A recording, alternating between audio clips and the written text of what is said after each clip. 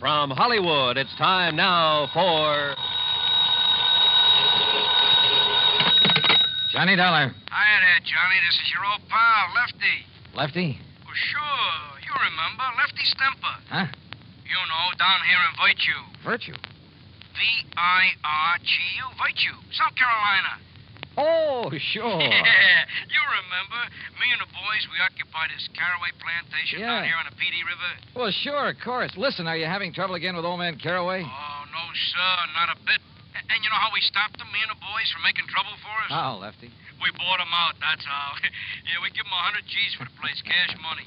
Now we own a whole entire plantation. Well, good for you. But now what's your problem? Well, Johnny, we fixed this place up real nice since you've seen it. You know, we spent a lot of dough on it. So?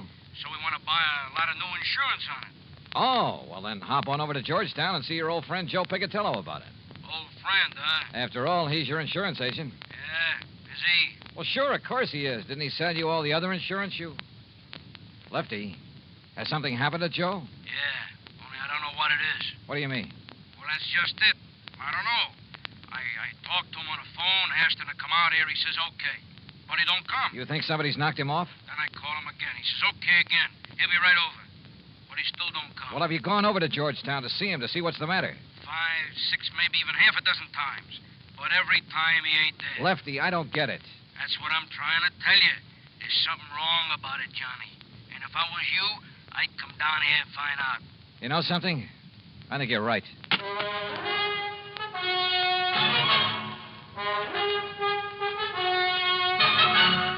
Bob Bailey in the exciting adventures of the man with the action-packed expense account, America's fabulous freelance insurance investigator. Yours truly, Johnny Dollar.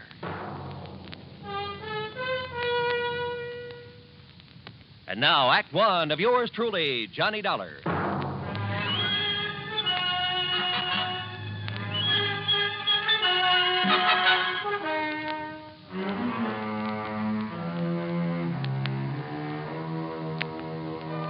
Expense account submitted by Special Investigator Johnny Dollar to the Continental Insurance Company, Home Office, New York, New York.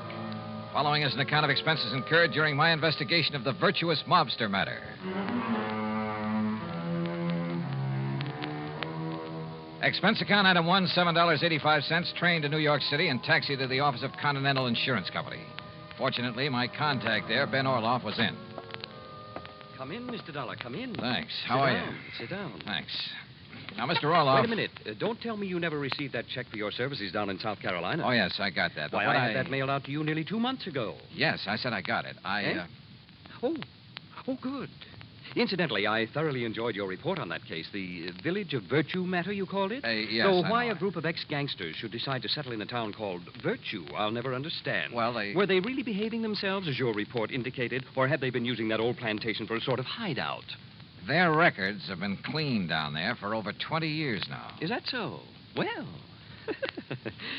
well, maybe the answer to organized crime is to give all those fellows a nice, quiet plantation to live on. Yes. Though I must say that when our agent down there, Joseph Picatello... It's about Joe that I've come to talk I to. must say that I was a bit concerned when I found Joe had sold policies to characters like Lefty Stemper and Bully Magoon and Flippy Lackovich. Mr. Orloff. Why, those were the very sort of men that Thomas E. Dewey chased out of New York when he was D.A. some years ago. Mr. Orloff. That was before Dewey became governor, you know. So naturally, what were you going to say about Joe Picatello? Have you heard from Joe recently? No, I don't think I have, now that you mention it. Because I just Why? talked over the phone. Wait. You must understand one thing, Mr. Dollar. Oh, what's that? Our office down there in Georgetown is probably the smallest one we have in the whole country. Joe really doesn't handle much business for us, you know. Yes, I understand. I understood that when I talked to him in April. If it weren't for those mobsters over in Virtue... Ex-mobsters, Mr. Orloff. Well, if it wasn't for them and some of the townspeople to whom we've issued policies, I'd... Mr. Dollar, has something happened to Joe Picatello? That's what I want to find out. Because now that I think about it... Excuse me. Miss Bailey? Yes, Mr. Orloff. Did you ever get a reply on the Harmon policy from Mr. Picatello in our Georgetown office? No, sir. I've written Mr. Picatello several times now. Thank you. Dollar, we wrote Joe about that Harmon matter over 4 weeks ago. Well, didn't it occur to you to phone him and find out why he hasn't answered you? But it involves such a small policy that... yes. Perhaps I'd better try to call him. Miss Bailey? Wait. Yes? Nothing. What? I said nothing. Well, Mr. Dollar? Well, Mr. Roloff, if something has happened to Joe Picatello, well, look, instead of spreading the alarm, how about if I quietly run on down there? But have you reason to believe something wrong has happened to him? Only from what his clients down there at the plantation have told me over the phone. You think perhaps some of his old gangland enemies have got to him? After 20 years, I don't know. But if you'll okay my expense account, I'll go down there and see. Well, now, Mr. Dollar... And if you won't, I'll go down there anyway. But there's the danger, too. This might be a very dangerous... Let me hear from you as soon as you can, Mr. Dollar.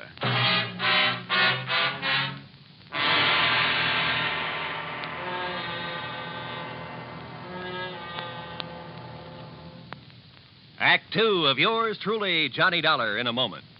And now for another episode in the life of Sergeant Donald Bellwether, my husband.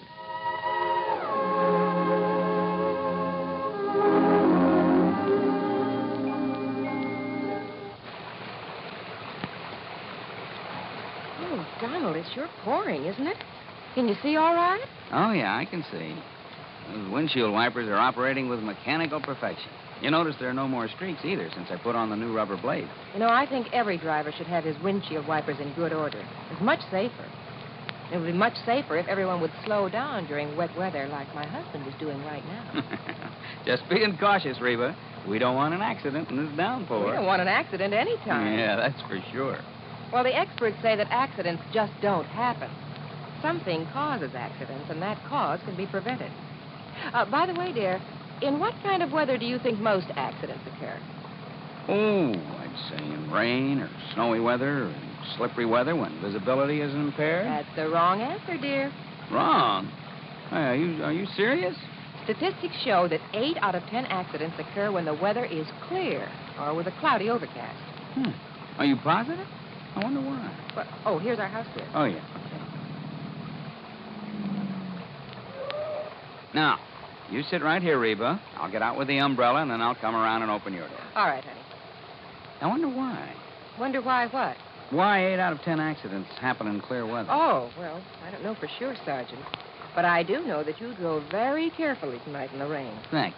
Now, if everyone drove as carefully during clear, dry weather, there'd be less accidents, I'm sure. Hey, that must be it. People automatically get cautious in the rain and snow. Too bad they don't stay that way in good weather. You will, won't you? I mean, drive safely in good weather, too? I promise. Oh, that's my Donald. That's my doll.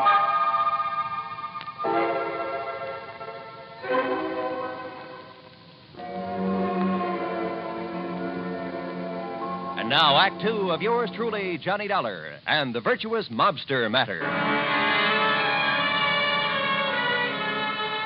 Expense account item 2, $28 even, transportation and incidentals, New York City to Georgetown, South Carolina. It was late when I pulled into the prosperous little southern community, and it was dark, pitch dark.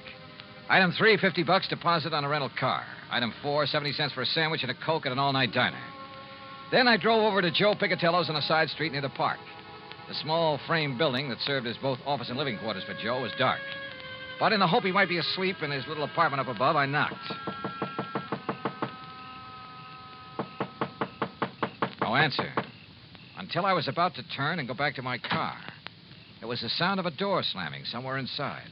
But still no light showed. I knocked again. Then, faintly, I heard footsteps approaching. But why hadn't Joe turned on a light in there? Yeah? What do you want? Joe! Yeah? Joe, open up. It's Johnny Dollar. Johnny who? Johnny Dollar, insurance investigator, you know. Investigator? That's what you said? Are you kidding? What's the matter with you, pal? Open up. Yeah. Sure.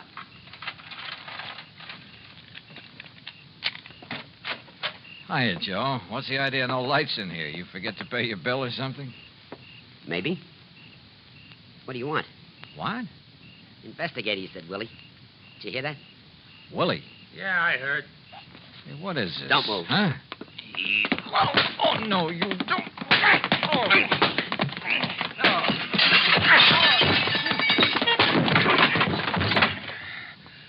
All right, Willie, I got his gun. Now hit him again. Yeah. Again. Once more.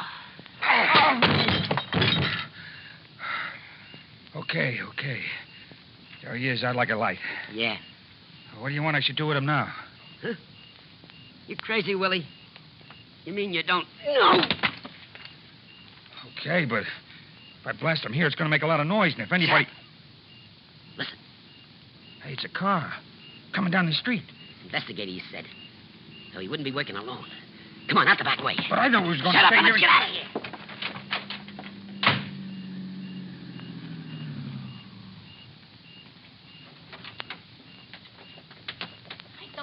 I don't see no lights on, Lefty. Well, maybe Joe's went to bed, if he's there. He didn't answer the phone when you called him. Listen, Flippy, Johnny Dollar told me I should come down here and look for Joe myself. So come on, we'll see. Oh, whatever you say, Lefty. Only I thought that Johnny was coming down here himself to... Huh? Hey, look, this door's open. Yeah, you look what I stepped on. Joe, what happened here? That ain't Joe. It's Johnny Dollar. Johnny Dollar. Hey, you're right, Flippy. Somebody must... Listen, get away. Oh, Johnny. Johnny, it's me. It's me, Lefty. Lefty? And me, Flippy. Johnny, okay? You all right? Yeah, Holy... Who done this to you, Johnny? Yeah, we'll murderize him. Hey, Flippy, turn on some lights. Yeah, sure. What the hell happened in here? You know who done this to you, Johnny? Yeah. Yeah? It was... Hey, come here, Flippy. Help me lay him up on the sofa. Sure, Lefty. Easy. Yeah, get it easy. Yeah. Sure. Here now. Yeah. All right, now, Johnny, listen to me. Who, Johnny? Who? Yeah, Johnny. I can't believe it, but I could see him in the light from the street. Who? Joe. What? Joe Pigatello. Smokey Pigatello done this to you? Another guy with him. Called him Willie. Willie the Lump? Why? Why did he do it? I don't know. Acted very strange when he came to the door. But I don't get it. He was my pal. He was your pal. And, Willie the Lump with him. That's what I don't get. It means he's went back. That's what it means. He's went back to the old racket, dope smuggling. No. Yeah, him and Willie the Lump was partners in the old days. But 20 years. Joe's been straight, Lefty. Like you and me and Bully Magoon. Yeah, for 20 years, you and me and Bully, the only guns we ever used was for hunting, for killing snakes. But not no more. What do you mean, Lefty? Joe Pigatello done this to you, Johnny. Means only one thing. There's only one thing we can do. No. He's right, Johnny. No, Lefty. Yeah, Johnny. First we take you back to the plantation where you get all right again. No, listen to me. Then we Lefty. find Joe Pigatello. Flip and Bully and me, No. and when we do... Huh? Well, now, what are you punks doing here, huh? Hey. Joe. That's right. Who'd you expect? What's the big idea? All right, don't move. Because, Joe, I'm going to blast your head off. Act 3 of yours truly, Johnny Dollar, in a moment. Do you know who said, every individual in society has certain powers, rights, and privileges which no other individual can justly abridge or destroy? Those words were written by Noah Webster, the man who compiled America's first great dictionary. Mr. Webster knew that if the country which he had seen come into being were to succeed, the rights of the individual have to be protected. Each person is entitled to certain basic rights, powers, and privileges which must not be taken away because of the whim of someone with greater power. In the United States, the individual is important regardless of his wealth, power, or position. The importance of the individual is closely linked to the American tradition. Remember the words of Noah Webster. They are part of your American heritage. The rights and privileges of the individual must be preserved. And now, Act 3 of yours truly, Johnny Dollar, and the Virtuous Mobster Matter.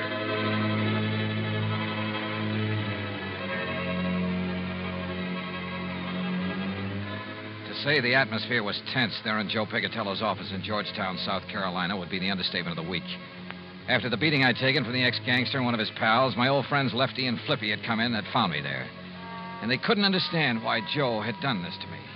Unless... It means he's went back. That's what it means. Went back to the rackets.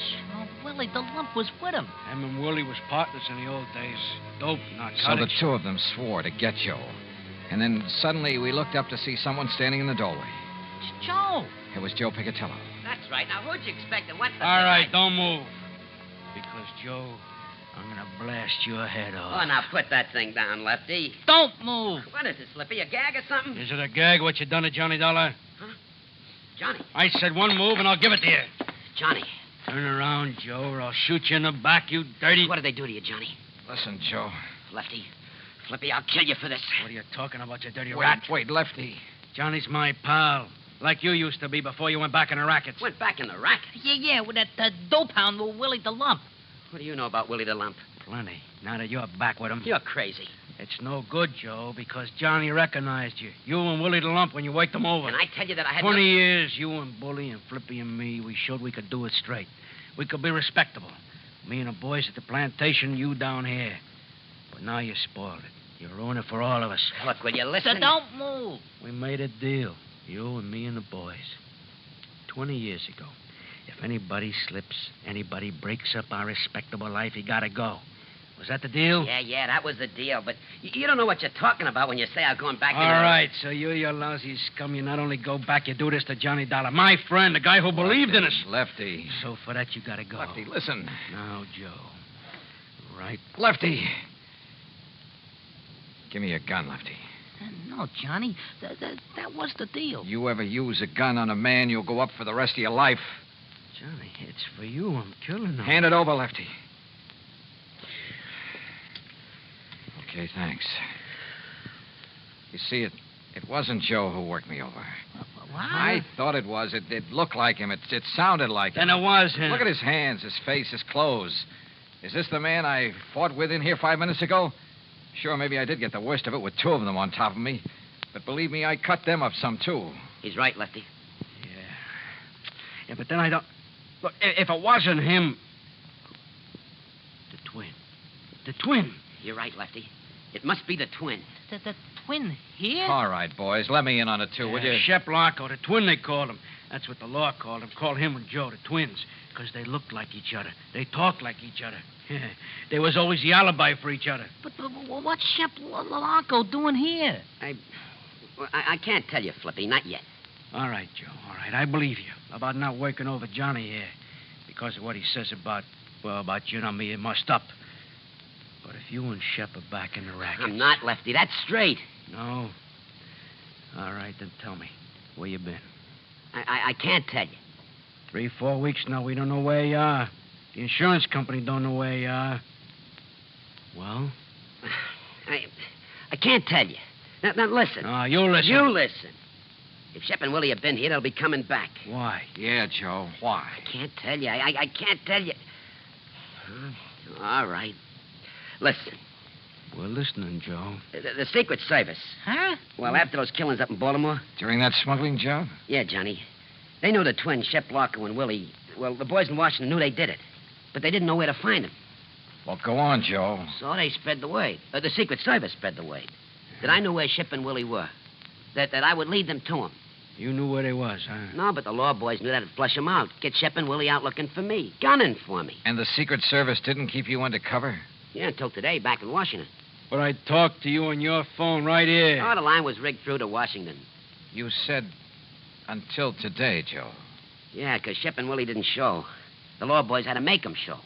So then they sent you here as living bait? Yeah.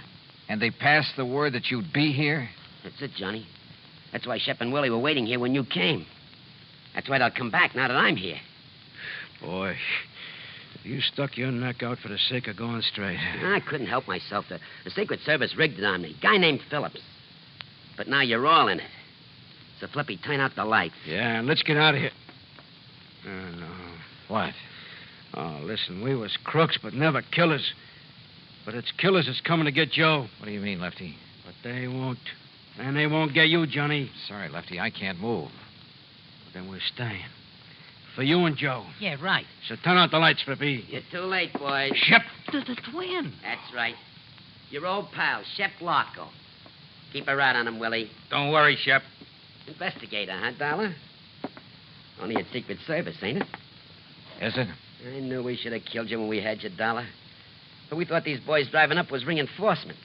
Ha! Reinforcements. We should have known the Secret Service wasn't that bright. All right, Willie, frisk him while I keep this gun on him. Sure. Don't none of you try nothing. Not Dollar. We got his gun. Oh, okay.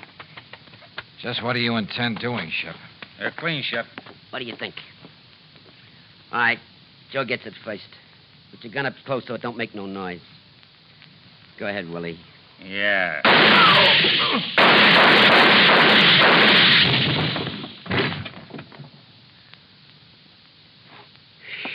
Whew. Oh, you got them both. And I thought you couldn't move. Yeah, boy. Thanks, Johnny. Thanks. Thank Lefty for giving me his gun when I asked for it, Joe. Oh. Hey, look. Any of you guys know a good doctor?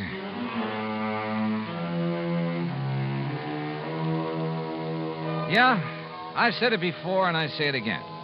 In this insurance business, you never know what you'll run into.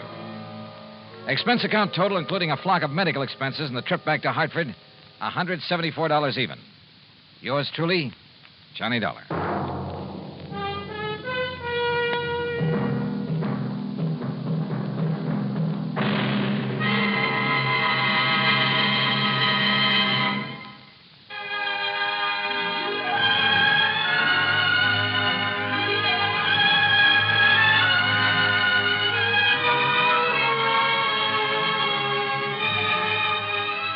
Yours truly, Johnny Dollar, starring Bob Bailey, originates in Hollywood and is produced and directed by Jack Johnstone, who also wrote today's story.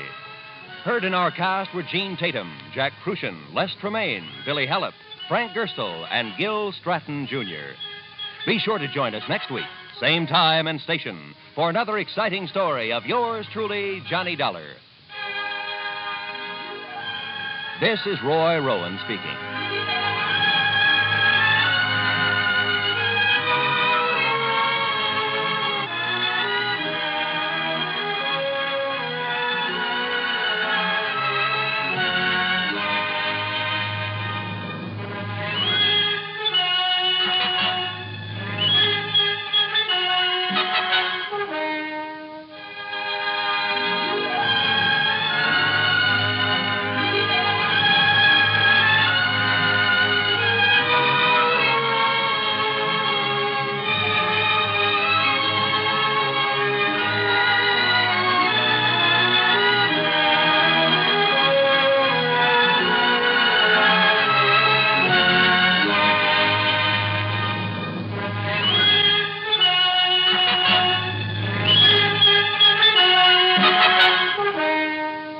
Yours truly, Johnny Dollar, has been a presentation of the United States Armed Forces Radio and Television Service.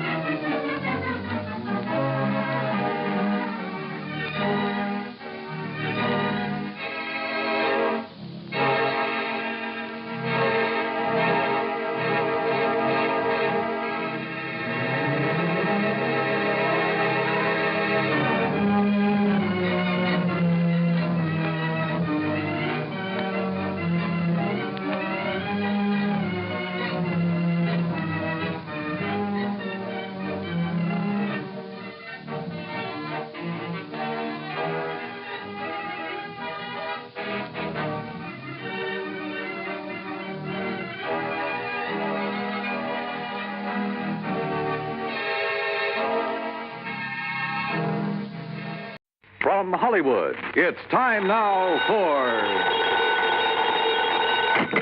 Johnny Dollar. Pat McCracken, Johnny, Universal Adjustment Bureau. Hi, Pat. What's on your mind? Ever heard of A, B, and C? Well, yeah, back in the first grade. Oh, look, I'm not talking about the alphabet. I'm talking about an advertising agency. Oh, well, what about it? Well, the A stands for Appleton. Alfred Appleton, 55 years old, and Eastern Trust has his life insured for $100,000. So?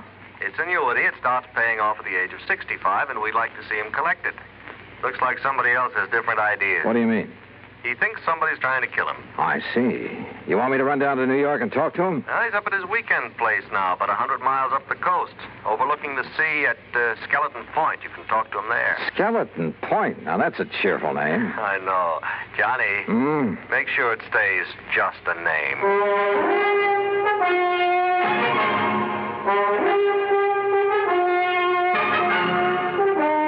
Bob Bailey in the exciting adventures of the man with the action-packed expense account, America's fabulous freelance insurance investigator. Yours truly, Johnny Dollar.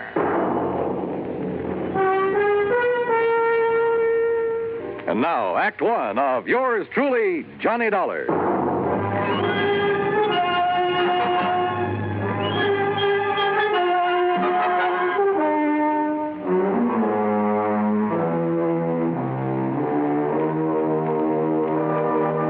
Expense account submitted by Special Investigator Johnny Dollar to the Eastern Trust and Insurance Company, Hartford, Connecticut. Following is an account of expenses incurred during my investigation of the 11 o'clock matter.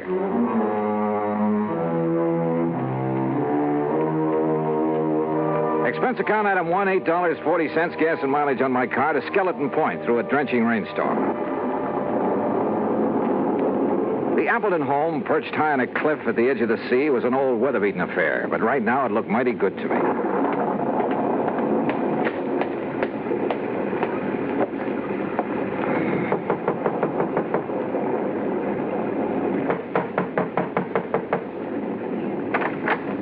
Yes? Is this Mr. Appleton's house? This is the Gregory house. Oh, I'm sorry. Mr. Appleton only leases this house. Oh, I see. Well, is he at home? I believe he's expecting me. You're Mr. Dollar? Yes. I'm Mrs. Gregory, the housekeeper. Come in. Mrs. Gregory had a strong, determined face and dark, metallic, piercing eyes. She took my coat and pointed to a door across the entry hall. I was conscious of her eyes following me as I entered the library to find two men seated in front of an open fire. Johnny Dollar? Yes, sir. I'm Al F. Appleton. This is my attorney, Grant Hillman. Well, how are you, Mr. Dollar? Well, a little damp, Mr. Hillman. Oh, yeah, here. Sit down to the fire, dry out. Oh, thanks. Ooh, feels good. And slightly warmer than the welcome the housekeeper gave you, I imagine. Mrs. Gregory? Well, she did seem a little reserved. She's a widow, owns this house. But I love the place, so... Anyway, I'm glad you came. I understand there's been some sort of attempt on your life, Mr. Appleton. Well... Mr. Appleton has received several, crank notes lately. We thought it wise to take what precautions we could. Have you notified the police, Mr. Hillman? No, I vetoed the idea, Johnny. Oh, why, Mr. Appleton? I didn't want that kind of publicity right now. My advertising agency's right in the middle of landing a fat new account. Your agency is A, B, and C. That's right. Who are B and C? C is nobody. Tom Baker and I liked the idea of ABC, but we didn't have any other partners, so C just stands for company. Oh, this Tom Baker is your only partner, then? He was. There's some question as to whether he still is. I don't follow you. Al, I don't think there's any need to go into that now. I guess you're right, Grant. Anyway, I don't want to accuse Tom of anything until I've had a chance to go over the books this weekend. Al, did I hear someone at the door a moment? This is Johnny Dollar, Laura. Mr. Dollar, my wife. Oh, I see. How do you do, Mr. Dollar? Mrs. Appleton? Dollar, the crank letters Al has been getting are up in my room. I'll bring them down. Okay, Mr. Hillman. You'll stay overnight with us, won't you, Johnny? Now, haven't you imposed on Mr. Dollar enough, dear? Perhaps he has business back in the city. Nonsense. And with that storm out there, I'll have Mrs. Gregory make a room for him. Well, would you like a drink, Mr. Dollar? No, thanks. Mrs. Appleton, you seemed rather surprised when you saw me here. Oh, did I? Almost as though you were expecting someone else. Someone else? Why, no, I wasn't expecting anyone in particular. Well, perhaps I just... Wait, hold it. What's the matter? That flash of lightning, there's someone outside that window. Oh, no, you must be wrong. Stay right here. I grabbed my coat and went out into the storm. Because of the prowler, sure. But also because of Laura Appleton. Because she'd been staring at that same window, shaking her head quickly as though warning someone. But outside in the downpour, in the mud, I could see no one, no footprints. Finally, I went back inside, to the phone in the entry hall, to call the local police. But the phone was dead. Maybe the storm had knocked down the lines. Yeah. Or maybe someone just wanted to make sure we'd have a nice, cozy weekend, undisturbed. And my hunch was, it might be too cozy for comfort. Act 2 of yours truly, Johnny Dollar, in a moment. And now for another episode in the life of Sergeant Donald Bellwether, my husband.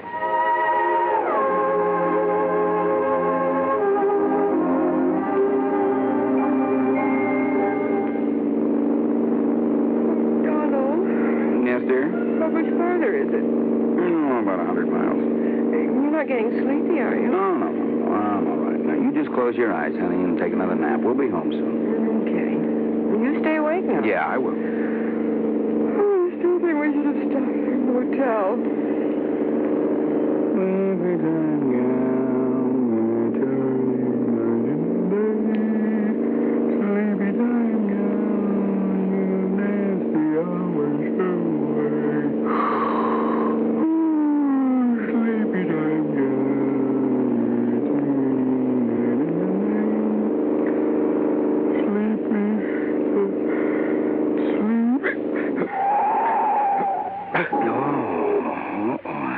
Enough of that. Donald? Huh? Donald, are you awake? What happened? No, nothing, Reba. It's all right. I guess I'm getting a little sleepy, that's all. I'm going to stop a while, take a little nap. That's a good idea. So what if we do get home later than we planned? At least we'll arrive in good health. Yeah, you're so right. About 1,800 American drivers lose their lives each year because they fall asleep at the wheel. Well, I'm just not going to make it 1,801. Are we parked far enough off the highway? Oh, yeah, we're way off the road, honey. I'll just take a nap for about an hour. I'll be refreshed, and we'll be on our way again, huh? All right, dear. Oh, sir, I'm not going to make it 1,801. And you're not going to make it 1,802 either. Oh, that's my Donald. That's my doll.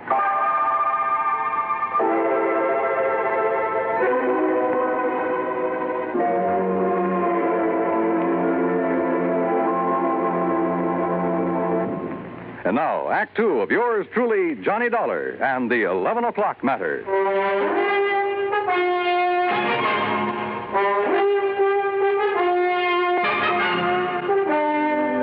Did you see anybody outside, Mr. Dollar? In that rain, Mr. Hillman, I couldn't see 10 feet in front of me. Well, can you describe the face you saw at the window? Well, it was more of a silhouette. I couldn't even tell if it was a man or a woman. You sure you did see someone, Johnny? Yes, reasonably sure, Mr. Appleton. Come in. Your partner is here, Mr. Appleton. Tom Baker? Hello, Al. I thought I'd surprise you. I tried to call you earlier, but your phone was out. Well, this is a surprise. Well, I'd like you to meet Johnny Dollar. Dollar? Hi. Tom, you're soaking wet. My car hit a big puddle about half a mile down the road and quit on me. I had to walk the rest of the way. Did you just now get here, Mr. Baker? Yes, why? Mr. Dollar thought he saw someone outside the window a few minutes ago. Oh, no, I just now got here. Well, I got some extra clothes up in my room that should fit you, Tom. Let's get you changed before you catch cold. Thank you, Hellman. Or look, this rain is getting all of us down. Why don't we live a little? Huh? Al, how about going down to the beach house, building a fire, playing some records, having some drinks, huh? Yeah, it might be a good idea. Where's the beach house? Down near the bottom of the cliff with a beach.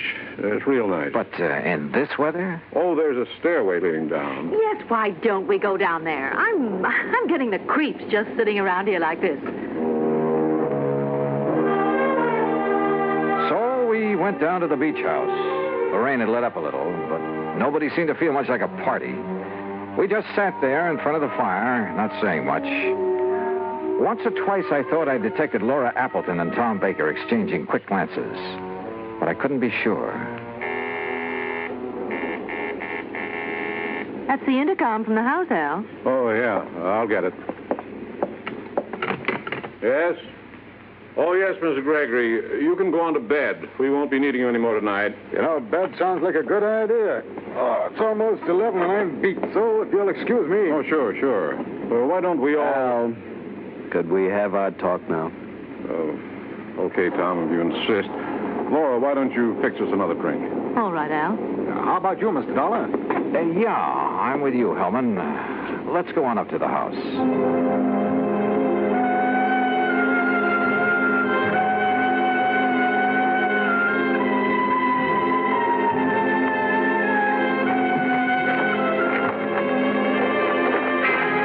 Well, I'm glad the rain has let up. Yeah. Mr. Hillman, I didn't come with you because I was tired. I wanted to talk to you. I thought as much. Earlier this evening, Appleton said something about not wanting to accuse Baker of anything until he'd gone over the books this weekend. What did he mean? Well, I'm not really sure, Mr. Dollar. All I know is that Al seems to think he may have found some irregularities in the books of his advertising agency. Oh? Well, if there is anything wrong, I blame myself partially. How so? Well, I manage most of Al's affairs, but the agency has been running so smoothly, at least so I thought, that, well... I see. That's going to change as of right now. I didn't come up to go to bed either. I'm going to work on those books. Ought to take me about an hour. Just about 11 now. Will you be up by midnight? Yeah.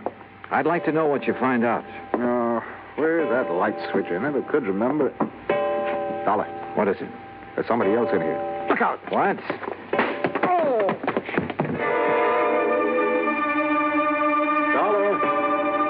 Dollar! I guess I was out only a few seconds because the clock was still striking when Hillman brought me to. Dollar, are you all right? What? Yeah, I guess so. I grabbed at him, whoever he was, but he knocked me loose. By the time I got the lights on, he was gone. Oh. Lucky for you, he only stunned you momentarily. Oh, brother. Hillman, did you see where he went? Well, he didn't leave by this front door here, I'm sure of that. Then he must be still in the house.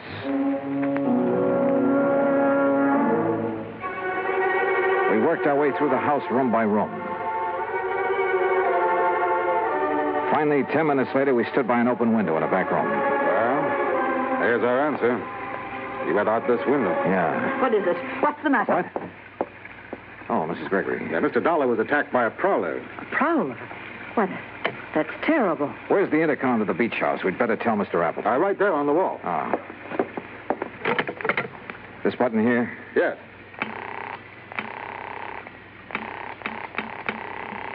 No answer.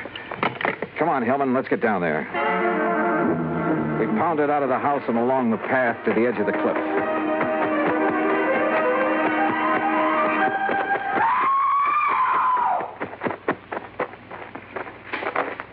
Then we found her, Laura, standing at the top of the wooden stairway.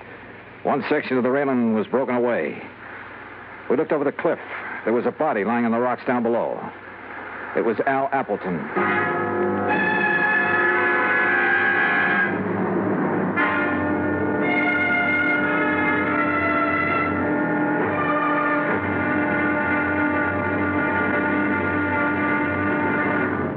Act 3 of yours truly, Johnny Dollar, in a moment.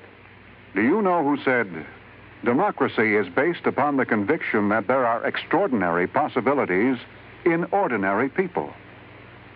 Those words came from the American religious leader, Harry Emerson Fosdick. From the earliest days of the United States of America, there has been the sentiment that the average person can achieve an important goal if he is given an environment in which he can develop his capabilities to the fullest extent. An environment in which the individual is given the rights and privileges that he needs for development. It is the duty of every American to protect and stimulate this environment. Remember the words of Harry Emerson Fosdick. They are part of your American heritage. The extraordinary possibilities of ordinary people are inherent in American democracy. And now, Act 3 of yours truly, Johnny Dollar, and the 11 o'clock matter. We stood on the stairway at the top of the cliff looking down at Appleton's body on the rocks below. That is, Hillman and I did. Laura Appleton was in a state of shock, and we couldn't get much sense out of her. We had Mrs. Gregory take her back to the house, then Hillman and I got a flashlight and climbed down the rocks to Appleton's body. Dead, Mr. Dollar. We'd better not move that body until the police get here. Yeah. Let's see. His wristwatch stopped at 10 after 11. It's 11:30 now. Right. And because the clock was just striking 11 when I got hit over the head in the entry hall... Yeah, so then we must have spent 10 or 15 minutes searching the house for that prowler. Meantime, he or somebody else was shoving Appleton over the cliff. Somebody else? There were a couple of people with Appleton down at the beach house. Laura and Tom Baker. I'd forgotten about Tom. Where is he? Right now, Hillman, that's a very good question. We went back to the house. The phone was working now, so I put in a call to the local sheriff's office. But all the units were out on call. They'd send somebody as soon as they could. I started for Laura Appleton's room. Grant Hillman overtook me in the hall. Dollar, I made a preliminary check of the agency records Appleton brought up here with him this weekend. Did you find a shortage? Yes, possibly as much as $50,000. I see. Thanks, Hillman. Yeah, I'll see you later. Come in. Oh, Mr. Dollar. I'm feeling better now. I'm sorry to bother you with questions, Mrs. Appleton, but I'm afraid I have no choice. Yes, I understand. I want you to tell me exactly what happened. Well, I'll try. After you and Grant Hillman left the beach house, my husband and Tom Baker and I sat there a few minutes, and then Tom left. I see. Then, a couple of minutes later, somebody from the house called my husband on the intercom, so he left me. What time was that? Oh, a few minutes after 11, I guess. Uh-huh. What happened then? I sat there a few minutes longer. Then I just didn't feel like sitting there alone, so I started up the stairway. When I got to the top, I saw that the rail had been broken away. I looked over the edge. Okay. Mrs. Appleton, why did Tom Baker come here this evening? Why, I don't know. I think you do. What? You tried to warn him when I saw his face at the window earlier. His face? And the two of you kept exchanging glances all evening. Why, no, you're wrong. Listen, Grant Hillman's in a position to know something about your husband's business affairs, isn't he? Well, of course. Why? Your husband suspected a shortage. Hillman confirmed it a few minutes ago after going over the records. Oh, but surely you don't think that Tom Baker Baker was your husband's partner. Maybe he came up here to try to square things with him. Was that it? No. Oh, all right. Tom did come up here to talk to my husband. What about? I was going to ask for a divorce. To marry Tom Baker? Oh, I know it sounds sordid now after what's happened, but it wasn't that way at all. Tom and I wanted everything in the open. We wanted to tell Al. But I didn't realize that you and Grant were going to be here this weekend. That's why I tried to signal Tom not to come in. Go on. Down at the beach house, he wanted to talk to Al, but, well, I guess he couldn't bring himself to it. That's why he went for a walk. And you haven't seen him since? No. Oh, Mr. Dollar, I know my story doesn't sound very convincing, but if you're trying to suggest that either Tom or I killed my husband... Yeah? Dollar, could I see you a minute? Oh, sure. I'll talk with you later, Mrs. Appleton. What is it, Hillman? Tom Baker just walked in. Baker? Yes, I thought you'd want to talk to him. I sure do. Look, Mrs. Appleton claims somebody called her husband at the beach house on the intercom a few minutes after 11. If so, that's what lured him up to the top of the stairway. A few minutes after 11. Well, that's when you and I were searching the house. We ended up at the intercom last, though. Somebody could have had time to make that call. Now, wait a minute. Mrs. Gregory was near that room when we got to it. Yeah, I know. Why don't you question her, Hillman, while I see what I can get out of Baker? For the fifth time, Dollar, I didn't have anything to do with it. I went for a walk on the beach. I didn't even know Appleton was dead until Grant Hillman told me a few minutes ago. I'm telling you the truth. Yeah, well, I'm afraid we'll have to let the police decide that, Baker. Sheriff Station, Maloney. Hello, Johnny Dollar at the Appleton place. I'm still waiting for one of your units. Oh, yeah, we're sorry, Mr. Dollar. We've had a lot of calls on account of the storm. Well, you're not the man I talked to when I called before. No, that was Harris. He went off duty at 1. He left me a message about your call, and we'll have somebody up there within 15 minutes. Okay, thanks. That's funny. Well, Mrs. Gregory denies making that call on the intercom, Dollar. Huh? Oh, yeah, okay, Hillman. Well, what's the matter? Something that sergeant said over the phone. Hey, wait a minute.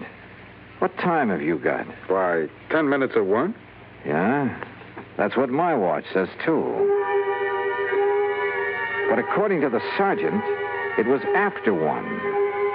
I checked the big clock in the entry hall and the one in the living room. They both agreed with my watch, 10 minutes of 1. I slipped outside, unlocked my car door, and looked at the clock on the dashboard. It read 10 after 1. When I felt a gun in my back, I realized I'd come up with the answer a little too late. It's a pity, Dollar. I thought I had a foolproof idea, but I hadn't figured on your locking the car. So it was you hit me over the head when the clock was striking 11. Who called Appleton at the beach house, lured him up the stairway, and shoved him over. Then came back and reset my watch and the clock so I'd hear it still chiming 11 when you brought me to. I thought I'd only been out a few seconds. Actually, it was 15 minutes. Yes, but you're the only one who knows. Now get in the car. We're leaving. I started to get in, then kicked at the car door behind me. It swung and knocked Hillman off balance. Before he could recover, I nailed it. Oh! By the time he came to, the sheriff's patrol had arrived. And Hillman, you know, he wasn't one bit happy to see them.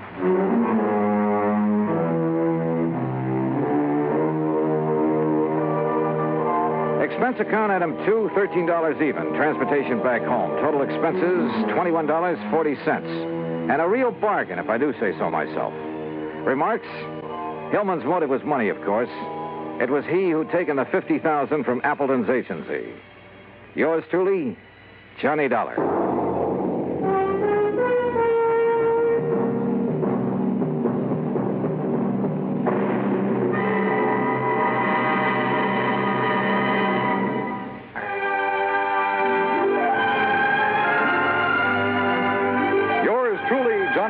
Starring Bob Bailey, originates in Hollywood and is produced and directed by Jack Johnstone. Today's story was written by Robert Wright. Heard in our cast were Eleanor Audley, Paula Winslow, Larry Dobkin, Will Wright, Ben Wright, and Harry Bartell. Be sure to join us next week, same time and station, for another exciting story of yours truly, Johnny Dollar. This is Dan Cubberly speaking.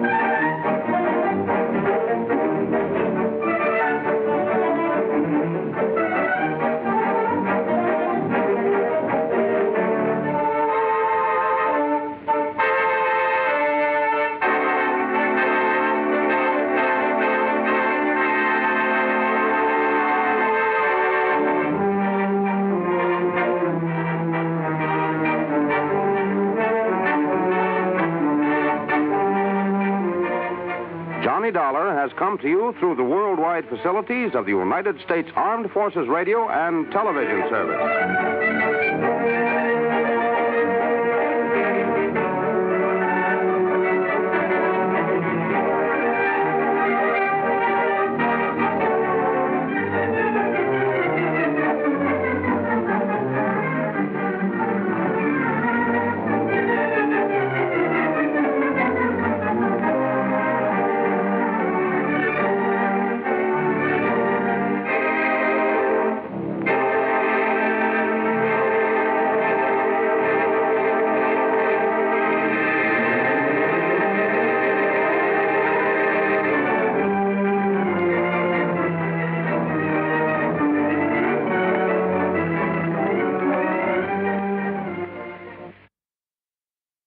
From Hollywood, it's time now for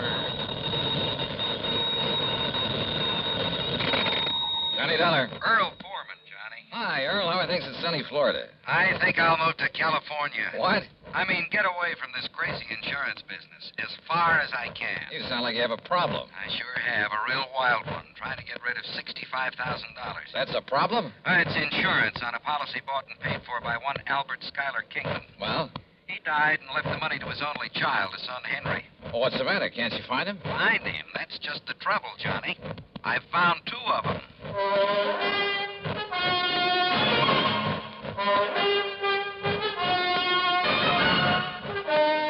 Bob Bailey, in the exciting adventures of the man with the action-packed expense account, America's fabulous freelance insurance investigator. Yours truly, Johnny Dollar.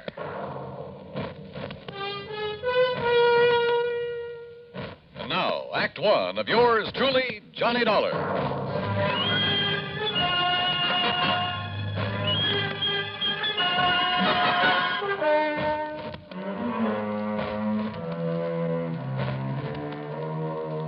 Expense account submitted by Special Investigator Johnny Dollar to the Tri-State Life and Casualty Company, Sarasota, Florida. Following is an account of expenses incurred during my investigation of the Double Trouble matter.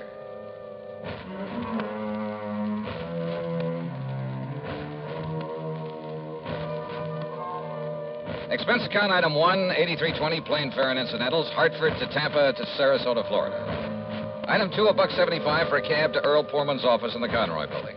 That's right. After waiting 20 years for this sole beneficiary to show up. 20 years? Well, like I told you, the insured was Albert Schuyler Kingman. $65,000. Yes, he was a widower, lived up near Elizabeth City, North Carolina. And he had a son named Henry. Henry was his sole heir and beneficiary of his policy. Okay. And you say that Kingman died 20 years ago? Yes, during that big hurricane back in 38. Remember it? Did about $40 million damage up and down the coast. Earl, I was a mere child at the time. Oh, sure. How old was Henry? Well, he was 10, just a kid. Anyhow, it was several days before the old man's body was found. And the boy? No trace of him. Disappeared. In due course of time, because of the statute of limitations, the old man's estate was, well, I guess it went to the state. But not his insurance, huh? No. We kept the matter of the insurance open, company policy. Requires a lot of legal finagling, but in the company's history, they've turned up beneficiaries as much as 15, 18 years after death. How? By advertising. And that's what accounts for the sudden appearance of 2 Henry Kingmans, each claiming to be the beneficiary of Albert Kingman's policy, and each having a logical, legitimate story. Each saying he didn't know about the insurance until he saw the ad. Where are these boys, Earl? Right here in Sarasota. They arrived yesterday. They arrived together? No, a couple of hours apart, unknown to each other, they say. I hope you made it perfectly plain that one of them has to be a phony and that when he's found out, it's going to go pretty rough with him. Naturally.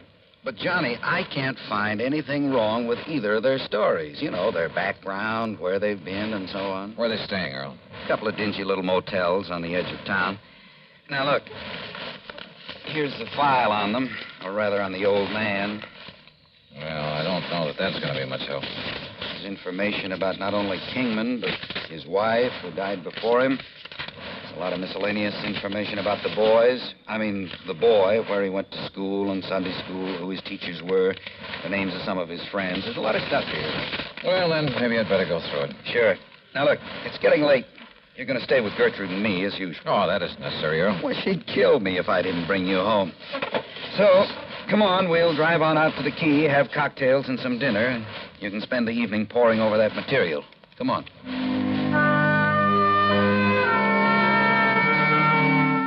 Cocktails and dinner were great. They always are with the Poormans. Only poor man is a misnomer.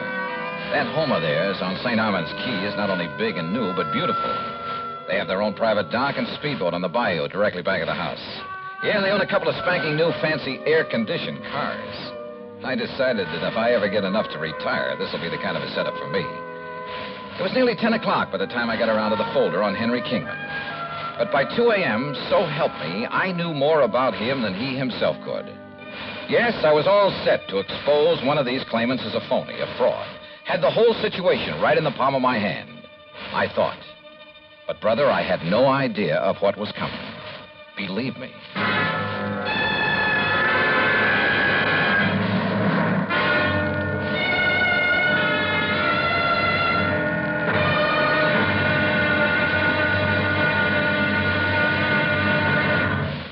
Act Two of yours truly, Johnny Dollar, in a moment. And now for another episode in the life of Sergeant Donald Bellwether, my husband.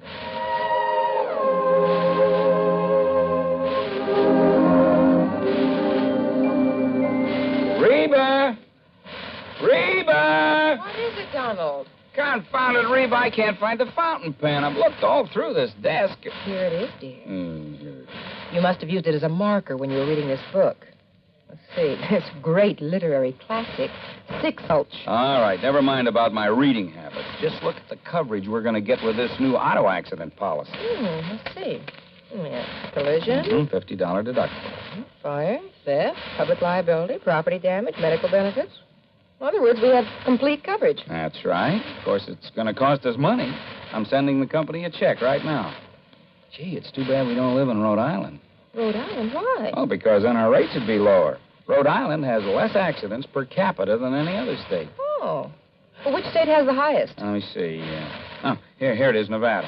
No, by golly, Nevada's second highest. Alaska has the most. Really? I didn't know that. Mm-hmm.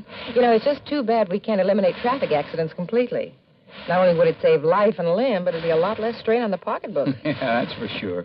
These automobile accident policies get more expensive every year, just because there's so many costly accidents. Well, I'm glad we've got some good insurance coverage, Donald, but just remember one thing. Oh, what's that, honey? Well, some auto accidents ruin a fender, and some ruin a family. Yeah, that's true. Very true. But as far as I'm concerned, I don't want any of your old insurance money.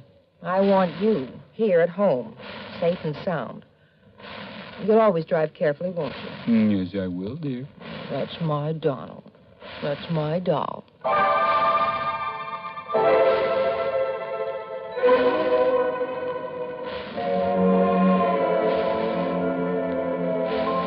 And now, Act Two of yours truly, Johnny Dollar and the Double Trouble Matter.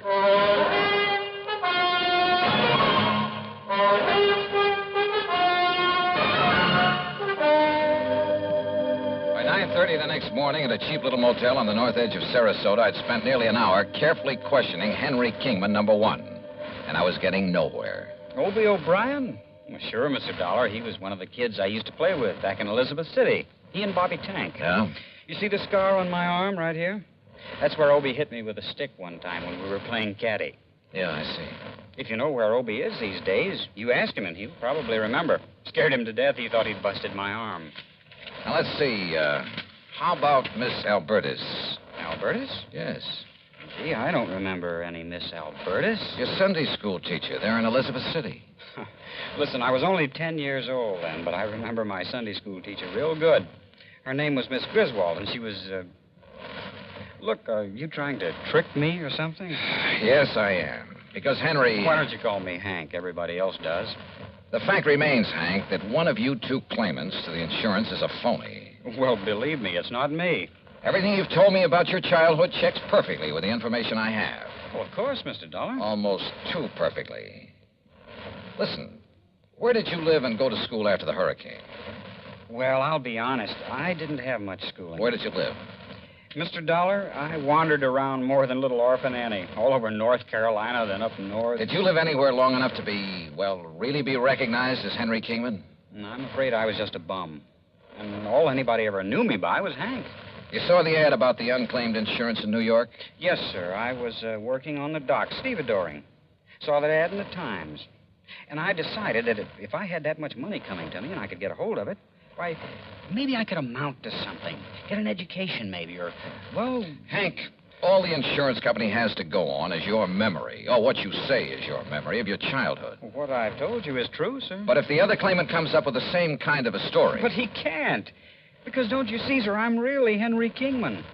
I've told you all about my father and the house and the hurricane and the people I knew, about what's happened to me since... Yeah, I know.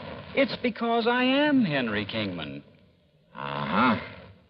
We'll see.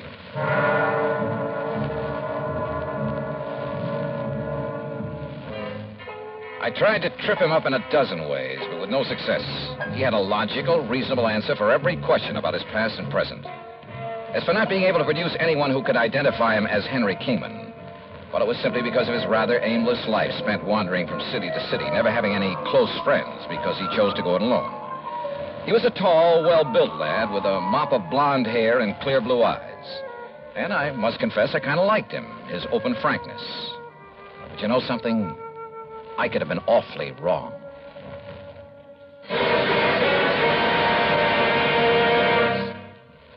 Although most men by nature don't feel in a combat mood much of the time, there are some who just can't get enough of a good fight, particularly if there is good, sound reason for it. In July 1900, when American fighting men were protecting the rights and liberty of their fellow countrymen during the Boxer Uprising, the battle was a furiously fought affair. Army Private Robert H. von Schlick, serving with Company C of the 9th United States Infantry Division, was in the thick of the fracas. Although he had been wounded previously while carrying a wounded comrade to a place of safety, he rejoined his command, which partly occupied an exposed position on a dike. Private von Schlick remained there after his company had been withdrawn, and in spite of the hail of bullets around him, single-handedly continued to fire into the enemy ranks. Oblivious to the fact that he was a conspicuous target, he refused to leave the fight until he was literally shot off his position by the enemy. Private Robert von Schlick earned the Medal of Honor for valiant devotion to duty and added heroic background to the code of conduct of American fighting men.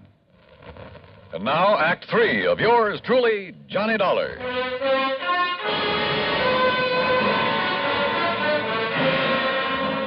I got into the car that Earl Portman had loaned me and drove to the motel east of town to see Henry Kingman, number 2. Tall, dark, and well-dressed, he was terse and to the point. And he answered all my questions with the same ease and conviction as the other boy. In only one major respect did his story differ.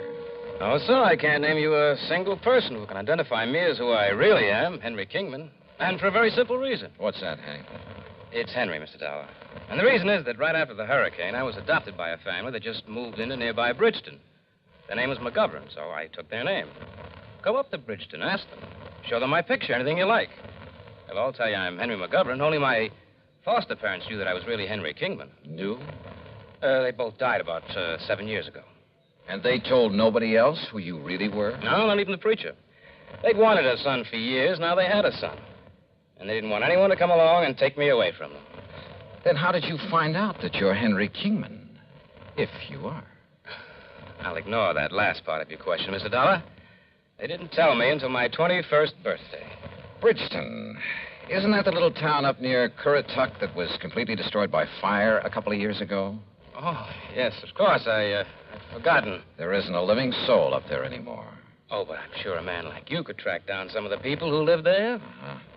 When were you last in Bridgeton? I went up north right after my foster parents died. As I told you, I've been living and working in New York. Now, look here, Mr. Dollar. Well? Hasn't everything I've told you checked perfectly with what you know about my father, my childhood, everything? Hasn't everything I've told you proved to be true? Isn't it proof that I'm Henry Kingman? There's only one trouble. What's that? You're not the only one who has that kind of proof.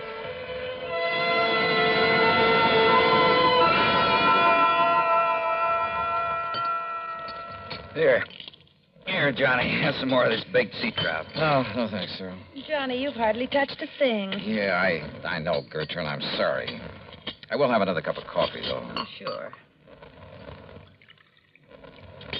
So you haven't got very far in your investigation? No, I'm afraid not. I told you, Johnny, the stories of those two boys check out perfectly. Unless the information the company's been collecting for the last 20 years is all wrong. But both of them can't be Henry Kingman. So one of them must be lying. But which one? Well, suppose, just for example, that the blonde is Henry. Yeah? Then how would the other have got hold of all that information? Unless... Well? Do you suppose they've known each other sometime in the past? They certainly don't like each other. I mean, each other's being here. I asked them, Earl, and they both deny having ever seen each other until they came here within a few hours of each other. I didn't see the blonde boy, but the other came here to the house, and I just didn't like him. The dark-haired one, I mean. Hey, wait a minute. Yeah? What is it, Johnny? The description of the father in that folder. Excuse me. Can I help you? No, thanks. I got it right here. Huh. You find it? Hey, listen. Does Dr. Crutcher still live up the street? Well, sure. Do you want me to drive you over? No, thanks. I'll walk. Johnny, what'd you find in in that that folder? Walking out that street, and there was no moon, turned out to be a big, fat mistake. In the first place, I almost bumped into a palm tree in front of the house. In the second place, I didn't see what stepped out from behind the next palm tree until it was too late. Huh? What do you want? Oh!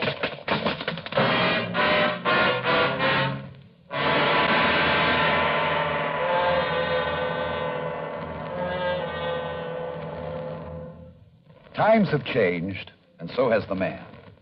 Through the ages, man has advanced both physically and mentally. Prehistoric man's concept of war and living was like that of an animal. His implements were crude, his knowledge simple. It was survival of the fittest. From his club and stones to bows and arrows and spears, from muskets and sabers to atomic rifles and missiles, man has progressed in the art of attack and defense. With each new phase, man's knowledge has developed. Today, the warrior, if he can be called such, is not a stone thrower, a bowman, or a swordsman. He's a technician who needs knowledge of all that science has developed. He's a sonar man, a radar man, a rifle man, or a torpedo man, a missile man, or a pilot. But whatever his job, he needs the skill and the technical know-how to do the job and do it well. Yes, times have changed, and so has the man. And now, Act 4 of yours truly, Johnny Dollar.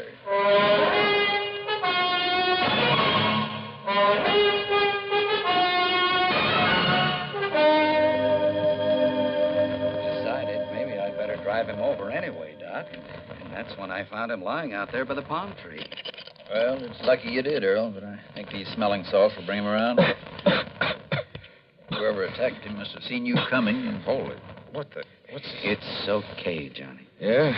Then what's Doc Crutcher? Who socked me? You don't know, Johnny? I sure don't. Oh. But, brother, I have a suspicion. A couple of them. Here, Earl, I brought him a cup of good hot tea. Tea? Sure. Get him a slug of brandy. Oh, well, sure. Only make it scotch. Good man, Doc. You feel okay now? Yeah. Earl, listen. Yeah? Get on the phone. Call the motels where those boys are staying. Tell them to get over here immediately. Better still, I'll drive over and get him. Meantime, Doc. Yeah? Here's your scotch, Johnny. Thanks. And if you want some more... Just a minute, woman. Where's mine? Oh, of course, Doc. I'm sorry. Neglect me, huh? Hey, listen, Doc. I want to ask you a couple of questions. What about? Heredity. Heredity? Yes. Okay. Shoot.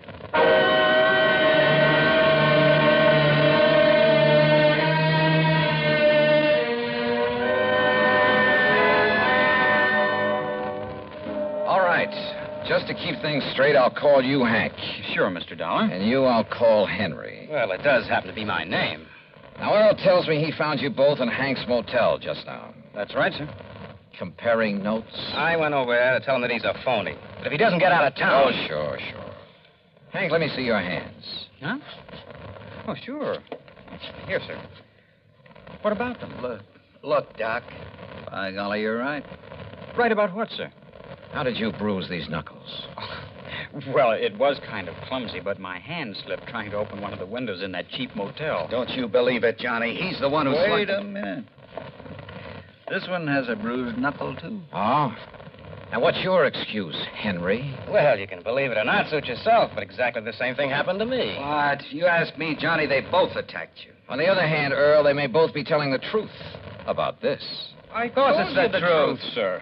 What did you mean about this? I mean that at least one of you was lying about being the son of Albert Schuyler Kingman. Well, of course you did. I told you. All right, You know, just pipe down for a minute. I suddenly realized that the laws of heredity could solve this case a lot quicker than detective work. What's heredity? So I checked with Dr. Crutcher to make sure I was right.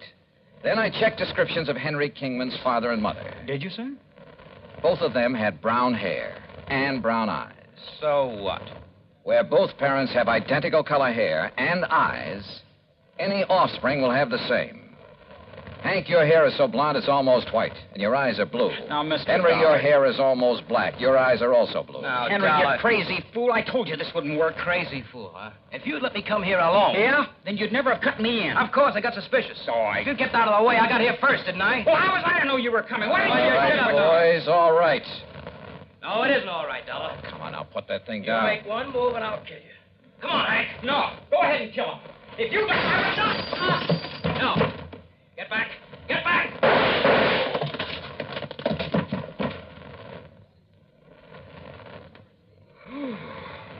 Johnny, you outdrew that Henry like... Wow. Yeah. Take a look at what happened to Hank. Huh? Is everything all right, boys?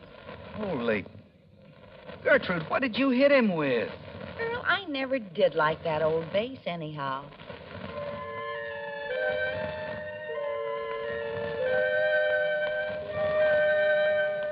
Yeah, my heredity gag was just that, a gag. But it certainly brought things to a head in a hurry. How did they know so much about the real Henry Kingman? Well, listen.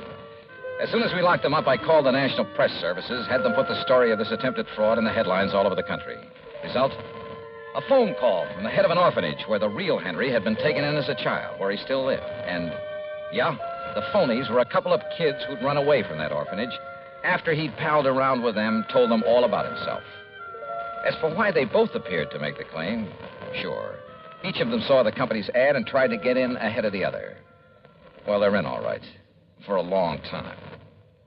Expense account total, including incidentals and fare back to Hartford, $178.70. Yours truly, Johnny Dollar.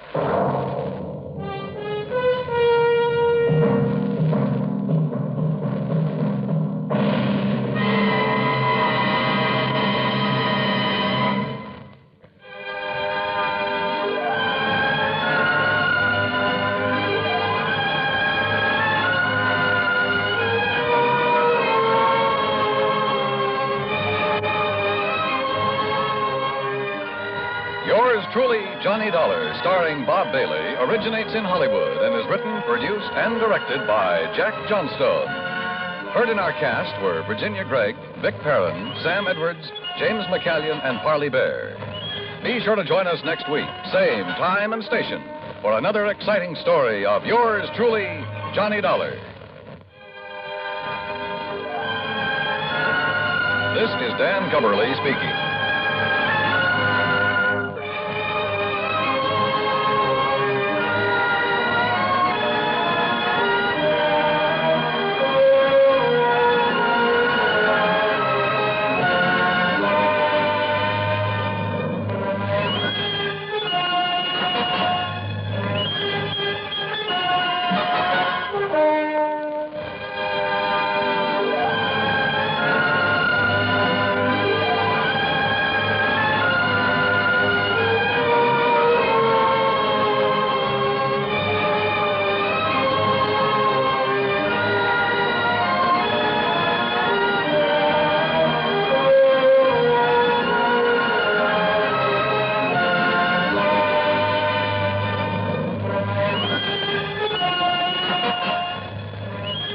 Yours truly, Johnny Dollar, has been a presentation of the United States Armed Forces Radio and Television Service.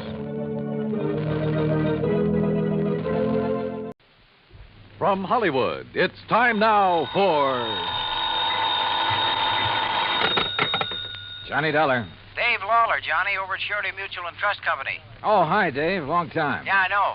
Listen, do you own a pair of dark sunglasses and some real loud sports shirts? Mine are so loud I have to keep them in a soundproof drawer. Great. But where you'll be at this time tomorrow, nobody will give 'em a second look. Oh? Like where? Well, according to the travel folders, it's, quote, the land where the summer spends the winter, unquote.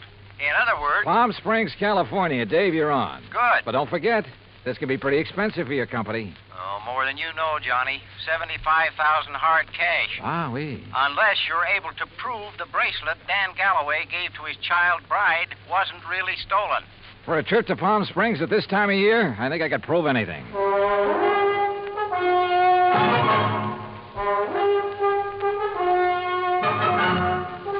Bob Bailey in the exciting adventures of the man with the action-packed expense account. America's fabulous freelance insurance investigator. Yours truly, Johnny Dollar.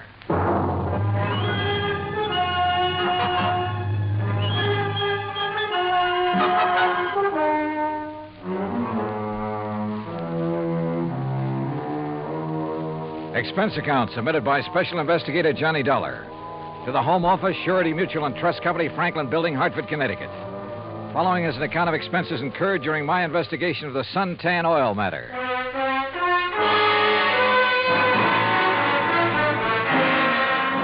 Expense account item 1, $197.40. Airline fare and incidentals, Hartford to Palm Springs, California. I registered at La Casa de Paz on South Palm Canyon Drive, changed into casual clothes, and sauntered over to police headquarters. Detective Sergeant Lacey was about to leave for lunch, so I went along with him. Yeah, Dollar. You'd be surprised at how much stuff is lost in this town during the course of just one season. The report we got says it was stolen, Sergeant. Oh, sure. But I doubt it. A $75,000 bracelet, just 5 days old? That'd be a little careless of the lady, wouldn't it? Well, if you were married to one of the biggest wildcatters in the oil business, maybe you could afford to be careless. What about Dan Galloway? Didn't you say he was drilling somewhere around here? About 80 miles south, in the middle of the desert, down by Salton Sea. Salton Sea. Oh, that's really a big inland lake that lies way down below sea level, isn't it? Want to bring me a check, Dottie? 245 feet below sea level, Dollar. There's oil there? Dan Galloway figures it this way. One of the most successful new fields that's been worked in years is deep under the Gulf of Mexico off the coast of Louisiana. There are a lot of salt domes down there, and underneath them are big pools of oil, millions of barrels. So, why not under the Salton Sea, which is all salt deposits? Who knows? Maybe he has something. Anybody else drilling down there? Just Galloway. Who else needs it? I mean, any more than he does. Well, does he? All yours, Dottie. How would I know if Galloway needs it? But there has been talk around. You know. But if he's hard up, how could he afford that fancy bracelet last week? Yeah. Or the snazzy Italian sports car the week before that. I don't know either, Dollar. What about his wife? Oh, that Roberta. What a doll. And in 3D, if you know what I mean. How an old coot like him could ever latch onto a pretty little chick like her? Ruff. I take it Roberta's somewhat younger than her husband. Oh, not more than 35, 40 years. Oh, I see. How long have they been married? 2, maybe 3 years. Down in Dallas, I think it was. She's a Texas girl. Well, is it working out? I mean, are they happy? There's talk about that, too. What kind of talk? Oh, it's really just small-town gossip for the most part. Ever hear of Sonny Wyman? Wyman? No. Well, Sonny's around Roberta's age. One of those kids who came up from nothing, but all the time knew exactly where he was going. You know, made a point of meeting the right people, shaking the right hands. Real nice kid, too. What's he do? Well, when the season's over here, he works Pasadena, Beverly Hills, and L.A. Always has something that'll intrigue his wealthy friends. This season, it's Italian sports cars. Cosmo Romas, I think they are. And he's the one who sold the Galloways theirs, huh? He sold Roberta hers. Any angle there in connection with the bracelet? There is. You let me know. Well, if there isn't, what have you been working up to? Well, actually, nothing. You see, I still believe it was lost.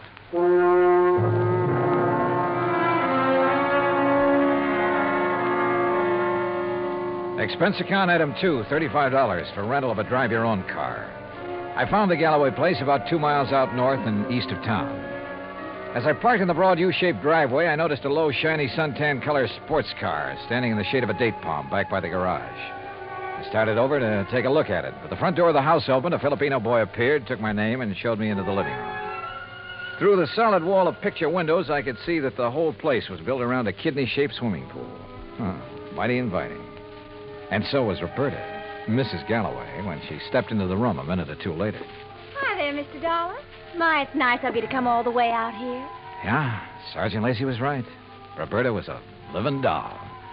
22 or 3, trim, petite, and with a figure that... Well, let's not go into that. She said it would be more comfortable out on the lanai beside the pool. I just wish there was something I could tell you about that bracelet that'd help you find it, Mr. Dollar, but...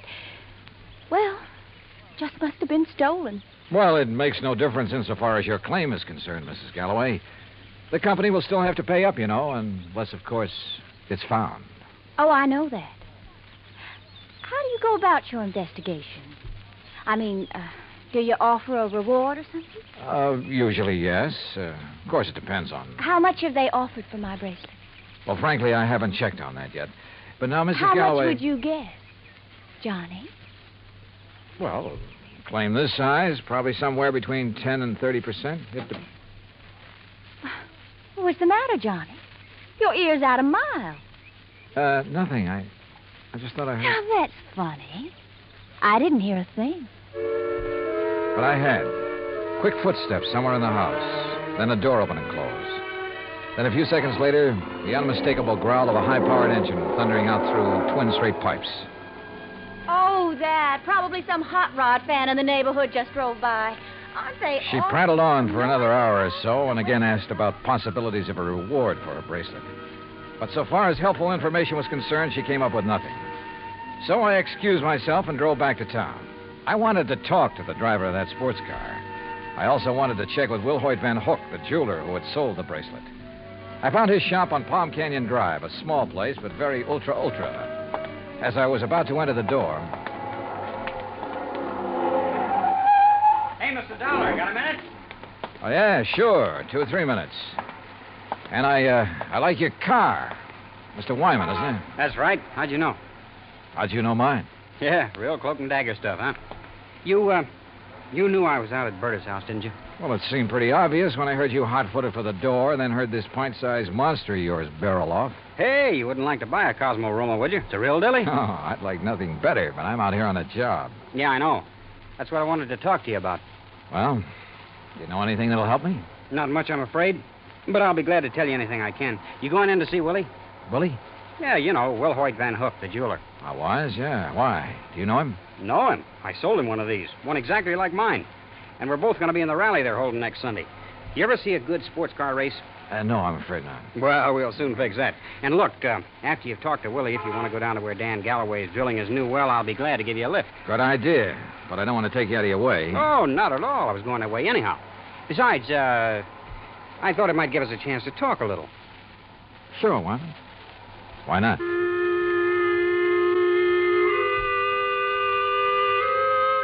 With a name like Wilhoit Van Hook, I expected... Well, I don't know what I expected.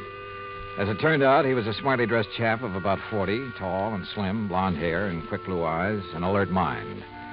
I told him why I was in Palm Springs, showed him my credentials, and he immediately offered full cooperation. Now, here we are, Mr. Dollar. Here's a copy of the appraisal. A duplicate of the statement I sent Dan Galloway. And here, yes, here's a sketch of the bracelet. Ah, very good. Diamonds here, emeralds, and the mounting is yellow gold. Hand-worked, all of it. Mm-hmm. One thing I can't help wondering about, Mr. Van Hook. Yes? Isn't a $75,000 bracelet a bit unusual for a shop in a resort town? As a matter of fact, it is. As you can see, I specialize in rare and exclusive sort of things. But very little over, say, $10,000 or $12,000. Then the Galloway bracelet was an exception. Yes.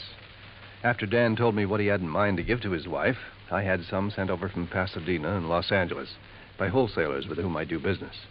You know, had them shipped down on consignment. He liked one, and that was that. I see. Mr. Dollar, I wouldn't want this to go any farther, of course. But after all, jewelers and insurance companies are... Well, our businesses are pretty well tied together, at least on occasion. Yes, unfortunately. But what are you getting at? I'll tell you. 2 days after the bracelet was delivered, one morning, just as I was opening up, Dan came in here. So? He was ill at ease, looked worried. He said he had to have some cash quickly. He asked if I could possibly refund his money. Oh? Did you? No, because I couldn't. Things have been rather slow for me this season. Quite frankly, I'd used all I'd made on the bracelet to pay up some old bills. I told him as much and that I was sorry, but I just couldn't help him. Did Galloway say why he had to have that much cash right away? Yes. Well? I don't know much about oil drilling, but as I understand it, his test well is down some 400 feet further than he'd planned on going. And the day before he came in here, something on his rig had broken loose and left him with a highly expensive repair job before he could proceed any further. Apparently, it was all very serious and very expensive. Yeah. Strange his wife didn't seem to be bothered.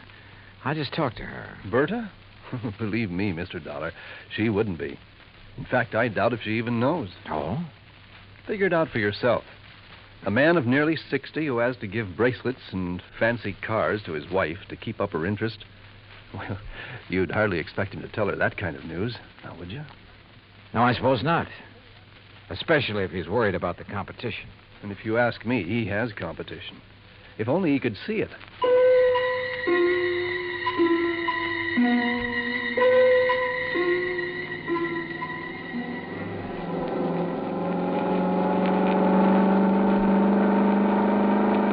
That suntan and chrome Cosmorama was all Sonny Wyman claimed it was. It purred like a kitten, performed beautifully.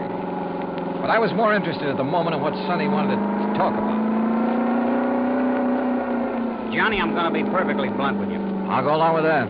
Out at the house a while ago, I felt pretty foolish when you arrived, and Berta insisted I hide until she could get you out on the lanai. Did she have any particular reason?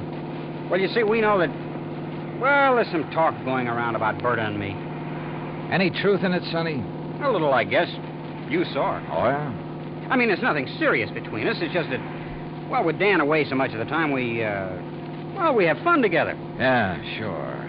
Now, what about the bracelet? You mean who might have stolen it? That's the general idea. I don't know. I have no idea. That sound funny to you? Should it? Well, after all, Dan and Berta keeping their house open to everybody. People in to swim, play badminton, cocktails, barbecues. I guess half the population of Palm Springs has been there at one time or another. And even if it weren't an invited guest, why, it'd be simple for someone to just sneak in and walk off with it. Providing, of course, they knew where it was kept. Well, yeah, someone who was close enough to... Well, yeah, I heard Berta ask you about a reward for it. You think a big enough reward would turn it up? I would think so. I understand that stolen jewelry brings about 20 cents on the dollar. Sometimes it brings 20 cents. Sometimes 20 years. Well, yeah. Well, I just wonder. How's the car business doing, Sonny? Oh, great. It's really one of the reasons I'm driving out this way. Oh, a prospect? An oil-rich Indian or a well-to-do prairie dog? Hardly. No, I told you we were having a sports car rally on Sunday. Well, being the promoter, so to speak, I'm going down to check the course. If you're still around, you ought to come. Oh, maybe I will. Having some good events, too. Willie Van Hook and I are running a match race. He's quite a bug, you know. And ever since I sold him the twin to this job, he's been working it over. Special carburetor, racing cams, everything. And no wonder I can't afford this kind of stuff. Oh, man. You'd be amazed at the amount of money that changes hands on wait a some of minute, these races. Sonny. Isn't that an oil rig over there? Yeah, Dan Galloway's. The rig itself's about 50 feet out in the lake. The shack or office or whatever you want to call it's over the other way. You see? About a quarter of a mile beyond those Joshua trees. I'll drive you over. He did. There was an old car parked near the shack, so we figured Dan Galloway must be inside. Sonny Wyman dropped me in front of it, then took off in a cloud of dust and exhaust gas. I picked my way between the cactus plants, opened the door without knocking, and barged right in. Mr. Oh, hello. No use asking if Mr. Galloway is here. I can see he isn't. No, he isn't. Is it all right if I wait? I'm Johnny Dollar. I'm Mrs. Galloway, Mr. Dollar. Huh? Hell, that is, I'm the first Mrs. Galloway. The former. The one who scrimped and saved while Dan was booming around every oil field all over the country trying to make his score. I'm the forgotten Mrs. Galloway. Oh, well, I'm sorry. Are you expecting him back soon? Who knows? Been waiting here 3 hours. But I'll wait 3 days if I have to. Promises, that's all, promises. What do you mean, Mrs. Galloway? After working to help him the way I did for all those years, and then to be tossed over for somebody else who never did a lick of work in her life. Oh, sure. Give me anything I want if I let him free. So what have I got? Promises. Well, I'm sorry. But getting all upset is going to help. Well, wouldn't you be upset if you had more than $18,000 in back alimony coming to you? And with them living like royalty? Oh, I see. Well, he's not going to keep on getting away with it. That's why I'm here. Well, now that gun in your handbag isn't the answer, I'm afraid. How'd you know? I've seen that kind of bulge in a handbag before. You really have ideas about using it on him? Well? Well, I don't know. There are times when I feel as though killing would be too good for him. Then there are other times when... I don't know. Well, here, better let me have it. Leave me alone. Well, I'm not going to sit here and try to make sense with somebody as upset as you are who has a gun. Well, how would you feel? What would you do if you were me? How should I know? But killing him isn't the answer. Isn't it? Or sitting here shouting at me. Who are you anyway? What are you doing here? I came out here to see your husband, your ex-husband, on business. What kind of business? A friend drove me out here and figured Dan would drive me back. But since he isn't around, there's no point in my staying here. Or you either. Well, maybe you aren't going to You have a car, so you and I are driving back to Palm Springs. I'm not leaving here till I see Dan. Until I get some money from him. Or see him dead. Maybe he's at the well. All right. Maybe he is over there. Now, come on. Why I took this on, I didn't know.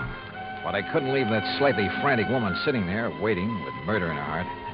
For all I knew, she'd murdered Dan already. Better inspect the gun later.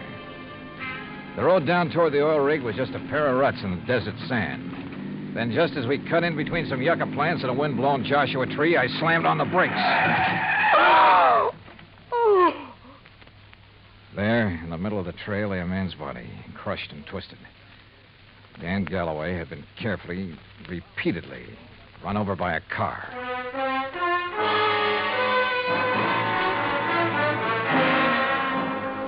Expense account item 3, $1.19 for a quick phone call to Sergeant Lacey in Palm Springs and smelling salts and a bromide for Florida, the ex-Mrs. Galloway.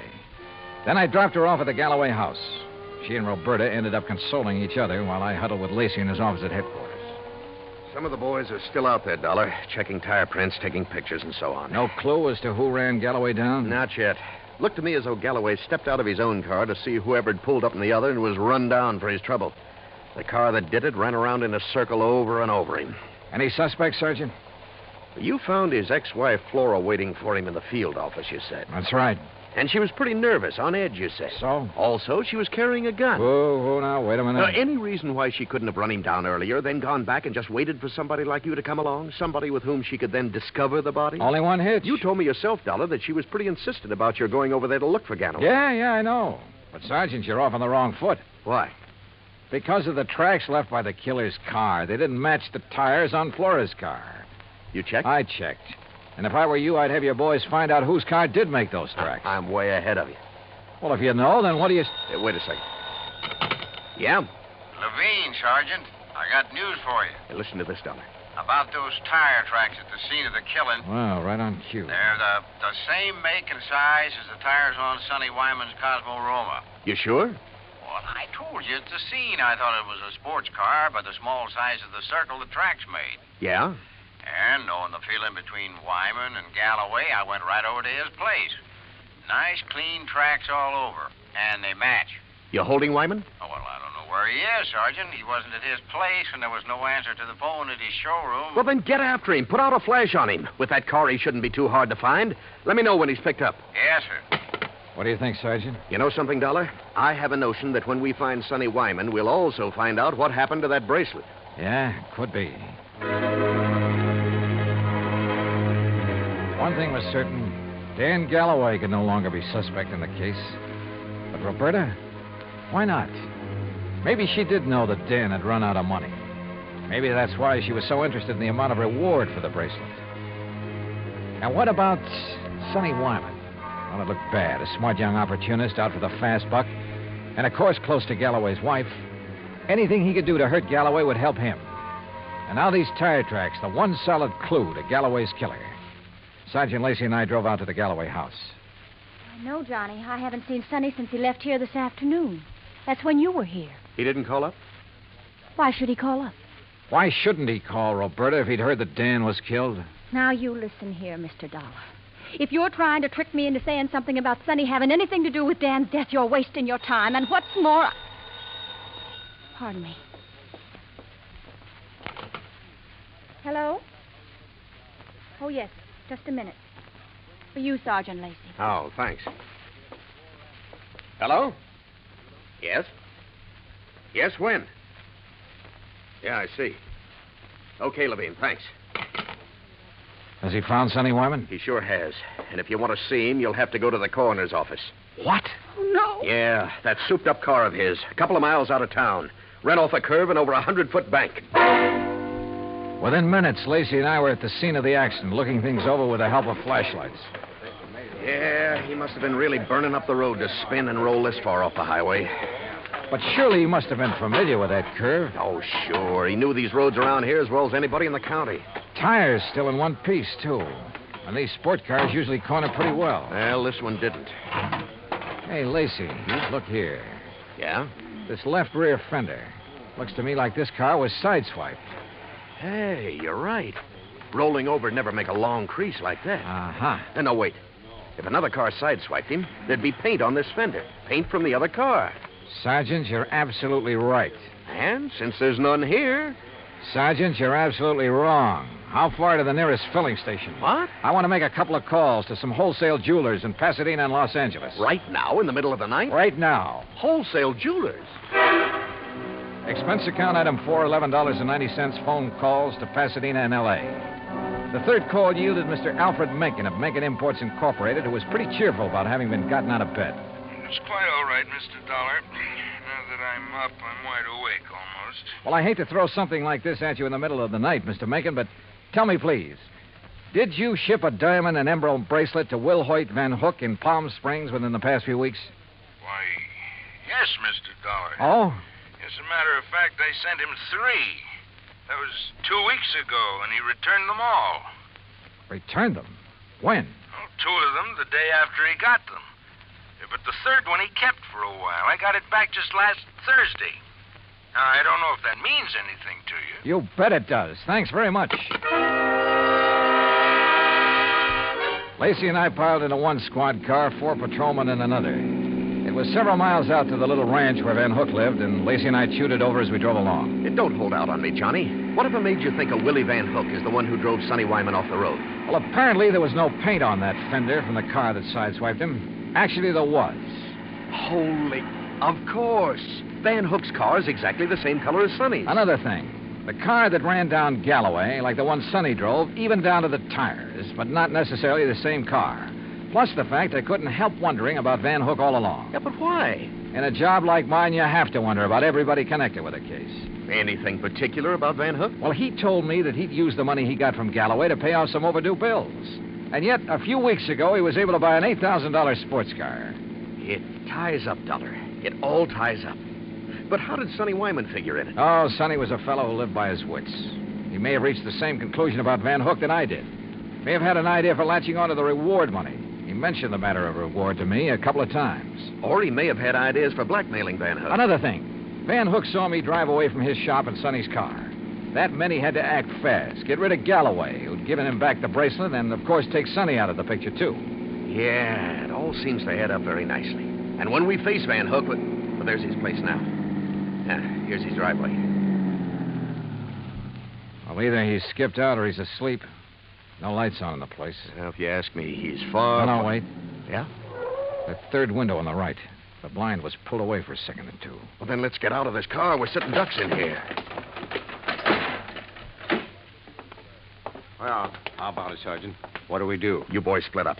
Cover the back and sides of the house. He's in there? Yeah. Okay, boys. Come on. All right. Johnny, maybe you better keep out of this. Are you kidding? Hey, listen. A car door, I'm sure of it. Yeah, I know. Holy... What's he up to? Gonna lock himself in and take the monoxide route? Come on. Are there back doors in that garage? Not that I know of. Here, wait a minute. Van Hook! This is the police. We've got men all around this place. Turn off that engine and come out of there with your hands over your head. Don't be a fool, Van Hook. You haven't got a chance. Come out of that garage. Hey, did you see that? He drove right through the door of his garage. Come on, Lacey, the car. Get after him, you guys. Get moving. Yeah, come on, boys.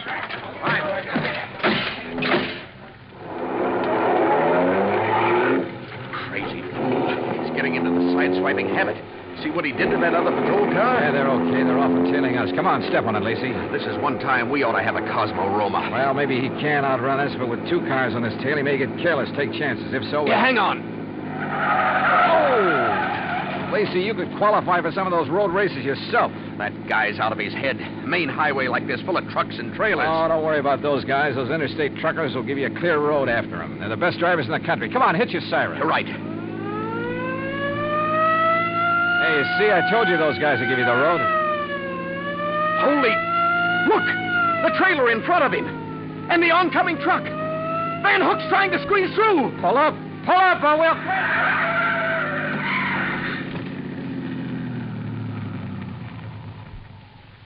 Well, he squeezed through all right. Squeezed right through the pearly gates.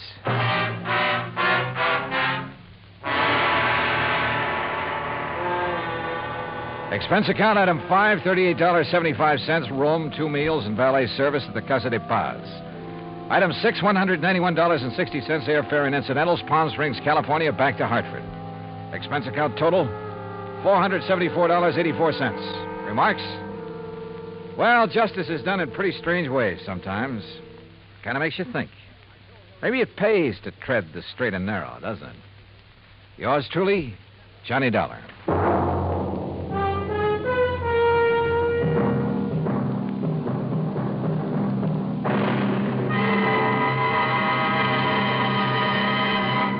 Now, here's our star to tell you about next week's story. Next week, international intrigue. A beautiful girl and a very clever chemist. Join us, won't you? Yours truly, Johnny Dollar.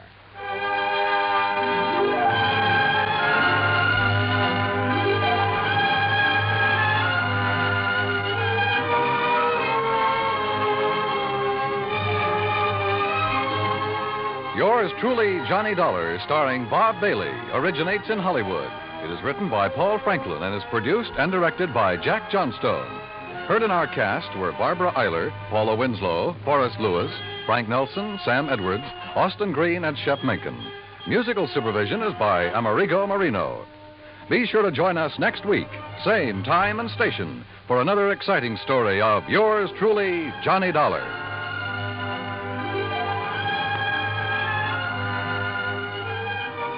This is Dan Cubberly speaking.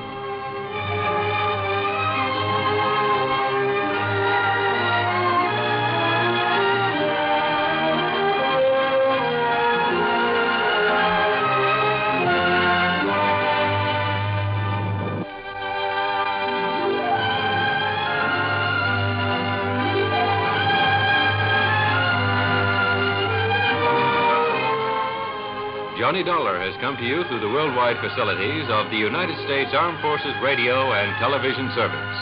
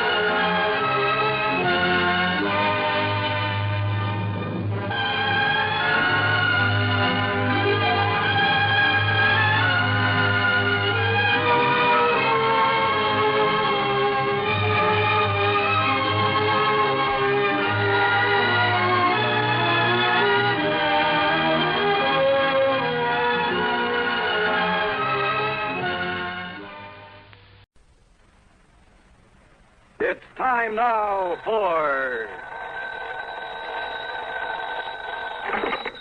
Johnny Dollar. Hi. Well, hiya, George. I've been wondering when you were going to come up with another wild one for me. That is not the case this time, John. John?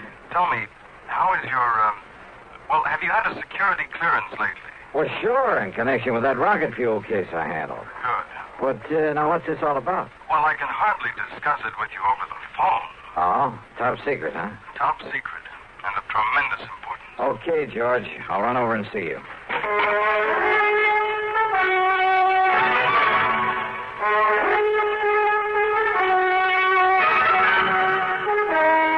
CBS Radio brings you Bob Bailey in the exciting adventures of the man with the action-packed expense account, America's fabulous freelance insurance investigator. Yours truly, Johnny Dollar.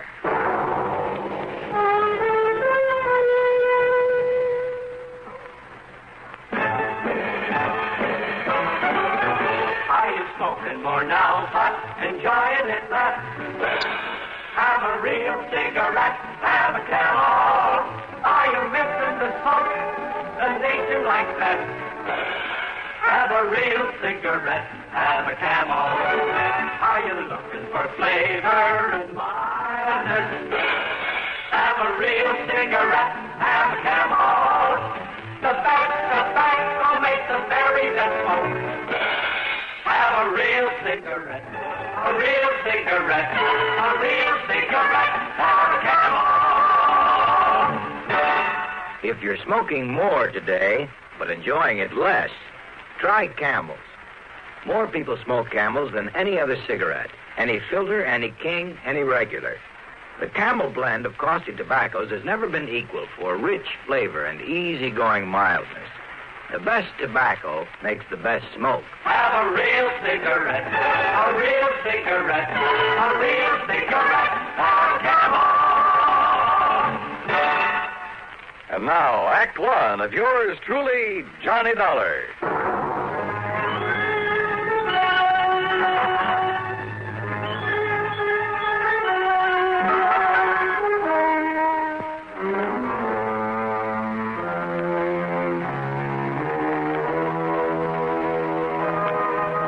Expense account submitted by Special Investigator Johnny Dollar to Floyd's of England, North American Office, Hartford, Connecticut. Following is an account of expenses incurred during my investigation of the missing missile matter.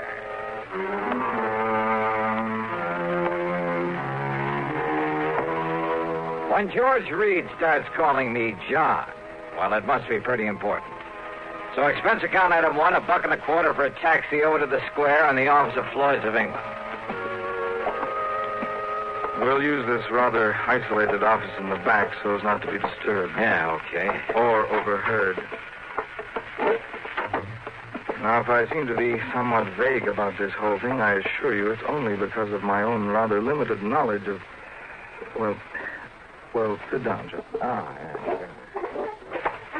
Well, you can hardly expect me to investigate something unless I know what it's all about. Well, John, out on the West Coast... Oh, come off this John stuff, will you? I'm sorry, Johnny. But now listen. Yeah, shoot. Out near Los Angeles, in North Hollywood to be exact, is a small plant that operates as the Smithwick Paint Remover Company. Oh, what's so all-fired mysterious about that? Not one drop of anything even faintly resembling paint remover has ever been put out by them. Huh? Actually, that name is only a blind, a cover-up. Yeah? For what?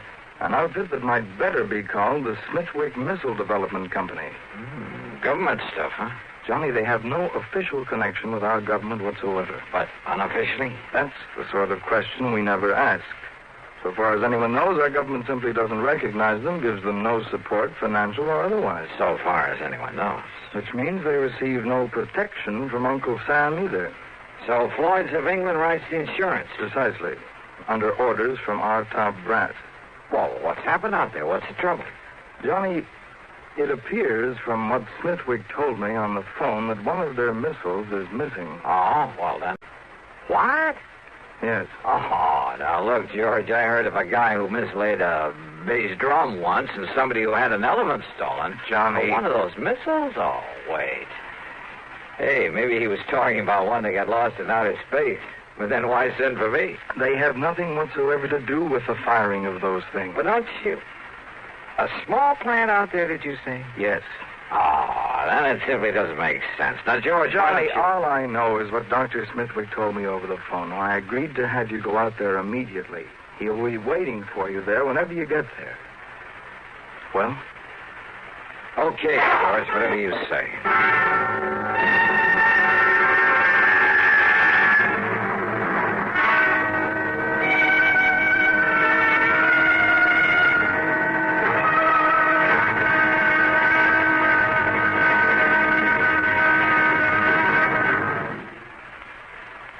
Amigo, you want to know about stereo phonographs? Listen to my last bullfight on ordinary stereo. Olé! But now, Columbia Stereo 1.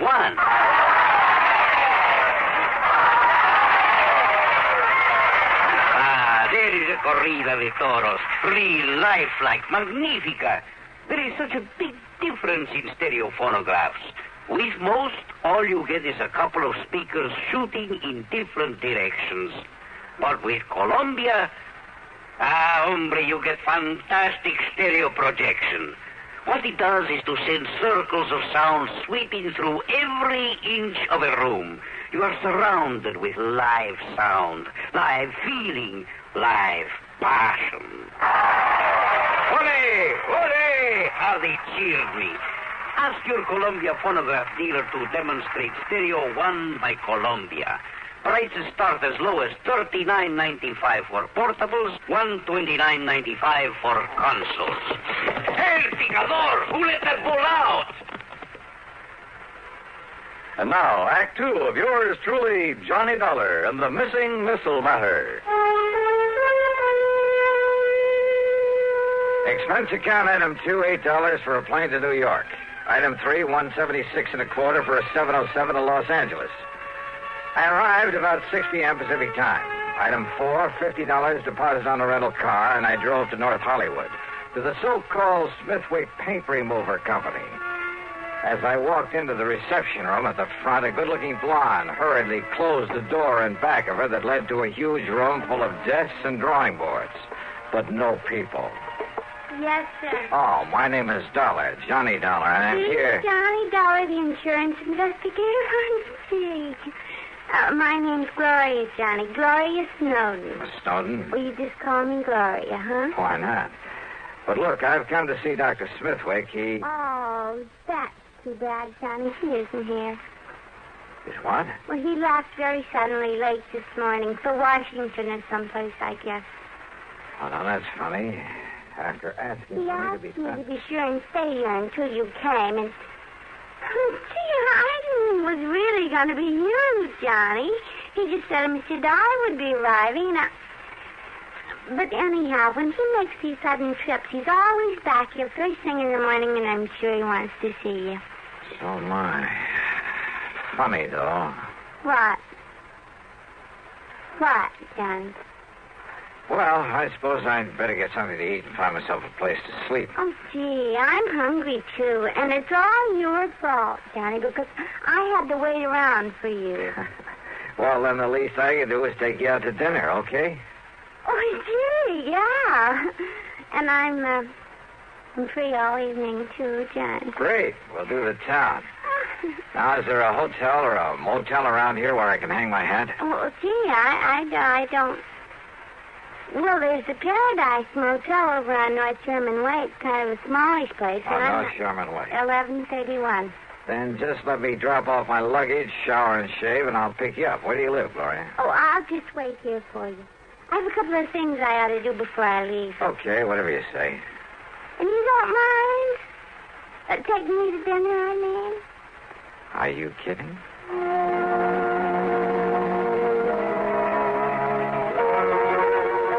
Funny. All this big emergency, all this hurry. The man who'd sent for me was off somewhere else. I should have asked for directions because it was over half an hour before I finally found the Paradise Motel. It was hardly the place I would have picked, but oh well.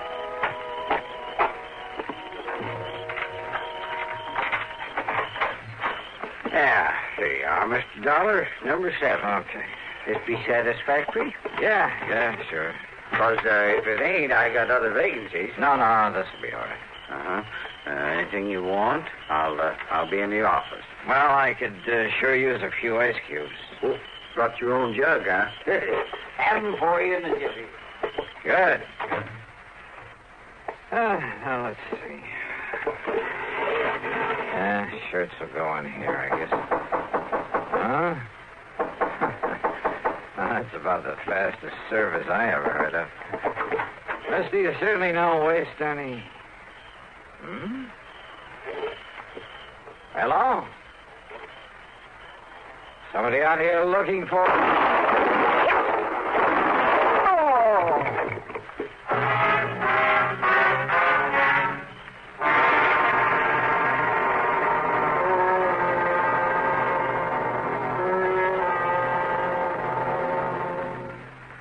Act 3 of yours truly, Johnny Dollar, in a moment.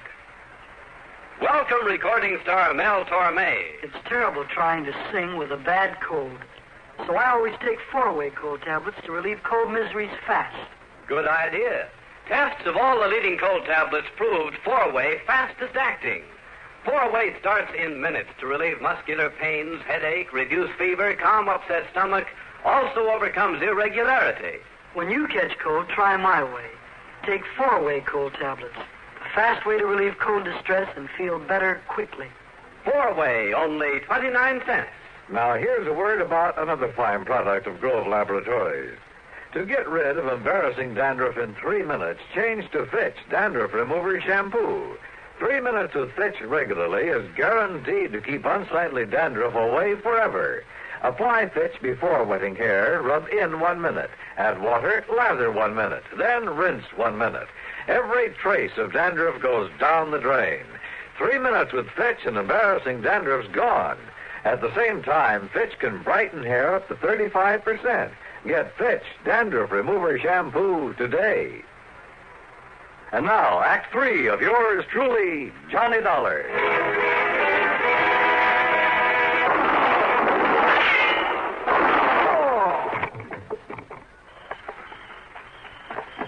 Mr. Dollar, what was that noise Well, you been hurt? Then that was shots I heard. Mr. Dollar? Whoever fired him was a pretty lousy shot, thank heaven. Oh, then you're okay? You mean he missed you? Oh, how do you know that wasn't just a backfire you heard? Backfire? Yeah, from some passing car. Well, don't you tell me that is any backfire. Wait a minute.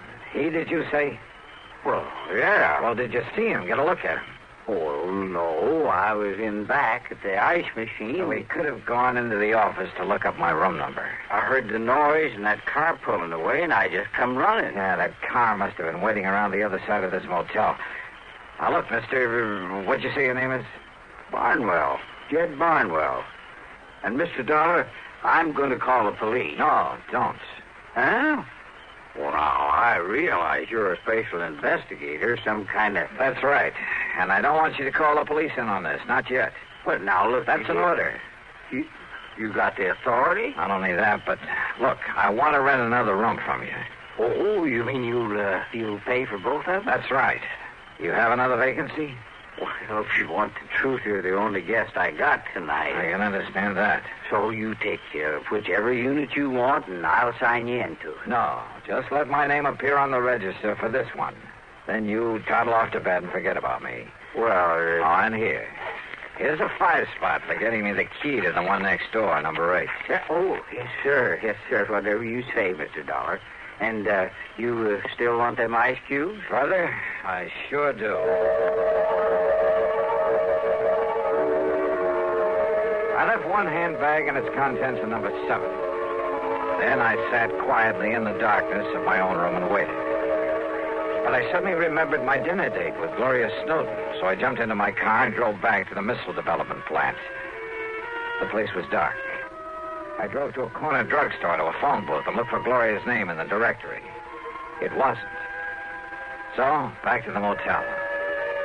In number 7, the room registered to my name. The door was still locked. I went back to number 8 and sat there trying to think this thing out.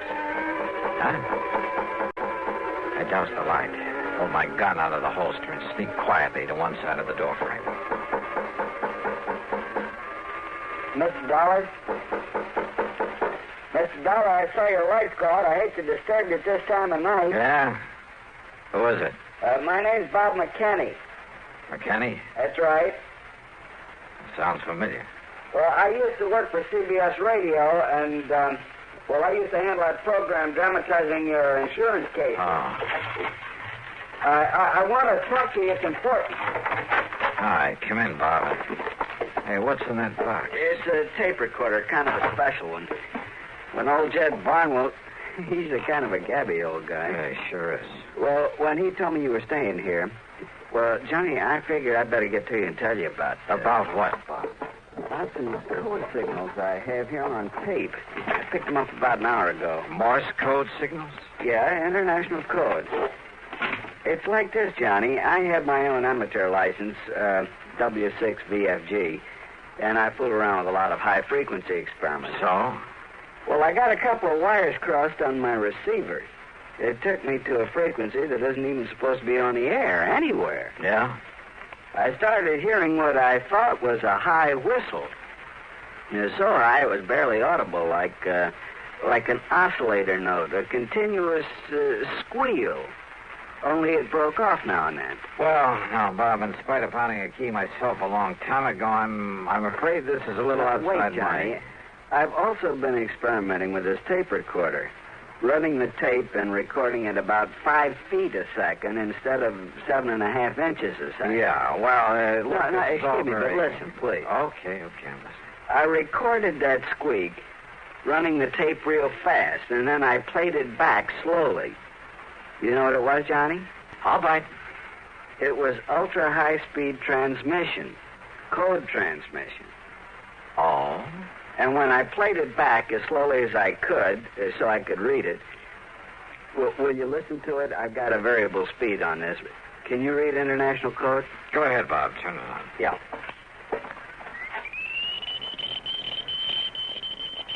Oh, can't you slow it down a bit?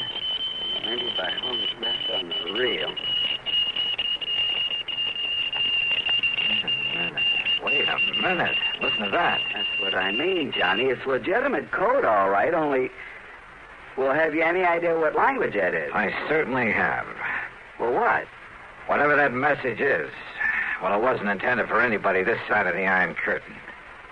And did you understand just, well, maybe a couple of words? Yeah. Now, look, have you any way of telling where that signal comes from? Well, it was mighty powerful, like it was real nearby. Ultra-high-speed transmission. And on a frequency that nobody in the world's supposed to be using. Bob, if there was some way to spot that transmitter, if we could only... Kenny McManus. What? If I can rig that direction finder at Kenny's to my receiver when it's rigged to catch a signal... Then do it. Get hold of McManus and his direction finder and trace down the source of that signal.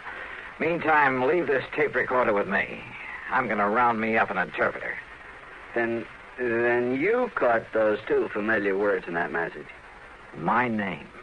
That's right, they were. Johnny Dollar.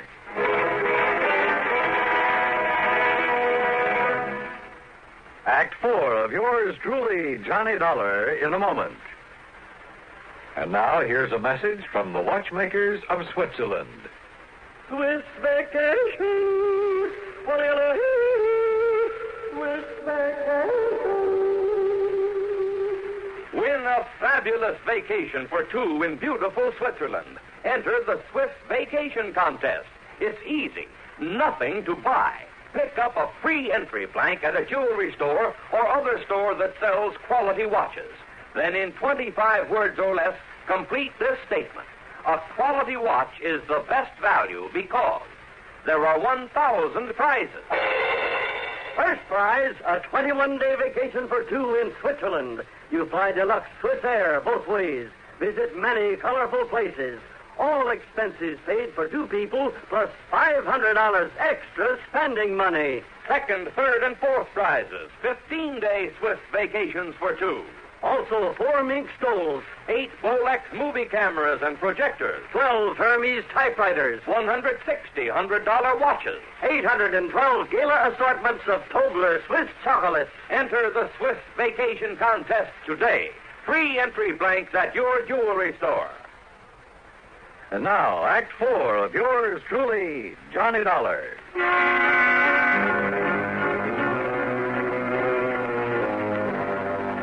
Two familiar words and that high-speed code message that Bob McKinney had intercepted. So high speed it sounded like a continuous squeal until we played back the recording slowly and recognized it for what it really was. A secret message in that foreign language. Those two words were my own name, Johnny Dollar. My one good police contact there on the West Coast was Lieutenant Harry Golden of the Homicide Squad. Sure, it was out of his line, it was the middle of the night, but he rounded up Alan Orloff, an interpreter, sent him over to see me.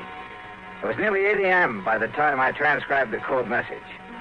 And then when Orloff finished translating it... Mr. Dollar, do you see what this means? I certainly do, Orloff. But not only the threat against you, sir, because you are working on this very case. I know.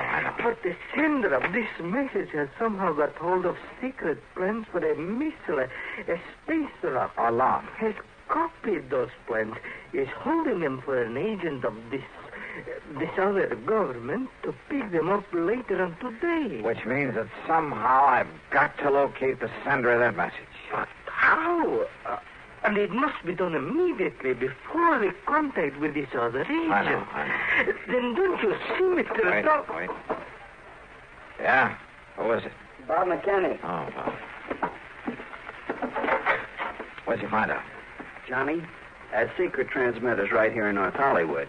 It's been working ever since I talked with you, up until just about an hour ago. Here. Here's the address and the name of the person who owns the house. Good. Only the antenna must be set up in the attic or something. What do you mean? There's no outside antenna to show there's a transmitter working there. And, of course, using that frequency that nobody would ordinarily be able to pick up. If it hadn't been for my dumb luck in receiving an ultra-high-speed transmission. Did you record any further messages? I got them right here on tape, on this recorder. Good. Then while you transcribe them so Mr. Orloff can translate them, I'm going to the address you have on this... Huh? Kind of figured the name of that sender might surprise you. Surprise, huh? That is the understatement of the week. I'm going over to that missile development outfit. And I hope and pray Dr. Smithwick is there now.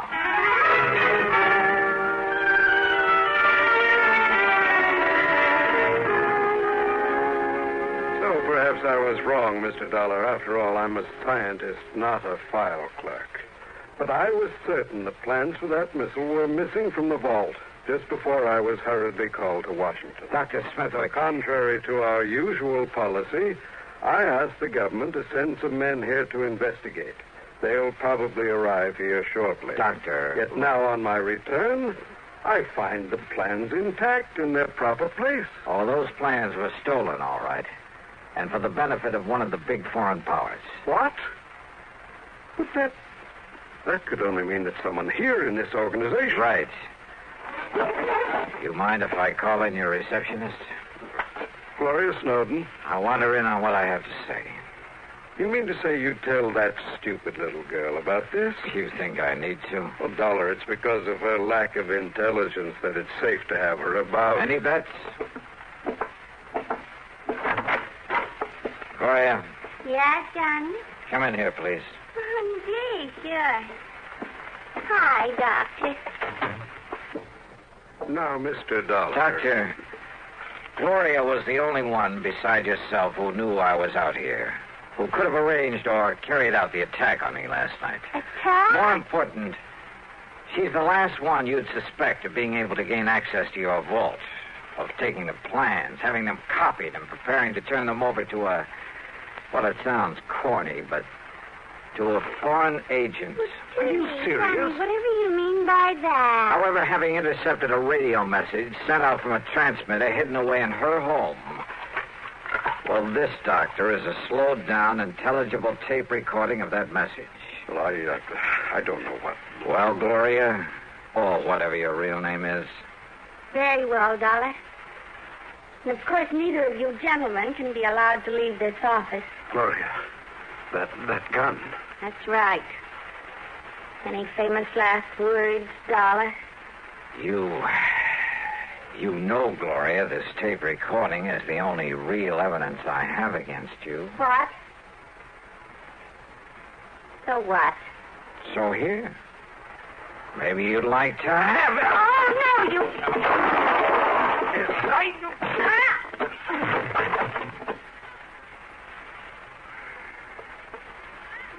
Mr. Dollar. Yeah, Doctor. And maybe those G-men you sent for will keep the date she made with her contact, the one supposed to pick up those plans from her.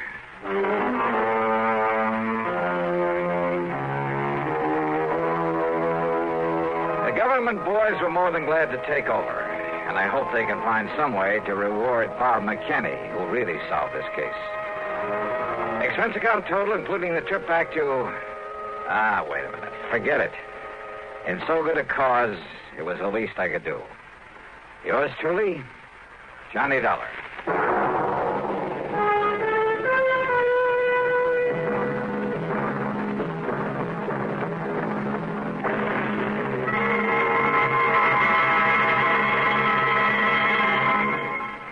Our star will return in just a moment.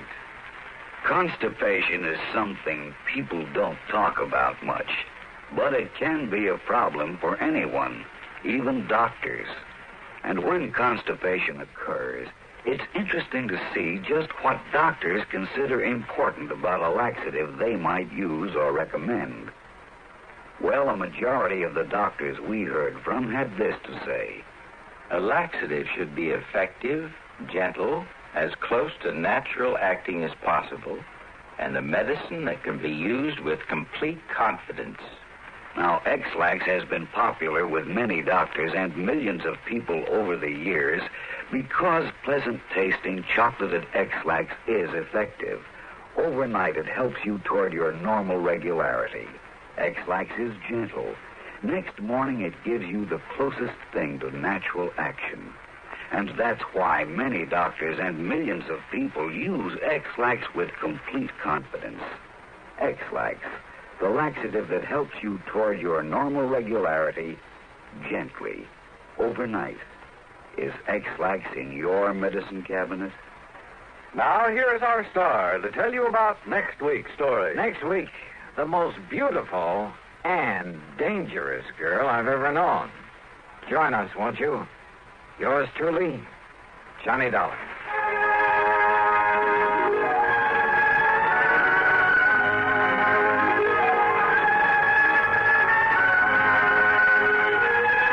Yours truly, Johnny Dollar, starring Bob Bailey, originates in Hollywood and is written, produced, and directed by Jack Johnstone.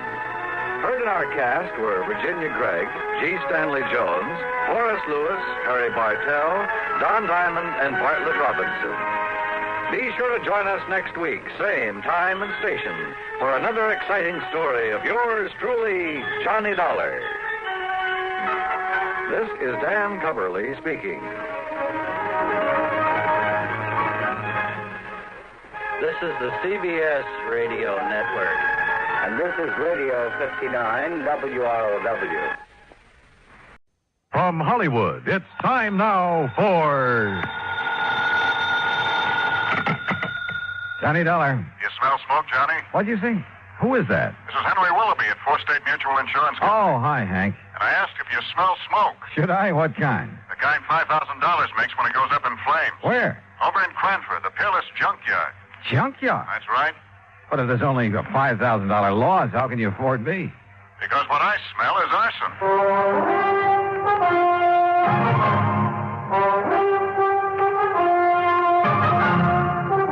Bob Bailey in the exciting adventures of the man with the action-packed expense account.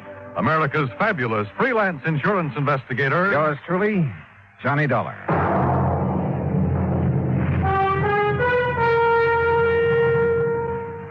And now, Act One of yours truly, Johnny Dollar.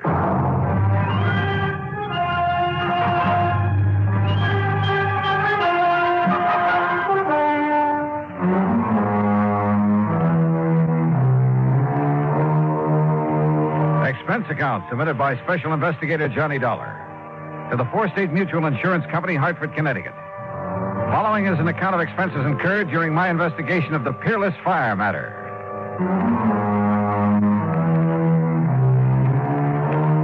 Expense account item one, $1 even, cab to Hank Willoughby's office in the Security National Building, where he lost no time in getting to the point. Policy was taken out by one Oscar H. Lehman about 4 years ago. He's the owner of the junkyard. Address of the yard is corner of Howard and Kingsway Boulevard. And why do you suspect arson, Hank? That fire didn't start until about 4 o'clock this morning. When I got here to the office a few minutes after 9, the claim was already on my desk. Almost as though he'd had it filled out and waiting, even before the fire occurred, huh? Precisely. How much do you know about this man, Lehman? Well, nothing really outside of the data on the policy. His home address is 232 East 4th Street. Also in Cranford. Yeah. Okay, Hank. I'll see what I can see.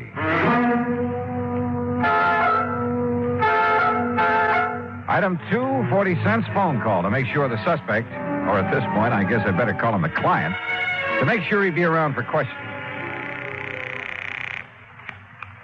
Here speaks Oscar Lehman. Mr. Lehman, this is Johnny Dollar representing your insurance company. So why do you waste time at the telephone? Or then maybe you're coming here with my check for $5,000 right away, huh? Well, you see, there are a couple of things that... So, all right, I'll be waiting for you when you come with the money. Goodbye. Huh?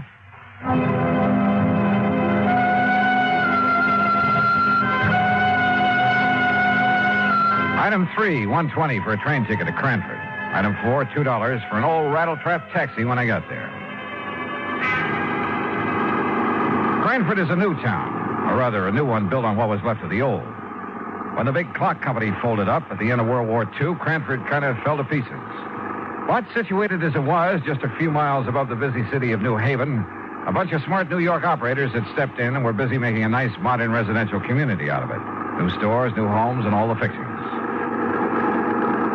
You see there in the block up there ahead? Huh? You had a big fire there this day, a big junkyard.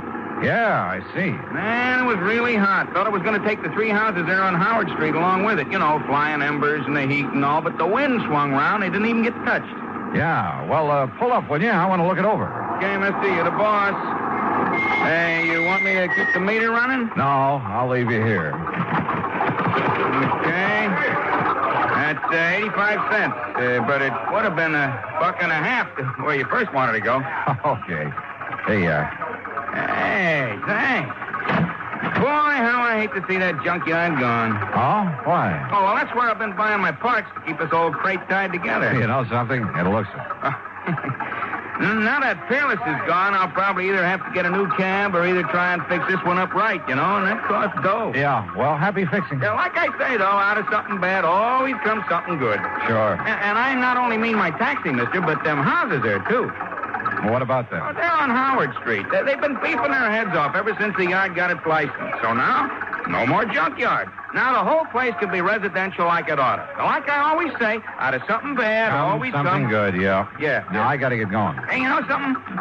Maybe that fire gives me a good idea. Like, maybe I should burn up this old wreck of mine, and the insurance company would have to give me a new one. Hey, how about that? Maybe you'd better be careful who you say that to. Oh, sure. Especially not to an insurance investigator Yeah, like well, me. don't you worry, bud. I'm too smart. You? You? That's right. Oh, happy day.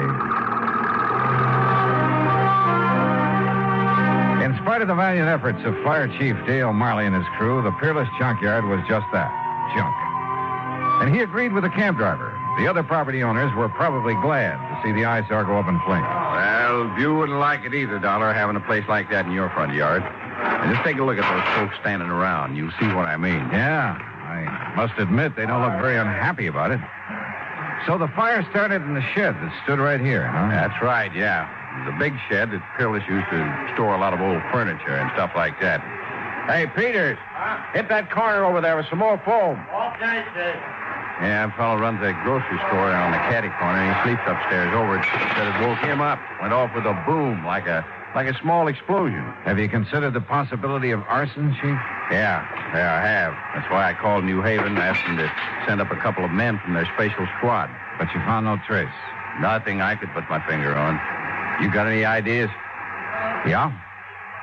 Yeah, I think maybe I have. I learned a long time ago that a lumber yard or a furniture factory were about the worst places in the world to look for signs of arson. The wood goes up so hot and so fast. And the remains of this shed wouldn't be much better. So I walked over to the little grocery store and spent item 5, 21 cents, for a loaf of white bread. Then I rejoined Chief Marley at the ruins of the shed. The arson experts can come up from it. Hey, what's the matter, Dollar? Did you get to eat breakfast? Oh, something like that. Hey, you want a chunk? Not without strawberry jam and a cup of coffee. Hey, Herb, take it easy over there. Hey. Stomping around like that, you wipe out all the clues. Now, like I told you, Dollar, the fire started somewhere right around here. Uh-huh. And the quick shift in the wind moved it over that way. Uh-huh. Chief. Yeah. Here, chew a piece of this fresh bread. What? That's right, chew it. Get the taste of it in your mouth. What for? Just do it, will you please? Here. Well, you got an idea, son? You bet I have. Here. You mean chewing on a hunk of bread is going to what? Now swallow it. What is this, a gag or something? No, not by a long shot. Now watch. Well, don't throw it away. Now you got my appetite up. I'll have some more. Here now. Chew on this piece. What? After you dropped it in the ashes? That's right. Chew on it. Oh, now Go wait. ahead, do it. I'm serious. Holy kerosene. That's right. Well, I'll be doggone. Yeah. Fresh bread will pick up even the slightest trace. Even after the fire? Even after a fire. That means kerosene was brought in and poured over the floor of this furniture shed to set it off. And, Dollar, I'm going to get in the police and have them lock up old Oscar Lehman so No, fast. no, wait. What for? Until I can talk to Lehman. Well, now, look. You look. This isn't any absolute proof of arson. Well, it's good enough for me. It's good enough for a suspicion charge.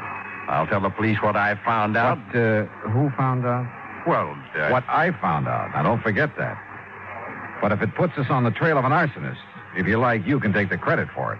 Only if you'll cooperate. Yeah, but Dollar... Otherwise, you'll lose any cooperation from me. Okay? Okay. Item 680 cents cab to the address on East 4th Street where Oscar Lehman lived. Like the Howard Street address, this was a has-been section. Lehman's home reminded me of some of those on the other side of the town, next to the junkyard. When the old character let me in, I wasted no time in getting to the point. You ask why I should be staying here in my home instead of at the yard? And I'm asking you why not? What good can I do over there? My lovely junkyard is gone. There's nothing I can do. So I'm waiting here to collect the money your company owes me. So are you going to pay me or not? Well, now, that depends. As I started to say... I tell you, I didn't even know about the fire till I went down there to open up the gate and start the day. What time did you go down there, Mr. Lehman? 11 o'clock, like always. Well, you sure didn't waste any time getting your claim into the office in Hartford, did you? Of course not. So soon as I see what's happened, I sign up the claim and take it to Hartford. And the office is closed, so I leave it under the door. Yeah, well... What else could I do? Sit around and wait to think about it while the money's coming to me? It's my money, so I should have it. You know how much merchandise I have in that yard? $25,000. Retail? Yeah. Then why'd you burn it up? You think I'm crazy I should do such a thing? Don't you understand now I'm out of business, for God? Oh, what do you mean? My license for the yard on condition, you know. A conditional license? Yeah, that's right. If I'm not in business every day, I lose the license. I lose the lease on the land. Then they make houses, little stores. It's a big development company. So you're crazy to come and talk to me, tell me I should set fire. Maybe I've suddenly changed my mind, Mr. Lehman. Maybe I've already met the arsonist. Huh? And I was just too blind to see him.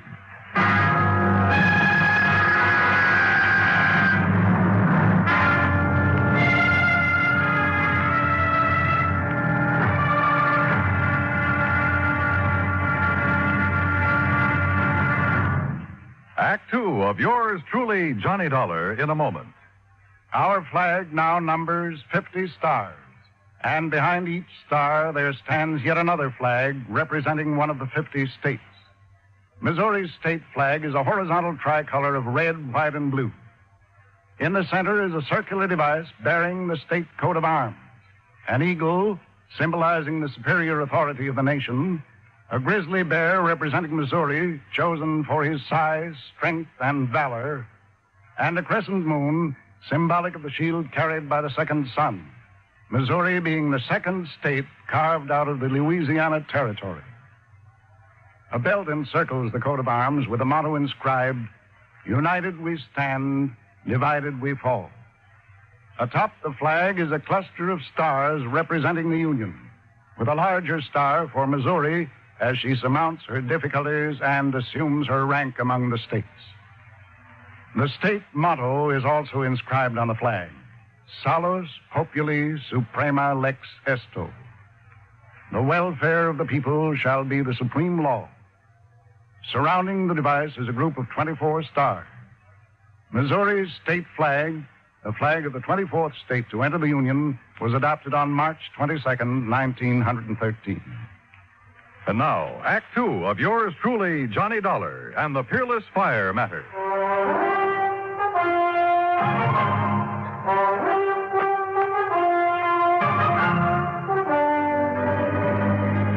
Something the cab driver had said while taking me to the scene of the junkyard fire had suddenly come back to me. He'd been talking about the nearby property owners, homeowners. They've been beefing their head off ever since the yard got its license. So now, no more junkyard. Now the whole place can be residential like it oughta. Yeah, like I always say, out of something bad always comes something good. Item 785 cents, another taxi back to the scene of the fire. The men from the department were still busy cleaning up. Their chief, Dale Miley, had been busy with some detective work. Had some answers that seemed to make good sense. Now, look here, Dolly. You see this hardware? See this groove in the foundation wall? Yeah. Big sliding door, huh? That's right. And here, the lock was still in a hasp. Yeah, I see. It's hardly likely somebody tried to pull a big sliding door closed and lock it after starting a fire with kerosene. It's too dangerous. Unless he used a wick of some kind. Yeah, but look here. On the side that faced Howard Street. Street? I just call this an alley. Yeah, pretty narrow from the old days. Now, look here. Well, it's window glass. Right. Yeah, there was a window here. You see, here's the two parts of the catch from it. The catch was open. Yeah, but the question is, was it open from the inside or outside? And I think I've got the answer. Look across the street. So? Those homes and the little lawns and gardens in front of them. So what? Well, you see the rocks they all use to border their flower beds? Go on, Chief. Now, look here. Just inside the shed where the window was, I found this rock under the ashes. And, Dollar, it looks to me like somebody threw that rock through the glass, opened the catch, climbed in, spread the kerosene, climbed out, tossed in a light of some kind, and left in a hurry. Yeah, but who? That's just it. You got a better idea than old man Lehman? You talk to him. Yeah, I think I have. Like who? I'll let you know when I find out the name. Well, now, wait a minute, Dollar. I hope that last crack would keep Chief Marley from sending the police after Oscar Lehman. Maybe he was guilty of firing his own junkyard. But with only $5,000 insurance, it didn't make sense. And I had a couple of better ideas. At least about people who might have had reason to do it. 3, as a matter of fact. 4, there were 3 residences on Howard Street facing what remained of the junkyard. Thanks to the sudden shift of wind, they'd received little damage. I walked down the short length of Howard Street to the first old house. The name Howard McNeil was on the little metal mailbox. Yes, well, what is it? Mr. McNeil, I'm Johnny Dollar, insurance investigator, looking into this junkyard fire. This is a fine time to come around selling insurance after the fire's out. You should know better, young fellow. No, you misunderstood me. I'm Why, not do selling. you know what would have happened if that wind hadn't changed? It would have set this whole block on fire. That's what it would have done. Would have burned us all out. We'd have been helpless. Yes, Mr. McNeil. Especially that poor widow lady is coming down there in the third house right across from the shed where the whole thing started. Mr. McNeil. Yes? I'm not here to sell insurance. I'm investigating the fire, understand? Well, don't. What's that? You can stop right now. Just leave things as they be. Don't you know that fire was a blessing? I'm not quite sure I said blessing. That fire was the finest thing that's happened around here in years. Oh, you like its having happened, huh? You just bet I do. The only way we could ever get rid of that awful pile of junk right in our front yards. Now, maybe they'll give us back our nice little park that used to sit there. Or build a lot of track houses. Yeah, all right. What did they do? Anything is better than that wretched junkyard. I've hated it. Everybody's hated it. I hated it. Enough to set it on fire? Yes, sir. Absolutely. Oh, no. Me? Well? Mr. Dollar. A quiet, peace-loving person like me? Oh, no. Why, I wouldn't even think of such a thing. Especially since that fire might have got out of control and burned me out. Well, you carry insurance, of course. I do not. I don't believe in it. No, so don't you try to tell me anything. I told you I'm an investigator. Well, why don't you ask that Nazi if he had insurance? Nazi? Yes, that Oscar Lehman that owned that dirty junkyard. Why do you call him that? Well, he's a German, isn't he? Well, that doesn't make him a Nazi. Well, it does to me. Anybody who'd wangle a license to put up a filthy place like that on our beautiful street, especially if he's a German, well, to me, he's a Nazi of the worst kind, the very worst kind. Thinks he's a ladies' man, too. All right, now, have you any idea who, besides you, would have liked to see that place burned out? I certainly have. Oh. Why don't you ask the police? They were here at dawn asking us all questions. You said asking us all. Of course, I mentioned the widow Cummings that lives in the third house, and then there's Miss Gertrude Mary Anastasia Conroy, the nice spinster lady who lives next door, and it's a very charming lady, Miss Conroy. Yeah, well, now would you mind? Oh, and what spirit she has. Now, that's the way I like them, Mr. Dollar. Ladies with spirit. And do you know something? One of these days, I'm going to ask her for a date in spite of the competition. You never have? Oh, no, sir. No. I'm not the bold type like some people I know, but I've been working up to it. And how long have you been a neighbor? 16 years, and you mark my word, one of these days I'm going to march right up on her front porch, and Miss Conroy, I'm going to say... Yeah, well, thank you very much, Mr. McNeil. Yes, but I was going to tell you, but... oh, dear, I must have said something wrong.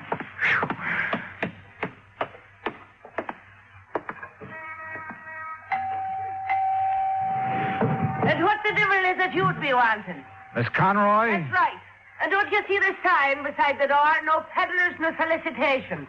So be gone with you. I'm busy cleaning the smoke out of your house for that awful fire this morning. Well, that's what I'm calling about, ma'am, that fire. I'm an insurance investigator. Investigator, huh? Oh, now, just a...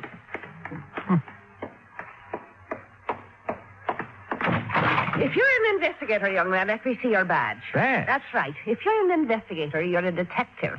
And if you're one of them, you're with the police force. No. And if you are, you can go right back and tell your chief I've had me filled right up to here with answering fool questions about that fire. As if I myself did it, huh? Well, did you? For years now, I've connived and connipted how to get that terrible, dirty, filthy junkyard out of this neighborhood. And now, poor soul, he's lost it. Oh, I could cry my eyes out. You what? Oh, such a lovely old man he is when I finally met him, that dear Mr. Lehman. Oh? Oh, the horrible things that Hitler done to him before he escaped them Nazis that took over his fine old country. And when he got here, he put all his savings in that lovely second-hand lot. Lovely. So he could earn an honest living. I'm afraid I don't understand. Such a fine man. Such a gentleman. The way he'd click his heels and bow when he come calling on Sunday afternoon. Oh, he was such a gentleman. Wait a minute, Miss Conroy. I don't get it. A couple of minutes ago, you sounded as though you hated that junkyard. Second-hand lot. Oh. And so I did. Until I got to know that nice Mr. Lehman. And I'll tell you this. In spite and despite of the fact they won't ever let him set up in the same kind of business again. If it takes every cent I own, I'll see that he gets started in something else. Well, I'll be... Investigator, huh? Insurance investigator. And then I suppose I can tell you confidential that I've set me cap for dear Oscar. You mean you hope to marry him? Aye. And that I will before I'm through. But I got the impression that your neighbor, Mr. McNeil... Oh, that crazy old stick in the mud, that old coot, huh? But if you're from the insurance company, how can I help you, lad, with your investigation thing? Well, you can't tell me this. Was your friend, Mr. Lehman, in need of money, particularly? Well, no. His business has been good. He drives a nice car and keeps a nice home. But like I said, if he needs more than he's got to get started again, I'll be the first to help him. Besides, it will sort of help to bring us closer together if I'm worrying about him a bit. No, won't it? Yes, I guess it will. I just want to make sure. Now, wait a minute. Yeah? It's so blind I was thinking of me darling Oscar. So that's what you were up to with your nasty questions. What? Implicating that he might have burned up his place by his own self to get the insurance money. Is that what your evil, filthy mind was thinking of? I didn't say that. But that's what you meant, now, ain't it? No, after all, somebody set that fire. And if he was in need of money... And just because I told the poor soul to get his claim in real quick this morning... You told him? Of course I did. Give him something to do besides standing around in the ruins crying his poor old eyes out, keeping his sorrows to himself. But I'll soon put a stop to that. I'll cook him up a real nice mess of corned beef and cabbage, a German style, that is, and take it over for his supper to comfort and keep him company. And what will you be doing for the poor soul? Well, that depends. Oh, it depends, does it? Well, you and that insurance company better pay up what you owe him instead of making snide talk about maybe he himself set that fire in his... Oh, get out. Go on, get out. Why should I be wasting my time talking to the likes of you when I've got cooking to do for me? Oh, brother.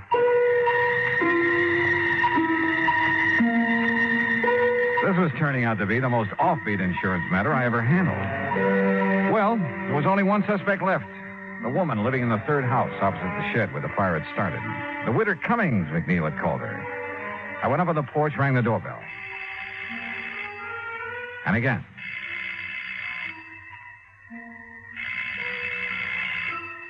After the third time, I was about to decide no one was home when the door slowly opened. And just inside the door, in a wheelchair, sat a little old lady, pale, gray-haired. Her face reflected years of pain. Of worry. I've been waiting for you to come, Mr. Dollar. So you know who I am. I overheard you at my window when you talked to Mr. McNeil and Miss Conroy. Listening to the neighborhood is the only thing I have left these days, tied down as I am to this wheelchair. Yes, I see. I'm sorry. come in and sit down, please? Thanks. There's no one to take care of you here? Only Rudolph, who does as little as he dares. And you must take him away, Mr. Dollar. Rudolph? My stepson, who keeps me here, waits for me to die. What? Not even a rest home where I'd have care and friends, but here to die. He'd help me die, too, if he dared, because of the money. What money, Mrs. Cummings? That my husband left me. A lot, Mr. Dollar. And this Rudolph wants to get his hands on it? That's all he wants. That's why he wants me dead. But he hasn't dared kill me, because everybody knows that we're alone here together. And if I should die from his neglect, they'd know he did it. But he's smart. That's why he thought of the fire. He what? He thought that it would burn down this house, too, and trap me here. Mrs. Cummings, do you know what you're saying? The divine providence. The changing wind kept the fire away. He set that fire to burn this house and you? He's clever. He made it known that he'd be away all night, that he wouldn't be back here until he finished his work at the plant in New Haven. But he came back, Mr. Dollar, this morning before dawn. I heard him here in this house. And from this window, I could see him in the moonlight. Mrs. Cummings. No, I must tell you. Quickly, because he'll be coming back from work. His work. To keep up appearances, to keep them from suspecting. His gambling. The terrible people he goes out with at night. Gangsters, that's all. And I must tell you, because if I don't, listen to me. I'm listening. I saw him take a can, the kerosene we keep in the cellar for when the electricity goes out. He took it across the street. He broke the window of the shed and went in. Then he came out. He threw a piece of burning waste back in. Then ran. Mrs. Cummings, are you sure? I lied to the police. I couldn't make myself tell them. After all these years of knowing what he's been and saying nothing. But I thought I'd wait for him. Maybe when he saw his evil plan had failed, that I was still here. Maybe I could make him give himself up. But in my heart, I knew he wouldn't. Because he's bad. All bad. Mrs. Cummings, I'm glad you told me. God forgive me. But I knew that if I didn't, he'd find some other way to... You must take him away, Mr. Dollar. Before he does murder.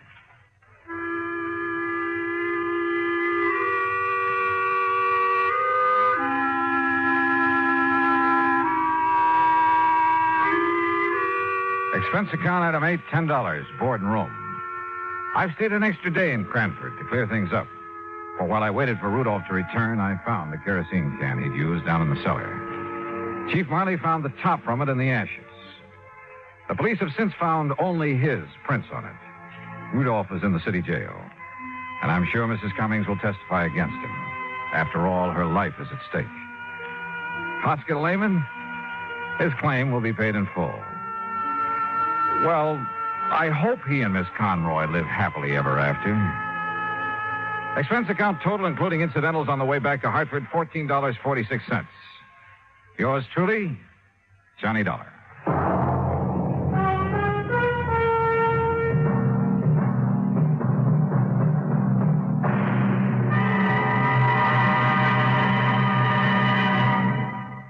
Now, here is our star to tell you about next week's story. Next week, exploration in the high Sierra country of California. And at the end of the trail lies death. Join us, won't you? Yours truly, Johnny Dollar.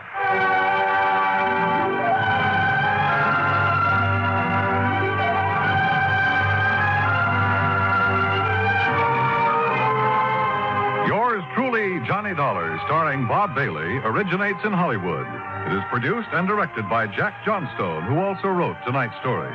Heard in our cast were Virginia Gregg, Peggy Weber, John Stevenson, Herb Vigran, Hans Conried, Forrest Lewis, and Parley Bear. Musical supervision is by Amerigo Marino. Be sure to join us next week, same time and station, for another exciting story of yours truly, Johnny Dollar. This is Dan Cubberly speaking.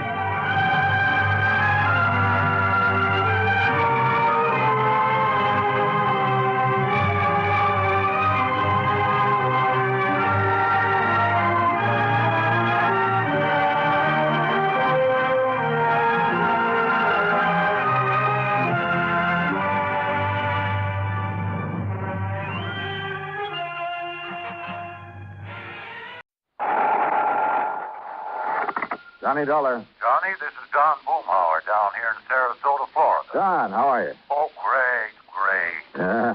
Now, what's the matter? Well, the last time I called you, I mentioned that pal of yours, Earl Foreman. Yeah?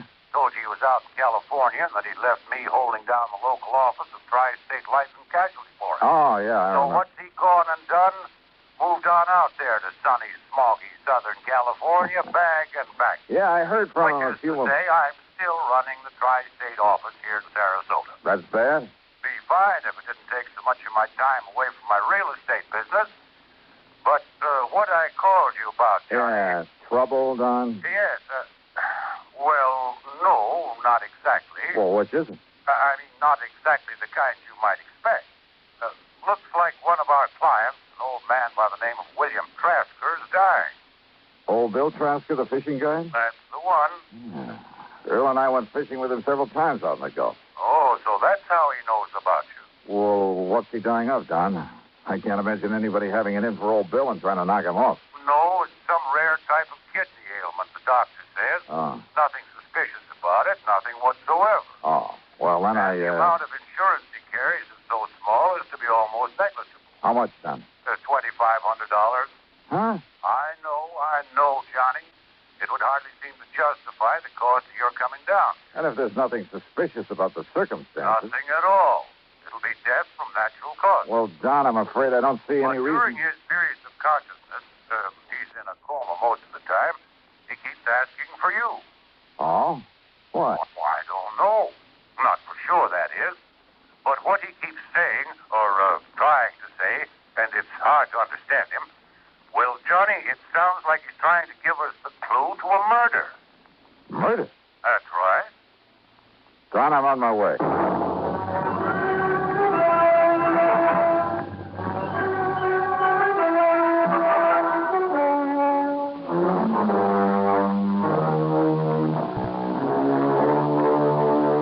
Expense account submitted by Special Investigator Johnny Dollar to the Tri-State Life and Casualty Insurance Company office in Sarasota, Florida.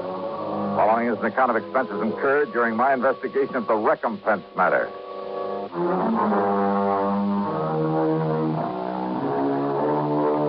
Expense account item 1, $79.70, taxi and a plane from Hartford to New York, then another one to Florida. At the International Airport in Tampa, Don Boomhauer was waiting for me.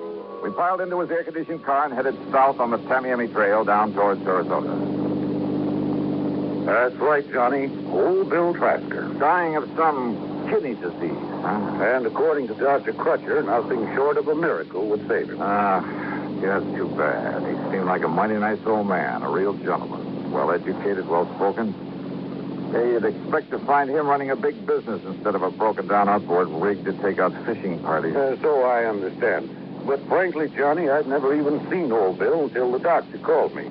Said he was dying and that he wanted to see you. Then I looked up his policy. Yeah, $2,500, you said. Yes, to be spent in giving him a modest but decent burial. And to pay any bills he might leave outstanding. Apparently, then, Bill won't be leaving much of an estate. And you'll understand why when you see the little kind of shack he lives in. But now, over the phone, you said something about a murder. Well, Johnny, it was so difficult trying to understand what he was trying to say. Even when he seemed completely conscious, he was very vague, except perhaps when he was asking for you. When he told us he had to see you before he goes. Well, now, Don, why... He never said the actual word murder, Johnny. But he Well, listen, there was a name he kept trying to tell us. It sounded like Jerry or Gerald something. Last name we couldn't get at all. Well, have you checked over his relatives? When we asked him about relatives, he just turned his face away and shook his head. But now, if he was talking about a murder... Johnny, it's just that... Well, Doc and I agreed that from what he said, and, well, his knowing you and your work and wanting to see you, and, well, you know how deathbed confessions are. You're not making much sense. Look, Doc will be waiting for us, and if Bill is conscious enough to make sense when he talks to you, well, let's just wait and see what you can get out of him. Whatever you say, Doc.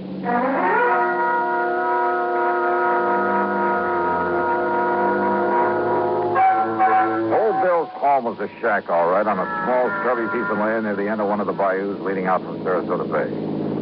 As we stopped in front of the the long path through the palmettos that led up to it, Doc Crutcher came out to meet us. Johnny, I'm glad to see you. Yeah, how are you, Doc? Down? Well, I just given him a final injection in a course of 7 that... Well, come on in. He's failing, Doc? As a last resort, I've used a new, very radical sort of treatment. One of the so-called but not fully tried miracle drugs. And? I'm just afraid he came to me too late. But, Doc, there is a chance. Oh, there's always a chance, Johnny. But in this case, a very slim one. Doctor... Here we are, Bill. You just relax. See, Johnny Dollar. Yeah. Well, here I am, Bill. See? Right here in the flesh. Johnny? That's right. Hey, look, if you expect to take me out fishing, you got to get well, old man. No. Oh, Johnny, it's too late now. Oh, come on now. That's no way to talk, old timer. I'm gonna die now. Yeah, who said so? Would you must tell him? Tell who, Bill? Tell police. Tell what to the police? No. What? No. Murder. There was a murder? Or you mean there was no murder? No, tell police that I did. I did it. Easy, old man. Gerald? Yes, I'm Gerald. Gerald who, Bill? Gerald. Yeah. Thornley. Gerald Thornley. Yes. He was murdered? Gerald Thornley. Yeah. So, please, I did it. I did it, Johnny. You tell. Doctor. Yeah. Yes, I'll see if he's...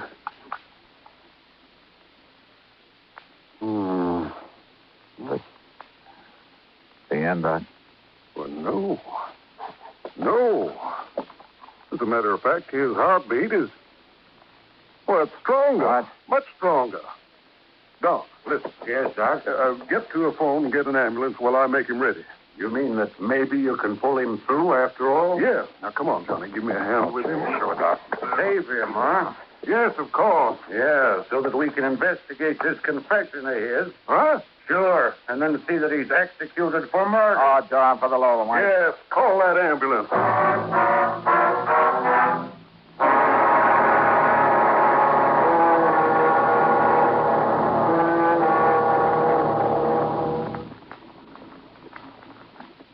Great scientific achievements usually are made through the combined efforts of many men. Such is the story of the Atlantic Cable, one of the outstanding milestones of the 19th century. But today, the name of one man remains to remind us of that venture. The organizer and director, Cyrus W. Field, a retired paper merchant who risked his fortune, sanity, and integrity in an awesome adventure that lasted 12 long years. Field first was approached in regard to a short underwater cable to Newfoundland in 1854. After a huge investment of both money and energy, the cable was completed the following summer. Field then went to England to tackle the much larger problem of laying the Atlantic cable. Many futile attempts were made. Cable was broken. Splices were made. Cable was lost. Tempers flew, and ship captains resigned in disgust. Still, Field wouldn't give up. Finally, on August 8, 1858, it appeared that the project had been successfully completed. Cyrus Field went ashore and walked 15 miles to the nearest telegraph station. There he wired his wife, the Associated Press, and President Buchanan. He informed the president that Queen Victoria would telegraph her congratulations over the new cable. But before the Queen's message was completed, the line went dead. The much-hailed project was again a failure. Faulty insulation was blamed. In 1865, the largest steamboat afloat, the Great Eastern, made another attempt. Just 660 miles from Newfoundland, the cable parted. Inadequate hoisting tackle prevented its recovery. Field broke down and wept like a child. And yet, the very next year, he sailed with the Great Eastern for one more try. This time, every failure had been studied, every provision made. On July 27, 1866, Cyrus Field landed at Heart's Content. After personally cabling the unbelievable news, he immediately boarded the Great Eastern, retrieved the broken cable of the year before, spliced it, and laid the second Atlantic cable. Cyrus W. Field, another American whose driving energy insisted that somehow there must be a way. Let's find it. And now, Act Two of yours truly, Johnny Dollar.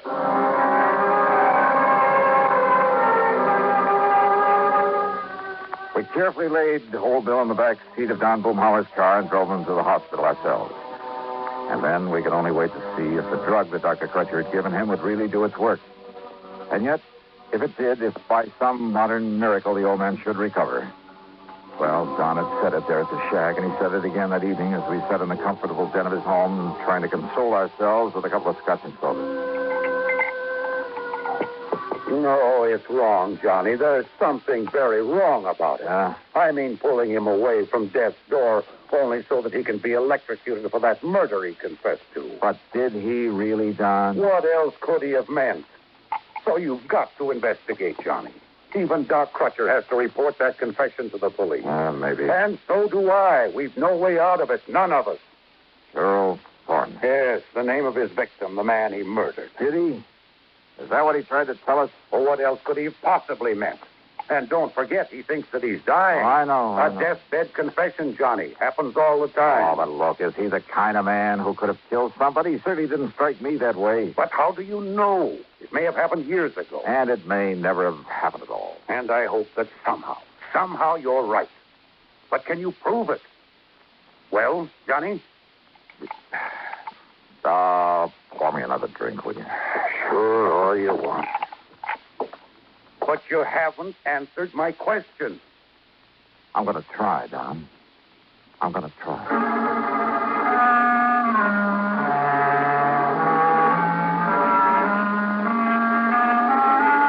At about midnight, Doc Crutcher phoned to say that we should keep our fingers crossed and maybe pray a bit.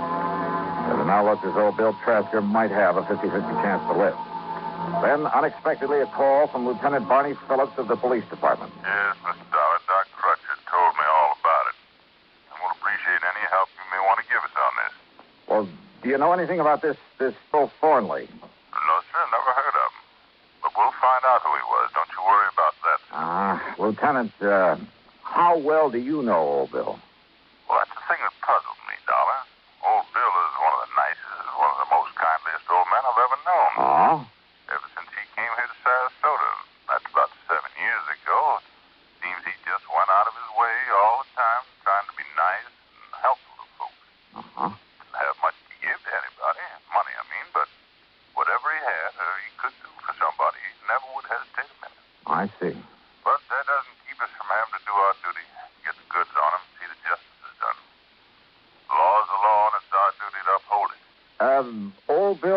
here 7 years ago? That's right. From where? Well, now, if we knew that, we'd know where to look for information on this man Thornley that he killed. Yes, he did. What's that? I'll talk to you later, Lieutenant. Oh, fine, Mr. Dollar. And if you have any connections anywhere that can help us find out who Gerald Thornley was and why old Bill killed him. Or if I can find out that he didn't kill any such man or anybody else. Now, Mr. Dollar. I'll be in touch. Why are you so sure he didn't murder someone, Johnny? Did I say that, Don? You didn't need to. Don, I want no part of this thing. Donnie, I know this is no ordinary sort of investigation, but as a company, we have to go through with it. Why? If you can prove that Bill didn't do it, which I doubt, well, it's the least we can do for a client or something. Yeah. And if you end up proving he did, well, it's a public service by the company or something. Or something. Let someone else handle it. I want to put it. Why did old Bill ask for you? Well? Oh, well, I think it's because of... Well, in spite of what he said, in spite of what it sounded like... Hey, let me use your car, will you? At this time of night? Oh, well, here. Here are the keys. All right, good.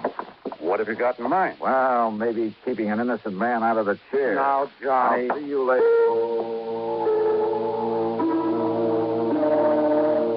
Obviously, the key to this whole matter lay in finding out about Bill's supposed victim, Gerald Thornley. Who he was, where he was, or where he had been.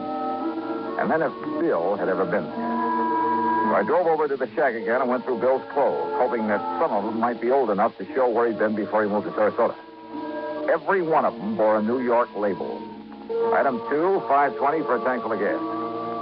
Item 3, after I reached the airport in Tampa, $4.60 for a long telegram to Ripley Keener, a pal of mine on the New York side. Item 4, $71.70, and shortly after dawn, I was in New York. Rip was waiting for me at the airport. You could have saved yourself the time and money and phoned me, Johnny. Now, just what do you mean by that, Rip? Well, I could have told you all there is to tell about Gerald P. Thornley in one sentence. I handled the story on him for the paper myself. All right, well, what about him? He ain't. He what? 7 years ago, that crooked promoter disappeared. Promoter? And when the police finally caught up with when and where and how he disappeared, it left them with only one possible conclusion. Thornley was murdered. Let's see. Nevertheless... No, Johnny. Stop trying to act like a Pollyanna and get on back to Sarasota and nail that old guy for murder.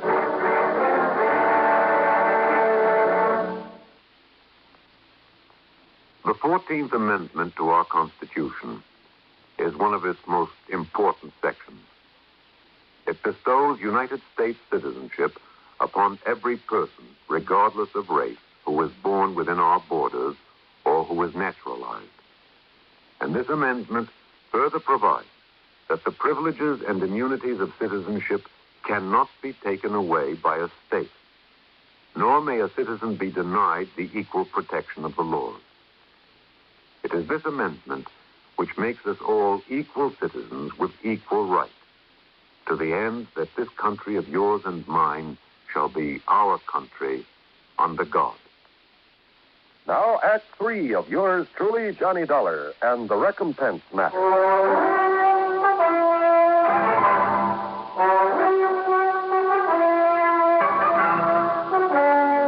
Over breakfast there at Idlewild Airport, Rip Keener told me more about Gerald P. Thornley. Not that Thornley didn't deserve to have somebody knock him off. Now, just what does that mean? When he got through with all his phony real estate promotions, he left more innocent people broke and hungry than you can shake it. Oh, Johnny, that man made millions on his crooked real estate deals. And who suffered? Wealthy people who could afford to lose a few thousand here and there? Oh, no. No, sir. I was poor people who fell for his pitch and then suffered for it. But the law, the authorities, they never got on to him. Man, he was too smart. Every deal he made was perfectly legal at the time. I'll tell you this, Johnny. A lot of the real estate laws got rewritten as a result of him. I mean, in spite of the way it finally turned out, the switcherooning. What? Sure. That gave me material for that feature I hoped was going to win me a Pulitzer Prize. Just, what are you talking about, Rip? Back there in 53, after the coroner's jury said it was murder, they went through his papers and bank accounts. They found he left enough dough and instructions for it to pay back every cent he'd taken from the poor suckers. You are kidding. A bit, Johnny. I told you it was a twist. And, Johnny, that's what makes his killer all the more wrong. So get on back there to Sarasota and nail him down.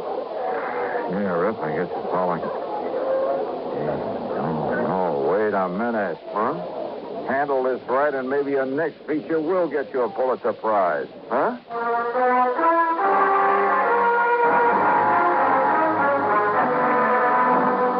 Poor people who'd been taken by Thornley. Well, old Bill Trasker had never been in that category, in spite of his menial job these last 7 years as a fishing guide. Item 5, 10 cents for a call to Lieutenant Randy Singer, 18th Precinct. Then I had Rip Keener drive me in to see him. There you are, Johnny. A complete set of fingerprints on the late Mr. Gerald P. Thornley. Good. So why I should break my neck getting them in such a hurry for you. Thanks a lot, If Randy. you put that so-called mind of yours to work finding out who murdered him 7.5 years ago, why... Well, that coroner's jury could have been all wet, you know. Huh? Why don't you keep Rip here entertained until I can phone him a feature story from down in Sarasota? Johnny, If that is. Yeah? If what? Now, if this absolutely crazy hunch of mine pays off. Item 6, another 7170 for a plane back to Florida. From the airport in Tampa, I drove on down to Sarasota, straight to the hospital. It is a miracle, Johnny. If old Bill continues to improve the way he has in these last 12 hours, he'll live until they put him in that chair, much as I hate to say that.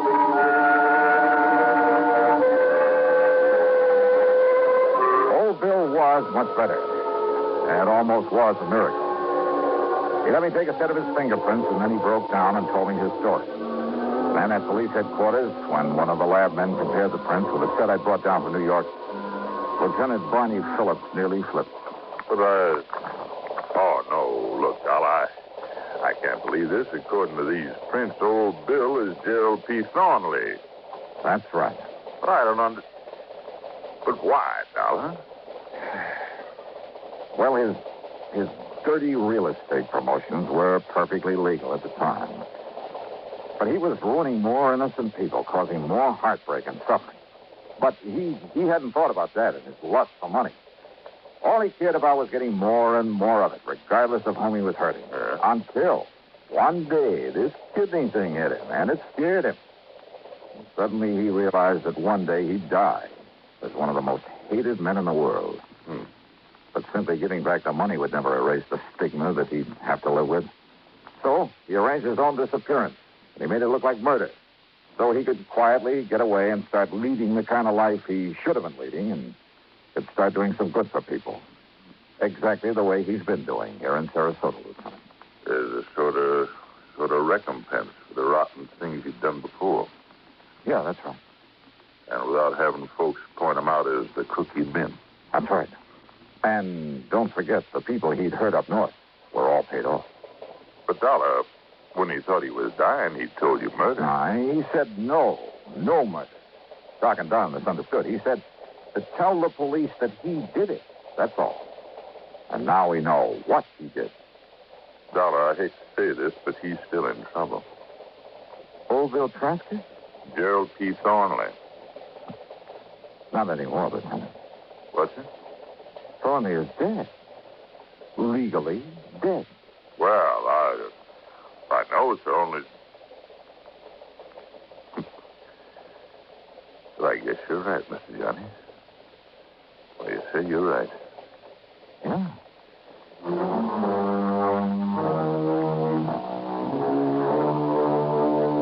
After sticking around a few days to make sure that old Bill's recovery would be complete, well, I changed my mind about giving Rip Keener material for a feature. Let him wonder about it. The expense account total, including the trip back to Hartford, 200 and, no, Don, forget it. Just forget it. Yours truly, Johnny Dollar.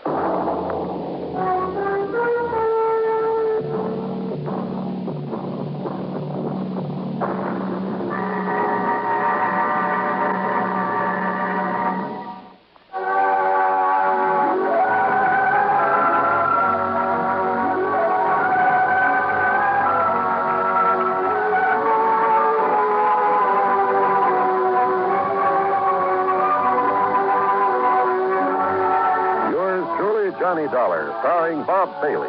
originates in Hollywood and is written, produced, and directed by Jack Johnstone.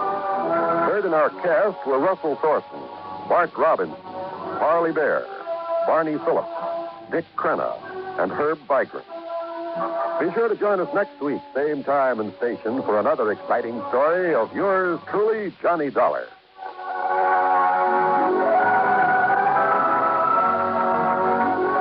This is John Wall speaking. Johnny Dollar has come to you through the worldwide facilities of the United States Armed Forces Radio and Television Service.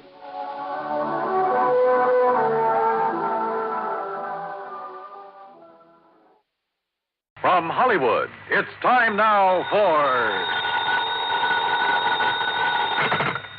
Johnny Dollar. Pat McCracken, Johnny, Universal Adjustment Bureau. Oh, hi, Pat. Hey, I thought you were on vacation. I was. I got called back right in the middle of it on account of Ned Grant. You know him? Grant, the Broadway columnist? That's the one.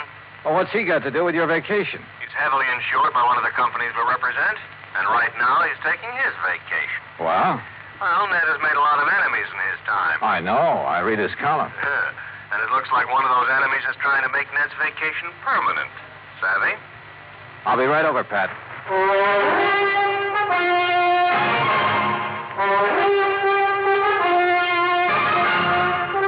Bob Bailey in the exciting adventures of the man with the action-packed expense account, America's fabulous freelance insurance investigator. Yours truly, Johnny Dollar.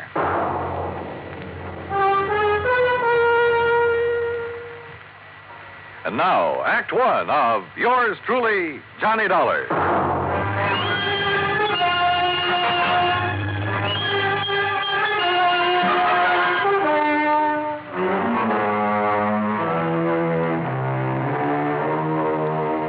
Expense account submitted by Special Investigator Johnny Dollar to the Home Office, Universal Adjustment Bureau, Hartford, Connecticut.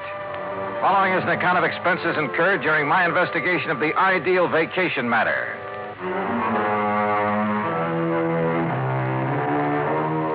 Expense account item one, $1.20 for a taxi from my apartment to the office of Universal Adjustment Bureau, where Pat McCracken was waiting for me, his face covered with sunburn and worry. Just when I was beginning to relax and enjoy my vacation. Sit down, Johnny. Thanks.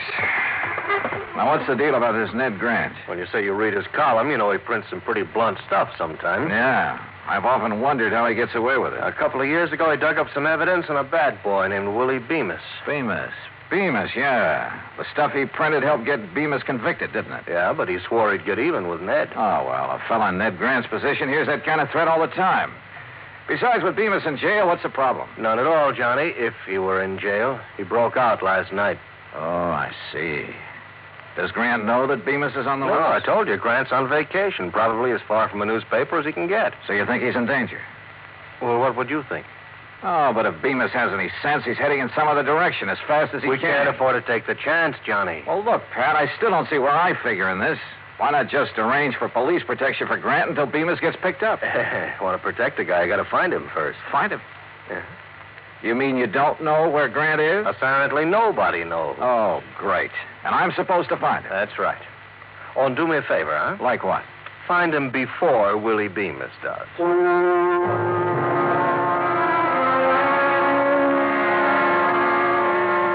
Well, I knew enough about Bemis to realize he wouldn't hesitate to gun down anybody who got in his way, including me. So I headed for New York. That's item 2, $23.40. I located the apartment house where Ned Grant lived and had a talk with the manager in his office at the rear of the first floor. I'm sorry, Mr. Dollar, but I really don't have the slightest idea where Mr. Grant went on his vacation. Well, didn't he leave a forwarding address? No, he just told me to hold all his mail for him here until he got back. And he didn't say anything at all that would give you a clue as to where he might have gone? None at all. Oh, great. I don't know if you know Mr. Grant very Not well, personally. but, well, he's unpredictable, let's put it that way. Of course, the kind of life he leads would make a character out of anyone, I guess. You mean batting out that column every day, huh? Yes, and his phone ringing every 10 minutes and strange people traipsing up to see him at all hours. Really, I can understand his not telling anyone where he went on his vacation. He just wanted to get away from it all. He kept saying that this time he was going to have an ideal vacation. Ideal vacation. That could mean anything from a trip to the moon to, well, Lord knows what. Tell me this. Did he take much luggage? Well, I don't even know, but he hadn't been gone 10 minutes before my phone started ringing with calls for it. Your phone? Oh, yes, Mr. Grant had his disconnected before he left. Tell me, Mr. Dollar, what's so urgent about finding Mr. Grant? There's an escaped convict named Willie Bemis who has it in for him. Oh? He could be looking for Grant. If so, I have to find Grant first. I see. Well, I wish I had more information for you. Oh, I tell you, you might try Miss Anthony. Huh? Possibly she could help you. Well, who's Miss Anthony? Doris Anthony, a close friend of Mr. Grant. Oh? You know where I can find her, where she lives? Well, as I understand it, she has a small apartment somewhere on East 73rd Street. Good, I'll find it. Thanks, Mr. Crothers. I walked outside and hailed a taxi. But then, just as I was about to step into it, I froze. Because I caught a glimpse of somebody walking quickly into the service entrance at the side. And there was just enough light to tell me it was none other than Willie Bemis. I headed back in fast and straight to the door of Crothers' little office. The door of it was locked. Crothers, open up. Crothers. Okay, then I'll open it.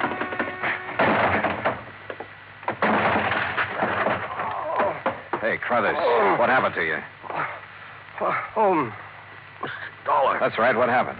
This man, right after you left, he came barging in. That was Willie Bemis. What did you tell him, Crothers? Only what I told you.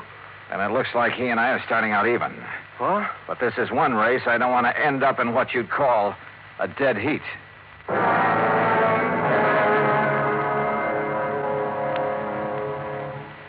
Act two of yours truly, Johnny Dollar, in a moment. And now, Act two of yours truly, Johnny Dollar, and the Ideal Vacation Matter. I looked up Doris Anthony's address on East 73rd and took a cab. That's item 3, $1.75 to her apartment. She was tall, rangy, dark hair. And somewhere along the line, I'd seen her before. But I couldn't remember where. Ned Grant? How would I know where he is? He isn't exactly the sort of guy that lets you in on his plans. Hey, listen, Doris, this may be the oldest line in the book, and I know it, but haven't I seen you somewhere before? Could be. I've been around a while. Like where? Oh, I used to sing in a couple of clubs around town. That's where I met Ned. He liked me, so he helped me. In his column, that what you mean? Yeah, that's what I mean. His apartment manager says you're a very good friend of Ned's. He has a lot of girlfriends. My main claim to fame is I'm always handy. Well, look, Grant told the apartment manager he was going to take an ideal vacation. Any idea what that would mean? Or where? Sure. Wherever there are girls. What do you want him for? Somebody's out to get him. What do you mean? Who? Willie Bemis. That name mean anything to you? Bemis is in prison. He was. He's out now. What? When? You didn't know? I haven't read the papers today. Does that change your mind any about helping me find him? Look, really, I don't know where he is, honest. There is one thing that might help, though. Yeah, what? Well, a week or so ago, while I was out with Ned, he stopped in at the travel agency. Davis, I think the agent's name was, on 51st Street, around there. Okay, I'll follow it up. Johnny, if Ned doesn't know, Bemis... Yeah, and if I don't get to him first, he's in for a real nasty surprise. There was still something about Doris that stuck in my mind, but I couldn't quite peg it. So I decided to do a little quick research on her. I dropped in to see an old friend who worked in one of the newspapers. We dug through a lot of clippings in the morgue. Doris had sung at half a dozen spots around town, and there were a lot of pictures on her. Then I came to one that rang a large-sized bell. It was a shot of her sitting at a nightclub table. And the man sitting there with her was Willie Bemis. I headed back to her apartment fast. But she was gone. The manager told me she'd left in a hurry and with a suitcase. Now I didn't know where I stood. If Doris was still friendly with Bemis, it could very well be that she knew where Grant was and was helping Willie Bemis find him. In that case, the lead she gave me on the travel agent was only a bum steer to throw me off the trail. But the way things stood, I didn't have anything else to go on at the moment, so I had to take a chance she'd been on the level. I headed for West 50th Street, and the travel agent she told me about, a man named Davis. Ned Grant. Look, customers like him I can do without. What do you mean by that? Here, I'll show you. Here we are. A reservation at Nassau. Here's one in Bermuda. Oh, and here's one for the Virgin Islands. He had you make all those for him? Every one. That sort of thing doesn't make me very popular at those resorts, believe me. Well, it's a cinch he can't be at all those places. If you ask me, he's not at any of them. He's always doing that sort of thing. Well, that's a lot of help. Just the same, I'm going to call those places. Where's your phone? Right there on the desk. But I tell you... Excuse me. Hello? Who? Oh, yeah, just a minute. It's for you, Mr. Dollar. Oh, thanks. Johnny Dollar. It's Doris Anthony, Johnny. Well, I didn't think I'd be hearing from you again. Why not? After I found out you were an old friend of Willie Bemis, I went back to your apartment. You'd cleared out. Johnny, I'm no longer a friend of Willie Bemis. Oh, now, wait a minute, sister. It's the truth. But I was afraid he might come to see me. That's why I left. Oh, sure. Johnny, the reason I'm calling, I think I know where Ned could be. Where? Well, I'm not sure, but a few days ago he went to see a friend of his named Mike Hastings. Mike owns a ski lodge up in Vermont. Ski lodge? There's no skiing this time of year. I know. The lodge is closed, but Ned's gone up there once or twice before when he wanted to get away from everything. Okay, where is it? It's called Hastings Lodge, about 20 miles beyond Bradbury, on a little country road. Now, look. I have no choice but to go on up there. Have you told anyone else about this? No, of course not. Okay, Doris. Don't. Expense account item 4, $38.50. Transportation by plane and rented car to Hastings Ski Lodge. As I jounced over the bumpy road up in the Vermont woods, I couldn't help thinking this might be strictly a wild goose chase. But at the moment, I couldn't afford to pass up any lead. It was after dark when I finally drove up to the lodge. It sprawled on the side of a hill way out in the middle of nowhere. There were no lights on, no sign of life about the place at all.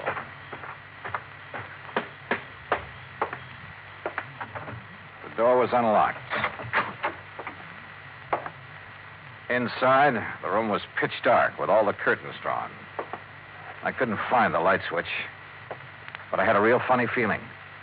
Like maybe there was somebody else in the room with me. Grant? Grant? Sorry, buddy. You got the wrong party. Bemis. That's right. Willie Bemis. Just hold it right where you are, boy. How'd you find out about this place? What difference does it make? Yeah, I guess you got a point there. Except I have a nasty little idea who might have tipped you off. Well, where's Ned Grant? He hasn't shown up yet. So what happens now? So I'll wait for him. What about me? I'll give you 3 guesses about you, but I figure you're only going to need one of them.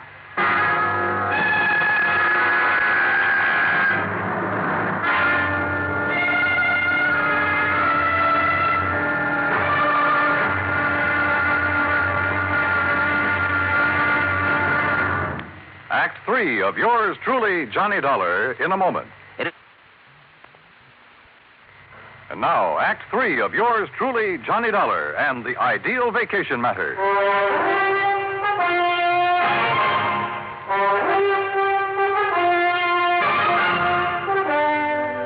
Stand still, Dollar. My gun is on the left, if that's what you're looking for, Bemis. Oh, thanks. So Doris tipped you off, huh?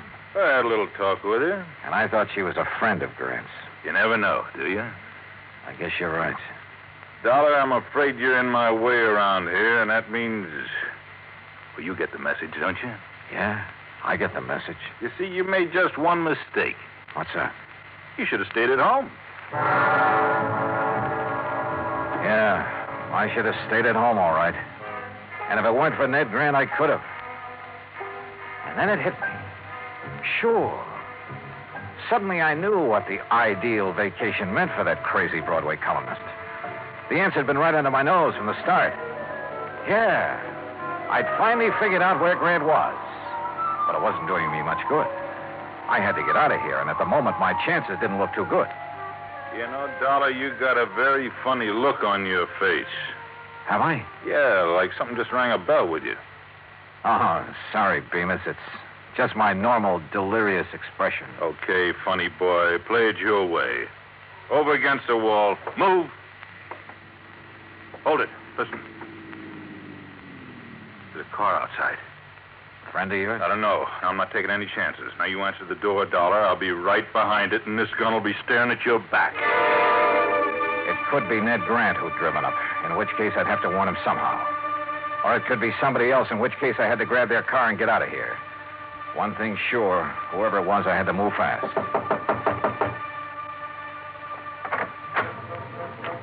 Johnny? I pulled the door open wide, then threw my weight against it. It slammed into Bemis and flattened him against the wall. He was off balance, so I couldn't. He sprawled and his gun went flying. But I couldn't see where, and I couldn't take time to look. I grabbed Doris. Johnny! Come on, now, into the car. Now, you're going to help me for a change. That was Bemis. Don't tell me you're surprised. You're the one who tipped him off about the ski lodge. But, Johnny, I had no choice. He pushed me around. Yeah, sure. Johnny, where are we going? New York. You think Ned's there? Doris, I think he's been there right from the start.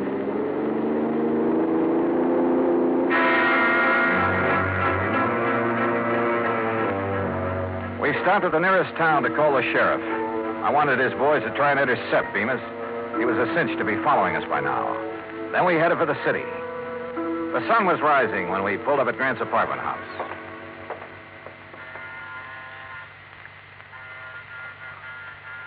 The manager didn't answer. Maybe he's still asleep. Looks like I have to take another chance on you, Doris. I tell you, I'm on the level, Johnny. I sure hope so. I got to get up to Grant's apartment fast. Now, there's a payphone over there in the lobby. Call the police and then meet me upstairs. Go on. Okay, Johnny. I went upstairs and pounded on Grant's door, but no answer. I went to the end of the hall and out onto the fire escape. Yeah, there was a ledge. Carefully, I worked my way along it to a window. It was Grant's bedroom, all right. And there he was, sound asleep, with an empty bottle on the bed table. So my hunch had been right. Sure, it was the ideal vacation for a guy who was pestered by everybody in town. Tell everyone you're leaving the city, then disconnect your phone and hole up in your apartment for some real peace and quiet. I went to the front door. Doris? Yes, Johnny, let me in. Okay, just a sec. Well, Doris, I was... Well. Well. If it ain't Johnny Dollar. Hello, Bemis. Now, ain't this nice? So you did it again, Doris. Honest, Johnny, I couldn't help it. He has a gun. He made me. Yeah, sure. Pretty smart, huh, Dollar? Finding Ned Grant for me?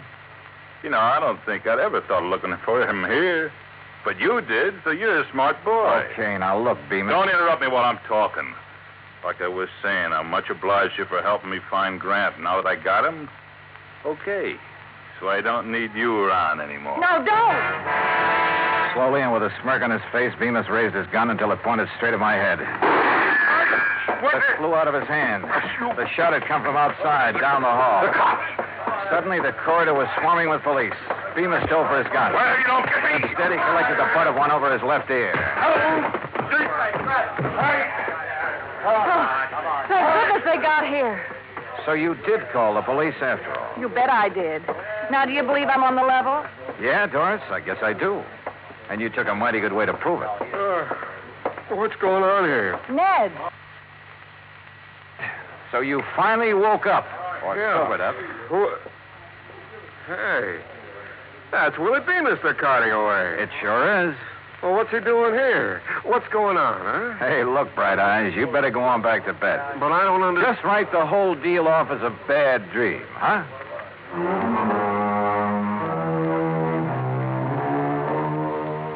Expense account total $115.25.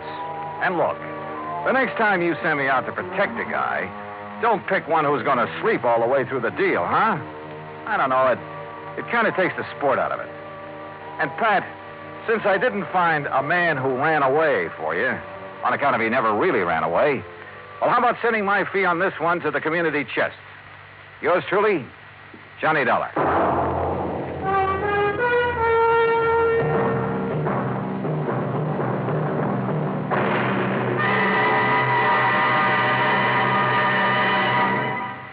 Our star will return in just a moment. And now, here is our star to tell you about next week's story. Next week, an old racket comes to light and nearly cost me my life. Join us, won't you? Yours truly, Johnny Dollar.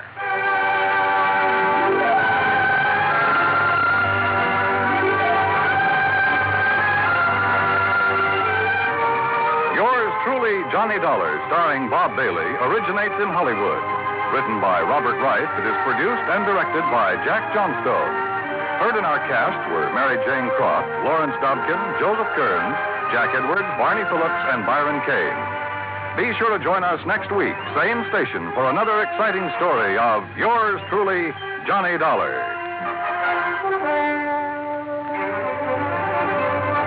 This is Dan Cubberly speaking.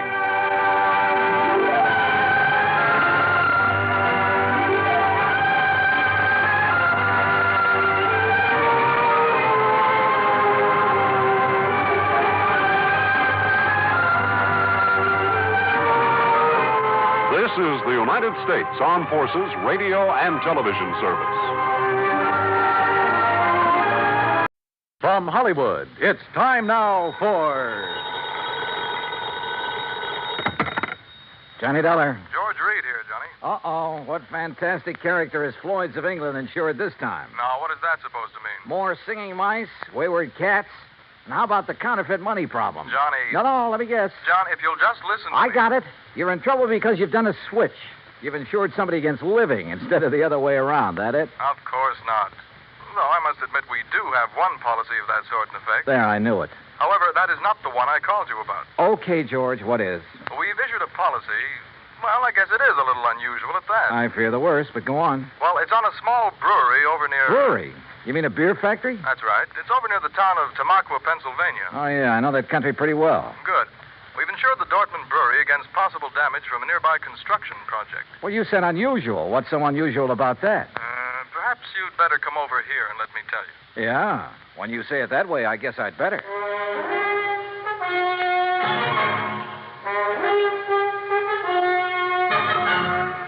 Bob Bailey in the exciting adventures of the man with the action-packed expense account. America's fabulous freelance insurance investigator. Yours truly, Johnny Dollar. And now, Act One of yours truly, Johnny Dollar.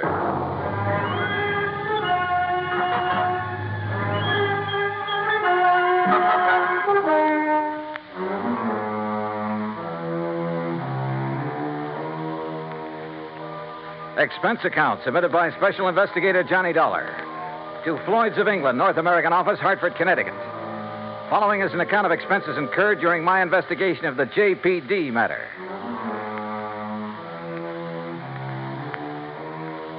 Expense account item 1, $1.10, taxi from my apartment to George Reed's office, where he promptly dragged me over to a large map tacked to one of the walls. Here it is, Johnny, between the towns of Tamaqua and Frackville, Pennsylvania. On a little river that's called Pinxatawney Creek. Old Indian name, I believe. Uh-huh. The Dortmund Brewery is just about here. Yeah. Well, okay. I'll rent a car in New York and drive over there. Now, wait. By making a couple of train changes, you can get most of the way over there by rail. Anything to save the company a buck, is that it? Why not? When that freewheeling expense account of yours gets into operation... Okay. What's the face value of the policy? Coverage for the whole plant, $820,000. Wow-wee. So I'll rent a car in New York. All right. Now, as I told you, we've insured the Dortmund Brewery against possible damage from the building of a plant right next to it. What kind of a plant? Competition. Another brewery. Oh, I see. Possible malicious damage. Is that what they're thinking of? That's what JP seems to be worried about. JP? JP Dortmund. Owner, manager, president, brewmeister, and anything else you can think of. Has anything happened yet? No, but I want you to go there and be sure that nothing does. Is this JP my contact? Yes. Okay, George, I'm on my way.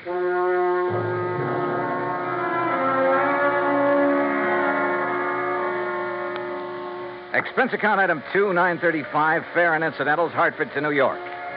Item 3, $50, deposit on a drive-your-own car. Item 4, 50 cents toll through the Holland Tunnel.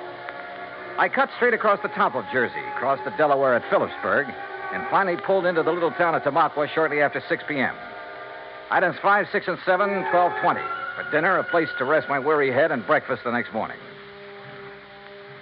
The Dortmund Brewery sat on the western bank of Pinxatawney Creek, about 5 miles out of town, and looked as though it had been sitting there for 1,000 years. It was a small affair, and the old frame buildings were badly in need of a coat of paint.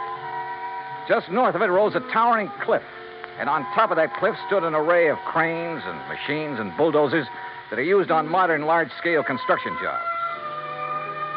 I parked my car at the entrance to the office building and was greeted at the door by a large, raw-boned woman of about 50 with straggly yellow hair and wearing a faded blue cotton dress that looked as though it hadn't been ironed in years.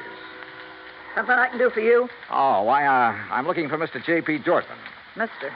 That's a laugh. Is it? Why? Because I'm J.P. What? That's right. Anything wrong with it? Well, Hey, wait a minute. You another of those lawyers from that job up on the cliff come to fancy talk me about not having to worry in the world about what they're doing to me up there? No, and how I better mind my own business. What do you mean, no? My name is Dollar, Johnny Dollar. I'm here on behalf of Floyd's of England. The insurance company? Well, now, that's different. You come on into my private office, Johnny. Her private office was furnished with a battered walnut desk, some ancient filing cabinets, and a couple of straight wooden chairs. Nothing else. Hardly the kind of an office you'd expect for the president of a company worth $820,000. There's nothing fancy about it, Johnny, because there's nothing fancy about any part of my brewery. But that isn't what counts. We've been here ever since my great-great-grandfather built it up. And all we've cared about is making the finest beer in the country. Gretchen? And we do make it, too. Gretchen, can't you hear me out? Yes, J.P.? Gretchen, I want you to bring Mr. Dollar a pitcher full and a glass. Yes, ma'am. Well, look, I'm afraid I'm not much of a beer You man. will be when you've tasted this. It's the creek that does it, you know, Pinxatawney Creek. Finest water for beer in the whole United States. That's what makes good beer, you know. Yes, so I've heard. That's why that dirty Clarkson Kemper bunch are building up on the cliff to get at that water. I understand they'll be your competitors. Ha! All their fancy modern equipment and methods can't produce the brew the way I can. The long, slow, easy way. With all the good old-fashioned apparatus. The old country methods. Yes, I see. Why, Johnny, we make our own barley malt. And we grind it by hand. And we come up with a wort that's second to none in the world. The old-type Sparger, too. And the hopjacks. And the finest strain of yeast there is. Yes, I'm sure that 3 full months we age before we rack a drop. Sure, we take more time and more trouble, but we come up with a better brew. Better than any modern plant can ever make. Well, then what's your problem? They're getting ready to blast up on that cliff. Blast? A whole big chunk of it away. And when they do, that whole thing will come crashing down here. Thousands of tons of rock. Well, surely there's some state authority or something to prevent that. Oh, they've bamboozled the authorities. And your insurance company, too. They'll say it was an accident, a miscalculation. And when that rock comes crashing down here, it'll wreck this whole plant of mine. Well, you do have insurance, remember? It'll wreck all my fine old equipment that can never again be replaced because there are no such things anymore. Well, when's all this blasting supposed to take place? Who knows? Tonight, tomorrow, next week. Who knows? That soon? Yeah. So, Johnny, if there's anything you can do, you'd better do it now. What's insurance money if I have to lose this for it?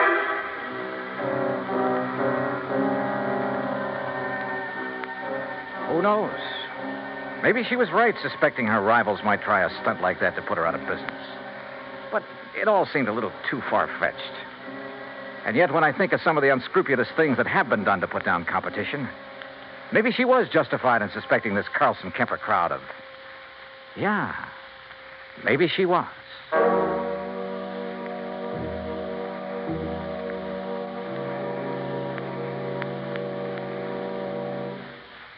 Act two of yours truly, Johnny Dollar, in a moment. Our flag now numbers 50 stars, and behind each star there stands yet another flag representing one of the 50 states. Massachusetts state flag, bearing a green pine tree, is the descendant of the famous Liberty Tree flag that came out of Boston to serve all the original 13 colonies. It was under the Liberty Tree flag that the Sons of Liberty met and planned the Boston Tea Party, that our floating batteries on the Delaware River defended Philadelphia, and on the Charles River defied Howe's cannons. Beneath the tree is inscribed the state motto, Ensu petit placidum sub libertate quietum. By the sword we seek peace, but peace only under liberty. These words were originally written by the famous English patriot Algernon Sidney about 1659. This was a message intended for King George III. Unhappily, it went unheeded. Massachusetts state flag, the flag of the sixth state to enter the Union, was adopted on March 18, 1904. And now, Act two of yours truly, Johnny Dollar, and the JPD Matter. If J.P. Dortmund was right, If there was the least possibility she was right in her suspicion that Carlson Kemper would blast thousands of tons of rock down on a little plant in order to put her out of business, well, there was only one thing to do. I got back into my car and drove by a roundabout way up to the top of the cliff overlooking the Dortmund Brewery. There in the middle of the vast array of heavy construction equipment, giant cranes, trucks, huge cement mixers, and so on, I found the main construction shack. And by a stroke of luck, one of the partners in the proposed new brewery, Mr. James Carlson. That crazy old lady's being absurd, Mr. Dollar. You really want the truth, well, I think she'd welcome our smashing that antiquated brewery of hers out of existence. Is that what you plan to do, Mr. Carlson? Can you be serious? By blasting a few tons of rock off the face of the cliff into the river? Or a few thousand tons? Or a few thousand tons. Won't do that place of hers a bit of harm. You're sure? Of course I'm sure. Only thing I'm not sure of is why she stays in business. What do you mean by that? Well, she can't be making any money. The methods she uses were out of date in this country 50 years ago. The product's good, sure. But today, you've got to snowball. Did you know, Dollar, that out of the goodness of my heart, I offer to take that crummy plant of hers off her hands? Or because her location is better down next to the water supply? Oh, partly, sure. I offered her nearly $500,000 for her spot. $400,000 to be exact. But no dice. She just kept bothering us, trying to get out a lot of injunctions against our building there. I assume you have the necessary permits for this blasting operation. A whole drawer full of them. Hey, look at them yourself. At the same time, appreciate the volume of red tape necessary to do anything these days. But suppose that something should go wrong, that quite by accident, the top of that cliff should drop down on JP's brewery. Mr. Dollar, it's to obviate any such possibility that I called in one of the foremost blasters in the country, who, purely incidentally, is top man for one of the biggest makers of explosives in the world. You talk to him, Mr. Dollar. Maybe I will. Believe me, I can understand why you might not take my word for the safety of the operation we're about to undertake, but certainly you can't question his word. You say about to undertake. When? I believe he's planned the big blow-off for tonight. Tonight? Yeah, come on, I'll take you to him.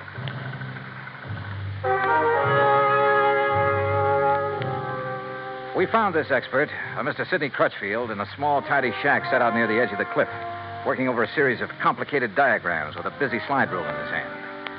And I must confess, he turned out to be one of the most interesting men I've ever met.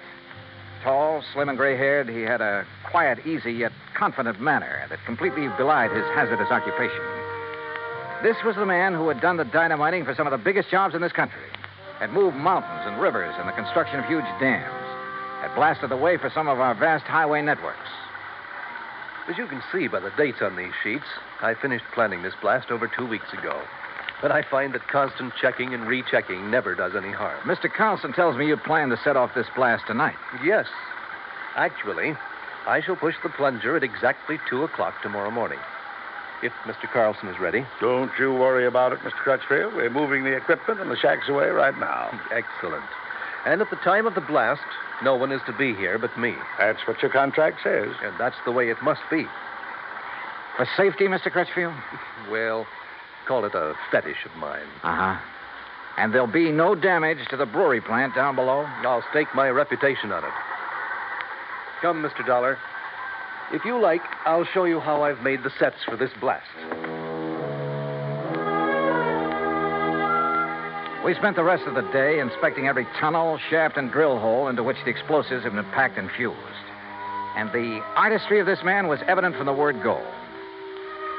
By 6 p.m., all the machines and shacks and equipment had been moved back from the edge of the cliff that was to be blown off. The place was deserted, except for Mr. Crutchfield and me. And now, you must get into your car and leave, Mr. Dollar. But if there's no danger... Please. I prefer it this way. Surely you're not still concerned about the blast? To be honest about it, no. Not one bit. And I wasn't at the moment. Yeah, this amazing man simply couldn't do anything wrong. I would have staked my life on it. But by the time I'd driven the long, curving road to the Dortmund Brewery below, had found the place not only deserted, but completely shut down, a funny little hunch began to grow in the back of my head. Even the office building was dark as far as I could see. With the help of a business card, I slipped the lock on the front door. And then I saw the thin streak of light under the door of JP's private office. I thought I heard something in there. The office was a shambles. Account books and papers scattered all over the place. A couple of cartons. The drawers of the crusty old files were open and, for the most part, empty. Somebody had been hastily packing and removing all the important papers. But why? I'm sorry, Johnny. Oh, what? Sorry. Oh! And you seemed like such a nice boy.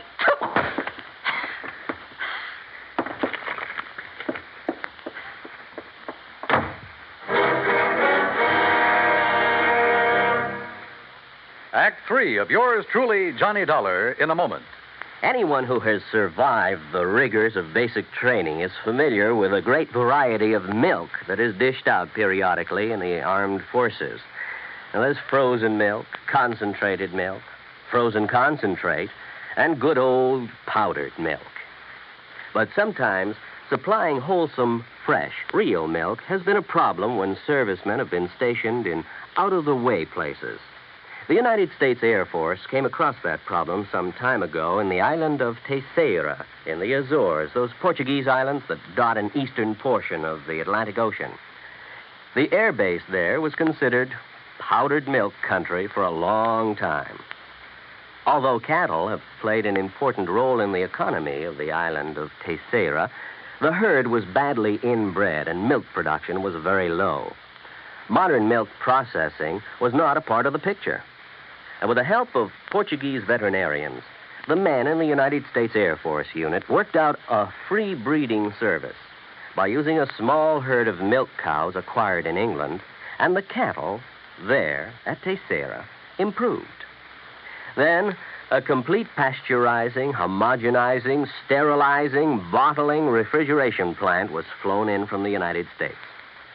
As soon as this activity got underway, milk production began to climb steadily, and thirsty Air Force men and civilians were soon buying and drinking the new fresh milk. When economy of the island began to rise rapidly, the people were happy and grateful. You might say that a little milk of human kindness increased understanding on an island of freedom, the right of all men everywhere.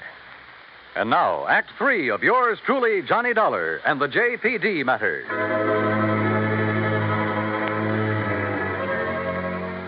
When I came to in the office of the Dortmund Brewery, my head felt as though it had been split wide open. The sash weight that had been used on it lay beside me. But why had J.P. struck me down from behind the door where she'd been waiting for me? And why, before that, had she been hastily packing a lot of business papers, bills, and so on to take away? A couple of them still lay under me where I'd fallen. It was several minutes before I found strength enough to roll over and try to push myself to my feet. As I did so, I saw two things. One was a bill she'd overlooked in her haste to get away. A bill from Frankline Powder Company addressed to her personally. A bill for 21 cases of dynamite and some other explosives. The other was my watch. I'd been out for hours, too many hours.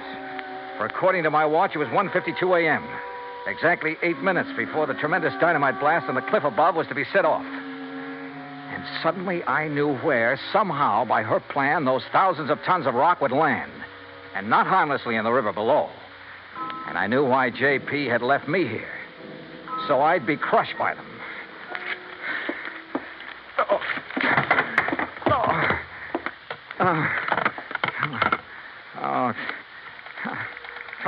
Come on. Oh, please, come on. Hello. Oh, please, hello. Operator, this is emergency. Yes, sir. Hey, look now, I'm calling from Dortmund Brewery. It's between... Yes, I know where it is, sir. There's a big construction. Carlson Kemper, that's the name. Well, sir, Up on the cliff above this sir, brewery here. I'm sorry, but those lines were disconnected late this afternoon. What? But look, surely there's some way to... Operator. I'm sorry, sir, but there's no way to ring them. Oh, no. Oh, I've got to get out. I just got to get out of here. Somehow I got to get out there and get it. Oh, no. Oh, please. I got to get in. I get in.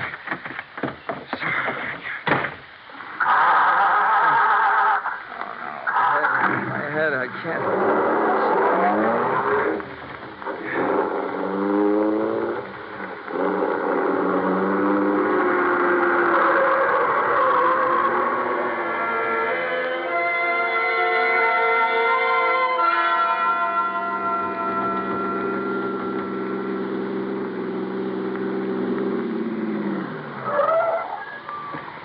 Oh, no. No, I can't.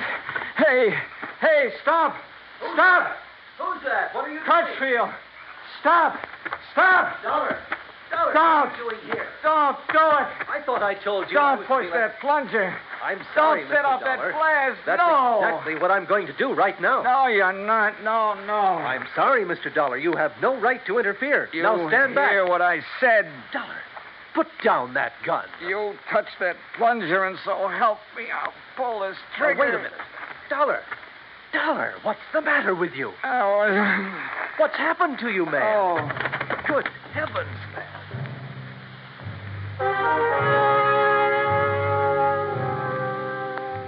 I guess it was just luck that I was still hanging on to that bill for the dynamite that I'd found.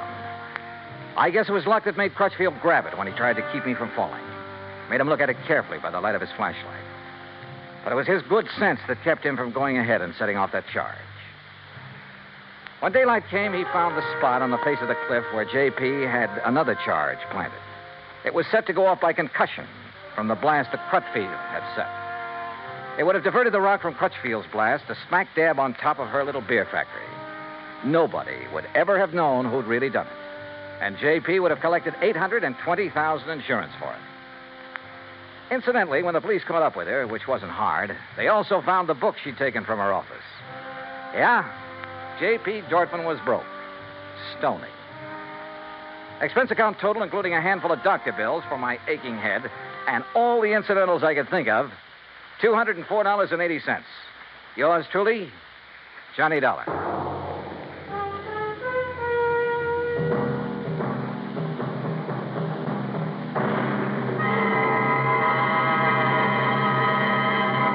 Our star will return in just a moment. Our flag now numbers 50 stars, and behind each star there stands yet another flag representing one of the 50 states. The origin of Hawaii's state flag has been the subject of much debate. It is now believed that it was the work of foreign advisors to King Kamehameha. Legend also has it that it was designed at the request of King Kamehameha by George Beckley, an English sea captain. The flag consists of 8 horizontal and alternating stripes of white, red, and blue, representing the 8 major islands in the chain. Also represented is the British Union Jack, a reminder of Captain Vancouver, who on his voyage around the world in 1794 gave King Kamehameha a British flag and the promise of British protection. The Union Jack is also a reminder of Captain James Cook, who discovered the Hawaiian Islands in 1778. Hawaii's state flag, the flag of the 50th state to enter the Union, was adopted in 1845. Now, here is our star to tell you about next week's story. Next week, the ideal vacation matter. But believe me, it turns out to be neither ideal nor a vacation. Join us, won't you? Yours truly, Johnny Dollar. Yours truly, Johnny Dollar, starring Bob Bailey, originates in Hollywood. It is produced and directed by Jack Johnstone, who also wrote tonight's story. Heard in our cast were Eleanor Audley, Gene Bates, G. Stanley Jones, Alan Reed, and Austin Green. Be sure to join us next week, same time and station, for another exciting story of yours truly, Johnny Dollar. This is Dan Cumberly speaking.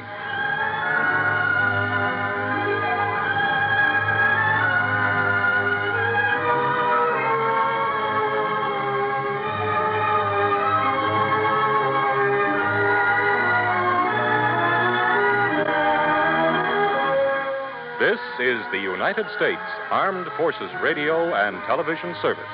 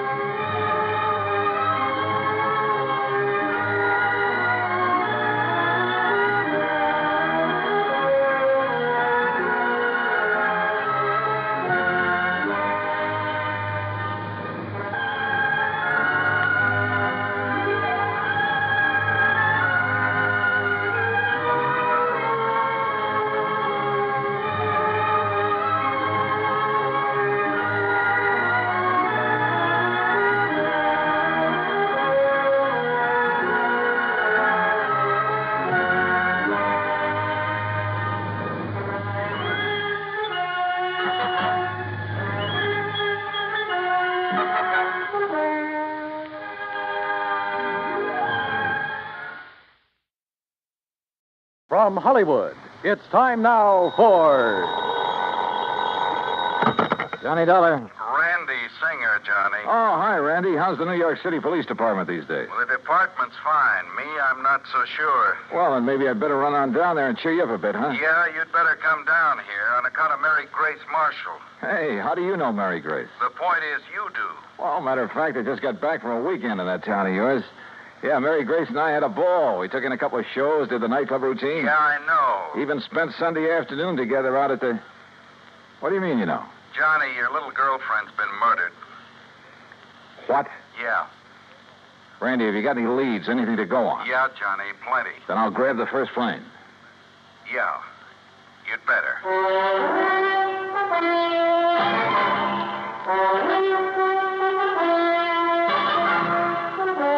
Bob Bailey in the exciting adventures of the man with the action-packed expense account, America's fabulous freelance insurance investigator. Yours truly, Johnny Dollar. Act one of yours truly, Johnny Dollar.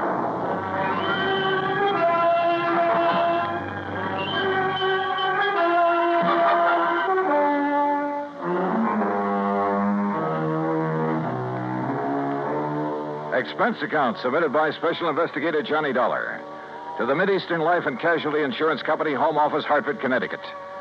Following is an account of expenses incurred during my investigation of the Mary Grace matter.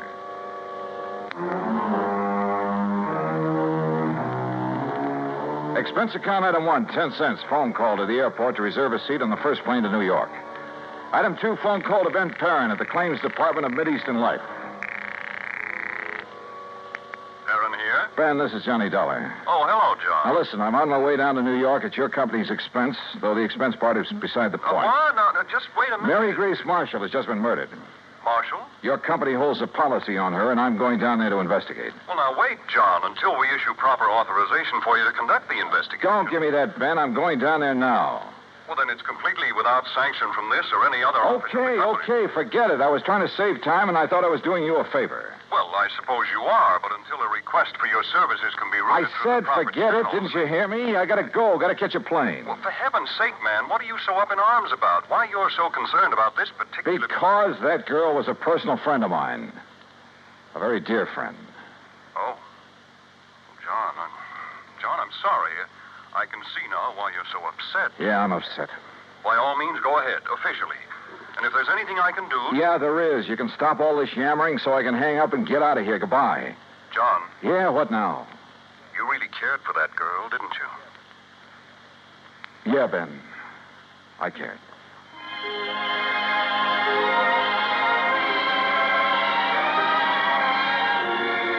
Expense account item 3, $9.20. Cab to the airport and plane ticket to New York. The trip down there gave me time to think. And thinking about it hurt. Mary Grace Marshall. Tall, brunette, and very beautiful. And as straight a girl as I'd ever known. There was a time a few years ago when I'd hoped she might marry me. But she wanted to stay with her successful career as a fashion designer. And she was right. I'm not the marrying type either. So we just remained friends. We had a lot of fun together. Theaters, dancing, an occasional nightclub. Sometimes the long hair stuff, a recital or the opera. And we go to the zoo or the circus, a boxing match or a baseball game. Or just go for a quiet walk in the park. And often just a long, quiet evening in her apartment over a tall, cool drink and good conversation. A goodnight kiss? Sure. But that was all. Now she was gone. And believe me, somebody was going to pay. Item 4, $6 even for a fast taxi to the 18th Precinct headquarters and Sergeant Randy Singer. Come on in, Johnny. Close the door. Sure. Hi. Better sit down, huh? Yeah. All right, when did it happen, Randy, and how? You said on the phone you have some leads. Clues all over the place. They all point toward one person. Oh. Toward the one person known to have been with her at about the time the coroner says she was killed. How was she killed? Struggle. Fell and struck her head on the base of the fireplace. Cigarette, Johnny? Oh, yeah, thanks. Incidentally, so far I've been able to keep this thing out of the papers. Oh? Hey, give me a light, will you? I seem to have forgotten my lighter. Yeah, you have. Here. Thanks. Now, the coroner says she was killed Sunday night, late. What? By somebody who must have spent several hours with her. You said late Sunday night. That's a... Go on, Johnny. Hey, look, stop snapping that lighter and... Wait a minute, where'd you get that? According to all the evidence, it was left behind by whoever murdered Mary Grace Marshall. Here. Look familiar? Are you crazy? This lighter is mine. Yeah, Johnny. I know. And now, Act Two of yours truly, Johnny Dollar and the Mary Grace Matter.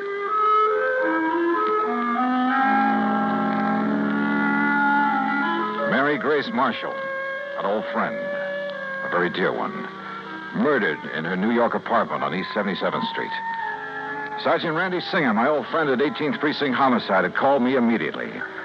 And when I got there, showed me a very damning piece of evidence. Presented to Special Investigator Johnny Dollar by the International... Sure, of course it's my lighter. And I must have left it in Mary Grace's apartment Sunday night. But that certainly doesn't mean that I killed her. Coroner says she died about the same time you were there. Oh, how do you know what time I was there? Wife of Charlie Walker, the building superintendent, Johnny. She saw you leave. That isn't enough evidence to convict a fly, and you know it. There's plenty more. Yeah, like what? Your fingerprints all over the place. Well, sure, I told you. Cigarette butts, same brand you smoked. So what does that A mean? lot of them, Johnny. Like a very nervous smoker. Well, I was with her all evening. Doing what? Oh, now, look, Randy, surely you can't be serious. You can't think for a minute You that look, Johnny, this is my case, nobody else's. I'm keeping it that way. I've kept it out of the papers.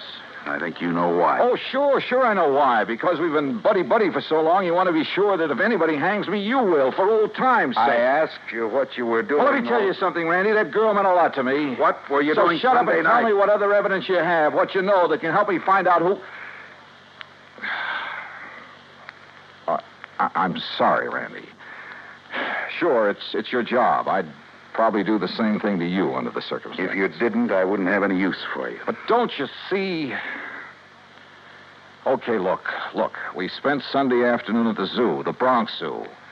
Went up on the subway. We walked a lot, got pretty tired. I'd promised her a dinner at the Chambord over on 3rd Avenue. But she said she had some food at the apartment, so we went back there. Then we just sat around and talked, played some music, that's all. And had some drinks. Yeah, I picked up a bottle of scotch on the way. How many drinks? Oh, 1 or 2 light ones is all. Sorry, Johnny, that bottle was nearly empty. But that's him. Who discovered the body? Mrs. Walker, wife of the apartment super. The one who saw you leave shortly after hearing the screams that made her... Screams? Yeah, that made her finally go up and look in the Marshall girl's apartment. She's crazy, Randy. You're lying. Can you prove it? I'd like to talk to that woman. I think you She's off her rocker if she told you she... What'd you say? I think you ought to see her. Huh? But if I'm your big suspect... Well, sure you are. Until you can help me prove I'm wrong. We drove over to the place on 77th Street in a prowl car. Everything was exactly as it had been when I'd left Sunday night, except that there were signs of a struggle, as Randy had said. A chair and a lamp had been knocked over, the hi-fi shoved aside when she'd fallen at the fireplace.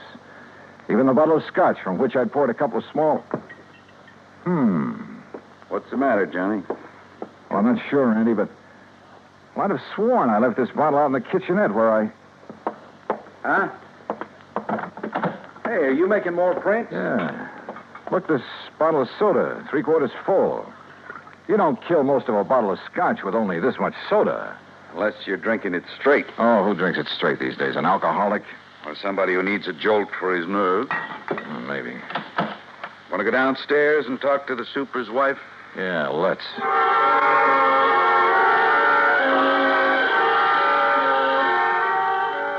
The superintendent's wife turned out to be a living doll.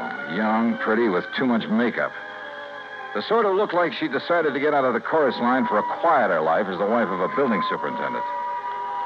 I noticed a peculiar, spicy kind of odor when she first let us in, but thought nothing of it at the time. Now, you're sure this is the man you saw leaving Miss Marshall's apartment, Mrs. Walker? I was standing right here in this doorway. It was after I heard her screaming up there, around midnight. You're sure you heard her scream?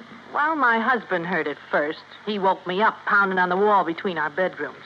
Well, didn't he get up to investigate? Oh, no, the lazy... Well, he's been sick. He's still sick. But then I heard the screaming, so I run into his room and ask him what to do. Go back to bed and forget it, he says. It's probably just a party upstairs. Then you went up and found the body, huh? Well, first I tried to sleep, but I kept thinking I heard noises. From upstairs? Well, no. You sure? It was like maybe my husband was getting up or something. Go on. Well, finally, about 2 a.m., I went up to her apartment.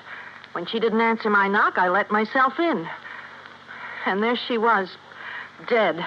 Who called the police, you or your husband? Him?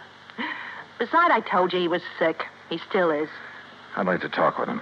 Oh, sure. If he's sober enough. Come on. That was a funny crack. If her husband really was sick.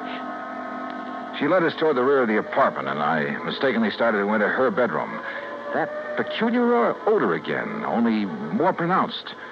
And believe me, it was an arpege. Here, mister, this way. Her husband's bedroom was pretty much of a mess, untidy, with pictures of bathing beauties, calendar art, and some striking pictures of Mary Grace Marshall plastered all over the walls. This room had an odor about a tube of stale booze. Here you are, Charlie.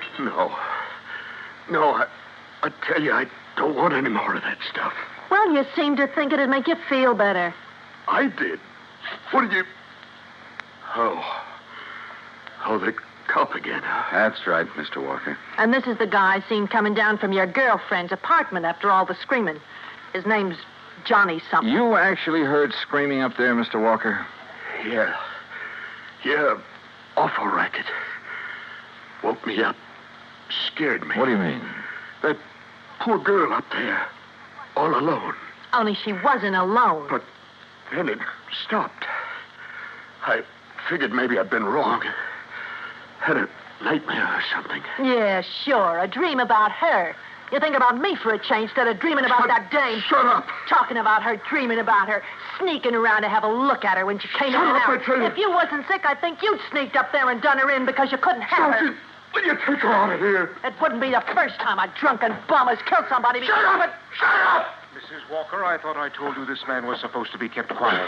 Oh, well, now, look, Doctor, Yet I walk in here and find this sort of thing going on. Go on, all of you. Out of here while I attend this man. Just a minute, Doctor. Out immediately.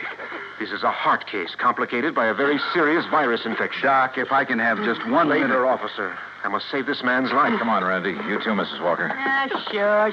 He's been getting alcohol again, strictly against my orders. Now, look here, Mrs. Walker. No, wait. Huh? Come on upstairs with me again. Oh? What'd you think of? A couple of things, Randy, that I believe will clinch this case so fast. Come on. Act 3 of yours truly, Johnny Dollar and the Mary Grace Matter.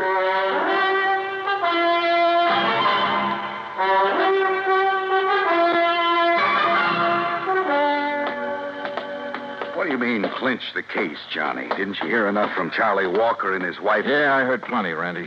Well, then what's the point of coming back here to the dead girl's apartment? Let me show you something here in the kitchenette. The scotch bottle. You shouldn't pick that up, Johnny. Prints. Yeah, prints. And where your boys dusted over them to show them up. But look. Yeah? Right here they're smeared, see? By a piece of cloth. Sure, he tried to erase them when he killed that bottle. Now, come on back to the living room. And here, take a look at this. Well, what's the hi-fi set got to do with I it? told you Mary Grace and I sat here Sunday night talking and playing records. So? This record on the turntable is the same one we were playing just before I left her. Look at it. Dolorima by Vingetti. Never heard of it. We shut it off because it got too noisy in the death scene from that opera. Huh? Listen.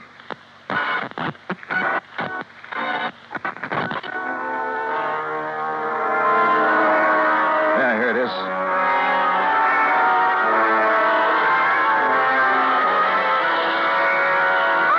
Holy.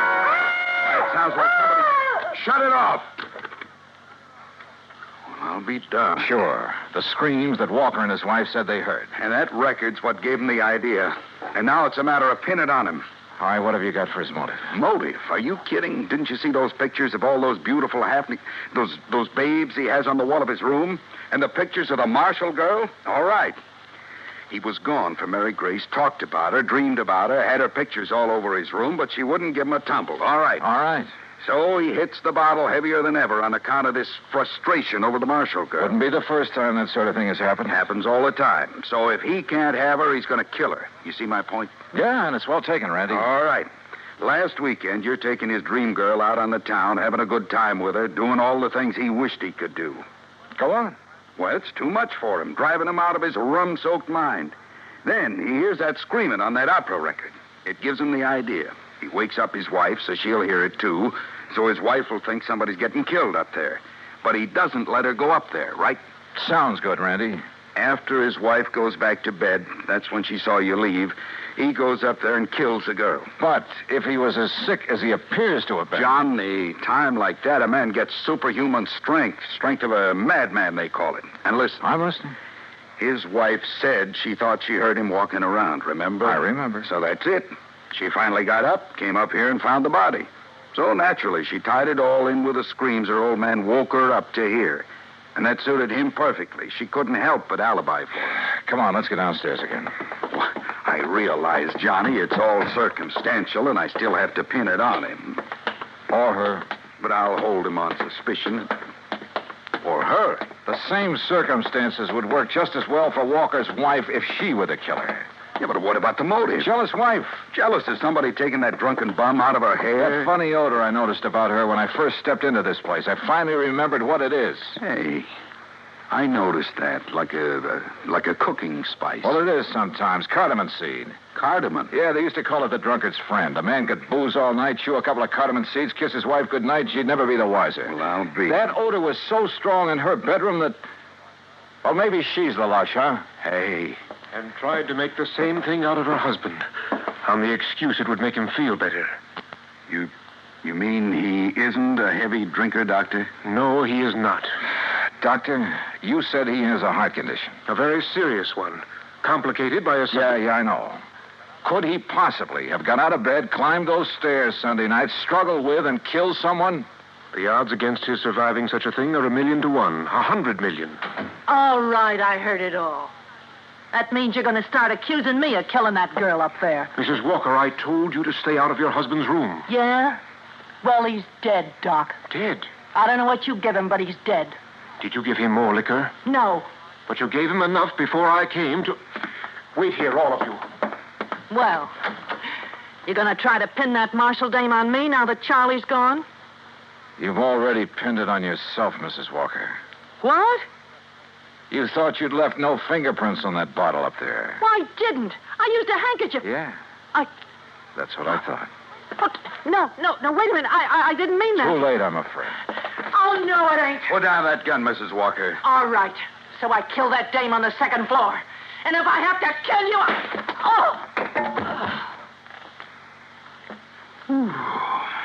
Yeah. Thanks, Doctor. It's quite all right, sir. Well, Randy, there's your killer. Happy?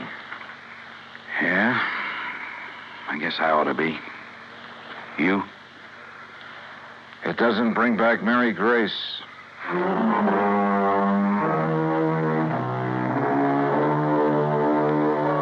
Expense account total, including transportation back to Hartford? No, wait.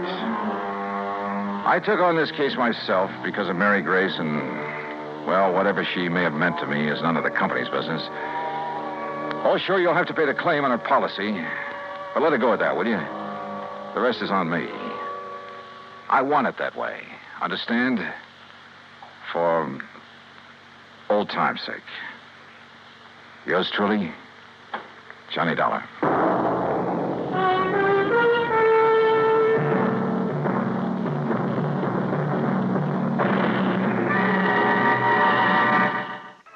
Be sure to join us next week, same time and station, for another exciting story of yours truly, Johnny Dollar. This is Dan Cubberly speaking.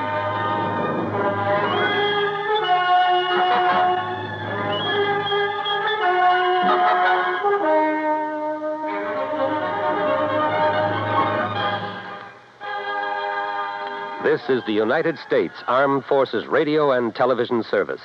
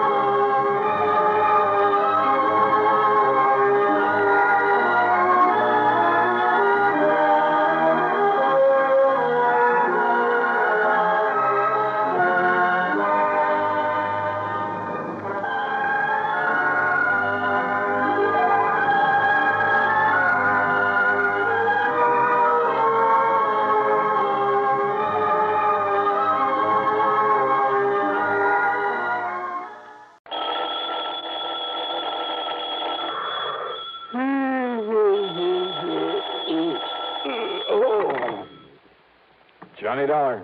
Betty Lewis. Huh? Oh, hi, honey. Marry me? Well, what's that? I said, will you marry me? Oh, just round up a preacher and I'll meet you at the church. Serious, Johnny? Oh, I wish you were, you rascal. Well, with you, Betty, I sometimes wish I could. No, wait a minute. Catch me still half asleep this way. Betty, why did I say you do it up at the crack of dawn? What are you talking about? It's almost 8 o'clock. Exactly what I said, the crack of dawn. You're just spoiled, Johnny, and, well, I don't know whether to forgive you this time or not. Uh-oh, now what have I done? My housewarming party.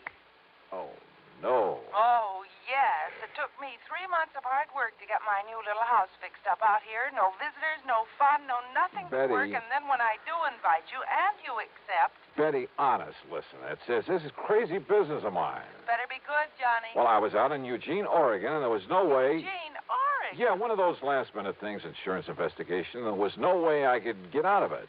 Honest? Honest. I only got back late last night. But I'll make it up to you. I swear I will. Well... Let's see. Today is, What? Betty. Hello, Betty. What's the matter, Johnny? You're asking me, those gunshots. And if I suddenly groaned and dropped the telephone, would you come running out here? Are you kidding it? What? Only I cannot tell a lie. That was just some hot rod kid with a cut-down convertible. Oh, Backfire, huh? Yes. Every morning at exactly 8 o'clock. You can set your watch by it. Are you sure that's all it was?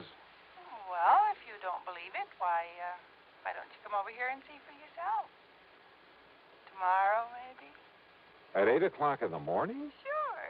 And, honey, I'll cook you the greatest breakfast you ever had. Yeah, but... Maybe even convince you that married life isn't such a bad idea after all. On the strength of a platter of ham and eggs? Tomorrow. Johnny. Hey, look, why don't we go somewhere tonight? I'll take you out to dinner and... Nope. If you're really sorry about missing the party, if you really do want to see me... Well, sure I do. All right, then. Tomorrow morning for breakfast. Betty. Bye, honey. So, why not?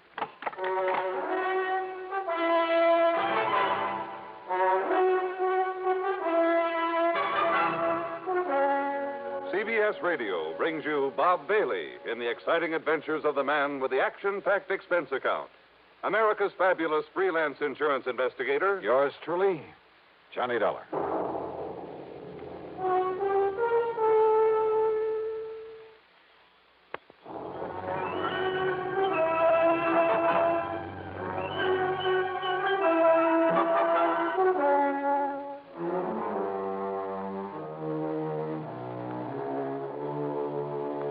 Expense account submitted by Special Investigator Johnny Dollar to the Universal Adjustment Bureau, Hartford, Connecticut. Attention, Mr. Pat McCracken.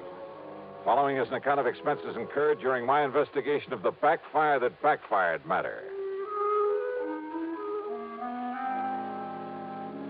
I know, Pat, you haven't assigned me to a case, I also know I hadn't the least idea that having breakfast with my best gal was to be only the beginning of an insurance investigation. That before it was over, I'd be lucky to get out of the whole mess alive. But believe me, that's the way it worked out. So if there's any question about your company paying this expense account, well, just read on. Okay, then. Expense account item 1 the following morning, that is, $4.25 for a tank full of gas for my car. By the unearthly hour of 7:40 a.m., I was on my way to far out beyond the edge of town to 11325 East Maple Drive and the newly acquired domicile of my date for breakfast, Betty Lewis. Now, I'm not used to this early morning stuff and was kind of surprised to find so much of the world wide awake. It was warm and pleasant, too early for the scorching summer sun. Front lawns of the rather nice homes in this section glistened with dew. The fields and trees were filled with millions of birds, all singing their heads off, with squirrels chattering away. Yep, real pleasant. Something I'd have to try again sometime. Betty's place, which I hadn't seen before, turned out to be a very cute one-story affair, coral roof and shutters to match. It was set comfortably in between a couple of somewhat larger homes. As for Betty, who stood there at the front door waiting for me, well, I don't know how she does it, but that ever-loving doll, even at this hour, looked as smart and attractive as any man could want. I just can't believe it. And it's still a full 6 minutes before 8 o'clock. Hi, honey. Mwah. Yeah, so early in the morning? You mind? I do not. Come here, yeah? Oh, Johnny. Gee, what this morning air does for you. Come in, huh? Said the spider to the fly? Oh, sure. I make no bones about it. Your neighbors used to seeing this sort of thing? Oh, sure. I've been having strange men in for breakfast every day. Uh-huh. You know, just so the neighbors wouldn't be shocked when I finally dragged you into my trap. How do you like it, Johnny? Oh, yeah. Hey, looks real nice, Betty. Of course, if I had some nice guy to share it with. If you had any sense, you'd marry me, you know. Yeah. And if I had any sense, I'd get out of this crazy business of mine. Then maybe I could settle down to something like a normal life. 9 to 5 in some air-conditioned office, a nice home to come home to, maybe raise a family. Johnny, you know darn well you'd never be happy with that kind of a routine, humdrum existence. Oh, no? You know it as well as I do. And I guess a gal could get pretty miserable wondering where you are, if you're getting slugged or shot at, maybe dead somewhere. But we do have fun together. And I'm all for it. That is, when you're not standing me up for some glamorous redhead on an excuse you're working an insurance case. Betty, so help me. On a stack of Bibles. Oh, sure. But come on, or your eggs will be overcooked. Now, you sit right there when you can look out the window and drink your juice. Yes, ma'am. You really like my country estate? Yeah. Hey, who lives in that big house across the road? Oh, Mr. Barton J. Robinson. Used to be an attorney.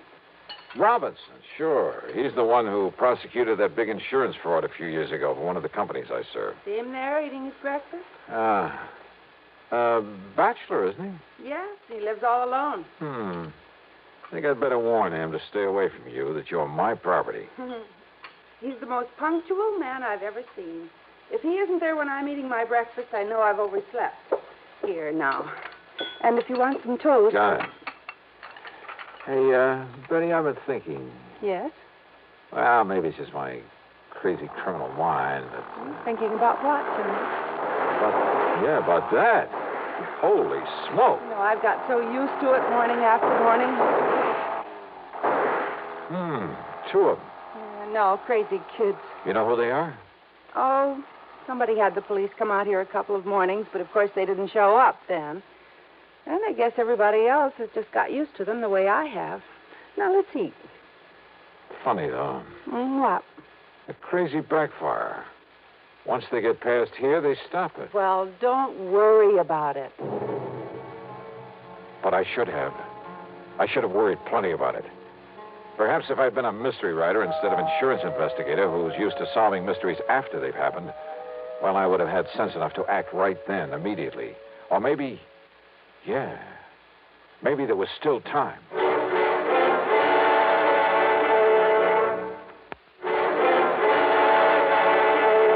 And you have no idea who those 2 are, the ones who go barreling by in that hot rod every morning? Nobody could seem to find out, Johnny, and as I said... Yeah, everybody's got used to the noise of that backfiring. But listen, Why Betty, don't you eat your breakfast, honey? you call them kids, but they aren't. Honey, please. I thought we were just going to have breakfast and talk and sort of make up for lost time. Yeah, I'm sorry for them. But now look. Honestly, do you have to dream up a lot of mystery and intrigue about even the most normal things that happen? They cut the backfiring just as soon as they got around that curve. 3CFU 160. What? The license on that car. Oh, Johnny. Hey, listen, honey, let me use your phone. Didn't I see one right here in the living room? Oh, yeah. But why? And, Johnny, your breakfast will get cold. Be right back.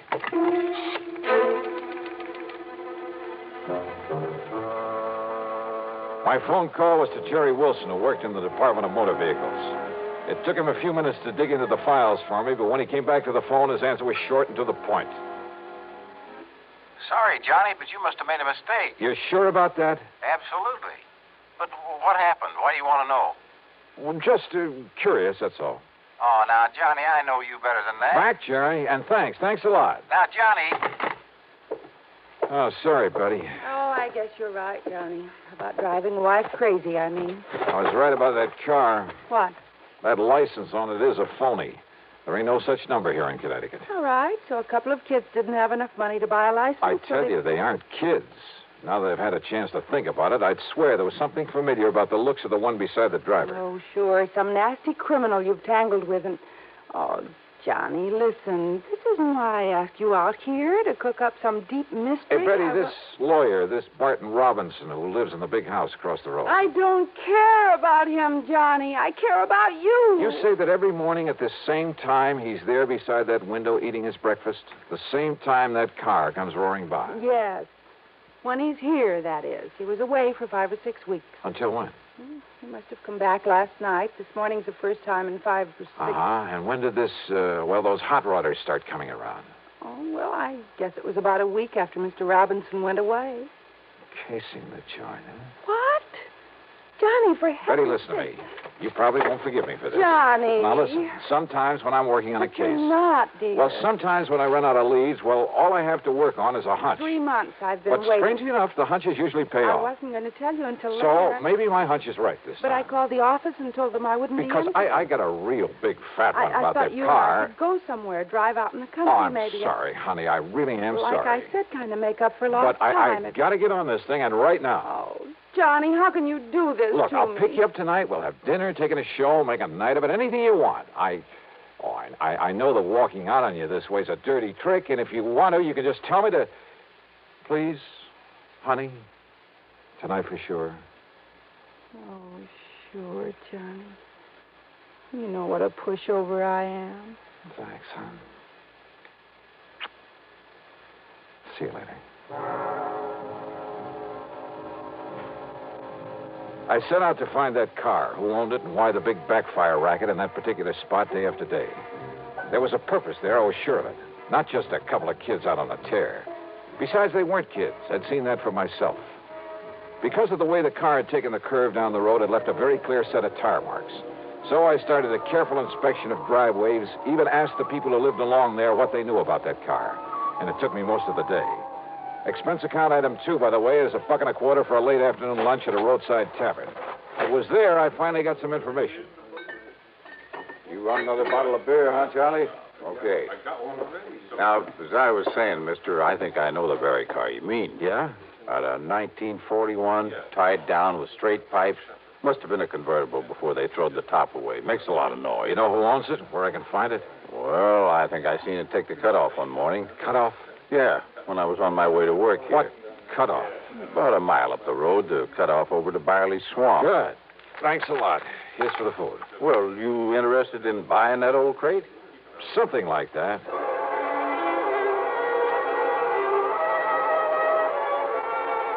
The cutoff to Barley Swamp wasn't much more than a pair of wagon tracks through the woods.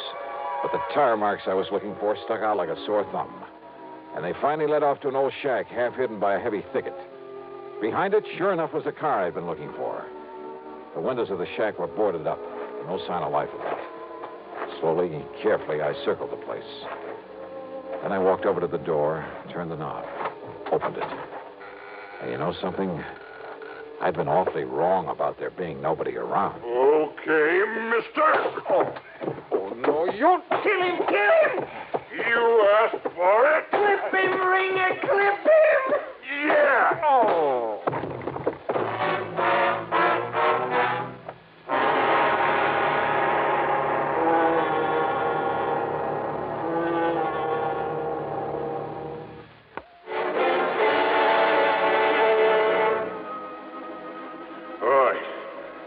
Get some water, Gil. Bring him to. We'll find out what he's doing around here. Let me go through his pockets, Ringer, see who he is. Yeah, go ahead. The one called Ringer was too big for me. So rather than take any more of it for the moment, I lay there and let them go through my pockets. And of course, they took my gun. When the little one, Gil, started pouring water not only on but into me, well, I had to come to or choke to death. More, give him the whole bucket. Yeah, sure. Johnny Dollar, huh? Insurance stick. No, don't try getting up on your feet. You think I could if I wanted to? Yeah, you really clipped him, Ringer. Shut up. So the coppers have been after me since I got out of their clink, huh? But they couldn't find me, so they had to send you out. Is that it, Dollar? What do you think? I think you're going to be awful sorry. And awful dead. You think you or anybody else could keep me from knocking off that fancy mouthpiece after sending me up the way he did? Well, nobody's smart enough. You're gonna knock him off, Ringer, huh? You're gonna kill him? After we get that lawyer. Well, why not now, huh? Anything goes wrong, I might need Dollar for a hostage. Oh, sure. Only what's a hostage? Only nothing is gonna go wrong. I'm too smart for that. Yeah, I guess you are at that, Ringer. That business of driving by his house every day, the Backfire. That's right, so nobody worries about it no more. And the Backfire will cover the shots when you murder Lawyer Robbins. That's right. Nobody will even notice. And all it takes is one good shot through his window. Just a little hole in that window nobody will notice unless they go up and look at it. An elaborate scheme like that just to show how smart you are? No, because knowing I'm on the loose again, he has that house locked up like a bank vault. Not even Gil and me could get in without setting off an alarm. And he keeps the blinds down at night. Can't even see him in there. But every morning at the same time, he's there at the window. So now that he's home, we get him. Tomorrow morning... Shut up, Gil. Soak up some of that rawhide so we can tie him up and get out of here. Yeah, sure, Ringer. I want to get some food and some sleep. Then, Dollar, we'll be back to see you in the morning. And after we do, you won't see anything anywhere anymore. Wet rawhide that shrinks when it dries, cuts into ankles and wrists like a steel band.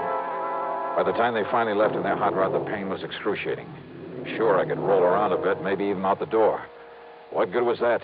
There was nobody ever came around this neck of the woods. So I lay there straining against the bonds, hoping they wouldn't cut off the circulation completely as the rawhide slowly, inexorably... Wait. It was raining hard.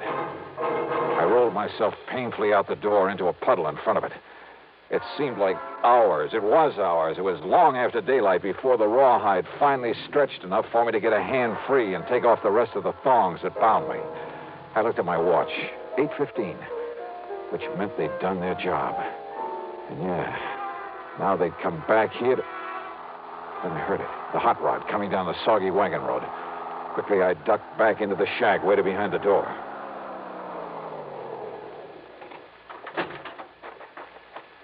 So he wasn't there. We had the storm to cover us, too. I don't get it, Ringer. So he wasn't there at that window means somebody warned him. Means that Johnny Dollar warned him.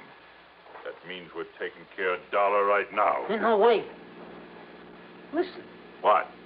That car coming down the road. Yeah, I see it. It's a girl that lives across the street from that mouthpiece. What's she doing out here? I don't know. If she pulls in here, we start shooting first and find out afterwards. Hey, she is. Here she comes. Look out. Shoot. Let her have it. Yeah.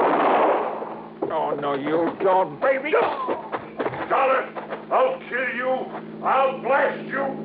Oh, no. Betty. Johnny, if I hadn't run into him, he would have killed me. That's okay, honey. You did the right thing. Johnny, when you didn't come last night, and this morning when the man at the roadhouse told me where he'd sent you to find that hot rod, honey, now.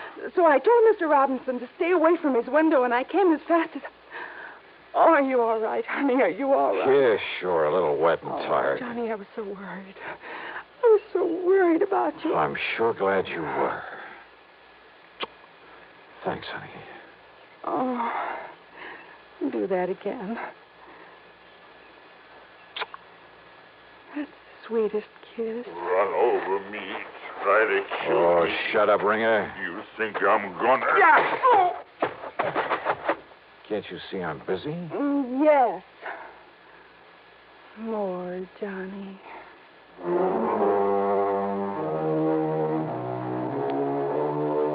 It was Betty Lewis who really saved the life of that insurance attorney. So most of this expense account covers some well-earned entertainment, plus a little gift for her. No, not an engagement ring, but a big jug of my sin.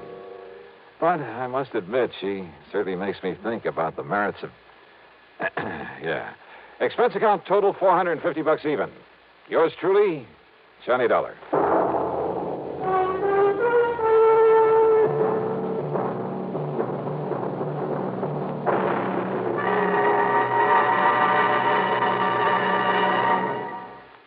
Now, here is our star to tell you about next week's story. Next week? Well, next week, the funniest combination of names I ever saw. And, brother, what trouble they cause. Join us, won't you? Yours truly, Johnny Dollar.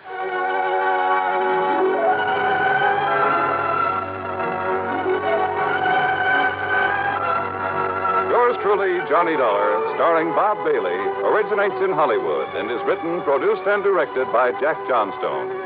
Heard in our cast were Virginia Gregg, Forrest Lewis, Barney Phillips, and Tom Holland. This is Jim Matthews speaking. From Hollywood, it's time now for... Johnny Dollar. Will you accept a collect call, Mr. Dollar? Huh? It's from Lake Mojave Resort in Arizona. Oh, say no more, operator. Just put him on. Well, yes, sir. Go ahead, please. Hi, who is it this time? Buster Favor, Ham Pratt? Johnny, this is Red. Yeah, well, how's the fishing? Time for me to make another trek westward and find out from... Huh? Red? That's right, Johnny. Red who? Well, you know, the guide out here, Red Barrett. The fishing guide? Oh, yes, sir. Who claims to know Lake Mojave like the back of his hand and every good spot there is in it? And I do, Johnny. That's a fact. Then I repeat my question. How's the fishing? Just as fine as ever, if you know where the good holes are, that is. And you do? Yes, I do. So you think it's high time I fly on out there and wet a line, is that it? No, sir, that's not what I'm calling you about, Johnny. Well, what is it? I don't rightly think I ought to tell you over the phone, Johnny. But I think you better come here just about as quick as you can. But unless I know why... I'll tell you when you get here. Well, look, I usually do my traveling on expense account for an insurance company. And you can this time. Huh? What company? The one that insured him, the Greater Southwest Insurance. Insured who, Red? Johnny, I'll tell you all that when you get here. Now look. They tell me there's a plane leaves New York right at high noon. Listen, Red. That'll get you into Las Vegas about 9:45 tonight, okay? Okay, listen. Goodbye, Johnny. Red! Crazy old coot. He thinks for 1 minute that I'm going to get on. And yet, on second thought...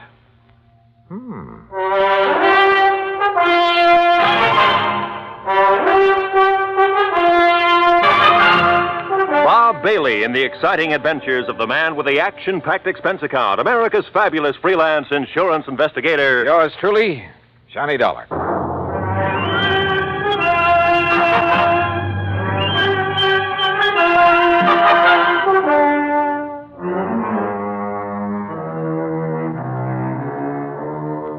Expense account submitted by Special Investigator Johnny Dollar to the Greater Southwest Insurance and Liability Company, Kingman, Arizona office. Following is an account of expenses incurred during my investigation of the Mojave Red matter.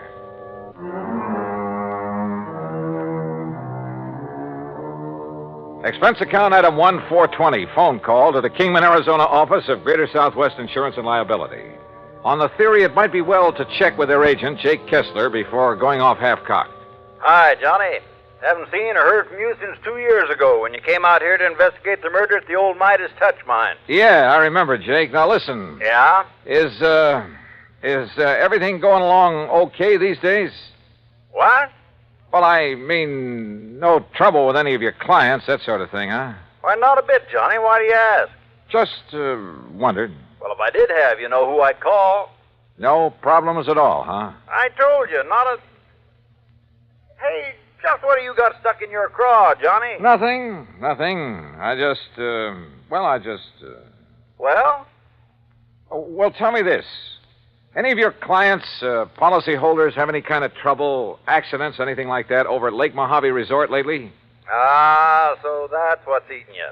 Well, Johnny, that claim was legitimate. It's in the Home Office for settlement. The company will pay it, and that'll be that. What claim? So just you stop worrying about it and forget What it. claim, Jake? No, sir, Johnny, there's not a single solitary thing for you to investigate out here. So just you forget it. Hey, you know something, Jake? You've just convinced me there is something to investigate. So I'm grabbing the first plane I can. Well, Johnny, I'd love to see you, but I swear... What's more, I'm charging my expense account to your company. Oh? And, if you find out that I'm right and you're wrong... Okay, Jake. Then you can shoot the crow and I'll eat it. Expense account item 2, $153 plane fare, Hartford to New York and New York to Las Vegas, Nevada.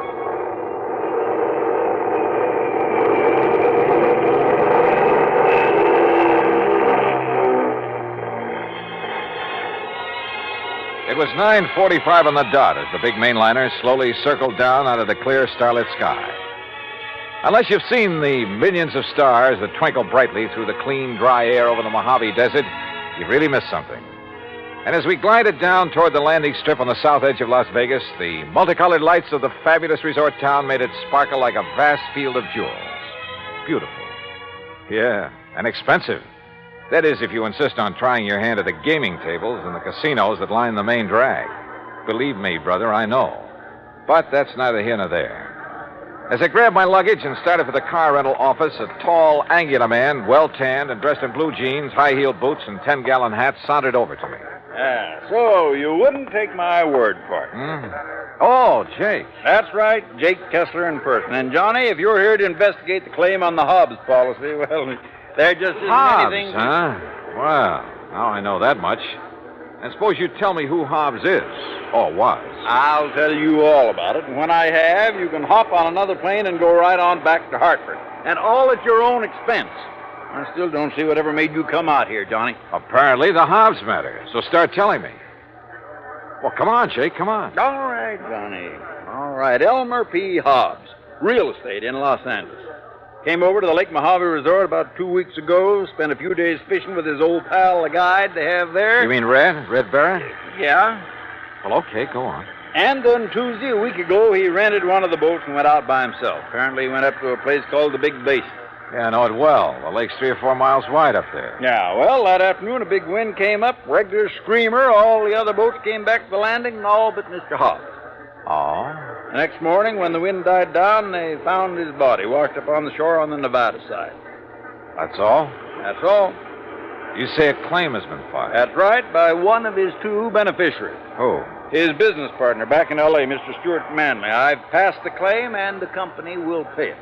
No investigation of any kind? Oh, of course there was, Johnny. The Kingman Police, the Sheriff's Office, and the County Coroner. Accidental death due to drowning. So that's it, Johnny. Now you just make your reservation back to Hartford at that window right over there, and you are paying the freight. Oh, not so fast, Jake. I'm sticking around. Well, now you can see for yourself there's no reason for you to be here, much less at company expense. Well, after all, now that I am here, it'd be kind of silly not to run down to the lake. Well, you mean just to do some fishing on your own time. You want to drive me down there? Johnny. Yeah?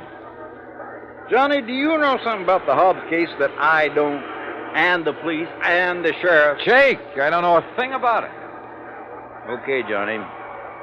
How do you want me to fix that crow you're going to eat?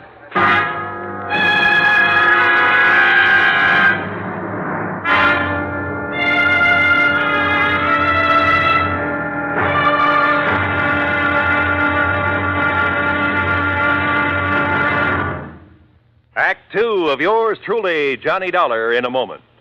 Our flag now numbers 50 stars, and behind each star there stands yet another flag representing one of the 50 states. Vermont's state flag, in its early form, imitated our national flag, uniquely bearing 17 stripes and 17 stars, with only the inscribed word Vermont to distinguish it. The good people of Vermont assumed, as did our national government, that stripes as well as stars would be added as each new state entered the Union.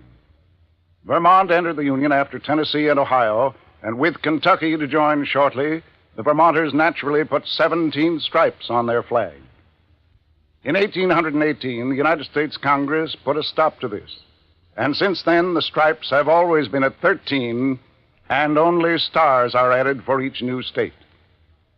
Vermont's present flag captures the famous beauty of the Green Mountain State in its coat of arms, and inscribed is the phrase, Vermont, freedom and unity. Vermont's state flag, the flag of the 14th state to enter the Union, was adopted on April 26, 1923. And now, Act Two of yours truly, Johnny Dollar, and the Mojave Red Matter. Elmer P. Hobbs of Los Angeles had died of drowning when his small boat capsized in a high wind on Lake Mojave. At least that's what Jake Kessler, his insurance agent, told me. Accident pure and simple, he said, and I could hie myself back to Hartford and forget about it. But I didn't. Simply because of the phone call I'd received from old Red Barrett, fishing guide at Lake Mojave Resort. I persuaded Jake to drive me over there on the excuse that as long as I was nearby, I might as well do some fishing. So he dropped me off, and since it was after midnight, went on back to Kingman. I wandered on down to the dock and boathouse. Hello? Who's that? Ham? Huh? Johnny? Johnny Dollar? Yeah. Johnny Dollar? Hi. What are you doing here? Hiya, Ham. Hey. You know darned well what he's doing here, Ham. The fishing has never been better. Only how'd you get the word? And how are you, Johnny? Oh, just great, Buster. Did you stop by the office, let Marilyn fix you up with a room? No, because as I recall, old Red usually sleeps here on the dock. Oh, Red. Oh, why do you say it that way, Buster? Because Ham and I are wasting good sleeping time down here, wondering why he hasn't come in yet. You mean he's still out on the lake? Yes, crazy. But it's as black as the ace of spades out there. And no moon tonight. Buster and I were about to take off and about to look for him. He pulled this very same stunt night before last. We finally found him drifting around about 9 miles up. He said he'd run out of gas. Showed his empty tank to prove it. Yeah, but we knew better. What do you mean, Buster? I mean, when he saw us coming after him, he dumped out what gas he had. Oil slick all over the lake. If somebody'd struck a match, why? You know, Red's been doing a lot of crazy things this past week or so. Ever since his old friend, Mr. Hobbs, died, they were pretty close. And that is why he phoned me. Red phoned you? Yeah, early this morning. And if you ask me, it's because he doesn't believe Mr. Hobbs' death was accidental. Johnny? You know something? I didn't quite believe it myself. Well, sure, we have some pretty big winds on the lake now and then, and it was a big one that day. Yeah, and then when the coroner and the other authorities, well, who's to argue with them? Do you know if Red has found out anything? Anything at all? All we know is he's given up taking out fishing parties and spends all his time prowling around the lake every day. And night. Says if he can find the boat Mr. Hobbs used... What kind of a boat was it? One of our regular rentals, an aluminum Arkansas Traveler. Yeah, with a 10-horse Johnson on it. Well, listen. Those boats have flotation tanks. Why, yeah. So even if it did capsize, it wouldn't sink. You're right, Johnny. And there's been no sign of it? None at all. Then let's go up to the lake and find Red.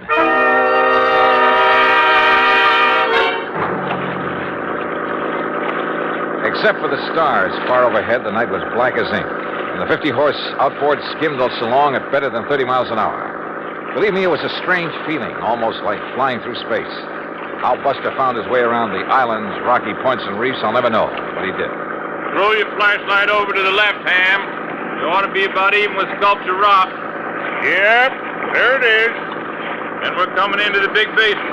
Will you please tell me how you ever expect to find Red in all this darkness? Oh, don't worry about him. He hears us coming, he'll signal by striking a match or something. Sure, Johnny, no matter how crazy you are, you never let somebody wander around in the dark looking for you out here. Red knows that because he's had to come out and hunt for too many people at night himself.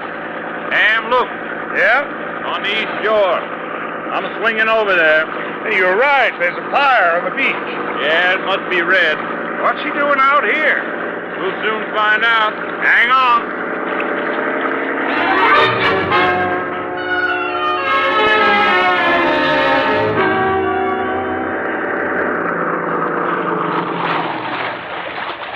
Well, all I have to say is you took long enough to bring Johnny up here. Red, you old reprobate, what under the sun are you up to this time? I just told you. I've been waiting for you to bring Johnny. Now you can leave us and go on back to the dock. And I thank you very much. Red, we're not leaving until we find out what this is all about. And if I tell you, will you promise to leave us alone? Sure, we'll promise anything. Oh, you see, I need Johnny's help. Yes, well? Because with him to follow up what I found today, well, Johnny, you and I are going to prove that my old friend Mr. Hobbs was murdered. Act 3 of yours truly, Johnny Dollar, in a moment. Every American fighting man has heard the expression, above and beyond the call of duty. How many of us have sat down and considered just what that word duty means? According to one dictionary definition, duty is man's conduct as required by his station or occupation, and that to which he is bound by moral obligation to do or not to do. When a man does more than his duty requires, he becomes more of a man in the eyes of his fellow men. One such was Captain John Philip Cromwell, commander of the submarine USS Sculpin, flagship of a submarine-coordinated attack group of the United States Navy. Possessing secret intelligence information of our fleet movements, strategy, tactics, and attack plans, Captain Cromwell led his attack group in patrol of enemy waters around Truck Island in November 1943, just prior to the launching of our first large-scale offensive in the Pacific. Despite savage enemy opposition, he established a line of submarines around the enemy-held stronghold of Truk until his ship, the Sculpin, became so rocked and battered by depth bombs that he ordered it to the surface. He engaged the enemy with deck guns, giving his crew an opportunity to abandon the mortally stricken ship. Determined to sacrifice himself, rather than risk capture and the subsequent danger of revealing the secret plans to the enemy, Captain Cromwell remained aboard the Sculpin as she plunged to her death. He thereby preserved the security of the mission at the cost of his own life. Captain Cromwell earned the Medal of Honor for deep integrity and uncompromising devotion to the call of duty in the service of his country. But what he did defined the word duty better than any dictionary. And now, Act 3 of yours truly, Johnny Dollar and the Mojave Red Matter.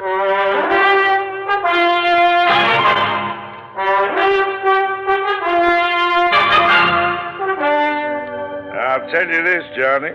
Red here's one of the wildest, most irresponsible old characters I know when he wants to be. But he's okay nonetheless. And if he thinks you and he can find proof that Mr. Hobbs was murdered, well, he must have a good reason for it.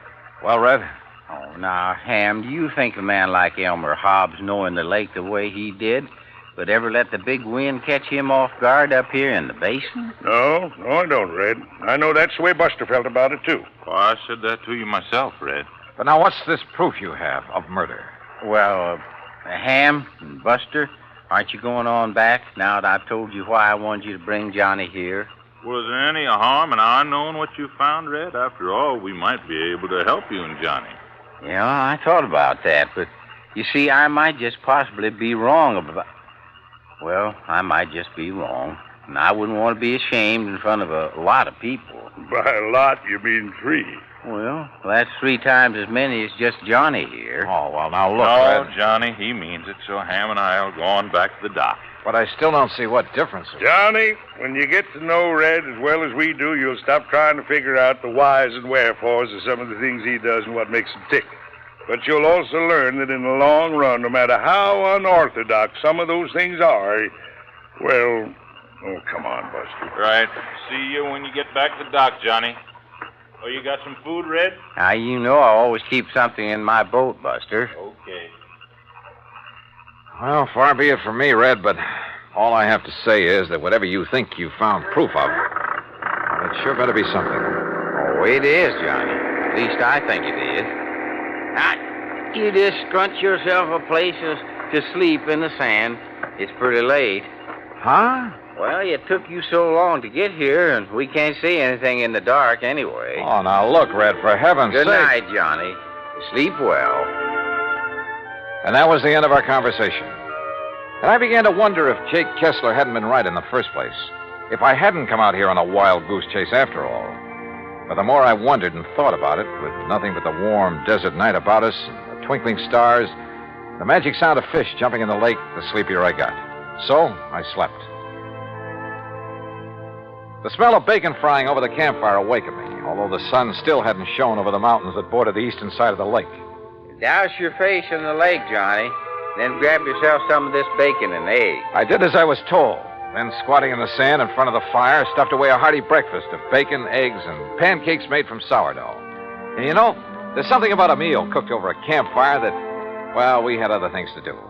So we climbed into Red's old aluminum boat and slowly drove up the lake, staying close to shore. Finally, we reached a small rocky cove.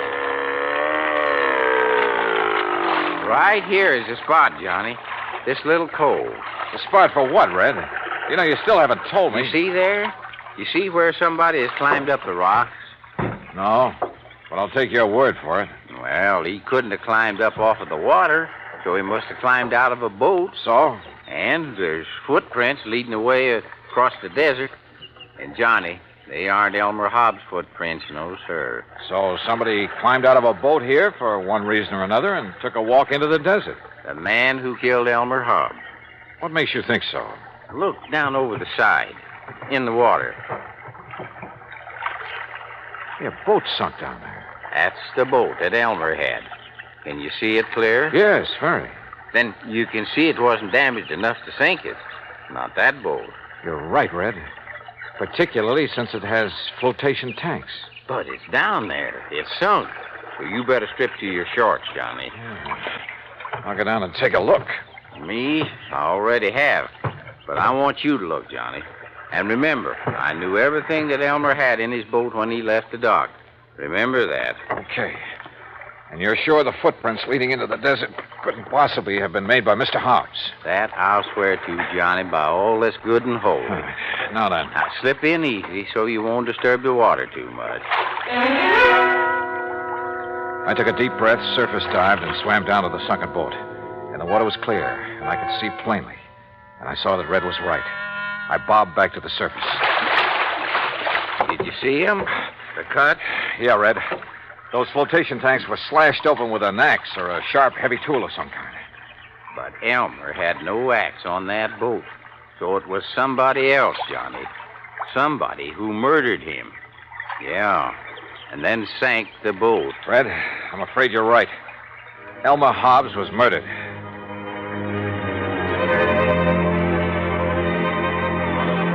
So there you have it, Jake. And if I were you, I'd call off payment on that claim immediately. Granted, the case isn't over yet. I still have the job of finding out who killed Elmer Hobbs. But you know something? You're going to have to wait for my next report. Meantime, expense account total to the moment, $159.20, including the cost of shooting and retrieving one crow. Jake, how would you like it cooked? Until the next report, then, yours truly, Johnny Dollar.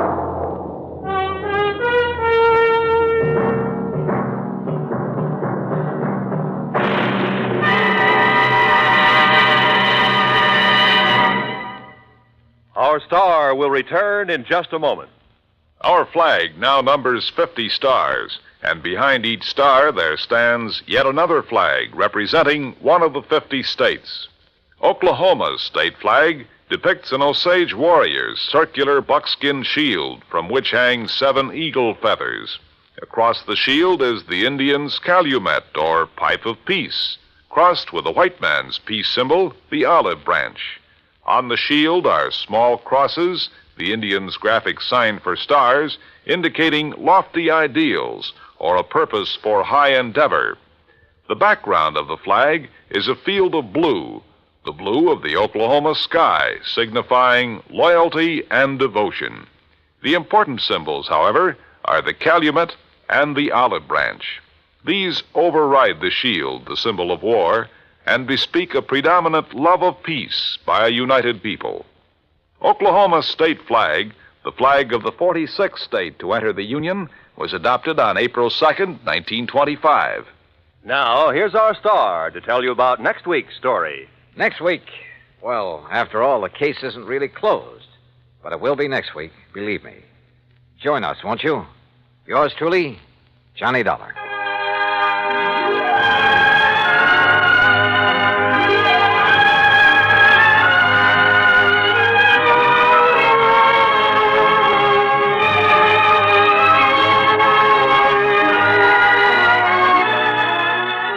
Truly, Johnny Dollar, starring Bob Bailey, originates in Hollywood and is produced and directed by Jack Johnstone, who also wrote today's story.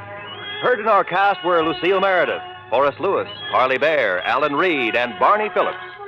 Be sure to join us next week, same time and station, for the conclusion of this exciting story of yours truly, Johnny Dollar. This is Roy Rowan speaking.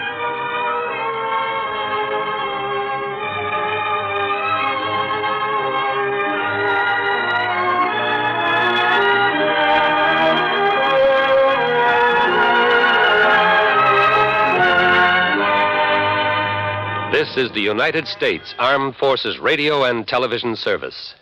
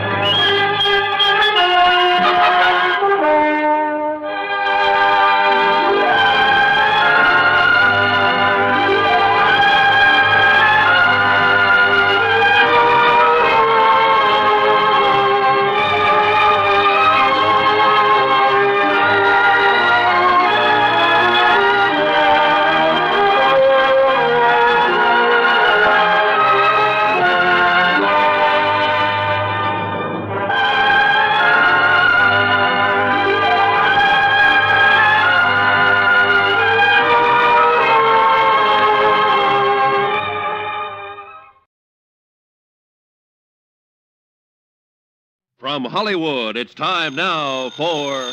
Dollar. This is Ed Porter, Mr. Dollar. You called my office? Yes, I'd like to see you as soon as I can, Mr. Porter. Well, of course. How long have you been in town? About a half an hour. Are you all squared away? I've got a room and I've had a bath, if that's what you mean. Well, then I guess you're ready to go to work. I will be as soon as I put on some pants. You sound in a rush. I'm always in a rush when I think somebody might be gypping us out of $100,000.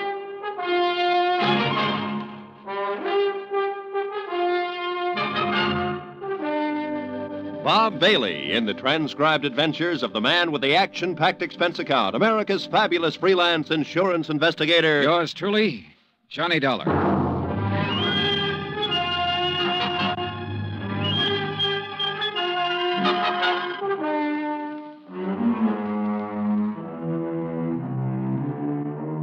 Expense account submitted by Special Investigator Johnny Dollar to Western Life and Trust Company, 826 Spear Boulevard, Hartford, Connecticut. The following is an account of expenses incurred during my investigation of the Markham Matter. Expense account item 1, $143.69, air transportation from Hartford to San Francisco. Item 2, $17 for incidentals along the way, including transportation from the airport to the St. Francis Hotel. I walked the 8 blocks to the Commodore building where Ed Porter had his office on the 4th floor. He was a short, thin insurance broker with a face like a tight drum. He apologized for the clammy weather as though it were his fault. He asked me how things were out on the East Coast, invited me to sit down, and looked as uncomfortable as he was. I got the telegram you were coming last night. Investigator. I've never met one in all my years in the business. Must be very interesting work. Yeah. Look, I don't want to take up too much of your time, Mr. Porter, but I would like to get some information from you. Oh, certainly, Mr. Dollar. What can you tell me about a man named Floyd Markham? Markham? Well, he's the husband of a client of mine. I've met him, but I really can't tell you too much about him. My dealings have always been with Mrs. Markham. She's my customer. Then tell me about Mrs. Markham. Oh, certainly. I'm not going to ask why. I'm sure you have a good reason for coming all the way to San Francisco. The Home Office thinks I have an excellent reason. Yes. Mrs. Markham. Well, I've known her for 20 years as a customer. She's wealthy, always has been, and she handles her money well, and she lives rather well. Mrs. Markham's the one who has the money, huh? Mr. Markham is a salaried man, an industrial engineer. Frankly, I think he depends on Mrs. Markham for his livelihood. Ah, yeah. These 2 checks were issued to Mrs. Markham this year. Recognize them? Yes. Full payments on 2 endowment policies, $50,000 apiece. And they've cleared the bank. Anything wrong with them? Nothing wrong with the checks. On payoffs like this, I always take it in person. It's a custom, of course, to call and make an appointment and deliver the check to the client. Mm-hmm. And try to sell a little more insurance in the bargain. Well, that's about the idea, yes. Yeah. Anything strange about Mrs. Markham when you delivered either one of these checks? Well, no. Before I left Hartford, I looked up her insurance records. Her premiums are always paid right on the button. Mrs. Markham doesn't have a business office or a business manager handling her affairs. The checks are always personal checks on her personal account. Now, can you explain why someone like that might forget a 3rd endowment policy? Why, no. Well, there is a 3rd endowment policy. It matured this month. I have the check with me for $50,000. Well, yes, but this business of forgetting... Floyd Markham called Hartford and spoke to the head of the endowment division. He explained that Mrs. Markham was ill and didn't know whether or not a 3rd policy existed. He said he was checking for her. Uh-huh. Now, you say you've known Mrs. Markham over a period of 20 years. Well, is she the kind of person who'd forget $50,000? Oh, no one forgets $50,000. Did you notice that both of those checks were deposited in the Markham's joint account? Well, no. Oh, so they were. Maybe Mrs. Markham's feeling generous these days. Why do you say that? Well, they have a rather strange relationship as far as I've been able to perceive. I mean, what money he makes is his, and what she has is hers. Oh, yeah. I always like to get out of that house because they never seem to me to be a very close couple in any way. But this seems to make sense now. How's that, Mr. Porter? Well, now, I called up and made an appointment to deliver both of these checks. The first time I went over, Mrs. Markham was ill. And the second time, she had just stepped out for a few minutes. Well, who accepted the checks? Mr. Markham. Both times? Yes. As a matter of fact, now that I think of it, he made the appointment on the phone both times. When was the last time you saw Mrs. Markham? Last spring. A check with the bank revealed that Mrs. Markham had not personally made a deposit since June the 18th. The deposit slips were initialed by Floyd Markham.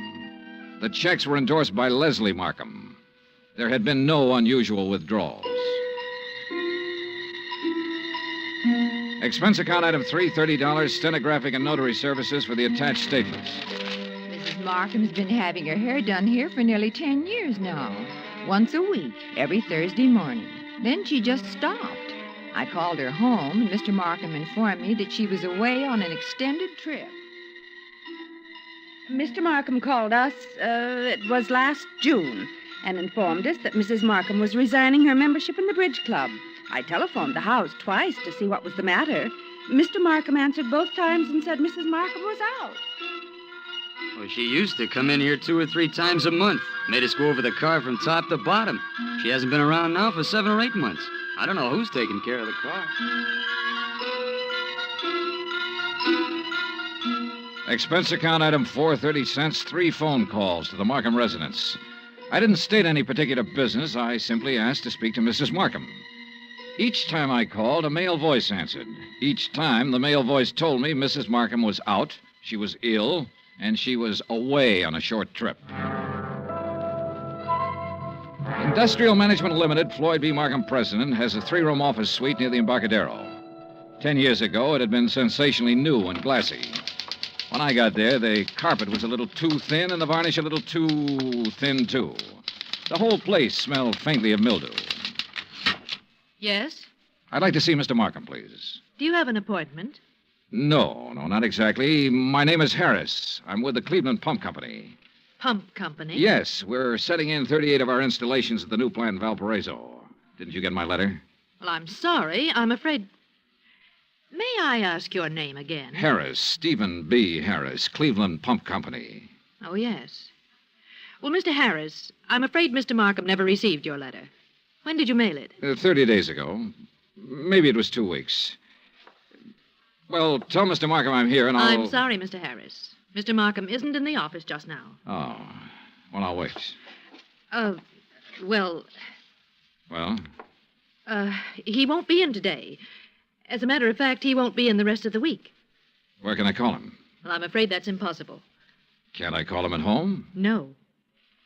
Now, look, is he in business or isn't he? Mr. Harris, Mr. Markham hasn't been in the office for 6 months or more. He's tied up on a rather long-range project. What's your name? I'm Miss Beidler. Why didn't you say that in the first place, Miss Beidler? Well, Who else can I talk to here? No one, I'm afraid. You mean that's all there is in this office? Just you and him when he feels like coming in? I'll tell Mr. Markham you were here.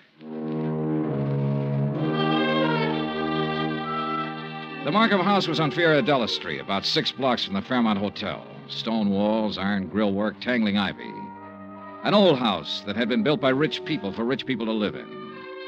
The kind of shabby-looking place that only New Yorkers and San Franciscans can get by with and still be called wealthy.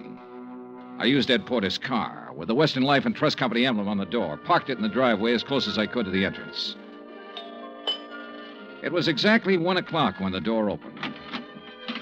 He was tall and pretty, with black hair and broad shoulders. Yes? What is it? I'd like to see Mrs. Markham, please. I'm Mr. Markham. Can I help you? My name's Dollar. I'm with Western Life and Trust Company. Mr. Porter called you? No, he didn't. Oh, well, I must have slipped his mind. He said he was going to call. What's it about? I brought a check from Mrs. Markham on her 3rd endowment policy. Oh. Well, I'll give it to her. She isn't in right now. Well, I'm supposed to deliver it to her. I'll come back another time when she's in. No, you can give it to me. I'll see that she gets it. I'm sorry, Mr. Markham, but I have Look, to give I it... know you want to give her the check and try to sell her some more insurance. She's just not in the market. And you can save your little spiel where it'll do some good. Oh, you misunderstand me, Mr. Markham. I have to deliver this to her in person. What's your name again? Dollar. Johnny Dollar. Come in. I'll wait till she comes back and make an appointment. Mr. Porter told me he'd made it for 3 today. She's here. Just come in. Why the runaround, then? Mrs. Markham is desperately ill. I don't want to disturb her with things like this. Well, I'm sorry to hear that. What's the trouble? Very serious anemia. So if you'll just give me the check... I have a report to make out when I deliver this. I just Only take a minute to hand her the check. Then it'll be off my mind and off your mind. Now, look here, Mr... Didn't you call the company's home office about this check? I called because Mrs. Markham requested me to call. Oh, yes. Just wait here. In the little swirl of his exit, I smelled shaving lotion and guessed at the brand name. I also guessed that his suit cost $300, even if I didn't know what San Francisco tailor had made it. The shirt, the tie, the shoes were expensive, too. Yeah, Mr. Floyd Markham liked expensive things.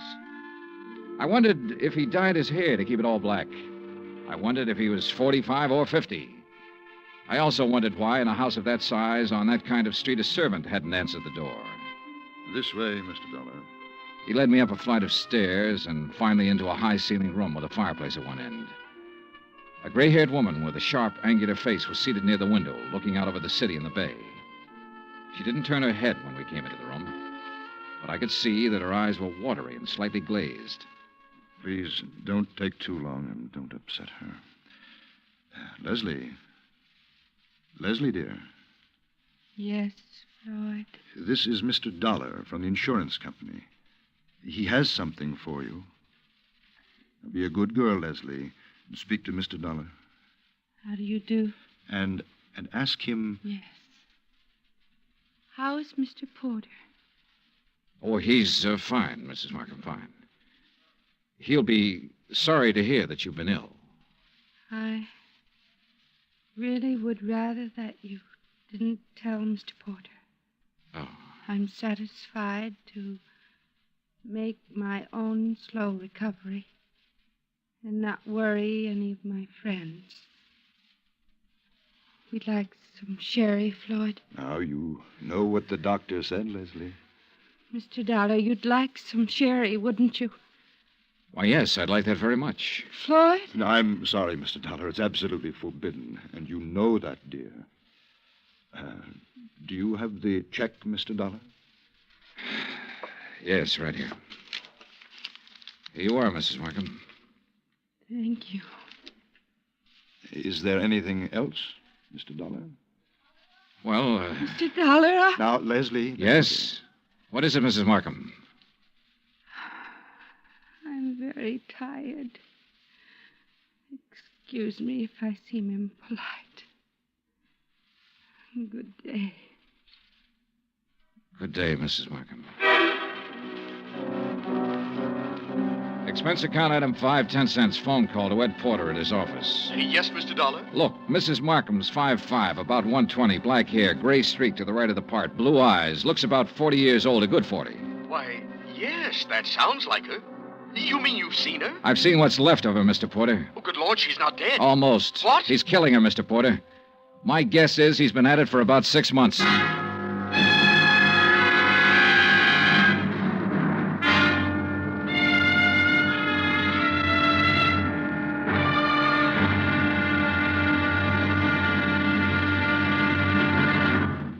Act 2 of yours truly, Johnny Dollar, in just a moment. Nobody will take a frown at face value anymore now that the word has gotten around about Jack Benny's return to the air. With Mary Livingston, Dennis Day, Rochester, Don Wilson, Mel Blanc, Frank Nelson, and Mr. Kitzel, nothing less than your very best smile will do for the occasion. Tonight, and every Sunday night, hear CBS Radio's Jack Benny Show and give your sense of humor a real workout. Now, Act 2 of yours truly, Johnny Dollar, and the Markham Matter.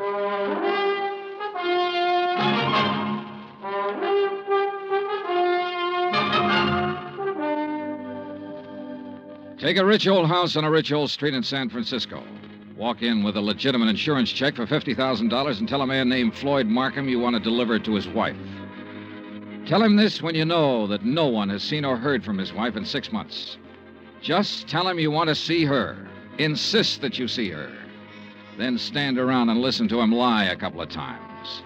Then let him take you to her. Give her the check. Say goodbye. 20 minutes after I walked out of the Markham's house and picked up Ed Porter, we drove back to the house and parked 100 feet from the entrance. This is the darndest thing I ever heard of, Mr. Dollar. I'm not sure it's all clear to me. What's our position? Oh, I wouldn't know that, Mr. Porter. That's up to the legal department. This much I'm sure of right now. Markham's already deposited $100,000 of her insurance money into a joint account. If I'm not mistaken, this last check will go into that account, too. Right now, while we're sitting here, she's probably endorsing that check. Well, then I don't see where it's any of our He's business. making her endorse the check. He's making her stay in that house, in that room, away from everybody. Well, how? What way? He said she was ill. You said she appeared ill. I don't know how he's doing it, but I'm going to find out. Are you sure this isn't all surmise on your part? You weren't in the room when she said, "Let's have some sherry. Please, let's have some sherry." Well, I must be pretty She was dumb, really trying to say she wanted him to leave the room so she could talk to me. So she could have one little minute to tell me what the matter is, what's going on. His next move is to deposit that check. Then one big withdrawal, the whole $150,000, and bye-bye Floyd Markham. Mr. Dollar, I'm just an insurance broker. I don't understand that... Well, how'd you like to be an investigator for about 10 minutes? Me? Yeah. You see that car that just pulled up in the driveway? Well, yes, The yes. girl driving it holds down that dummy office of Markham's. Her name's Beidler. She might be in on this with him. And that's Mr. Markham leaving the house. Good. Now, look, here's what you do. Follow them. I think I know where they're going, but you follow them and make sure. Well, where are they going? To the bank to deposit that check. Oh. Well, where are you going? To have that glass of sherry, Mr. Porter. Ed Porter pulled his hat down low over his face and put both hands on the wheel and took out after that '55 Cadillac sedan. I crossed the street, went back up on the porch of the house and knocked. I didn't expect her to answer. I didn't expect anyone to answer, but I wanted to make sure. I went around to the garden. There wasn't a sound in the big old house when I opened the garden door and went up the stairs again. The door to her room was closed. She wasn't by the window anymore. She was stretched out on the divan. I felt her wrist for a pulse. It was there, faint, but there. About 3 inches up her arm, there was a series of little marks. I lifted one eyelid and felt her neck muscles. She was doped to the ears. Mrs. Markham. Mrs. Markham, can you hear me? Look, I've come to help you. Help me? Yes. Yes, I'm going to take you out of here. Now, don't be frightened. Mr. Dollar? That's right. That's right. That's the ticket. Insurance company. Yes. Now I remember. Yes, that's right. Thank you for bringing my check. I don't want Want what, Mrs. Markham? Want any of my friends to worry. Oh. I'm improving, but I don't want them to know I'm ill. Just say I'm out of town for a while. He told you to say that, didn't he? Yes.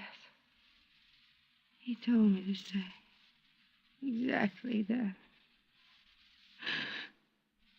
Mr. Dollar, don't fool me. Please don't fool me. What? You will help me get out of here. You aren't fooling me, are you? Are you? I carried her downstairs and put her in my car and drove her to the St. Regis Emergency Hospital. Expense account item $6,100, deposit with the hospital office. I explained as much as necessary to the intern who promised to advise me when Mrs. Markham became rational. After that, I drove back to the house. Ed Porter's blue coupe was parked across the street. I didn't know what to do but come back here. And when I got back, I didn't know what to do either. Slow down. You're doing fine. Oh, you were right. You were absolutely right. They went straight to the Bank of America to deposit that money. I kind of thought they might be back here by now. No, they're over at Angelo's having a drink and some dinner. I followed them there. You're getting to be quite a sleuth, Mr. Porter. Well, I try to do my best and use my head. Mr. Dollar, did you talk to Mrs. Markham? As much as I could. She was doped. I took her out and put her in the hospital. Oh. Well, should you have done that, Mr. Dollar? I could have left her up in that room to die, Mr. Porter. Oh, yes. Yes. Well, what's our next move? Ours? Well, certainly. I can't quit now, Mr. Johnny. Well, let's go to Angelo's, Eddie. Ed Porter settled the hat lower on his ears and gripped the wheel harder, and we took off for Angelo's on Stoker Street. When we got there, we didn't have to go inside to see if our people were still around. The Cadillac sedan was in the parking lot. So we took up a plant across the street. Well, why wait? Why not go in and take them out of there and take them down to the police? Well, that might blow the whole thing. Now, we have to wait and see what Mrs. Markham has to say when she's well enough to talk. Yeah, but... I'm sure she'll have some charges to prefer. In the meantime, we wait and see what's what. Yeah, what do you think he'll do when he goes home and finds her gone? Well, that'll be pretty interesting.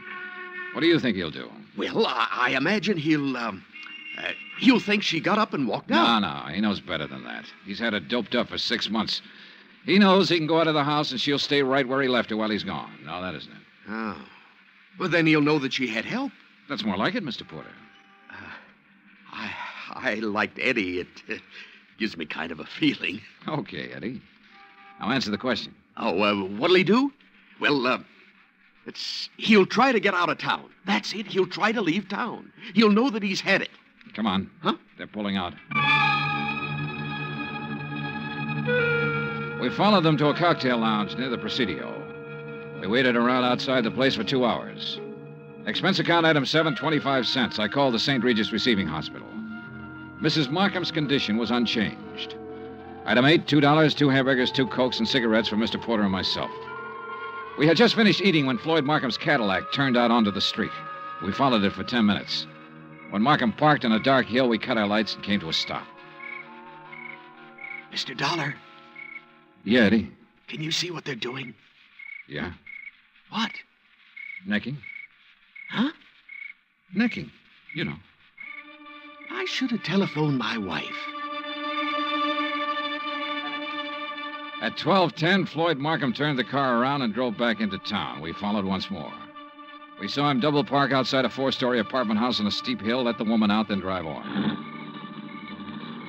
Eddie? Yeah, Johnny? Think you can handle something else alone? Oh, I'd love to. Women sometimes talk a lot easier than men. You keep on him. When he finds his wife absent, I want to know where he goes. Wherever it is, I'll let you know. You gonna shake her down? Something like that. Get going.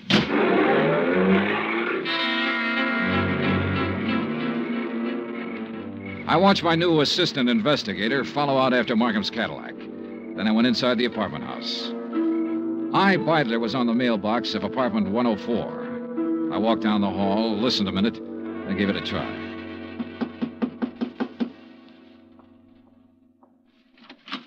Yes? Well, what on earth are you doing? I'm here to see you, Miss Beidler. It's important. You're, Mr. Harris. I'm Mr. Dollar, Johnny Dollar. I'm an insurance investigator. Oh. There was something about you today. I wasn't sure. Now you're sure. Oh, what are you doing? Right now, I'm working for Western Life and Trust Company. You better sit down. Well, I don't know that I'd better do anything, Mr. Dollar. You're rather rude. Then you can stand. We've been checking into Floyd Markham. I don't think I have to tell you what we found out so far.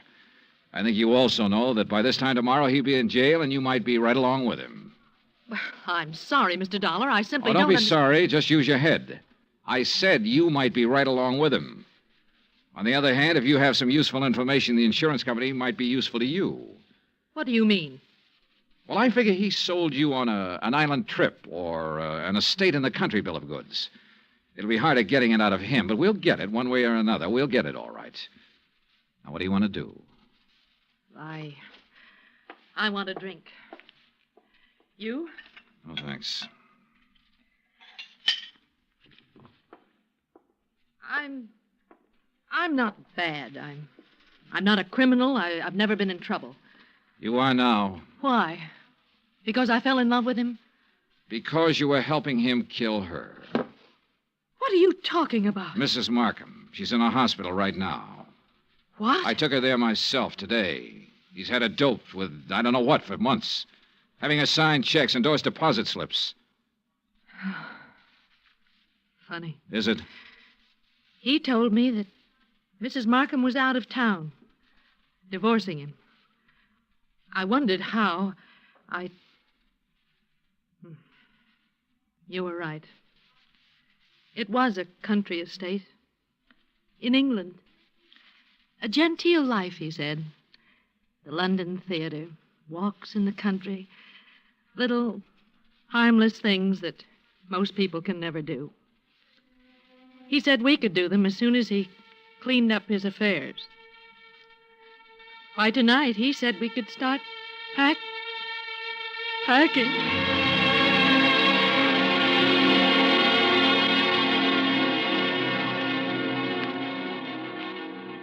I took Iris Beidler with me back to the Markham house. The Cadillac was in the garage, and Ed Porter's blue coupe was pulled up across the street. When he saw us in the cab, he walked up. Hi. Hi. How's he doing? You can talk in front of her. Only he hasn't done anything. No, I saw the light go on upstairs in Mrs. Markham's room, then it went out again. He's downstairs now, sitting in the living room. Okay. Wait here.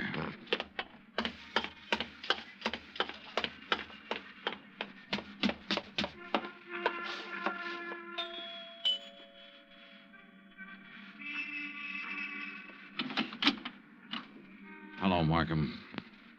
Hello. If you're worried about your wife, which I doubt, she's in a hospital. Are you a policeman? Insurance investigator. That's Miss Beidler in the taxi over there. Oh. I want you to come with me now. Of course. Yes. You said your name was Dollar? That's right. Why couldn't you have come around, say, next week? She'd have been dead by then. That's the way she should have been for 16 years. Dead. Yeah.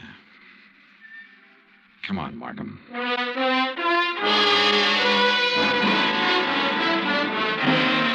Expense account, item 9, $102, hotel and board in San Francisco. Item 10, $116, airfare back to Hartford. Item 11, $42.16 miscellaneous. Remarks? This one will wind up in court. Mrs. Markham's charges will include attempted homicide, attempt to defraud, attempt to...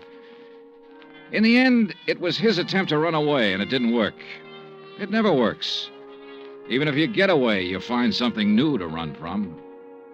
Total expenses, $968.20. Yours truly, Johnny Dollar.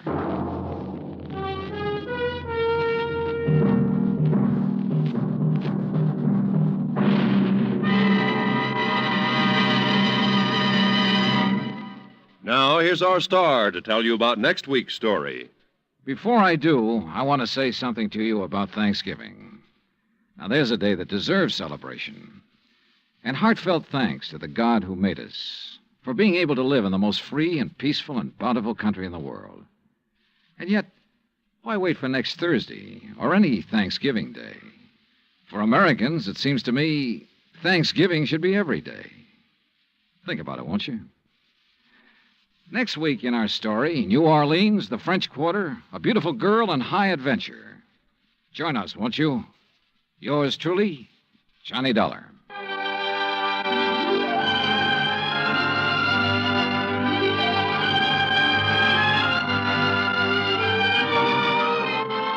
Yours truly, Johnny Dollar, starring Bob Bailey, is transcribed in Hollywood. Written by John Dawson, it is produced and directed by Jack Johnstone. Heard in tonight's cast were Lois Corbett, Frank Nelson, Virginia Gregg, Bert Holland, Paula Winslow, and John Daner. Musical supervision by Amerigo Marino. Be sure to join us next week, same time and station, for another exciting story of yours truly, Johnny Dollar. Roy Rowan speaking.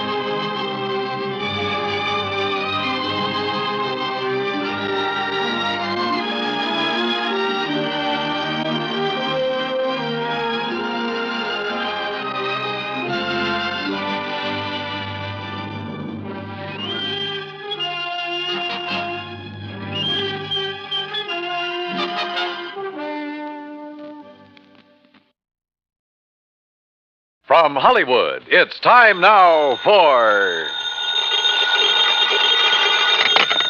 Johnny Dollar. Pat Cummings, Inter-Allied Life. Hi, Pat. What's new with you? Johnny, ever hear of Everett Benton? No, I'm afraid not. Investment firm down in New York. Real estate, oil, mining, this and that. What about him? We're carrying a $100,000 life policy on him. So? So last night he fell out of a 14-story window. Oh, that's too bad. Accident, Pat, or was it suicide? Maybe neither. I think he got pushed. I'll be right over.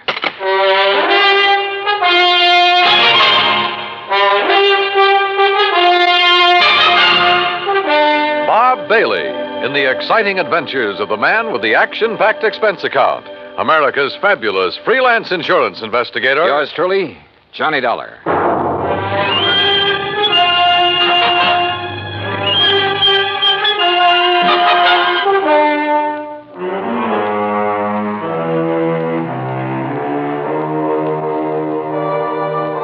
Expense account submitted by Special Investigator Johnny Dollar to the Inter-Allied Life Insurance Company, Hartford, Connecticut. Following is an account of expenses incurred during my investigation of the Killer's List matter.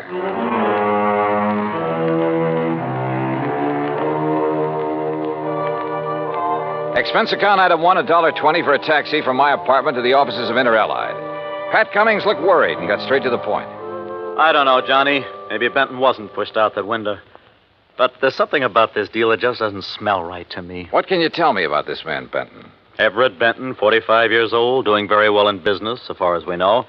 Last night, about 10 o'clock, he fell or jumped or was pushed out of his office window. This policy on him, who's the beneficiary? His wife, Claire. What's she like? About 12 years younger. Redhead. I see. Yeah. Well, what do you think? I think I better have a talk with Mrs. Benton. Item 2, $14.40, transportation and incidentals to New York City. The Benton's apartment was on East 67th. Very fashionable, very expensive. And Claire Benton looked right at home in her surroundings. Do you mind if I fix us a drink, Mr. Dollar? Not at all, Mrs. Benton. It's been a pretty wearing day. I imagine it has. Police, questions, reporters. You know. Sorry to be throwing more questions at you at a time like this. I'm used to it by now. Here's your drink. Thanks. Cheers. Yeah, cheers. You know, you certainly seem to be bearing up very well. Yes, I suppose so. Mr. Dollar, I think it would save time and embarrassment if we had a few things understood. Such as? You've heard of the ideal marriage. Well, Everett's and mine was not it. Oh. Naturally, I'm very sorry he did what he did, but...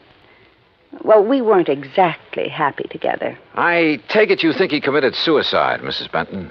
Is there any doubt about that? Apparently not in your mind. None at all. If it was suicide, why did he do it? I wouldn't know. Everett hadn't confided in me for some time. We haven't been very close recently. Well, Mrs. Benton, just suppose it wasn't suicide. Everett had no enemies that I knew of. I see. About the insurance policy. Yes, about the insurance policy, Mr. Dollar. $100,000, isn't it? That's right. When you get ready to file a claim. I intend to in the morning. I see. Oh, and one other thing. It just so happens that I have an alibi for last evening. Oh? And it's the nicest kind of alibi there is, Mr. Dollar. What do you mean? It's airtight. And that was Claire Benton. Very calm and collected. And incidentally, anxious to collect. I thought her over all the way to the office of Detective Lieutenant Tovich of Homicide. That's item 3, $1.60 cab fare. Yeah, I talked to her, Johnny. She's a hard one to figure out. Well, what do you think, Tovich? Did he jump or get pushed? You got any ideas? How about financial troubles? He was in the investment business. Have you looked into that? According to his lawyer, his affairs are in good shape. Oh, he'd made his share of poor investments over the years. Wildcat oil leases, stuff like that. But in general, he was doing okay. He was worth a lot of dough, Johnny. Okay, let's assume he was pushed out that window. What was he doing in his office at 10 p.m.? I've wondered about that, too. Any indication anybody was with him? No. The night watchman was in another part of the building when Benton came in. Let himself in with his own key. There could have been somebody else with him, all right. But who? Claire Benton says she has an alibi. Yeah. Don't know as I care for it much, but I haven't been able to break it down. Who is her alibi? Larry Santis. Santis. Runs a supper club over in the East 50s. Yeah. The Ace of Clubs, he calls it. Larry Santis. Thanks, Tovich.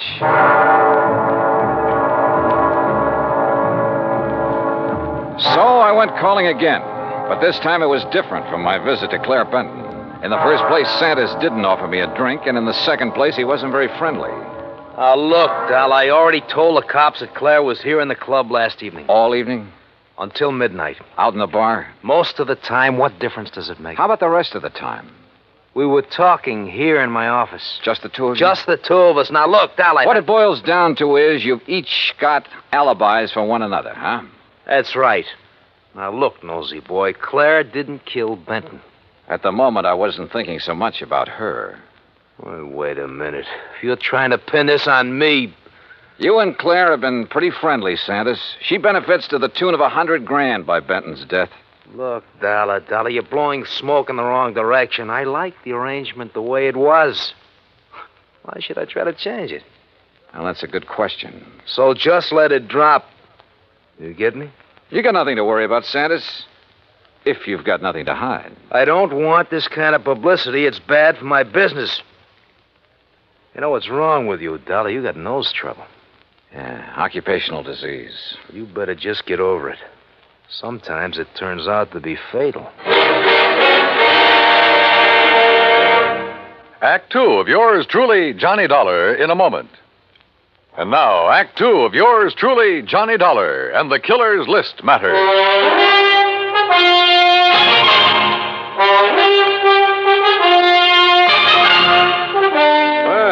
Looks like you didn't get any further with Larry Santis than I did, Johnny. Look, Tovich, both Santis and Claire Benton had a motive for killing her husband. Matter of fact, two motives. Money and getting Benton out of their way. Johnny, I'm with you. But we're not even sure yet it was murder. We do have something that indicates somebody might have been in Benton's office with him, though. Yeah, what is it? We found a cigarette butt in one of the ashtrays. Different brand than Benton smoked. Could it have been left there during the day? Janitor says he cleans out the ashtrays about 7 in the evening. Of course, he could have overlooked one. So I don't know whether it means anything or not. Oh, excuse me. Yeah.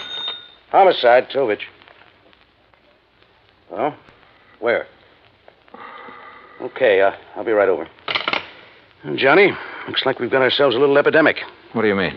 Ever hear of a guy named Arthur Mayfield, promoter? No, what about him? They just found him in an alley, dead.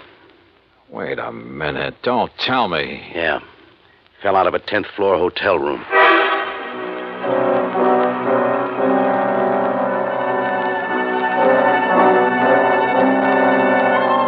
Lieutenant Tovich and I went over to the West Side Hotel where Mayfield's body had been discovered.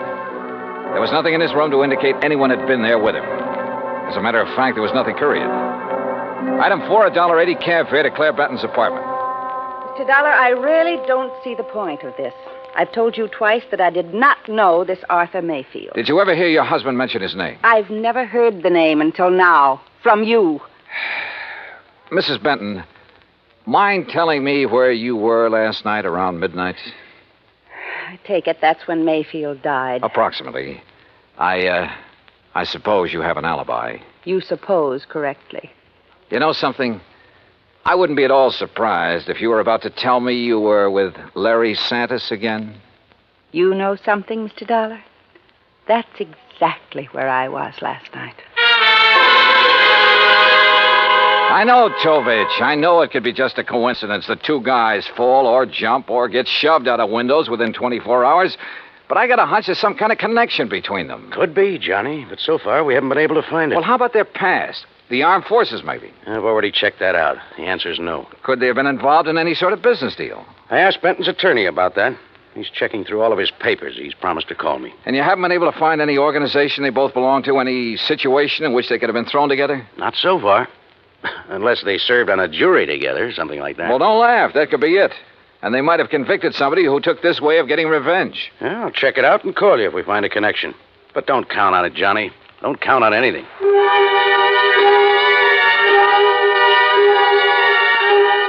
I went back to my hotel room and stretched out on the bed while I rehashed the whole deal in my mind. I thought about Claire Benton and Larry Santis. I didn't trust either of them. But as Tovich had pointed out, it was another thing to prove it. Okay, coming. Yeah? Mr. Dollar? That's right. You're investigating the murders of Benton and Mayfield? Well, I don't think they've been officially described as murders. No, but they are, Mr. Dollar. I'm certain of it. Who are you? My name is Alvin Whiting. I have some information that may be of value to you. May I come in? Come in. Thank you. If you don't mind, I'd like to look out the window a minute. You're being followed? I don't know, but it wouldn't surprise me. What is this information you have, Mr. Whiting? A couple of years ago, 3 men got together and bought an oil lease from a man named Tom Nolan. Did you ever hear of it? No. Well, he was a very eccentric man, hot-tempered, violent. He needed the money badly, so he sold the lease, which then was little better than worthless. Benton and Mayfield were in that deal together. I see. But I still don't understand what that has to do with their murders. I'm convinced their killer is Tom Nolan, getting revenge on them in his own warped way. Revenge? For buying a worthless oil lease from him? Last week, oil was discovered on that property, a lot of it. The property is now worth millions. Ah. I think that Nolan, with his twisted way of looking at things, probably feels that he was cheated out of that property. You're suggesting that this Nolan isn't quite all there, huh? Exactly. That's exactly what I mean. What's your connection with all this, Mr. Whiting? I'll tell you what my connection is, Mr. Dollar. I was in on the deal with Benton and Mayfield. I was the third man. Ah. So, you see, if my suspicions are correct, if Nolan is the killer, then I'm the next man on his list.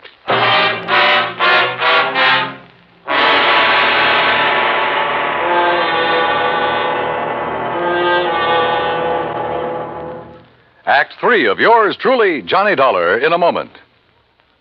And now, Act 3 of yours truly, Johnny Dollar, and the Killer's List Matter. I took Alvin Whiting down to Lieutenant Tovich's office, and he told his story again. I could see that Tovich felt the same way I did, that at last we were getting someplace. Matter of fact, Johnny, I was about to call you. Benton's lawyer just turned up the lease agreement linking Benton, Mayfield, and Mr. Whiting here. Question is, where's Tom Nolan? I don't think I'll draw an easy breath until he's been found and arrested. We have a bulletin out on him, Mr. Whiting. One thing we found out, about a year ago, he served time for assault and battery. Oh? Mr. Whiting, I'd suggest you take every precaution until we pick up Nolan. Don't worry, Lieutenant. I propose to remain in my apartment until you apprehend him. I'll post a man in the building to look after you. Thank you, sir. Homicide, Tovich. Oh? What's the address? Right. Thank you. We've located the little hotel where Nolan's been staying. Come on, Johnny.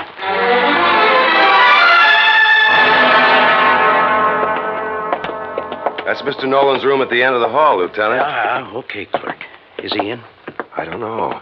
I really haven't seen him since he rented the room from me. How long ago was that? Oh, about a week ago, Mr. Dollar. If he's gone out since then, it must have been at night when I was off duty. Here we are. Now, try your pass key quietly. Right.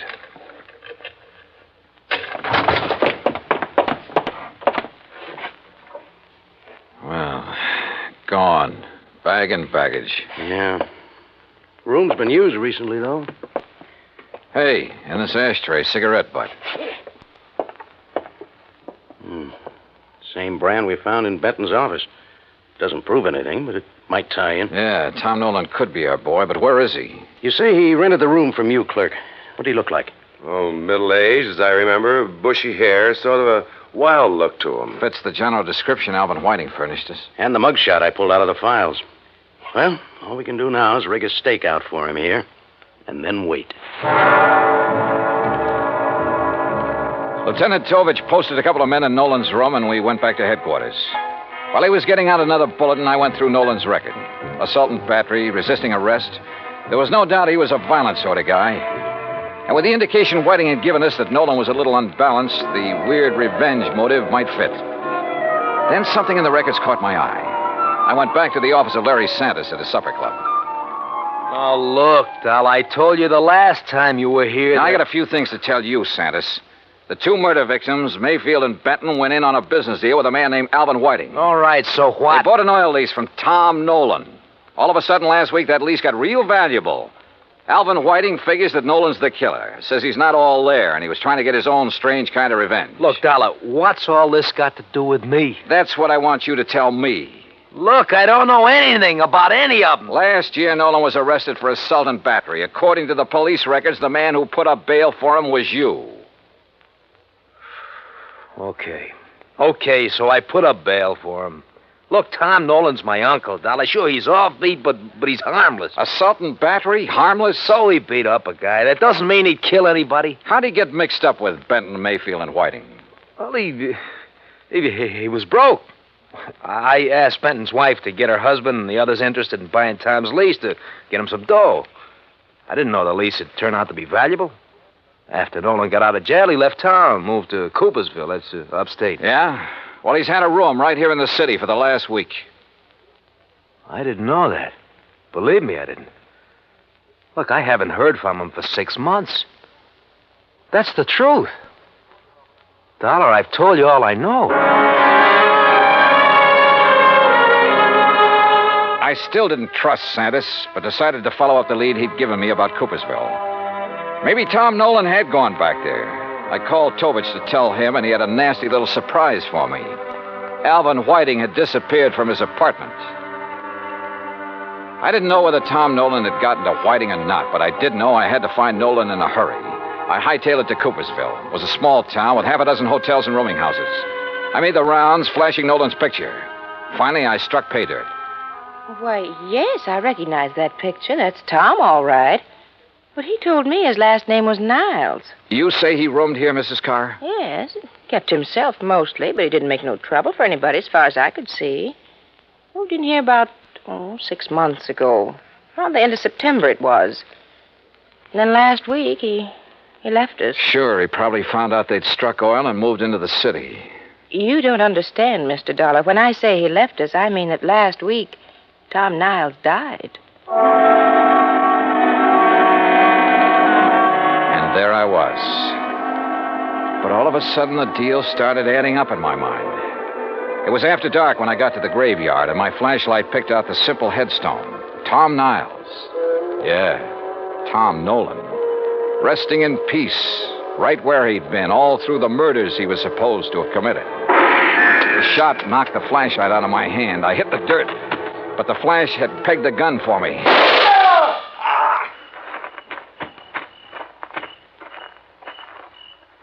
Well, Alvin Whiting. Oh, Dollar, my arm. Oh, don't worry. I'll get you a doctor, Whiting. I want you to be in good shape to stand trial. How'd you work Dollar, it? Hire some drifter to rent that room back in New York under Nolan's name? Some character you picked up in the park? No, you've got to understand. I had to have the money. I was in debt. I was desperate. You almost got the money, too, didn't you? Yeah, it almost worked. You rigged the story that Nolan was the killer, that you were on his list of victims. That way you end up in sole possession of the oil lease. If I'd only known he was... Yeah. Never try to frame a guy who's already dead.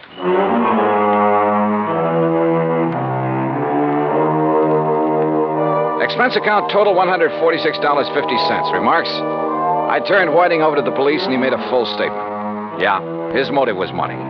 He was in the hole, gambling debts and bills, high cost of living, you might say.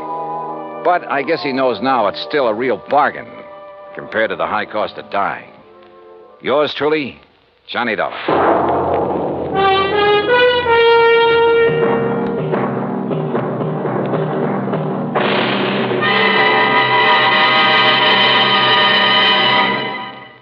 Our star will return in just a moment. Now, here is our star to tell you about next week's story. Next week, Dame Nature takes a hand and helps me solve a crime.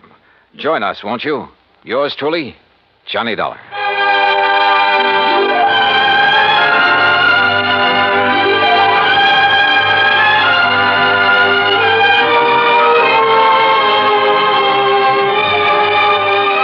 Yours truly, Johnny Dollar, starring Bob Bailey, originates in Hollywood and is produced and directed by Jack Johnstone. Today's story was written by Robert Wright. Heard in our cast were Virginia Gregg, Lillian Bayef, Jack Edwards, Jack Moyles, Tony Barrett, Parley Bear, and Carlton G. Young. Be sure to join us next week, same time and station, for another exciting story of yours truly, Johnny Dollar. This is Dan Cubberly speaking.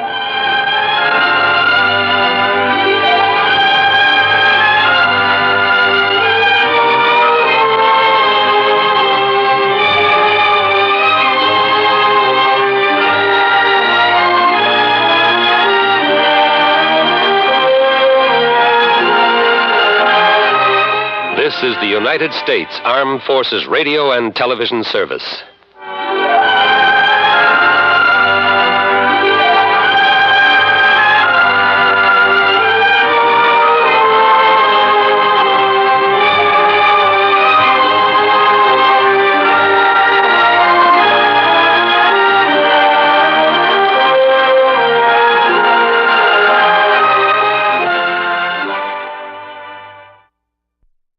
From Hollywood, it's time now for...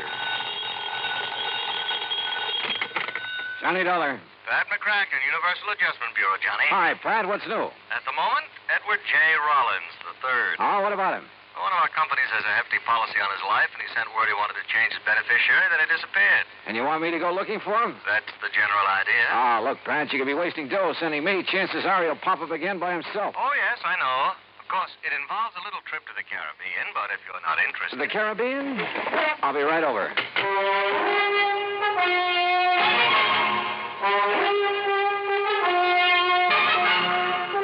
Bob Bailey in the exciting adventures of the man with the action-packed expense account, America's fabulous freelance insurance investigator. Yours truly, Johnny Dollar. And now, Act One of yours truly, Johnny Dollar.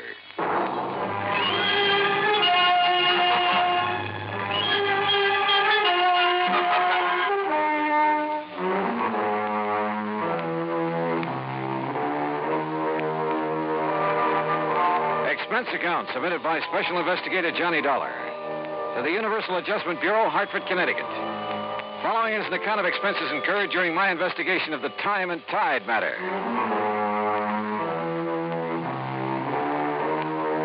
Expense account item 1, $1.20 cab fare from my apartment to the offices of Universal Adjustment Bureau and Pat McCracken. Now, the mention of the Caribbean did the trick. Sit down. Yeah, thanks. Now, what's the deal? Well, about 6 months ago, Johnny, Ed Rollins decided to marry a girl named Virginia Blake. And he took out a large policy on himself from one of our companies, naming her as beneficiary. Last week, he apparently changed his mind. Oh? Called from Nassau, said he wanted to remove Virginia Blake as beneficiary, and he was supposed to come to Miami to sign the papers. We had an agent waiting there for him. but he didn't show. What was he doing in Nassau? He had his cabin cruiser down there with 3 of his friends. Among them, Virginia Blake. Did you check Nassau to see if he's still there? Oh, we checked. His boat is gone. Now, the trail just starts in Nassau, Johnny. Where it'll lead is anybody's guess. Expense account item 2, $140 even, air transportation and incidentals to Nassau in the Bahamas. There, I found a man who remembered fueling up Rollins' boat a few days before. He'd heard them talking about working their way down through the Bahamas, skin diving, and then cutting over to Jamaica. They'd mentioned one place in particular, Crooked Island. Item 3, $50, transportation via chartered seaplane to Crooked Island. I spotted Rollins' cruiser in one of the coves, and the pilot set me down nearby. A dinghy with an outboard motor came over from the boat. It was Ed Rollins. You say you're an insurance investigator, Dollar? Yeah, that's right, Mr. Rollins. Well, what are you doing here? Well, I came to see if you were okay. Me? Well, why shouldn't I be? You were supposed to meet an agent from the company in Miami last week. You didn't show up. Oh, well, I changed my mind. You mean you came all the way down here because I didn't show up in Miami? Well, when a man with a hefty policy in his life disappears, the insurance company starts worrying. Yes, so it seems. Hey, mind slowing down a bit? I'd like to talk to you before we get on board. Sure. Now, what's on your mind? As I understand it, you took out a policy about 6 months ago and named a Virginia Blake as beneficiary. Yes, that's right. We're going to be married. Then a week ago, you apparently changed your mind. Well, I decided to think it over some more. That's why I brought the boat down here. What's the trouble? Oh, it's just... Well, I might as well tell you. I began to suspect Virginia's been two-timing me. Oh? With whom? That I don't know. Have you asked her about it? No, not yet. Why not? Because I'm afraid she might tell me the truth. Maybe I don't really want to hear it. Ah, I see. Look, Mr. Dollar, we're going to do a little more skin diving here in the cove this afternoon and then shove off for Jamaica around dark. Why not come along? You can catch a plane back to the States from there. Okay. Who all's on board your boat? Let's see. Virginia, you know about. Then there's Bill Winslow. Winslow? Yes, kind of a beachcomber at heart. I bring him along mainly to handle the boat. He's real good at it. Anybody else? Oh, Tony Atherton. A worthless sort of guy, but rather amusing company once in a while. Besides, he introduced me to Virginia, so I owe him something for that. I guess. Well, look, you mind introducing me as just an old friend of yours? Yes, that's just what I had in mind. Oh, say, there they are waiting for us on deck.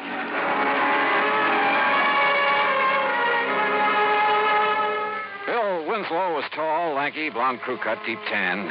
The kind who looked at home on a boat. Tony Atherton, on the other hand, was the kind who was at home nowhere. Or maybe anywhere, as long as he had a drink in his hand. And Virginia, well, one look at her and you forgot where home was. Rollins and Bill Winslow strapped on aqualongs and went over the side to do some skin diving. Tony Atherton, Virginia, and I sat around on deck for a while. I noticed that Virginia didn't seem to be at ease. Atherton noticed it, too. Use a drink, Virginia? No, thanks. What's the matter, darling? You bored? No. You see, darling, Virginia didn't really want to come on this trip, did you, dear? Just skip it, Tony, will you? Seems like Ed and Bill have been underwater a long while. Yeah, I was wondering about that. How long do they usually... don't worry. Ed likes to live dangerously. Besides, he's got Bill Winslow, all-American boy, to take care of. Will you lay off it, Tony? Hey, there they are. Hey, wait a minute. Looks like Rollins is in trouble. Get him on board! Here. Hey, quick. Get on. Watch his face, please. Easy. Here. The face plate. Get it off. You okay, Rollins? Yes.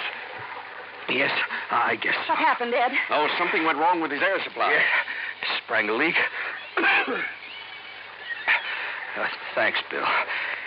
If it hadn't been for you... Oh, skip it. Just lucky I was close to you. Look at this rubber tubing. It's frayed through. Yeah, I guess I must have scraped it against some coral. Sure. Yeah. Yeah, that's probably it.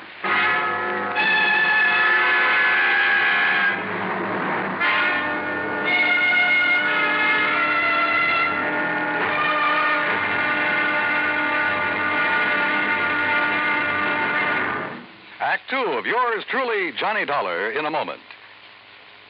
And now for another episode in the life of Sergeant Donald Bellwether. my husband.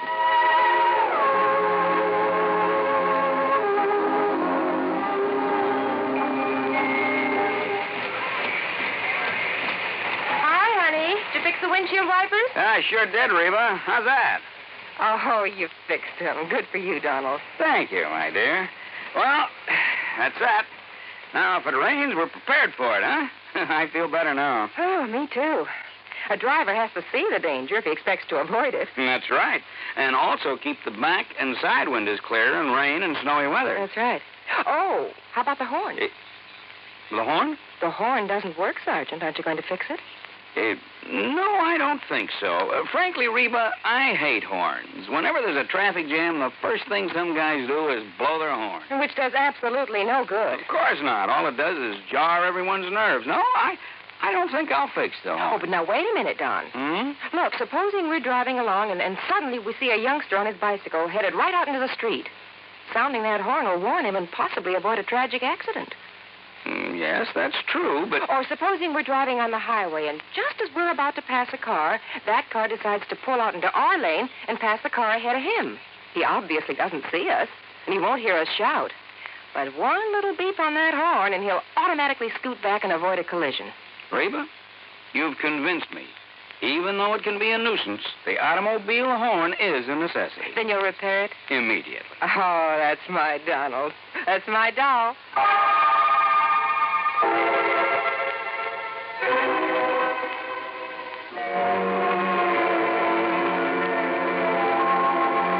And now, Act Two of yours truly, Johnny Dollar and the Time and Tide Matter.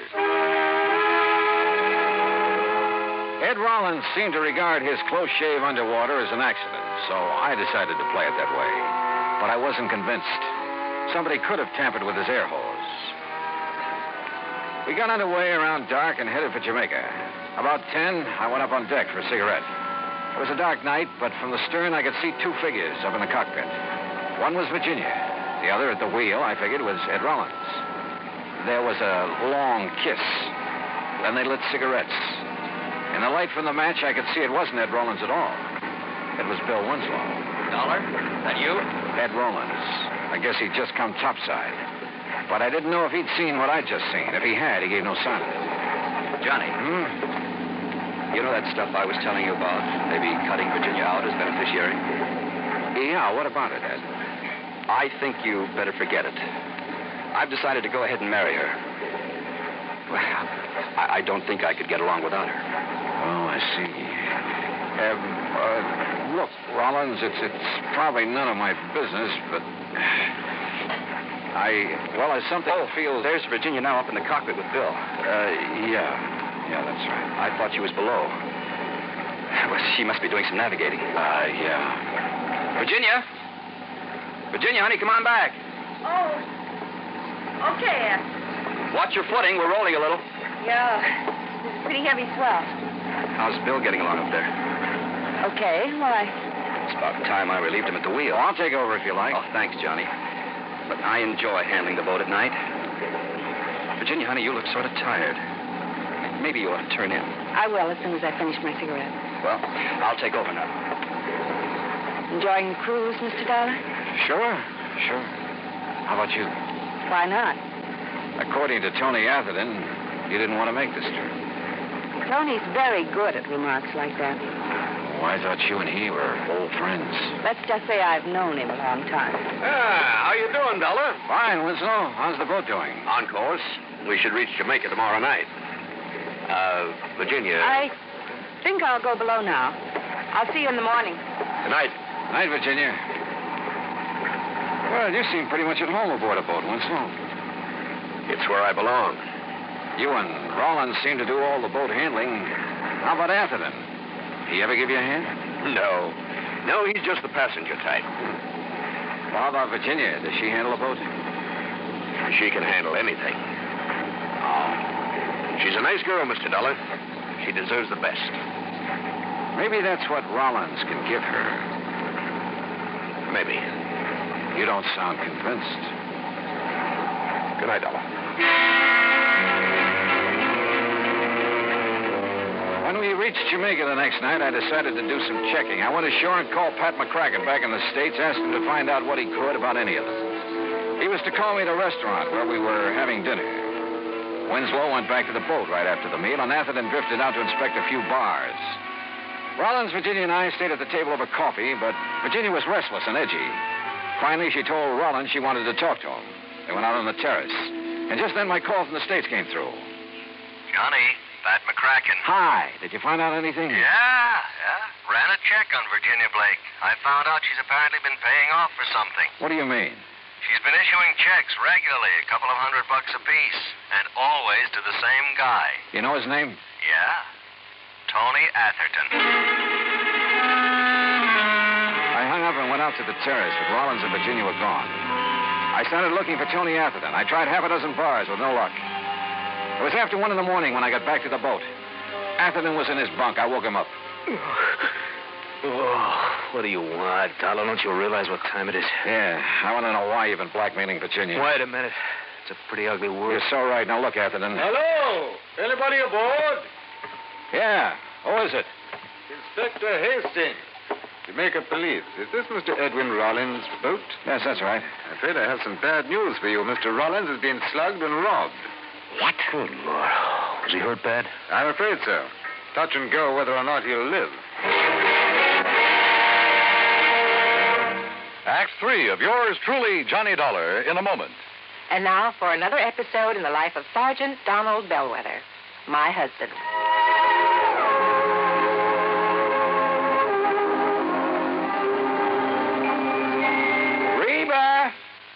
Reba! What is it, Donald? Confounded Reba, I can't find the fountain pen. I've looked all through this desk. Here it is, dear. Here it is. You must have used it as a marker when you were reading this book.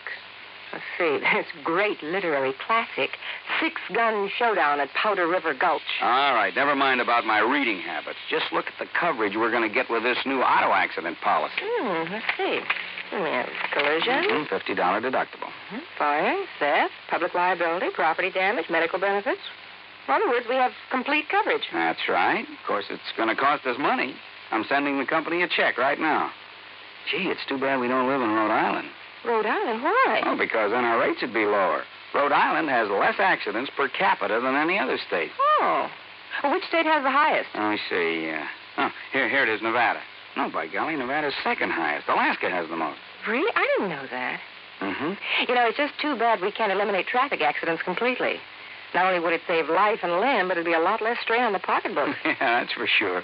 These automobile accident policies get more expensive every year just because there's so many costly accidents. Well, I'm glad we've got some good insurance coverage, Donald, but just remember one thing. Oh, what's that, honey? Well, some auto accidents ruin a fender, and some ruin a family. Yeah, that's true. Very true. But as far as I'm concerned, I don't want any of your old insurance money. I want you here at home, safe and sound. You'll always drive carefully, won't you? Yes, I will, dear. Oh, that's my Donald. That's my doll.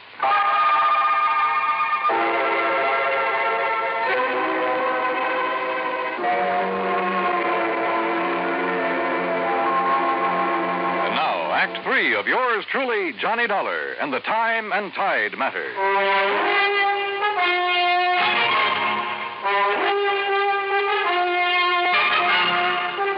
Inspector Hastings led me down the pier and around the corner of a warehouse about 100 yards from the boat.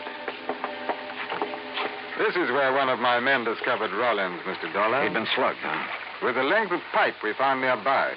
No fingerprints on it, though. Rollins is in the hospital in a coma. Apparently he hasn't more than a 50-50 chance. You said something about robbery, Inspector. His wallet and valuables are gone. I'm afraid we've had quite a bit of that sort of thing around the waterfront lately. Robbery, huh?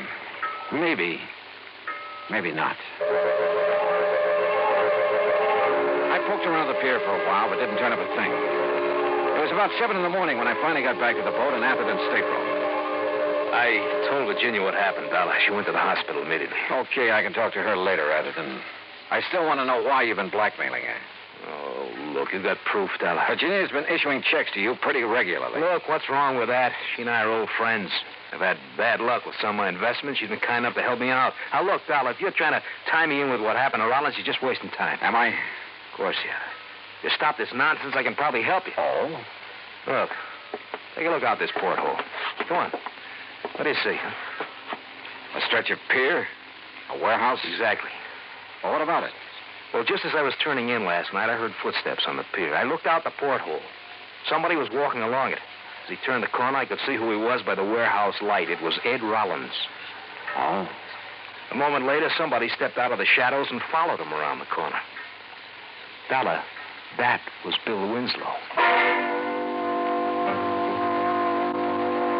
I tell you, I'm not the one who slugged Ed Rollins. But you admit taking a walk last night late. Well, sure.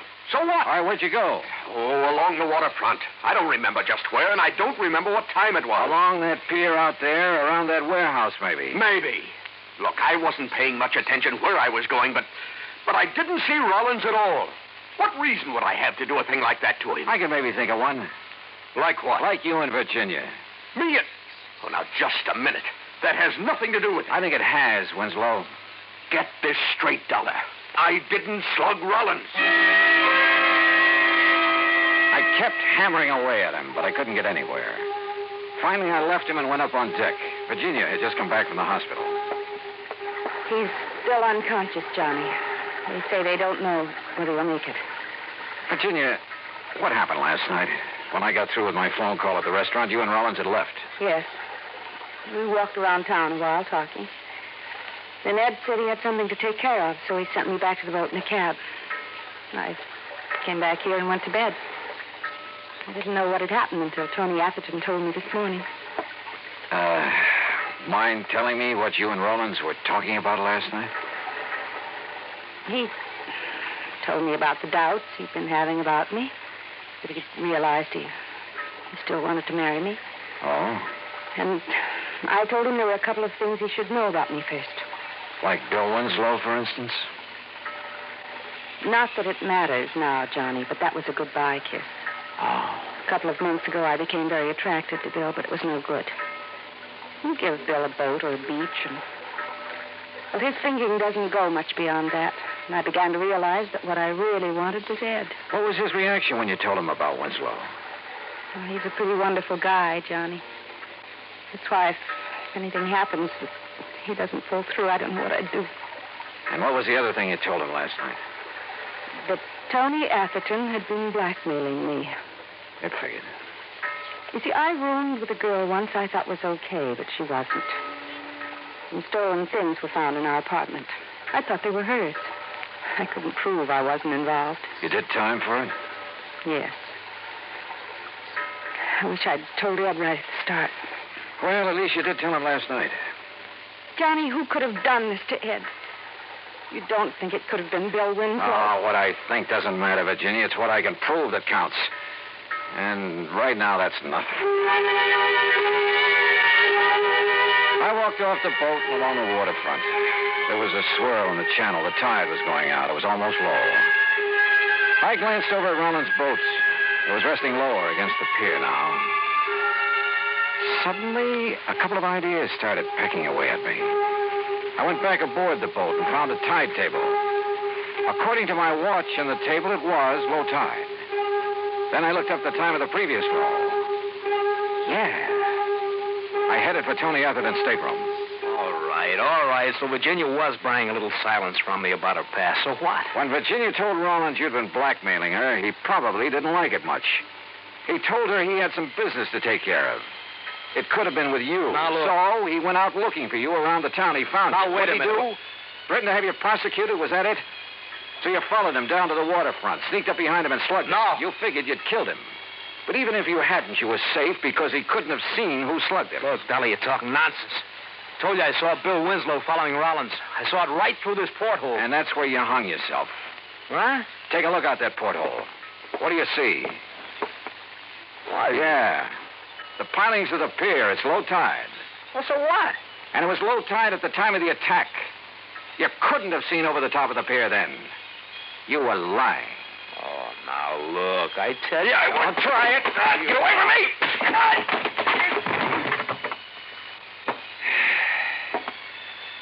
You know, it's funny, Atherton. Shakespeare was more right than he knew. There is a tide in the affairs of men, which sometimes leads to fortune. In your case, brother, you missed.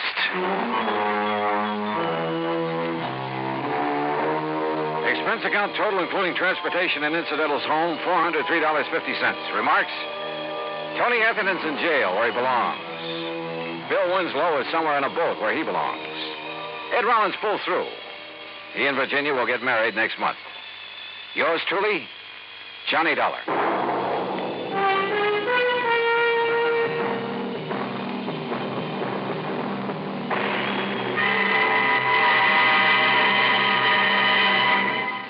Now, here's our star to tell you about next week's story. Next week, the plot revolves around Ong's hat.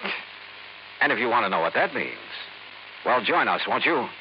Yours truly, Johnny Dollar.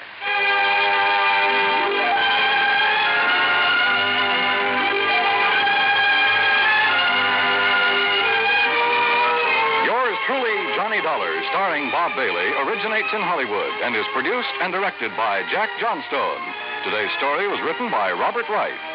Heard in our cast were Virginia Gregg, Larry Dobkin, Herb Ellis, Tony Barrett, Frank Nelson, and Ben Wright. Be sure to join us next week, same time and station, for another exciting story of yours truly, Johnny Dollar. This is Dan Cubberly speaking. Yours truly, Johnny Dollar, has been a presentation of the United States Armed Forces Radio and Television Service.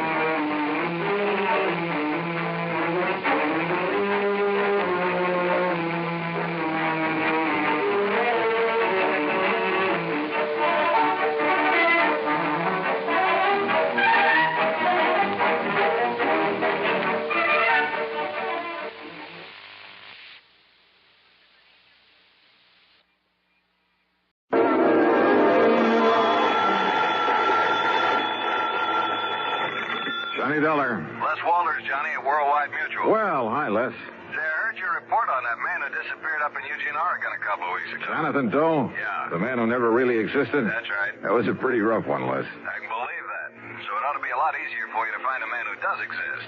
Or who did. Well, which is it? I wish I knew. His name is Elmer Leumas. Leumas. Loomis. So what happened? I told you he disappeared. I mean, what have you got to go on? Leads, clues, whatever you want to call them. Well, that's the funny part of it. Yeah? Nothing, Johnny. Absolutely nothing to go on. You call that funny? So maybe you better come on over here. We can talk about it. Well, now, Les. Yeah? So maybe you're right.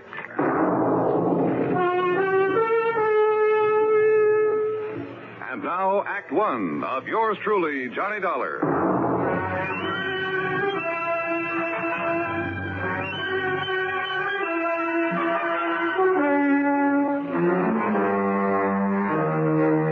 Expense account submitted by Special Investigator Johnny Dollar to the Worldwide Mutual Insurance Company, Home Office, Hartford, Connecticut.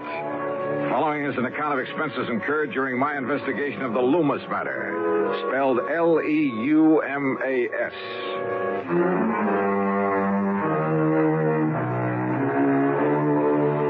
No leads at all, huh? Well, at least it gives me a clean, uncluttered start. So, expense account item 1, $1.10 for a taxi to the office of Worldwide Mutual in the Sperling Building down on the square. Hi, Johnny.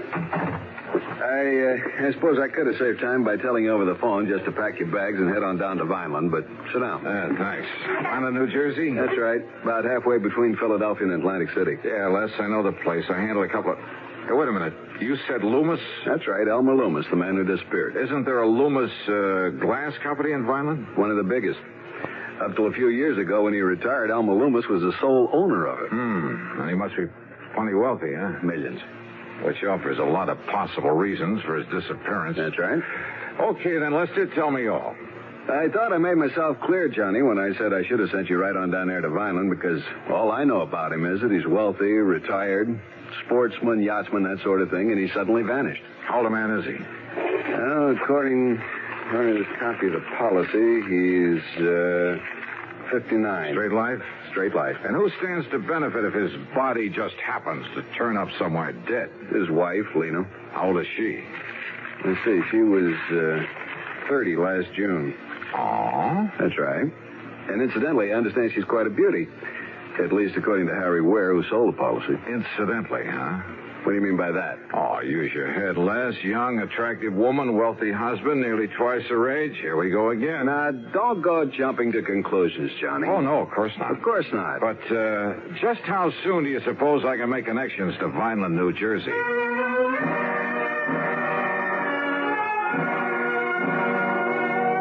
Item 2, $4 even for a couple of taxi fares. One back to my apartment where I packed a bag, the other out to Bradley Field. Item 3, $12.55 for a plane to Philadelphia. Item 4, there in the city of brotherly love, $50 deposit on a rental car. After a late and hasty lunch, that's item 5, 2 1/4, I drove across the Delaware River Bridge and picked up Route 47. South Jersey is flat as a pancake, but full of beautiful homes and rich farmland, occasional cranberry bogs, and lots of big poultry farms and peach orchards. So the drive was a pleasant one. Then, in Vineland, the so-called heart of sunny southern Jersey, I went straight to police headquarters, a block off Landis Avenue, the main drag. I contacted Sergeant Louis Tomaso, with whom I'd worked before. As usual, he was right on the ball. Kind of had a hunch you might be dragged in on this. How are you, Johnny? Well, pretty good, Louis. Or rather, I'm not so sure. You have any real leads on this case? Johnny? Yeah? Let me hand you a thought for the day. Okay, shoot. Don't be surprised when you find that Lena Loomis isn't at all broken up over this loss of her husband, because she isn't. If you ask me, she's downright tickled to death about it. Is that your snide way of telling me that she's interested in somebody else? Somebody closer to her own age? Johnny, if I could find out who that somebody else is, but who knows, maybe there isn't any. Or maybe there's a dozen of them. I don't know. This gal is the social type. One big party after another, night after night, month after month, ever since they got married. And Loomis? Couldn't stay far enough away from it all. Spend most of his time off on hunting or fishing trips or out on his yacht. Funny that he ever married her in the first place. Well, when a gorgeous young charmer starts cooing at a poor, lonely widower, nearly 60, well, what do you expect? Apparently all she cared about was getting her hooks on his money. What else? When did he go? 10 days ago. Got up, had breakfast, announced he was going to spend the day in Philadelphia. Walked out the front door, and that was the last anybody ever saw. And what about enemies, Lou? Not a one that anybody knows. I mean, any reason to think he might have been hauled off and murdered? The only reason to think he wasn't is the fact he took some luggage, some clothing with him. Well, that doesn't prove anything. You've questioned his wife, of course. Yeah. When you get through talking to her, you'll know just as much or as little as I do. Well, how about his favorite hunting and fishing spots? Check them all, favorite and otherwise. Nothing. You say that he owns a yacht. Owned. Huh? A sailboat, a big one. Kept it down in the little town of Tuckahoe on the Tuckahoe River. So? He just happened to have sold that yacht 2 days before he disappeared. Ah. Johnny, we haven't a single solitary thing to go on. You sure about that, Lou? What do you mean? Not even his wife?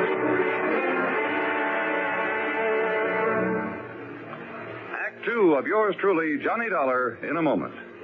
And now, Act 2 of yours truly, Johnny Dollar, and the Leumas Matter. Expense account item 6580, dinner for Sergeant Louis Tomaso and myself at the East Landis Hotel there in Vineland, New Jersey. Then he gave me some directions, and I left him and drove east on Landis Avenue. In case you're interested, I found out that a guy by the name of Landis founded this fair city. The Loomis home was a massive red brick affair set in the middle of, well, it must have been nearly an acre of huge lawns and trees and flower beds. 25 or 30 rooms, I'd guess, really a mansion. And the long, broad driveway was lined with maple trees. In other words, there was money here, plenty. As for Lena Loomis, wowee. If she was 30, believe me, she didn't look it. And, brother, she had everything. She was tall, lithe, and brunette, with just enough makeup to enhance her soft and gently tanned complexion. She wore a pair of sleek blue velvet capris and a light silk blouse. A subtle touch of arpège that, well, at the risk of sounding repetitious, wowie. Well, come in, Johnny. Yeah. How an old codger, wealthy or not, could ever rate something like this. And framed there in the doorway and a trace of moonlight filtering through the trees, believe me. Johnny? Oh, I'm sorry, Mrs. Loomis. Mrs. Loomis? And with that look in your eye? It's Lena, and you know it, and come in. Yeah, sure, thanks. Oh, darn it. You would come the one night when I'm not having a party. In here, Johnny. Yeah. The place is dead as a doornail. Then I suppose I have to give the servants some time off. Sit down, huh? Like a drink? Yeah, I think I could use it. No, thanks. Not even to keep me company? Scotch and soda? A light one. Now, I just knew that was you I saw down on Landis. What? What'd you say? I say, I just knew you'd be coming down here to investigate Elmer's disappearance. So when you rang the doorbell just now, I wasn't the least bit surprised. Oh, that's so? Elmer was always a great fan of yours. Your radio program, I mean, where you tell about all those cases you solved. That's why I knew you the second I saw you. I see. Well, now, Lena. Johnny, I'm so fed up with answering questions about him. That Louis Tomaso from the police department has just about driven me crazy with him. He is kind of a cute guy, though, isn't he? Do you know him? Well, as a matter of fact, I talked with him just before. Here's your drink. Oh, thanks. Bottoms up. Huh? These glasses must hold about a quart. Oh, well, you know what I mean. Skull. Yeah, skull. Now, Johnny, I don't know how much Louis told you about Elmer vanishing this way, but whatever it was, there's nothing more I can tell you. He's gone. That's all. And you know something? I don't mind a bit. Yeah, well, I kind of had a notion. They find his body lying around somewhere? Well, just look at all it gets me. This home and property and all the stock in the glass company he sold and money. More money, Johnny, than you could even imagine. Yeah. And I believe that his insurance amounts Oh, to quite a the lot. insurance. Oh, that's nothing compared to all the money he has lying around in banks all over the place. It'll all be mine. And if you don't think I know how to use it... You know, there are a couple of things that might put a crimp in your plans, Lena. What Lena wants, Lena gets. Why do you think I ever married Elmer in the first place? Ooh, Elmer. Isn't that a terrible name? Suppose I find out that he's been murdered. Now, who would ever want to murder poor, sweet old Elmer, and why? Oh, maybe to get hold of all this money you've been talking about. Of course not. I told you I get everything. That's exactly what I was... He just doesn't show up after 7 years. Well, you know, the statute of limitations. Oh, yeah, I know. And what if he does come back? You know, suffering from amnesia, or maybe he was in an accident somewhere, you know. Wow. So I'll do what I can to keep him happy as long as he lives, and then I'll have it all. I don't love him, Johnny, not a bit. But I do try to keep him happy. It's the least I can do. Lena. And then when he dies, well, like I said... Lena, listen to me. He's a handsome old dog. I'll say that for him. You see? There in that picture on the table beside you. Yeah, I see. But now listen. Tall and wiry with that big shock of hair. Yes, I see it. But why he kept that mustache and Van Dyke? Well, they made him look even older than he was.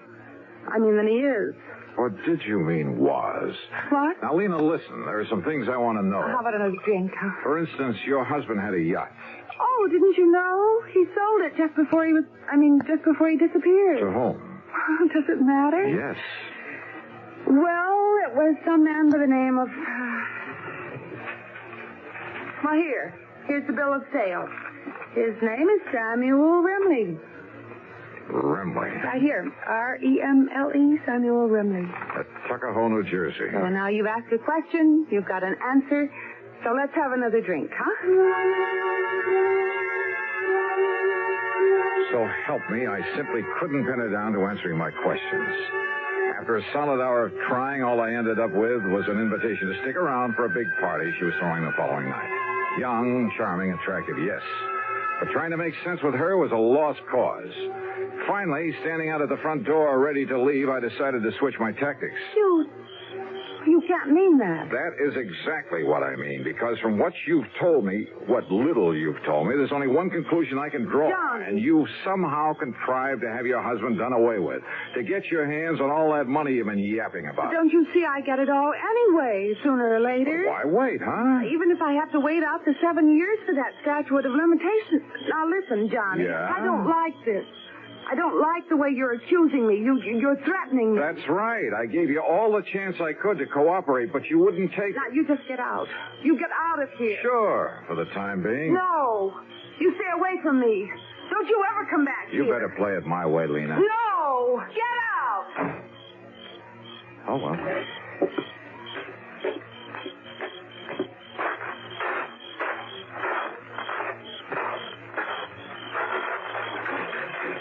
Johnny.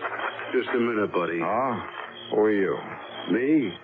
I just happened to be looking out for Mrs. Loomis. Yeah? Yeah, and I don't like what I was hearing just now. Oh, that's too bad. Now, if you get out of my way. Oh, no, you don't, Buster.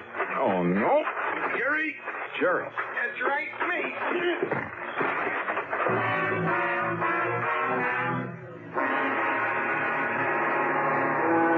Of yours truly, Johnny Dollar.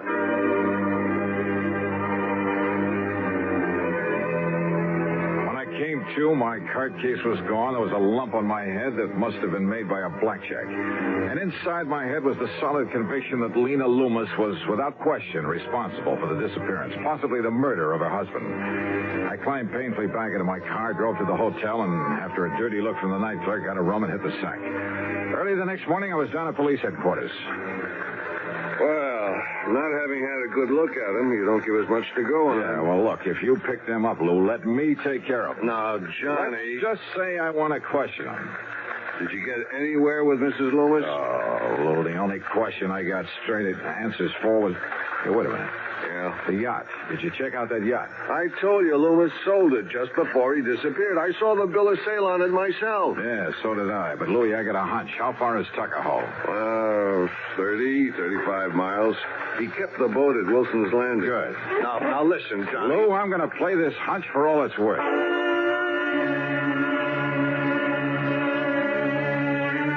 It was more than a hunch, because it had to do with a rather strange and interesting combination of names. And the more I thought about it, well, I made tracks to the little town of Tuckahoe, to Wilson's Landing on the Tuckahoe River. Here you are, Mr. Dollar. Right here is where the Lena was tied up. But the owner, this Mr. Remley, he took it out last night? Yes, sir. Did you know the previous owner? No, I'm kind of new here. But the boss must have. Captain Wilson. Where is he? Been down to Atlantic City the past week. All right. What does this Samuel Remley look like? Well, Mr. Remley's an old man, about 60. Yeah? Tall, slim, kind of wiry. Full head of hair, a mustache, and a little Van Dyke beard? Oh, no, sir. Mr. Remley's clean shaved and wears a butch. Well, now listen. Yes, sir? Do you know where he headed for when he took off last night? No, I don't, sir. Then show me the nearest telephone. Item 7, $3 for telephone calls. I hit pay dirt on the fourth one to the Coast Guard station at Cape May. Why, yes, Mr. Dollar. The Lena pulled in here a couple hours ago. Good. She's tied up at the clubhouse dock. I can see her from here. Then, Captain, I'll be right down there.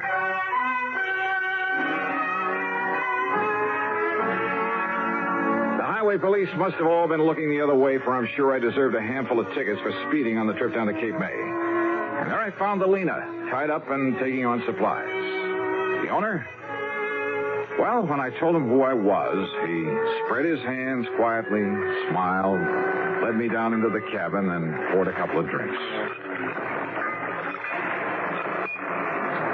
Salute, Mr. Dollar. Salute, Mr. Well, is it Loomis or Remley? Either. The names tip you off? It took a while to get through this thick skull of mine, but, well, the rather unusual spelling of your right name, Leumas. Yes. And spelled backward, it comes out Samuel. Elmer spelled backward comes out Remley. Elmer Loomis, Samuel Remley. So obvious, I hoped it might be overlooked. But... Oh, incidentally, I'm sorry about Pete and Jerry. Pete and Jerry? The bodyguards I left for Lena. Unknown to her, of course. Oh, yeah. I can't wait to meet those boys again. But I wanted to be sure she'd be watched over while I was away, taking time to really figure out what to do about her, about our rather pitiful relationship. That's the reason for the disappearing act? Yes. I knew that if I suggested just going away alone, she wouldn't hear of it. So... And you were staying right here in Tuckahoe? Old Cap Wilson at the landing knew who I was, of course. But nobody else did after I cut my hair and beard. Nobody else had really known me there anyway. So then last night you took off? When the boys came down and told me... Oh, here, by the way, you'd better have your credentials back. Oh, thanks. Where were you going? I don't know. Most anywhere. I might have realized I wouldn't get away from you, though. I'm a great admirer of yours, Dollar. Well, thanks. So, What now? You've, had time to make up your mind? About your wife, I mean? No. Yes, I suppose so. Well, I don't know of any formal charges I ought to make against you. Of course, the Vineland police. I'll somehow try to make up to them for all the trouble I've caused them. Would you like to sail back to Tuckahoe? No, thanks. I've got my car. And who knows? Maybe you'd like a little more time to think. Alone.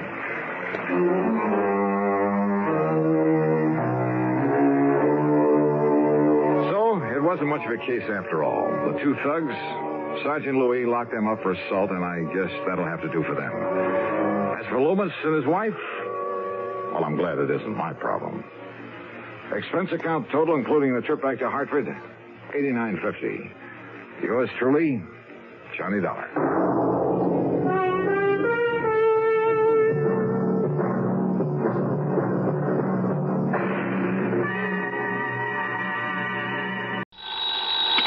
Johnny Dollar. This is Jack Price, Johnny. Corpus Christi, Texas? That's right. Try Western Life Insurance Company. No. No? No, Johnny. I've just taken over the office of Providential Property Insurance down here. Oh, that's a good company, Jack. Only I'm beginning to wish I had. Oh, what's the matter? Less than a week heading up this operation, and I get presented with a claim for $465,000. Wowee. But maybe, I hope, you could keep us from having to pay it. Well, I don't know about So, that. Johnny, if you'd like to earn yourself a nice big commission in addition to your expense account, of course. Now, let me see. My commission on $465,000. Tell me all, Jackson. You fly on down here, and I'll be glad to. Right. I'll grab the first plane I can.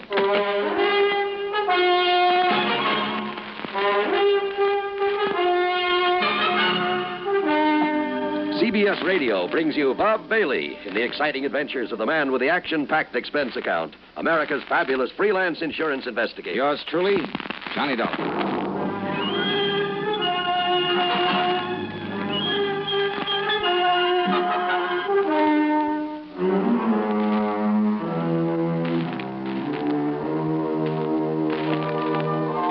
Expense account submitted by Special Investigator Johnny Dollar to the Providential Property Insurance Company, Corpus Christi, Texas office.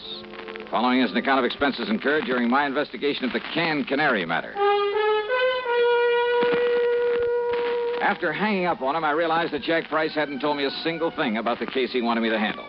But who cares when it means a commission on nearly $500,000? So item one on the expense account is $128, plain fare and incidentals, Hartford to Corpus Christi, Texas. Price met me at the Cliff Mouse Airport. We piled into his car and headed for town. Johnny, I've made a reservation for you at the Frisco Hotel on North Broadway. Oh? You'll get yourself a good night's sleep, and you can start on this matter first thing in the morning. Well, what's the matter with right now? At least you can tell me what it's all about. Well? The Canary diamonds. Canary? Yeah. You mean they're for the bird? Oh, now, wait. I'm sorry. Matter of fact, Johnny, they happen to be the most perfectly matched set of yellow diamonds in the world. A necklace, a brooch, and a solitaire and a ring. Called the Canary diamonds because of their color. No. They were stolen from Mrs. Clara Barnes Smithwick Tyson Brownfield. Oh, brother, that's a mouthful. Now, who is she? The reason she's so loaded with jewels, and about everything else an old lady could want, is that Tyson made a few $1 million in oil, and when he died about 4 years ago, he left her a considerable fortune, mostly in the stock market. Tyson? J.R. Tyson. I thought you said her string of names ended in Brownfield. About a year ago, she married young Augustus Brownfield. Oh, I see. Brownfield loaded, too? He's been up and down over the years. Mostly down, I'm afraid. Until he married the rich widow Tyson. Well, yes. How old is he? 10 or 15 years younger than she is. About 45, I'd say. So that's it. Now, Johnny, you and that suspicious mind of yours. What, Jackson? You'd make a suspect out of your own mother. Oh, look, there's nearly $500,000 involved. But you're wrong if you think he had anything to do with the loss of these jewels. I'm sure of it, Johnny. Yeah, we'll see. I've known Gus Brownfield for years. I'm sure he's on the level. That's why, in spite of all his wife's money, he's trying so hard to make a go of his little cannery business. Cannery? It's just a small operation for the luxury trade. What do you mean? Oh, kumquats, guavas, lychee nuts, things like that. For the fancy restaurants. Real expensive stuff. Oh, I see. His customers are mostly places like Antoine's in New Orleans, Romanoff's in Beverly Hills, the Chambord in New York. Even some of the fancy cafes in London, Paris, and Rome. But now how and when and where did these Canary diamonds disappear? Well, it was several weeks ago. They'd gone out for the evening. No servants? Only the deaf old cook in her little room in the basement. The others were all off duty, out of the house. And? Well, when they got home, she went to the wall safe to put back a pair of earrings she'd worn. When she opened it, she found the Canary diamonds were gone. Anything else taken? No, in spite of the fact there were other valuable things in the safe. They called in the police, I hope. Oh, of course. Well, what did they find? Nothing. Fingerprints? Whatever prints may have been on the dial of the safe have been carefully wiped off. The only thing the police are sure of is that it was a professional job. Hey, Jack, who knows the combination of that wall safe? Only the two of them, Mr. and Mrs. Brownfield. You're sure of that? That's what she told me when she reported the loss. Oh, she reported it? Yes. And he was the only other person who knew that combination? Johnny, they were out together that evening. Where did they live? Let's go over and see him. At this hour? Sure, why not? Well, besides, I told them I'd bring you over in the morning. So what? And if they don't expect us, well, who knows? Maybe we'll learn more than when they do. Johnny, if this is because you suspect Gus Brownfield... Now, did I say that? It's what you mean, isn't it? Come on, Jackson, let's go see him. Well? All right, Johnny. Whatever you say. The Brownfield home was a mansion, a beautiful place, worth plenty of money. Mrs. Clara Barnes Smithwick Tyson Brownfield was about 60, I'd say. She was a lady in every sense of the word, with the sort of quiet dignity that goes with wealth and good breeding. Her husband, Gus, was at least 10 years younger, and, well, he seemed like just an ordinary, hardworking, nice, good-looking guy, sincerely devoted to his wife. Yeah, I must admit I liked him immediately, but then sometimes that's a danger sign. Anyhow, he pretty much repeated what Jack Price had told me, including the fact the police had gotten nowhere. So, if there's any way I can possibly be of help to you, Mr. Dollar? Not so much the money, Mr. Dollar. Though heaven knows the diamonds do have monetary value. That is the understatement of the week. Well, yes, I suppose it is. But when I think of some thief taking those beautiful stones out of their lovely mountings to dispose of them... Mr. Brownfield, you and your wife were together all the time the night they were stolen? Yes, we were attending a party at the home of... Oh, no, wait. Yeah? Why, yes, dear. You left us for a few minutes to go over to the Canary. Yes. Why? Well, when we passed it on the way to the party... Yes? Well, I'd noticed that someone had left the lights on. Probably someone who'd worked late. Who? Well, frankly, I don't know. Well, go on, please. Well, the party'd been rather dull, so I used that as an excuse to leave for a while. Yeah? I drove on over to the Canary, took care of a few odds and ends at my desk, turned out the lights, and then drove back to the party. Then we came home and found that the diamonds... Mr. Dollar. Yes? If you're thinking what I think you are... That your husband had plenty of time to come here during his absence from the party? Well, now, look here... Plus the fact that he knows the combination to the safe? Young man. No. What? No, Mrs. Brownfield. I was thinking of something you said a minute ago. About the thief disposing of those jewels. But, Dollar, if you think for 1 minute... Just hold your horses, please, Mr. Brownfield. Young man, this is outrageous. I refuse to listen to anything more from you. Yeah? Yes. Well, I think you'd better, Mrs. Brownfield. If you want the Canary diamonds back.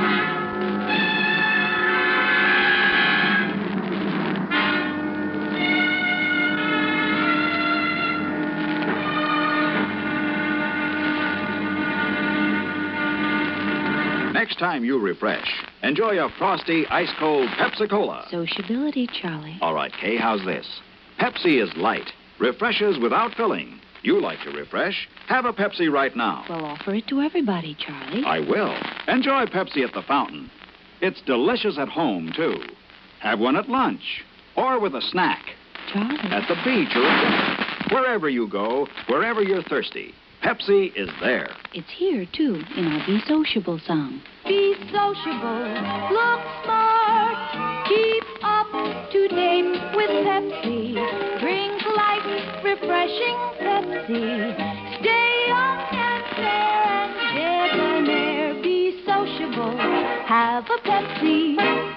For the weekend, have plenty of Pepsi around. Pick up an extra carton today.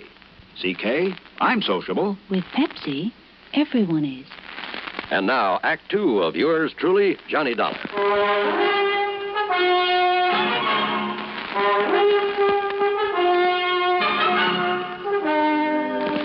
Dollar, this is ridiculous. Is it, Mr. Brownfield? And I suppose the fact that my cannery business is not particularly profitable. Oh, I didn't know about that. I suppose you've decided that that's a motive for the theft of the diamonds. Well, I suppose it could be, couldn't it? Now, listen, Johnny, this is ridiculous. Take it easy, Jack. This is not only ridiculous, it's insulting. I must ask that you gentlemen leave this house immediately, Mr. Price. Of course, Mrs. Brown. Now, just a minute. No. I've had enough of this.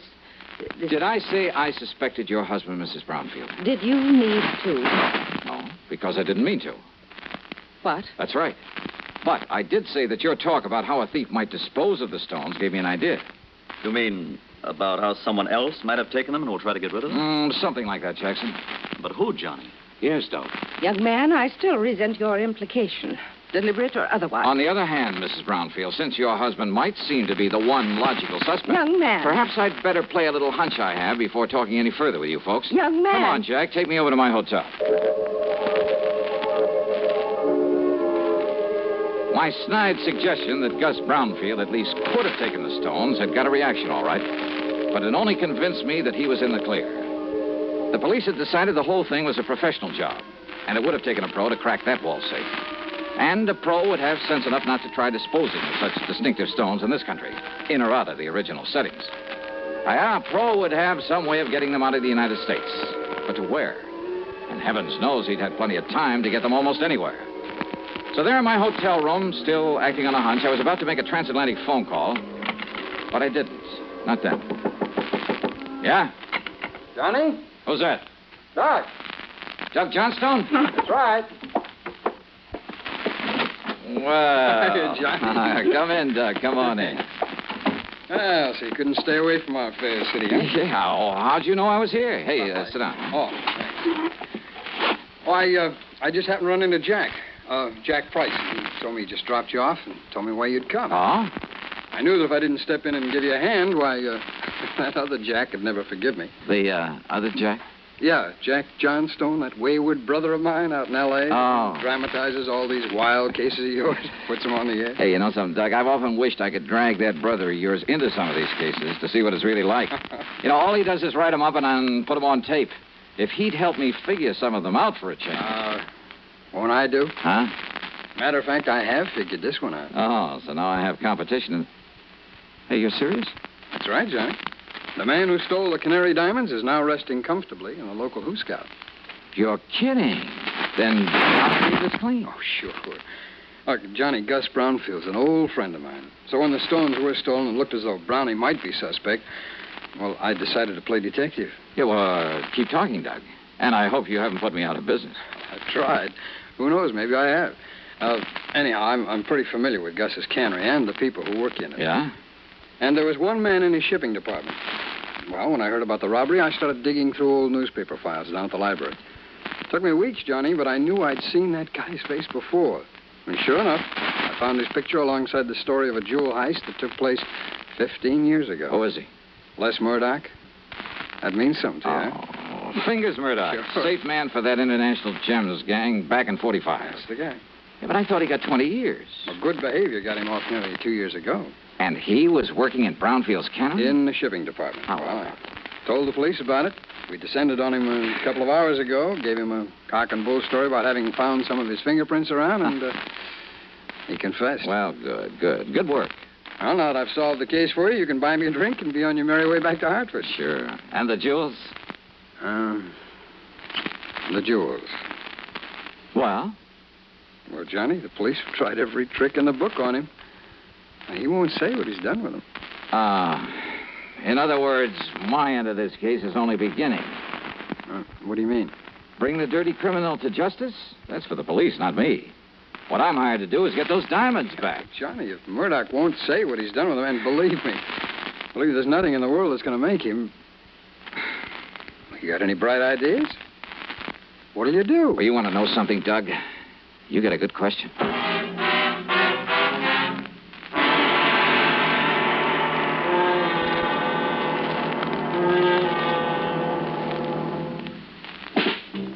Smoking more now, but enjoying it less. Have a real cigarette. Have a Camel. So good. Have a Camel cigarette. So rich. Have a real cigarette. Have a Camel. So mild. Have a Camel cigarette. And here's the reason why. Best tobacco makes the best smoke. Have a Camel cigarette. You can say that again. Best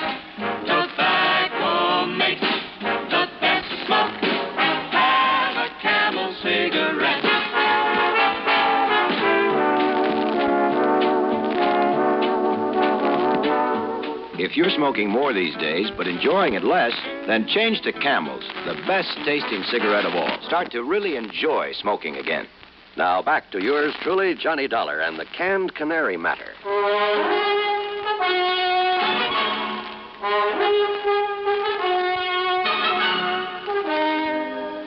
I went down to the Corpus Christi Central Jail and wasted an hour trying to get something out of Fingers Murdoch. Go on, Dollar. Get out of here and let me sleep. Murdoch. And don't give me this bull again about going easy with me if I tell you where the rocks are, because I know better. Look, listen to me, will you? Instead, I'll just serve another stretch, and then when I get out... If you live that long. Then I'll pick up the dough for him and live on Easy Street. Then you passed them on to a fence, huh? Did I say that, Dollar? Now, go on. Get out of here. You bother me. Then I remembered about some of Murdoch's earlier activities, about his international connections, about the impossibility of successfully disposing of the Canary diamonds anywhere in the United States. Item 2, 10 cents for a phone call to Mr. Brownfield. Yes, there had been a shipment of canned goods the day after the robbery to an outfit in Paris called Imperial Import Company. The shipment was supposed to arrive there late today. Item 3, $12 for a transatlantic phone call to Paris to a wormy little character named Louis Dumassac, who had another name for himself. Oui, monsieur. This is your oldest, your dearest, your most devoted friend, Le Jacques, the Great Cat. Yeah, devoted friend, huh? You mean as long as I keep forking over good American dollars for information? But of course, monsieur. Sure. If somebody else came along with a bigger bankroll, you'd sell me out in a second. Oh, no, mon ami. You touch me to the quick. Sure. I mean, to have you put it so blunt. All right, now tell me just one thing. What do you know about canaries? Canaries? That's right. Uh-huh. Well? They are for the birds. Wait, well, monsieur, that's not a very funny thing I've just said. Oh, very funny. So what about the Canary diamonds? Well, alas, I've never heard of them. But I'm sure that for a slight consideration, if I can find out all about them for you, say for $500. Now listen, your old pal, Francois Dubuisson, the fence. Yeah, Dubuisson. What? Oh, that miserable, that no good, that double-crossing. I love him dearly. Now, what's that mean? Millions he's made smuggling jewelry and paintings into this country from your United States. Now, with your help at times. But of course, monsieur. But now what has he done? What has he done? Closed up the antique shop that he used as a front for his operations. You mean he skipped the country? Oh, no. He's still here in Paris. Doing what? Is it not unthinkable that so clever a crook should turn to a legitimate business? Under another name? What kind of business? Produce. Produce? Oui. Caviar from Russia, cheese from Holland, fine sausages from Germany. And canned tropical fruit from here in the States. Oui. Yeah, but how did you know? And he calls it the Imperial Import Company. That's so. Then tell me where I can find him and I'll cable you $100. But of course.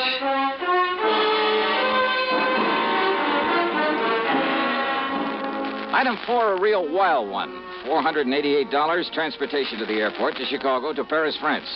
Then a cab to the little warehouse called the Imperial Import Company. And somewhere along the way, I picked up a 39-cent kitchen item that just might help solve this case for me. Francois Dubuisson was more than a little surprised to see me. Monsieur Dollar? Yeah, surprise, huh? And what are you doing here in Paris, huh? Well, I want you to help me find some stolen jewels, Dubuisson. I help you? Mm-hmm. After the trouble you have made for me in the past, it is to laugh, monsieur. Yeah, well, you go right ahead and laugh, but maybe I can persuade you. By waving that pistol in my face, huh? I want to look at your latest shipment of canned goods from the United States. Canned goods? Monsieur, Come on now. Where do you store the stuff for this phony import business you're using as a front now? If you will put down that gun... Maybe through this door, huh? Well, we'll see. Monsieur! Well, now, how about this? Will you kindly explain what you mean by this intrusion, huh? Yep. 10 cases of fancy tropical fruits from the Brownfield Canary in Corpus Christi, Texas. And why not, sir? Only one of these cans doesn't contain fruit. I beg your pardon. As if you didn't know. All right, here you are. Take this and we'll get to work. And just what is this, eh? Well, now, Dubuisson, that's a fine old American institution. It's called a can opener. Yeah, I'll pry open the cases and you open the cans. Monsieur. Uh-huh. Until we find the Canary diamonds. All right, here now.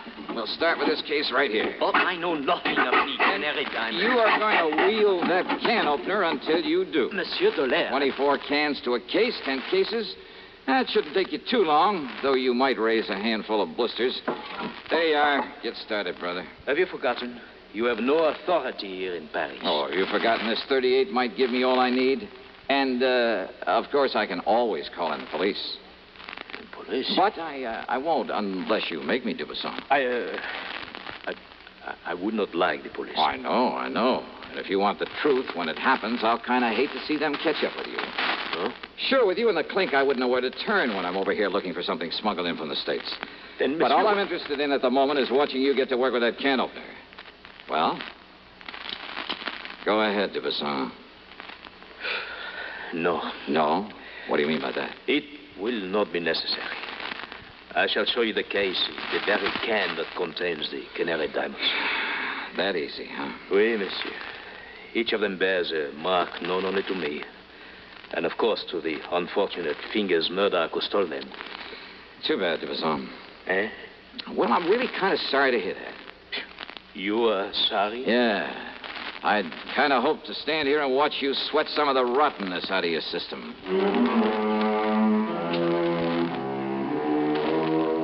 Thanks to its Paris representative, the company was able to arrange for getting the stones back to the U.S. As for Dubuisson, well, I suspect he was long gone when the police arrived at his place. Expense account total, including the trip home, $1,121 even. And, don't forget my commission on this one. Yours truly, Johnny Dollar.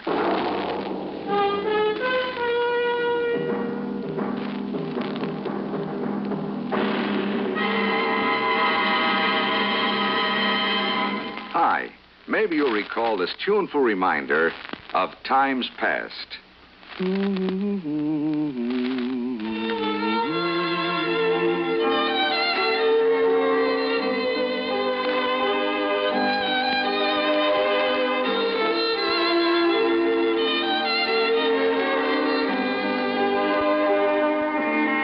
This is Dennis James with something else worth remembering. It's this. You're so right to stay regular with Kellogg's All Brand. See, it's the normal, natural way to youthful regularity. The whole brand content of Kellogg's All Brand supplies your system with all the bulk-forming food that you need every day. There's only one All Brand. It's Kellogg's All Brand. So relieve irregularity from lack of bulk, as millions do, with a bowl full of Kellogg's All Brand each morning. ALL-BRAN. It's Kellogg's All Brand. Now, here's our star to tell us about next week's story. Next week, a wild flight across the country after a beautiful girl, and possibly a murder. Join us, won't you? Yours truly, Johnny Dollar.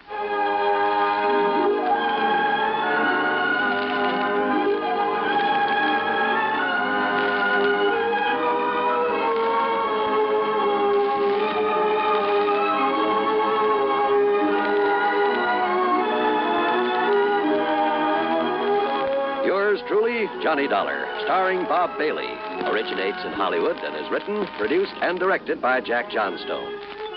Heard in our cast were Virginia Gregg, Jack Edwards, Russell Thorson, Stacey Harris, Jack Crucian, Forrest Lewis, and Tony Barrett. Be sure to join us next week, same time and station, for another exciting story of yours truly, Johnny Dollar.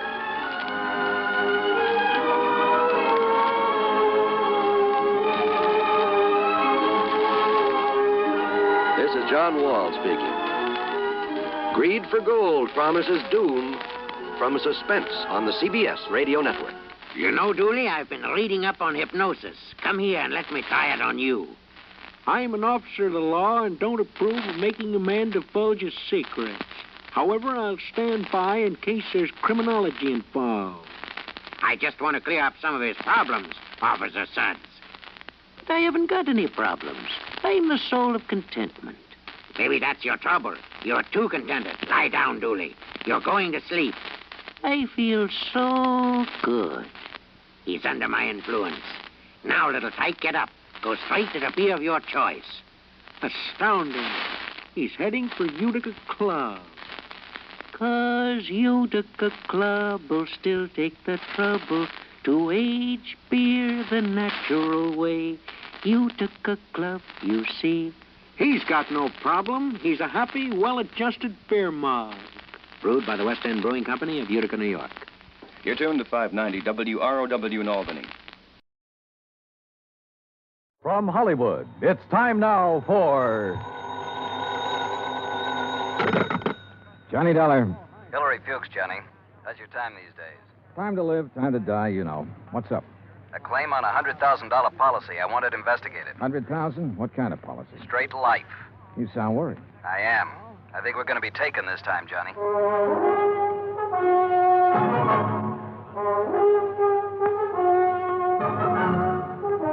Bob Bailey in the exciting adventures of the man with the action-packed expense account. America's fabulous freelance insurance investigator. Yours truly, Johnny Dollar.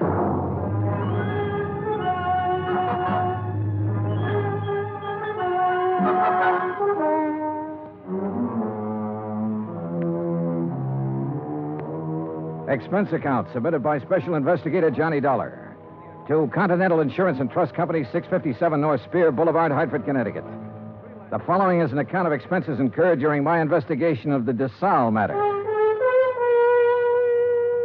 I'd heard of Dave Desalles. I guess everybody in this country's heard of him at one time or another. Desalles Television, Desalles Radio, Desalles Electronics, Desalles Appliances, racetracks, theaters, Desalles this and that. But up until the time I talked to Hillary Fuchs about the case, I had never put a man behind the name.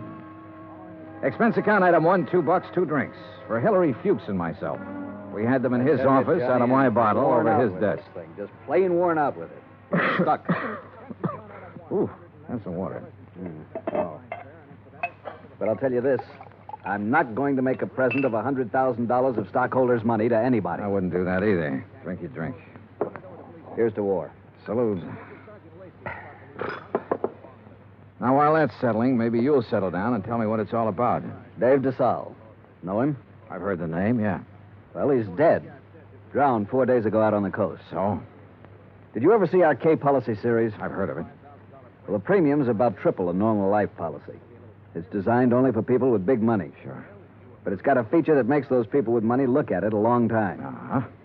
This clause isn't anything more or less than the old accident clause paying double indemnity. Broken down, we aren't taking much of a chance. The incident statistics are with us. All right, I'll look it up if I need it. Okay. 3 months ago, we insured Dave Desalles on one of those K policies. 4 days ago, he fell off the back of a yacht and drowned, and we're hooked for $100,000. Well, accidents happen. You betcha, all the time. But I'm not sure it was an accident. At least there's not enough proof in this coroner's report to convince me. You say it happened 4 days ago? Yes. Has a claim been filed yet? Yes, and the beneficiary is the deceased's widow. Inquest? Inquest, burial, everything. Was there an autopsy? No, there was not. Investigation? Yes, it was handled by the local police in San Ladillo. San what? Oh. San Ladillo, a little place about 30 miles south of Los Angeles. 4 days ago. Why didn't you put someone on it then? I did. Bert Kenyon. Here's his last report. No evidence available to dispute coroner's verdict of accidental drowning. Recommend claim be honored. Kenyon. Sounds like cold turkey to me. It may sound that way to you, but I still don't like it. I want it warmed up. Now, look, Bert Kenyon knows his way around. And he can miss like anyone else. I want you to go out there and work with him. Cover it all again. Get at Desalles' widow. She stands to gain most by his death. Maybe the two of you can come up with something. Well, what do you do about the claim? Deny liability on the grounds that the accident is not proven. Hillary, you will be sued. I'll take that chance. Fuchs was an old chance taker who had been raised in the insurance business. The kind of man who gave a claim every kind of test, and if it still passed, he sat down and smelled the paper it was written on. And if he didn't like that, he'd take his chance. Expense account item 2, $138, plane fare to Los Angeles. Item 3, $3, a telegram to Bert Kenyon advising him of my arrival, which turned out to be at 1 o'clock in the morning, 10 minutes ahead of a fog that blanked out the whole area at the airport. Johnny Dollar. What? Oh, hey, Bert. How are you? Johnny, good to see you. Yeah, good to see you. Come on, I got a car. Well, have you got a cigarette? I ran out 2 hours ago. Sure, man. Here you go. Good to see you. Good to see you, boy. The last time I saw Bert Kenyon was July, a year ago, in Dayton, Ohio. He was there working on an arson claim for the National Underwriters. Before that, I'd run into him in Denver, Portland, and Chicago. And we'd worked together for 2 weeks in New Orleans on the San Antonio case. He sent me a Christmas card every year. I sent him one. We were as close and as far apart as two friends can be. When I saw him this time, he looked tired and thinner. And he lit one cigarette after the other. You'll like San Ladillo, Johnny. Yeah? How's the hotel? Oh, old Spanish job. Big rooms, fireplaces, smells kind of damp all the time. You get used to it. Are you tired? Yeah. Well, tell me about the claim, Bert. Nothing to tell. Routine so far. Oh, Fuchs was pretty worried about it. He doesn't like the coroner's report. Ah, you know, Fuchs, worry. That's what he gets paid for. Oh, that's what we get paid for, too. Okay. On the face of it, I'd question the claim right away. Just on the 3 months period alone, I'd question it. You still think it was an accident? I think we should pay up and shut up. I'd like to have met this Desalles guy, Johnny. Stocks and bonds and pretty blondes. He sure had 'em all. Wait till you meet Mrs. Desalles. Wait till you see the layup. Boy. And Fuchs worrying about a $100,000 claim. Do you know how much Desalles' widow is worth? $8 million. $100,000 means about that much to her. Not that much. Peanuts. You want to hear something funny? Real funny? Go on. Desalles bought that policy one day at the racetrack at Del Mar. Yeah, because an insurance broker gave him a tip on a horse. Yeah. I can just see Fuchs worrying about his $100,000 and finding out about that part. How did you find out about it? Mrs. Desalles, she told me the story. What about her? Now, what about her? She's the beneficiary. Well, I told you, $100,000 doesn't mean a thing to her. Why would she kill him for $100,000? Why not? Fuchs sent you out here to take over because he thinks I lost up, didn't he, Johnny? He sent me out to see if I could give you a hand. He wants us to cover the whole thing again. Wouldn't kid an old pal, would you? I'd never try, Bert. I bet you wouldn't. I just bet you wouldn't. In another 10 minutes, we were in San Ladillo, a sprawling little town built around a natural harbor. The houses looked expensive, the boats even more expensive. Kenyon pointed out one house on a hill, a 3-story affair with an acre or so of lawns around it. He explained it was the Desalles home. I checked into the San Ladillo Hotel and got a good night's sleep. Next morning, Bert Kenyon and I went over to the statements of everyone who had been on the yacht the night Desalles went overboard. Then we went out and interviewed everybody again, including Mrs. Desalles. It's getting awfully dull. You understand we have to do this. All right. Dave and I were having drinks with a few friends. He said he felt like getting a little air. He went up on deck. A few minutes later, someone was looking for him. Mr. Burke. It might have been. Well, that's what's on your statement. All right. Mr. Burke. We couldn't find Dave, and then I remembered he was on deck. We went up there and saw his hat floating on the water. We looked around. We didn't see him. I sent one of the crew to call for help. They fished him out an hour or so later. You were never on deck until then? No, I wasn't. Who were they? You said they fished him out. The police. Someone. I don't know. There were a lot of men. They tried to give him artificial respiration. Well, what did you do? I watched. What else was there to do? Hard thing to watch, Mrs. Desalles. Your husband just drowned. Yes. Yes, it was. Is that all? Yeah. That's all.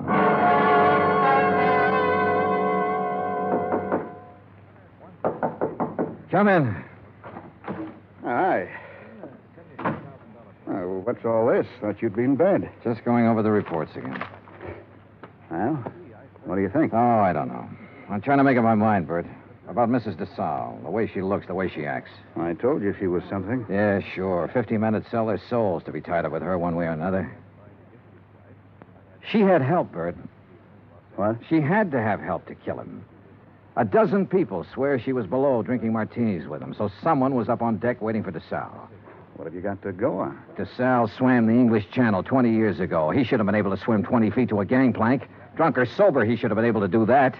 I knew about that swimming business. Expert swimmers drown all the time. We both know that. What else? Well, why didn't somebody hear him yell? Maybe he didn't. Everybody lets out a yell in a situation like that, falling or in the water. There were a dozen people aboard. One of them should have heard him yell. Yeah, I guess you're right. All right, suppose he didn't yell. But suppose this coroner made a mistake about the bruises on the side of his head. Suppose they happened before he went over the side. It'd be hard to prove now, Johnny. Oh, look, she's got a boyfriend somewhere, Bert. She had to have one. The servants can be gone over. Somebody at the house has seen him. He's called her, sent her messages. He's our boy. We can bring him out in the open. We'll get help from Los Angeles. We'll call the legal department and get them busy. Get permission to exhume the body and have an autopsy. We'll bring... What? Let this one go, huh? What? Drop it. It's just lousy enough to get by, Fuchs. We got a good case, Bert. I know. I've known it all along, Johnny. A sellout? Mrs. Desalles offered me the whole 100,000. The whole 100,000, Johnny, to let it get by. Who helped you do it? I don't know. I wasn't interested anymore when she came up with the offer. Look, what does Desalles mean to you and me? Nothing. He had a whole life, the best it could give him. We can't bring him back. I'll split the 100,000 with you, Johnny. We'd have a little chance for some things, too. Johnny? Bird. No deal? No deal. You're a good dick, Johnny. Stand up. Oh, put that thing away. I've been looking a long time for a mark like this. Now you've lost it up, and I have to beat it. Turn around. Bert. So long, Johnny.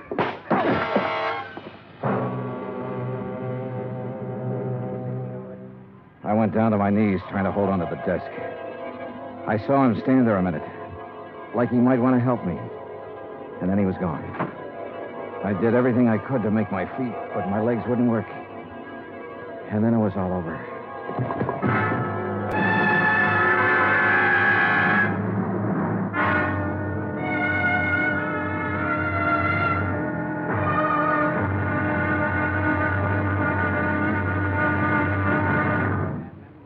Act two of yours truly, Johnny Dollar, in just a moment.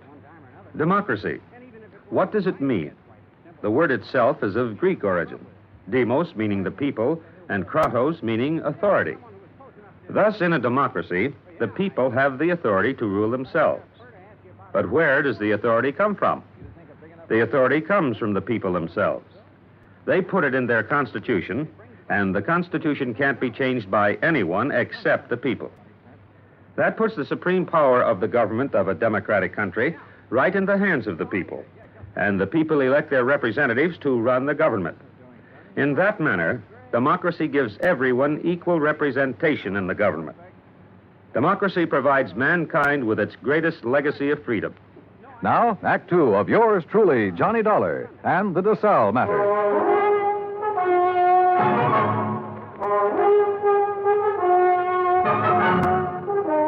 The light on the desk was the first thing I saw. It was still on. The window was still open. The room was the way it had been before. I kept thinking about every man having a price and how Britt Kenyon had settled for $100,000. It seemed like a fair price.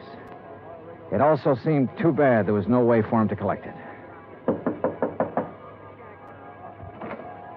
There were two of them, a heavy-set man about 50 years old and a tall, lean-faced man with dark eyes. They looked me over. Your name, Dollar? Yeah. Police. We want to talk to you.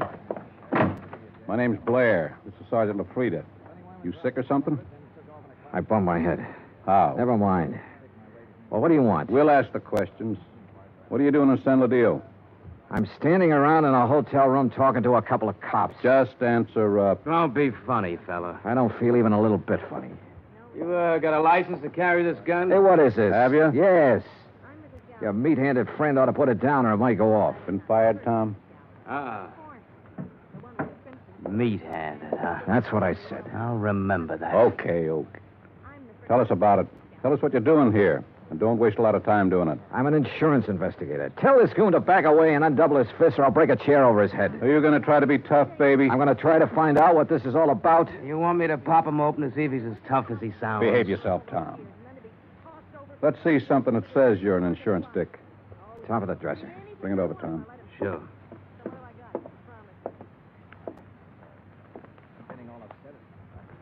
Yeah.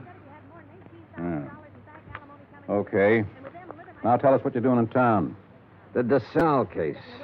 Now you tell You me know what Bert Kenyon? I know him. I've been working with him. Well, he's been around town 4 or 5 days. We haven't seen you. I only got here this morning. You could prove all that, could you? Oh, sure. With a plane ticket, with a hotel clerk downstairs, with a bellhop who brought up my luggage, with a dozen people or more I've talked to today. And tonight? What about tonight? Right here. You could prove that, too? Try the clerk downstairs. Ask Kenyon. Where is Kenyon? I don't know. You ought to know. Why don't you sit down, Tom? Okay. Now, when did you see Kenyon last? A couple of hours ago. Now, tell us what you talked about, and don't forget anything. We talked about the Desalles case. Kenyon have something new on it? No. Don't hold out on me, boy. This is police business. Tom here's pretty edgy for a cop, but I'll turn him loose on you if I have to, because I haven't got a whole lot of time to waste being sweet. Tom worries me to death. One more minute. Just one more minute is all I'm going to take off this guy. Oh, shut up. I'll ask you again, Dollar.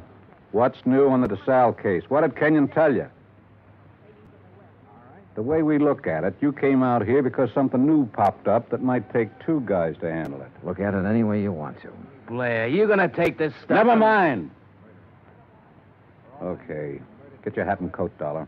We're going to see a fella. Not unless I know why. And I mean that. Dollar, your buddy's been killed. What? Kenyon. Somebody shot him up an hour ago.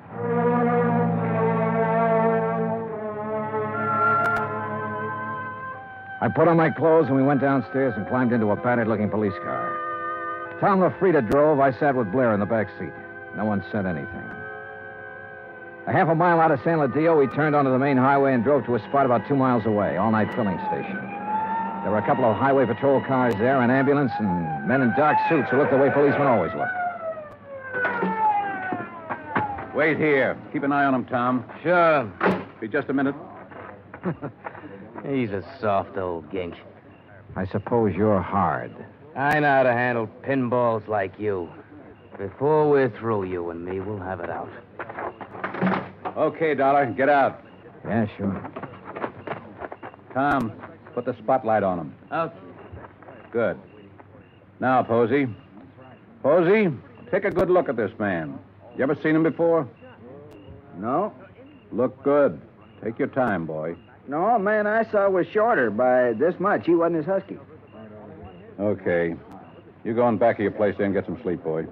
That all? There'll be more of a morning. Go along now. Sure. Night. What was all that? Tom, get out. You stick around here with Dick and Wally. Okay. You're the boss. You get in the front, Dollar.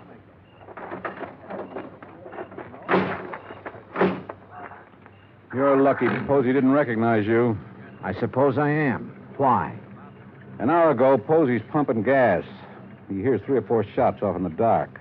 Then a car starts up and gets out of there real fast. Then Posey sees your pal Kenyon stagger out across the highway, full of lead. Kenyon drops dead right in front of the station. That's him they're mopping up now. We had half an idea you might have been the man beaten in the car. That's a dumb idea. Yeah, he was shot close up, like it was somebody we were just standing talking to. An old friend. You're an old friend of his. Blair, you got it all wrong. Huh? We haven't been friends for 3 hours.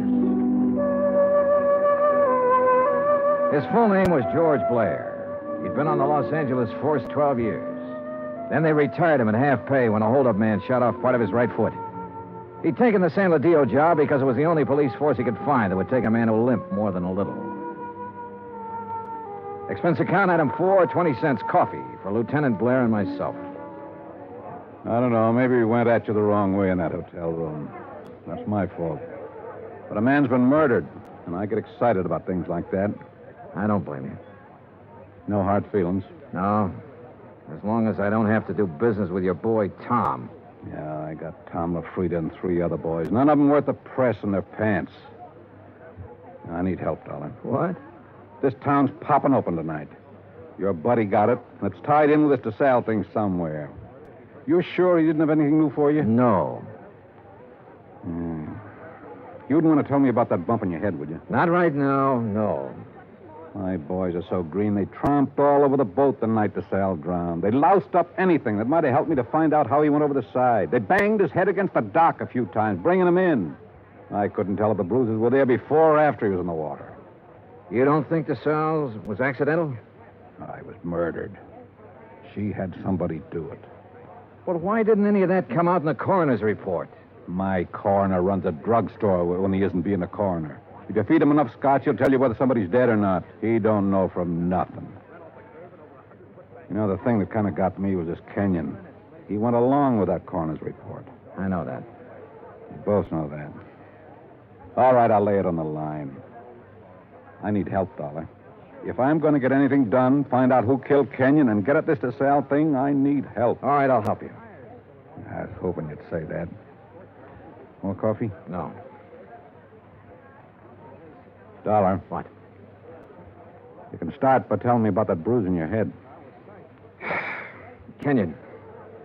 He sold out, did he? Yeah. To Mrs. Desalles. He covered up for her in the reports he sent in. A man back in Hartford got suspicious and sent me out to make a recheck. Yeah, I guess something like that. No dummies, those claims men.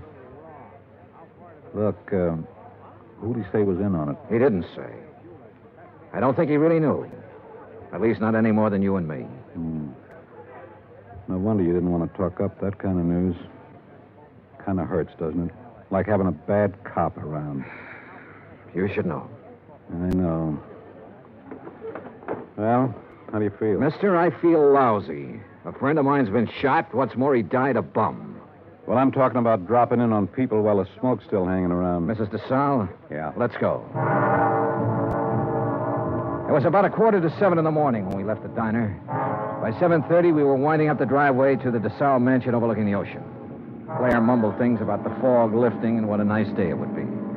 I smoked cigarettes and looked and watched the contented smile he kept on his face. Well, what do you know? Tommy LaFrida's car. Well, what does that mean? Well, let's find out. Tom's off duty at 6 o'clock, as far as I know. I told you it was going to be a nice day. Yeah, you did it then.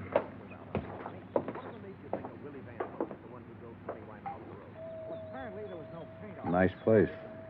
The only thing nicer is Buckingham Palace. Mr. Desalles picks up all these little knickknacks when they probate that will. The boat down there, everything. Nice. Yes? Mrs. Desalles, please. At this hour of the morning. She's still asleep. Yeah, we kind of guessed she might be in bed. You tell her the police are here and want to talk to her. Police? Now, you got it. Yes, sir. Just a moment. That's you, Blair? Hello, Tom. I'm waiting to see her, too. Thought she might have a little something to say that'd help in that Kenyon killing and be willing... You remember Mr. Dollar? Mister? That's what I said, Tom. What is this? He's giving me a hand. You trust him. Better than I do you. What kind of a crack is that? No crack. Just that you're always talking when you ought to be listening.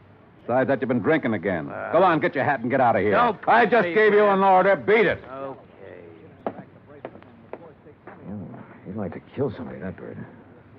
I'm not so sure he didn't. You got a gun in that coat? No. Take mine. What?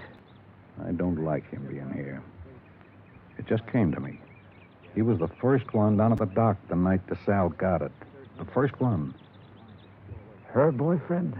Could be. I can't awaken Mrs. Desalles. You'll have to come later. Well, we'll handle that part. Which room is hers? But you can't come in here Which like this. room? Top of the stairs, the first door. Oh, you run along and buy yourself a cup of coffee. Come on, Dollar. You can't go up there at this hour of the morning and break in on her. Mrs. Desalles. No. Hey, get the light switch. Yeah. Come near me, please. Don't come near me, please. Please.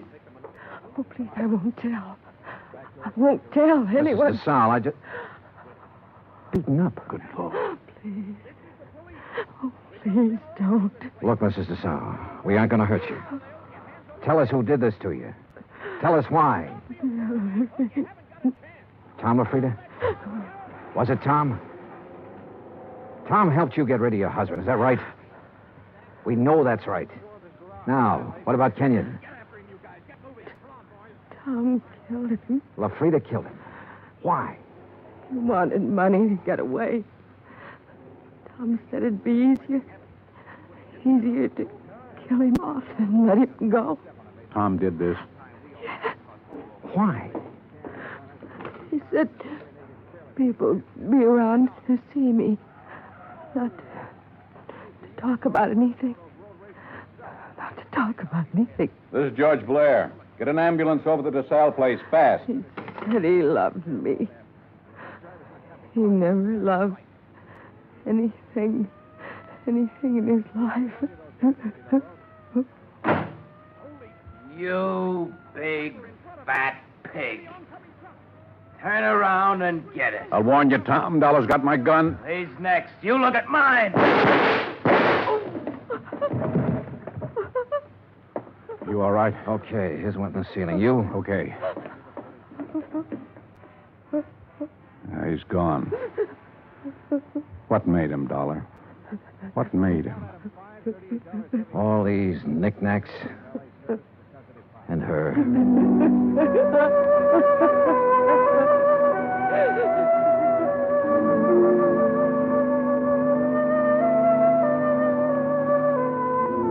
Expense account item 5, $25. One phone call to Hartford. I told Hilary Fuchs the whole story, and he promised to send out the necessary legal aid. Item 6, $10. Flowers for Bert Kenyon. Item 7, $2. One drink. To one good cop with a bad foot.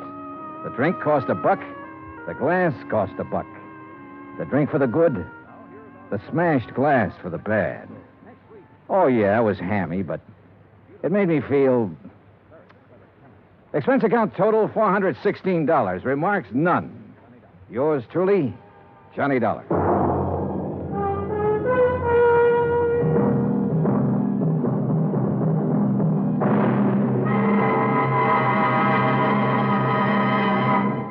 Now, here is our star to tell you about next week's story. Next week, one of the sweetest old characters I ever met.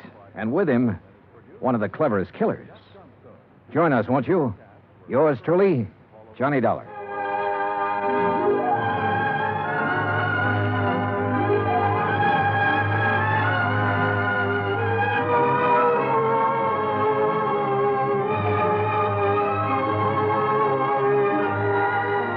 Yours truly, Johnny Dollar, starring Bob Bailey, originates in Hollywood. It is written by John Dawson and is produced and directed by Jack Johnstone. Heard in our cast were Virginia Gregg, Harry Bartell, John Stevenson, Will Wright, James McCallion, and Ben Wright. Musical supervision is by Amerigo Marino. Be sure to join us next week, same time and station, for another exciting story of yours truly, Johnny Dollar. Dan Cubberly speaking. Johnny Dollar has come to you through the worldwide facilities of the United States Armed Forces Radio and Television Service.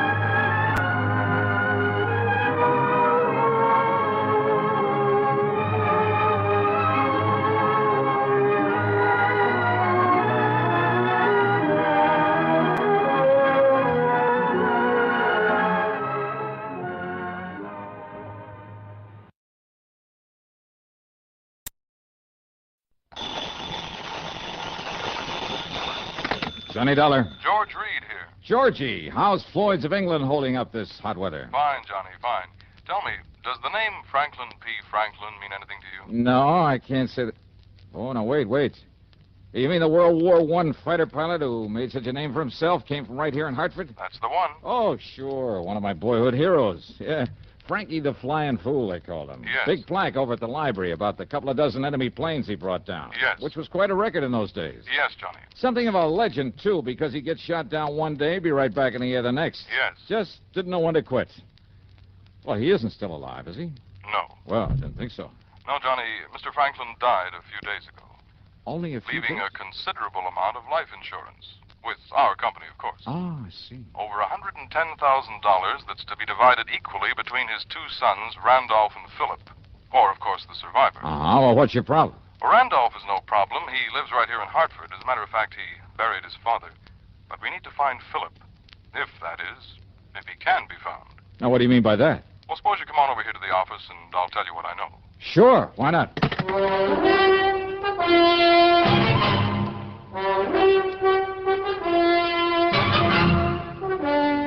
CBS Radio brings you Bob Bailey in the exciting adventures of the man with the action-packed expense account, America's fabulous freelance insurance investigator. Yours truly, Johnny Dollar.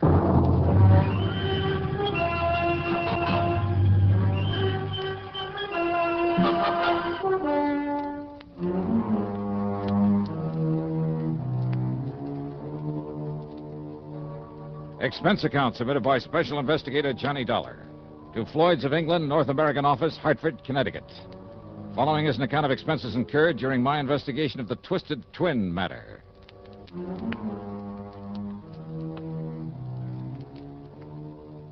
Floyd's of England hands me some pretty screwy cases, but I love them because they always put money in my pocket, sometimes plenty. So, expense account item 1, $1.10 for a taxi over to George Reed's office in the big new building on the square. Yes, Johnny, as you mentioned over the phone, Franklin was one of the wildest, most daring aviators in all of World War I. Yeah, from what I've heard and read about him, flying and fighting was a kind of obsession with him. That's exactly what it was, an obsession. It was more than that. It was a mania. Yeah. They simply couldn't keep him down. They could blast his plane out of the sky, fill him full of lead, but within a day or two, he'd be back up there fighting again. Yeah, must have been a real nut about it, huh? That's almost an understatement. So what about him, George? Well, a few days before that war ended, flying through a storm on the way back from a mission over Germany, he crashed into a mountaintop. Not from enemy fire, mind you. He'd shot down 3 Fokkers that day single-handed, but because of his own wild miscalculation. Yeah, but it didn't kill him. No, but he was badly injured. Very badly. Didn't regain consciousness for days. When he did, when they told him he'd never be allowed to fly again, well, Johnny, the man literally went out of his mind. No kidding. Well, if it hadn't been for his family's money, Franklin would probably have spent the rest of his days in a mental hospital. Kind of a shame for a man like that. Well, you must remember that even from childhood he was a pretty erratic... Well, anyway, after a few years of expensive medical and psychiatric care, he apparently recovered, both physically and mentally. Good. He was able to manage the estate his parents left him and marry and raise the 2 sons I mentioned, the twins, Randolph and Philip, now his sole heirs. Mm-hmm. What about his wife? Their mother, Grace Franklin, died when they were born. Oh, I see. Twins, you say? Yes. Identical? Absolutely identical, in appearance. What do you mean by that? Well, Johnny, they both inherited some of their father's instability. Now, you'll see what I mean when you meet them. That is, if you do meet them both. Yeah? Now, Randolph, living here in Hartford, is a salesman. He's on the road for a big machine tool manufacturer, and so far as we know, doing all right. And Philip? Well, from what little we know about him, Philip, the stupid one, well, the last we heard, he was a henchman, I guess you'd call it, of a man named Carlo Fazzetti. Fazzetti? Yes. The mobster out in Chicago? Yes. I had some mighty unpleasant dealings with Fazzetti one time. Well, have you contacted him, ask him what he knows about Phil? No. Gee, Carlo Fazzetti. Yes. Oh, that's bad medicine. I realize that. But if the company's willing to pay good money for it, I'll try to make contact with him, see if I can enlist his help for a change. So? It may not be necessary. Oh? And your important contact will be Randolph. Okay. Because according to him, Philip died about a year ago. Okay, then I'll... Oh? Yes. Well, in that case, George... But he hasn't been able to give us any proof. And that, of course, is what we must have. Proof, one way or the other. Well, Johnny? There's a fee on this one. I mean, after all, if I should end up having a tangle with Carlo Vizetti. Your usual commission on the face value of the policy. And expenses? And reasonable expenses. Okay, Georgie, here we go again.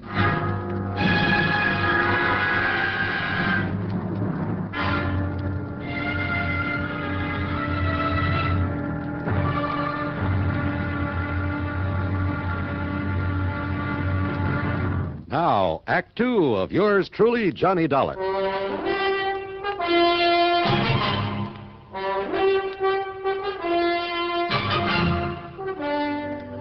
Charlie, the doorman at Randy Franklin's apartment, might better have been named Gimpy because of his mental limp. Is that Mr. Franklin? Geez, I don't know. You don't know? Well, how should I? Well, he does live here, doesn't he? Sure, part of the time. Huh? Sure, he's a traveling salesman, some tool company. Yeah, well, ring his Mister, apartment. he's out of town just as much as in. Sometimes a couple of days, sometimes a month away. Yeah, okay, now will you please... Man, what a life. That's what ought to get me, a job like that, traveling all around. Ring his apartment, please. You See if think he's I in... like this? This standing around this fancy dump in his hot uniform? You think it ain't hot this kind of weather? I'm sure it is. Now, please, Boy, if you'll just... When I think how I could be traveling around all over, seeing the sights, meeting a lot of good-looking dames, showing them all a big time... Charlie, will you ring Mr. Franklin's apartment and see if he's in? You think I ain't responsible enough to get as good a job as Mr. Franklin or anybody else? Huh? Ring up his apartment? That's right. I can't do it. Can't do it. What do you mean you A can't? phone got busted a couple of days ago, and I forgot to call the repairman. But like What's I was the number saying, of his apartment? 4A on the 4th floor. But like I started to Okay, say... thanks. Yeah, well, like I was saying, me, I could be... Wow. Wait.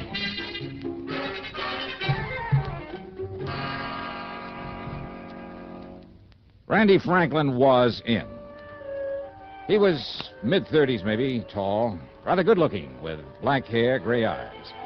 But there was something about the way he used those eyes, a funny shiftiness about them. And he was nervous, terribly nervous, with a trick of twitching his head so quickly I almost expected his neck to snap. His handshake was warm and friendly enough, though, but his hands trembled. He drummed his fingers on the arm of his chair and kept adjusting his tie, touching his forehead, running his fingers down the edge of his jacket. Of course, I wish you could find Philip, Mr. Dollar, but you can't. Well, you seem pretty sure of that, Franklin. I am absolutely sure. Philip is dead. It happened about a year ago, and Mr. Dollar, it was my fault. Well, now, why do you say that? Philip lived in Chicago. He worked with a man named Carlo Vizetti. So I've heard. You know who Vizetti is? I've met him. Oh. I see. Yeah. Then you can understand why Dad was very disappointed in Philip. And when he became sick and Philip couldn't come here to see me, well, it was about that time I had to go to Chicago on business. I ran into Philip, and I told him, Mr. Dollar, I told him that unless he came back here and squared things with Dad, got himself a legitimate job and settled down, Dad would cut him out of his will, out of the insurance. Oh, is this true? Yes, I believe Dad might have cut him off. Well, now, it seems to me that would have been to your advantage. Thank you, but I prefer to get along on my own, which is why I wish you could find Philip now.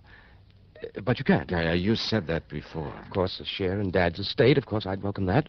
But not all of it, if it meant cutting off my own brother. And you look as though you don't believe me. Well, just keep talking, Randy.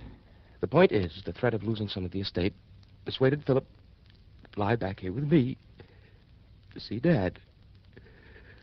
But then, Mr. Dollar... Yeah? Well? Mr. Dollar, Look, are you always this nervous, Randy?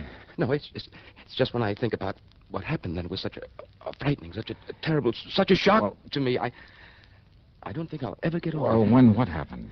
Probably accounts for these lapses, these blackouts that occur when I can't remember things, lose track of things for weeks at a time. When what happened, Randy? The airplane, unscheduled, we ran into a storm over the Alleghenies. We crashed into a mountaintop. Oh, I see. Do you? Do you really? Do you know what it meant? The same kind of a crash that years ago caused my dad. Yeah, to lose his sanity for a while? No! You mustn't say that. He was as sane as you and I. It was just the fear, the terrible, uncontrollable fear and the shock at...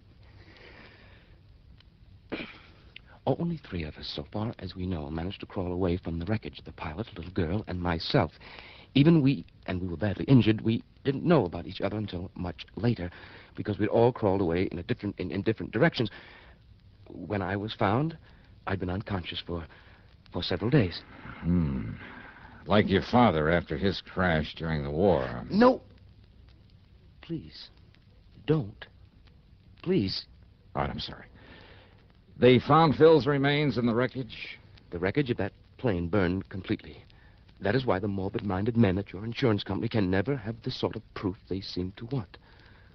Poor Philip's body. Oh, I see. In any event, though, it looks as though you're the sole beneficiary of your father's insurance. And I tell you, I don't care. Don't you understand that? If you like, I'll give Philip's share to some charity. Randy, give me the name and address of the company you work for. Why, it's in New York at the... Oh? Why? Because I've suddenly got a real crazy hunch, real crazy. Don't use that word. Okay, then. I got myself a real wild hunch. How's that, huh? Yeah. Instead of going on back to the insurance company and telling them to pay off this policy to you, the sole survivor... Yes, Mr. Dollar. Well, Randy, I'm going to continue my search for your brother. Search? For Philip? After all, I've just finished... Are you serious, Mr. Dollar? I sure am. But I told you... Yeah, you told me. Just stick around, Randy. And now, Act 3 of yours truly, Johnny Dollar and the Twisted Twin Matter. Expense account item 2, 3820 for a day in New York, locating and checking with the machine tool company that Randy worked for. Well, by the time I got back to Hartford the next morning, I'd learned plenty about him. He'd been a good salesman for him for years, but not lately, not since the plane crash. And he never had a satisfactory explanation for long absences from his job. They were seriously considering dropping him from the sales force. Now, in other words, he had plenty of use, maybe need, for his father's insurance money. All of it, despite what he told me. So maybe if Phil was still alive... But when I went over to Randy's apartment again, he wasn't there. Okay, then. Item 3 on the expense account is $52.10, plane fare to Chicago. Items 4, 5, and 6 are 30 cents for telephone calls to my old underworld contact on, an ex-arsonist by the name of Smokey Sullivan. Item 7, $100 cash to Smokey when he dropped me off at Carlo Fazzetti's hangout, which, as might be expected, was an exclusive apartment out near the Ambassador East. What I didn't expect was the man who opened the door. Yeah? I want to see Carlo Fazzetti. My name is... Randy. Huh? So this is the answer. What are you talking about, mister? Oh, now, don't give me that, Randy. So you've been playing it both ways, huh? You ain't making no sense, Buster, so go on, get out of here, get lost. Now, just a minute there, Randy. What's this Randy stuff? My name's Phil. Phil Franklin? Oh, you know, no, get out. Just a minute, Phil. Who is it? Should I know, boss? This jerky comes in here and starts talking. Well, my dear old friend, Johnny Dollar. Huh? Old friend, Why, of course, since you can't possibly be trying to tie me in with some of your insurance trouble. For once, Fazzetti. Come in, Dollar. Come in. Yeah, sure. Ah, Phil. Yeah, boss? Make an extra one of them drinks for Mr. Dollar here. My old friend, Johnny Dollar. Okay, boss, whatever you say. Now, wait a minute. I want to talk... Phil. Yeah. Sit down here, Dollar. Right in here. That's Phil Franklin, huh? Yeah. Dopey Phil Franklin. You're sure of that? Of course I'm sure. He's been with me for years, off and on. Off and on, huh? One of my good boys once, but now... I don't know why I keep him around. Say, listen, Did Fazzetti... I say keep him around? Half the time he's here doing odd jobs around the place, serving the booze, helping himself to it. Half the time I get the boys out looking for him. Sometimes he's gone 2 days, sometimes for weeks. Wait a minute. Yeah, he used to be one of my good boys. But ever since somebody knocked him on the head about a year ago... Say, he cracked up in an airplane. Oh, he did, huh? Now, what would Dopey Phil be doing aboard an airplane, huh? Here's your drinks, boss. Here. Ah, that's the boy. Now, Dollar, why'd you come here to see me, huh, pal? Only, drink up first. Here, Carlo. Just add this drink to yours. Huh? But if you don't mind, I'll hang on to this glass. Now, wait a minute. Sorry, I gotta get going. What? See you next time I'm here in Chicago. Wait a minute, Maybe. Dollar.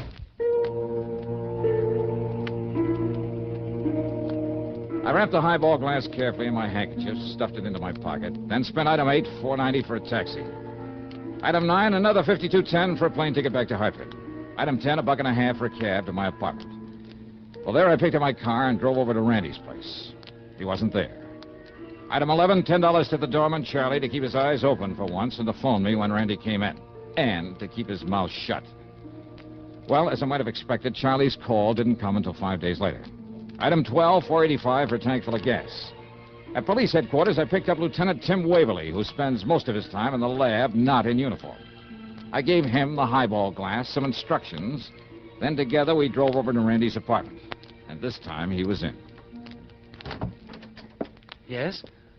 Oh, Mr. Dollar. Yeah, that's right. You've been away, Randy, huh? Away? Oh, why, yes, I guess I have. Yeah, I guess so. Oh, Tim Waverly, a friend of mine, Randy Franklin. Hi, Mr. Franklin. How do you do? Just where were you, Randy? Does it make any difference? Where? Well, Mr. Dollar, I don't know. No, I'll bet you don't know. All right, let him see it, Tim. Sure. Mr. Franklin, have you ever seen this glass before? Here, take it. What? I said take it. Here. All right. Well, have you? No, I can't say that I have. Okay, thanks. Let me have it back. Well, of course. Here. Want to take it back to the lab, Tim? The lab? No need to, Johnny. These prints are identical, all right. Mr. Dollar, what's this all about? Randy Franklin, huh? And Phil Franklin, too. What? Yeah, so ever since that plane crash, huh? Please, don't talk about that again. Oh, sorry. Afraid you'll get all nervous, all upset again? Yes, don't you see? This last blackout was right after you were here before. Blackout, huh? Yes. You expect me to believe you don't know where you went, where you've been ever since then? It's true, Mr. Dollar. Are you kidding? I saw you in Chicago posing as Phil. No. What do you mean, no? It's not true. It can't be Those true. identical fingerprints on this highball glass prove it. I don't know what you're talking But about. why? What kind of a racket were you trying to pull? Dollar. Did you have some crazy idea that maybe, just don't maybe... talk like that. I told you not to talk like that. Do you hear me? All right, now, you just keep your hands to yourself, No, Randy. because you're trying to upset me again, but I won't let you get out. Get out of here. Just a minute, Watch you. it, Johnny. I'll show you. Coming here this way. You hear me? No, you... Don't. Oh. All right, now, Randy. No. Please. Take it easy, Johnny. You hit him pretty hard. And that isn't all, Tim. Let me have your gun. My gun? Yeah, give me. No, wait a minute. Thanks. All right, now, Randy. Johnny, you're out of your mind. Am I? Stand back. No, Johnny. No, please. No. No.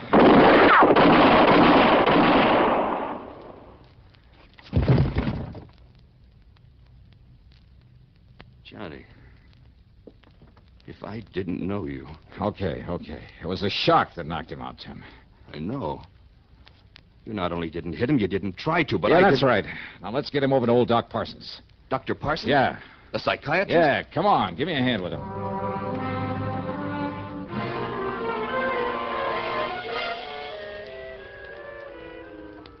Then, Doctor, it was a guilt complex that brought it all about, huh? This condition of his. Plus shock, Mr. Dollar. You see, Randolph had built up this complex as a result of his brother's death in the plane crash. Mm-hmm. And you must remember that Randolph felt responsible for Philip's death. And afterward, during his blackout, he really thought that he was Phil, huh? Exactly. Of course, you were taking a big chance, Mr. Dollar. This new shock might have killed him. Oh, brother, don't I know it, Doc. But, when I suddenly realized what it was all about, Well, fortunately, it worked. His intense excitement, which ordinarily might have resulted in another one of his blackouts, sent him back into the Phil personality. Well, that excitement, plus the shock and pain when you struck him, then his overpowering fear when you stood over him, pulling that trigger, apparently trying to kill him. Well, Dollar, they were a perfect match for the pain and the terror that existed during the plane crash that made him the way he was. But now, Doctor? Well, I'm convinced that with proper care, Randolph will now be all right.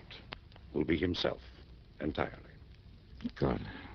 Just, don't you ever try anything like this again, young man.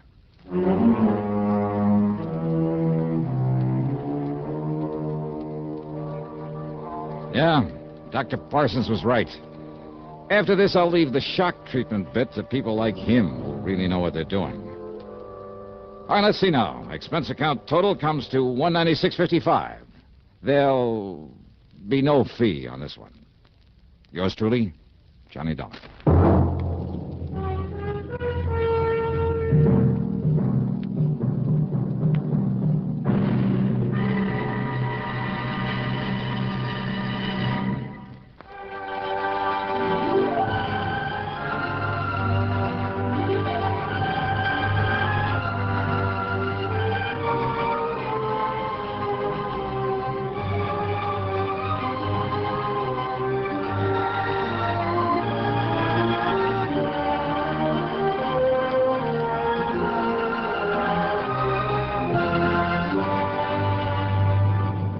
Yours truly, Johnny Dollar, starring Bob Bailey, originates in Hollywood and is written, produced, and directed by Jack Johnstone.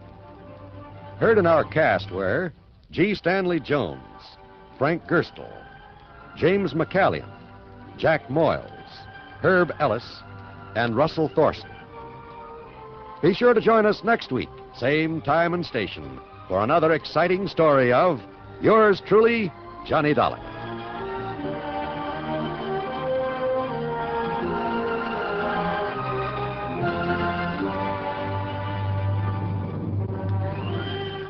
This is John Wald speaking.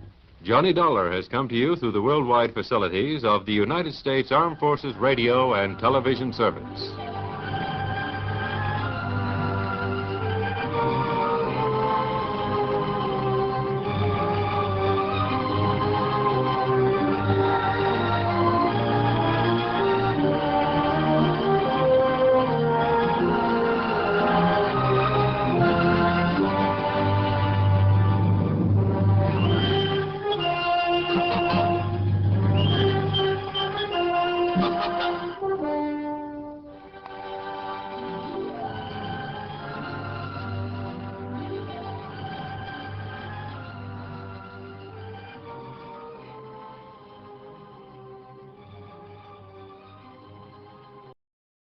From Hollywood, it's time now for...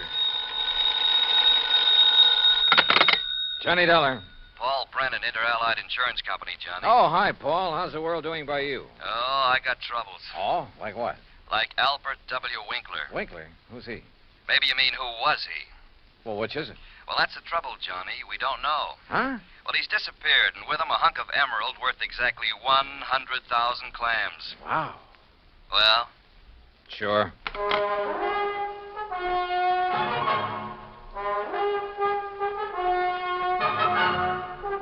Bob Bailey in the exciting adventures of the man with the action-packed expense account. America's fabulous freelance insurance investigator. Yours truly, Johnny Dollar.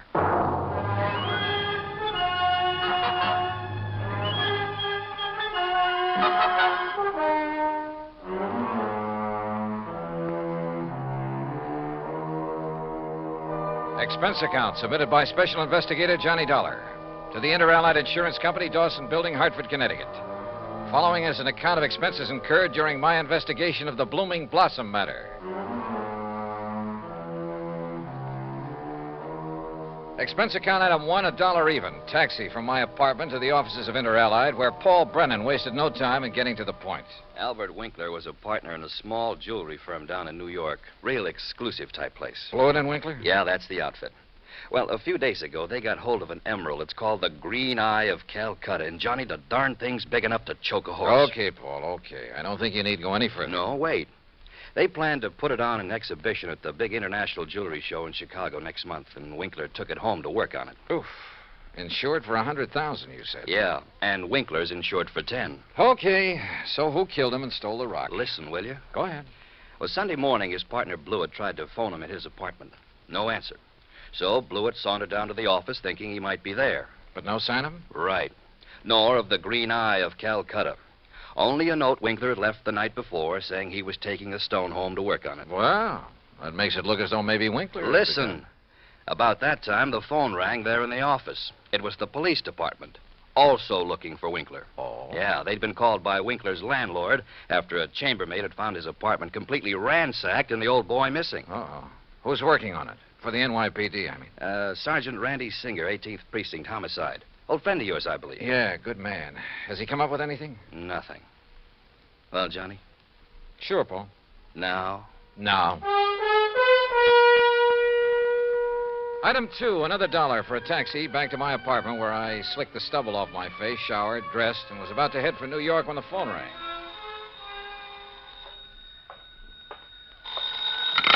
Johnny Dollar. Johnny Dollar? That's right. Oh, good. Well, who's that? Oh, yes, of course, Mr. Dollar. Huh? I must talk with you, sir. It's important, very important. Well, who are you? Me? Well, this is Wilbert Kenworthy Blossom. Yes, and I must see you right away. Well, what's this all about, Mr. Blossom, did you say? Oh, why, that's right. How did you know that? Oh, is this some kind of a gag? Certainly is not. And to think that now I'll be working with you on a... Oh, it's wonderful, just wonderful. What are you talking about? Why, don't you see? I follow every single one of your cases, sir. Either in the newspapers or on the radio. Oh, I'm your biggest fan. Is that all you call to say, Mr. Blossom? It is not. I'm calling about the mysterious disappearance of Mr. Albert Winkler. Winkler? You know something about him, his whereabouts? I certainly do. Where are you, Mr. Blossom? Here at my house in New York, and I'll be waiting for you, sir. Goodbye. No, wait. Give me your address. Oh, yes, of course. How could you know where to come if I hadn't given you that? Yeah. That was silly of me. Well, goodbye. The address, man, the address. Oh, of course. Yeah. It's 825 East 73rd Street.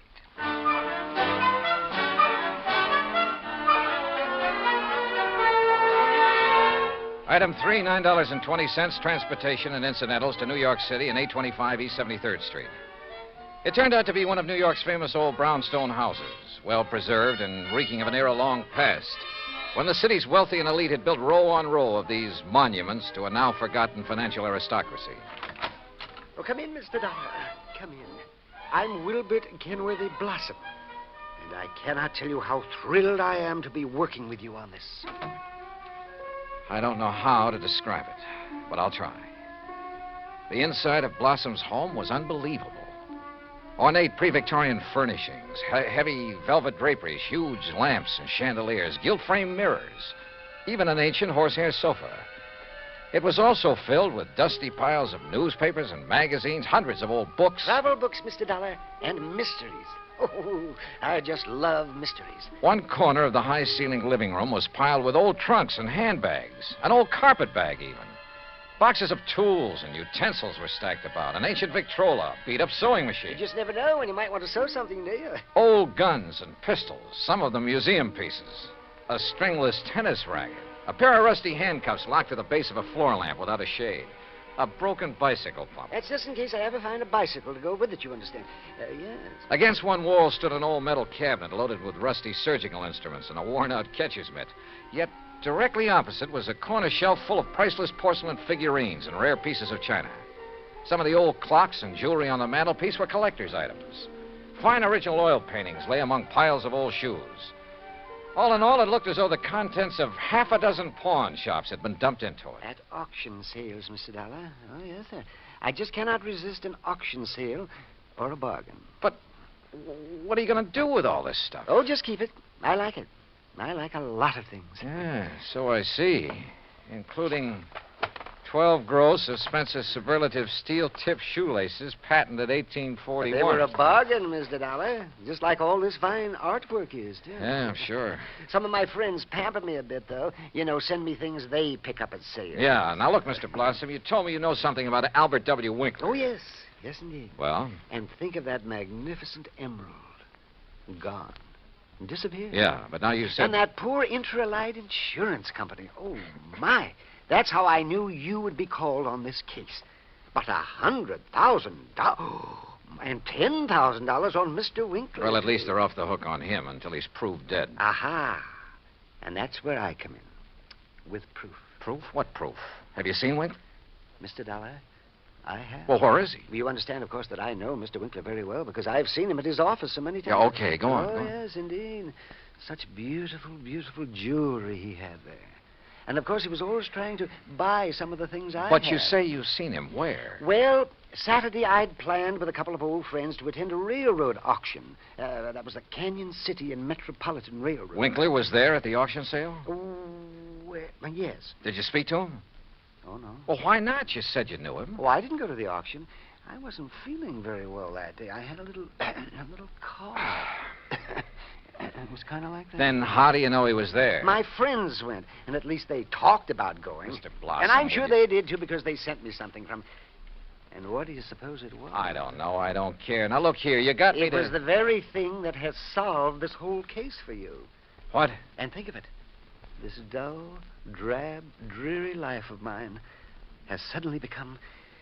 Why, it's almost like a mystery story, isn't it? Adventure and...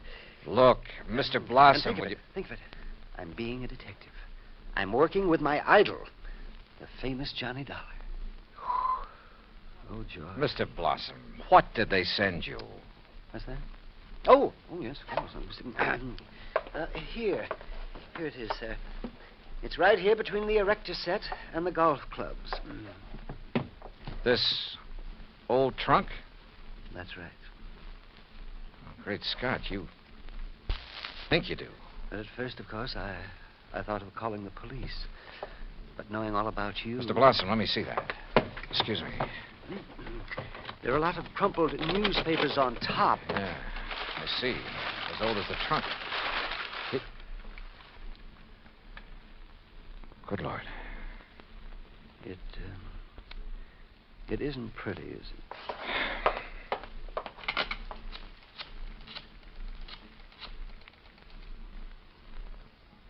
Sergeant Randy Singer, homicide. Randy, Johnny Dollar, get somebody over to 825 East 73rd Street right away, will you? Body of Albert Winkler. Randy got there in a matter of minutes. Got the same story from Blossom that I had, then called for the lab crew to come and take over. Now, who delivered this trunk, Mr. Blossom? Why, it was just a delivery man. Can you describe him? Would you know him if you saw him? Yeah, well, he was big and strong. He was very strong. Distinguishing features, scars or a limp or a beard or something? Well, I told you, Johnny, he was big and strong. How old? Well, I would say he was somewhere between 25 and, Yeah? 50. Yes, I'm sure. Well, that's a lot of help. Yeah, you better have those thick spectacles changed. But he was big. Yes, we know, and strong. What about his truck? Oh, I didn't see that. He left it outside. No. Now, look. These friends of yours who did attend the auction, who were they? Oh, yes. Now the investigation proceeds. Now the excitement. Who were they, Mr. Blossom? Well, there's Randolph Harrison and Percival.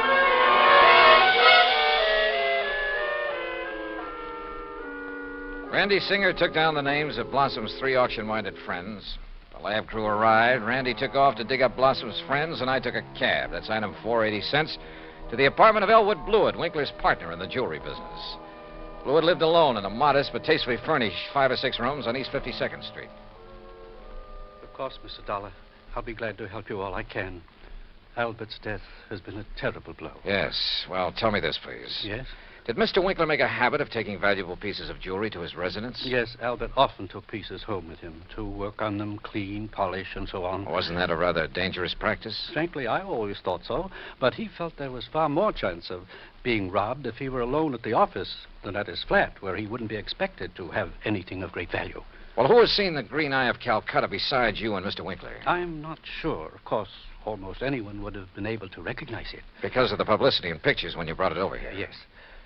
Come to think of it, Blossom indicated he'd been much impressed with it. Wilbur Blossom? Yeah. You know him? He's been in the office many times. He and Albert were always bickering over pieces that either of Bickering? us had. Well, it was really something of a joke. Albert always wanted some of Blossom's heirloom pieces, and Blossom wanted some of the finer things we had. Did he ever buy? Never. He always wanted us to put them up at auction or at a bargain price. Hardly our way of doing things, needless to say.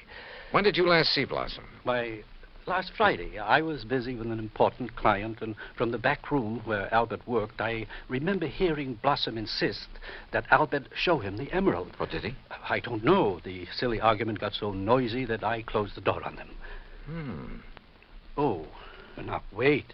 Certainly you aren't thinking that perhaps Wilbert Blossom... I'm not quite certain what I'm thinking, Mr. Blewett. Item 5, 10 cents, phone call to Randy Singer.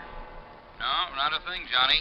One of the 3 names on Blossom's list is in Europe. The other 2 did go to the railroad auction, but purchased nothing. Randy, do a couple of things for me, will you? Like what? phone whoever is stationed at Winkler's place that I want to look it over? Sure, everything is just as it was, including the poker that was used to kill him. Also, I want a copy of the picture of the trunk your lab boys took and the list of Blossom's friends. I'll have them waiting for you. And post a man at Blossom's place. Keep an eye on him. Hmm? Yes, right away. Johnny, have you learned something? That... No, just, just for his protection, say. I'll talk to you later. Yeah, but...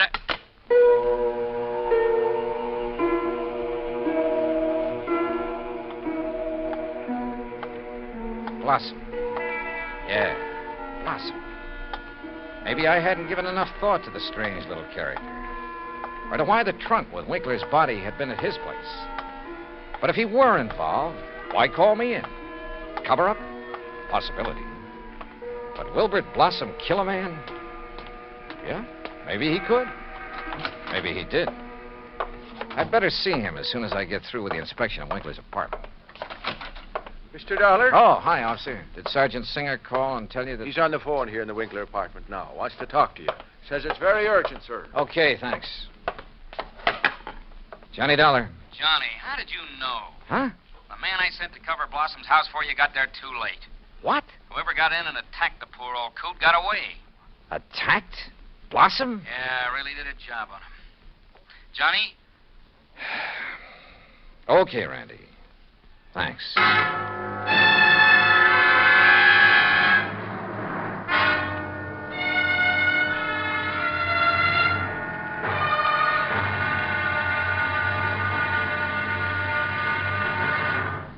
Act Two of yours truly, Johnny Dollar, in just a moment. Democracy. As everyone knows, democracy means many things. Self-rule of the people, a higher standard of living, freedom of speech, press and religion, rights and privileges, liberty. But the most vital promise of democracy is mankind's right to dignity. For it is through the dignity of man that democracy has given mankind its greatest legacy of freedom. Now, Act Two of yours truly, Johnny Dollar, and the Blooming Blossom Matter.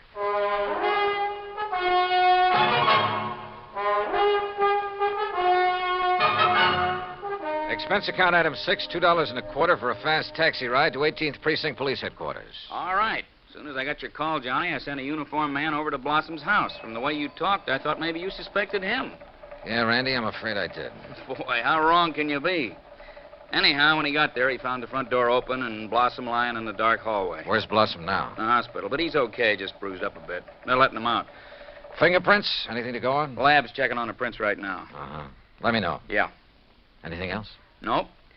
So, now let's find out who tried to put Blossom out of the way, and we'll have the guy who killed Winkler. And stole the $100,000 worth of emerald, then shipped Winkler's body to Blossom. Oh, and by the way, here's the picture of the trunk you asked for and the 3 names Blossom gave me. Harrison, Norton, and Scatterday. What are you going to do with them? Randy, suppose the man who attacked Blossom is the one who did all the rest. You got a better suppose? Well, look, Randy, whoever wielded that poker on Winkler couldn't have been very strong. A really hefty wallop would have bent it out of shape. And the lab agrees with you. But, of course, it didn't take much of a blow to finish off old Winkler. He didn't weigh much over 100 pounds, you know. Yeah. Any strong arm could have finished him off easily and without messing up the whole apartment. And don't forget, whoever did him in also put him in the trunk and delivered it to Blossom's house. But why? Yeah. Yeah, and where's the emerald? That's what you should be worried about. $100,000 worth of worry for your insurance company. Now, what are you going to do with that picture of the trunk and the list of Blossom's friends? Oh, yeah, sure. I'll see you later.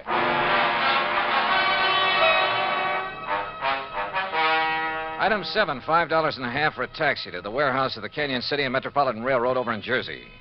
There I finally managed to track down a man who knew something about their occasional auction sales of unclaimed baggage and stuff. Insurance investigator, eh? That's right, Mr. McKinney. One of those boys with a fancy expense count, eh? Well, that's a matter of opinion.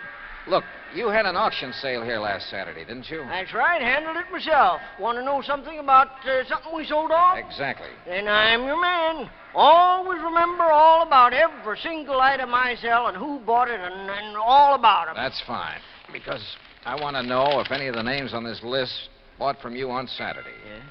Randolph Harrison. Man by the name of Harrison buy anything? Nope. How about Percival Wentworth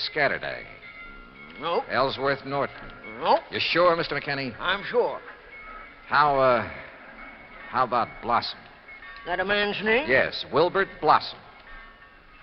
Well? No, sir. Nope, never heard of him. And like I told you, I never forget the stuff I sell or the fellows I sell it to. Wait. This picture of a trunk. Huh? Have you ever seen this trunk? Well, yes. Did you sell this trunk on Saturday? Yes, I did. To whom? Come on, man, it's important. Well, I was real early in the sale. Yeah, before most of the people got here. Bought this trunk and had it sent to his apartment in New York. And his name? Well, it was a funny kind of name. Blinky or Winky or... Oh, no. Winkler. Winkler. That was it. Albert Winkler. Item 8, $2, 2 drinks for myself at the nearest bar. But they didn't help to kill my feeling of utter frustration. Item 9, $5.50 taxi back to 18th Precinct headquarters in New York for want of a better place to go. Oh, it's about time you got here, Johnny. Oh? We matched up the prints we found after Blossom was attacked. You know who made them? Yeah, here's his card. Carlo Bernasconi. Any reckon? Couple of a dozen arrests, only one conviction. Anything to do with jewelry? Better. Accessory to a hijack operation a couple of years ago. He drove the truck. Hey. Sure. Got a mugshot of him? We got him. Downstairs. Come on, I'll take you down. Randy, what's he look like? Like you'd expect the truck driver to look. Big husky brute. Has he admitted anything? Well, the threat of a murder charge made him talk, all right, but none of it makes any sense.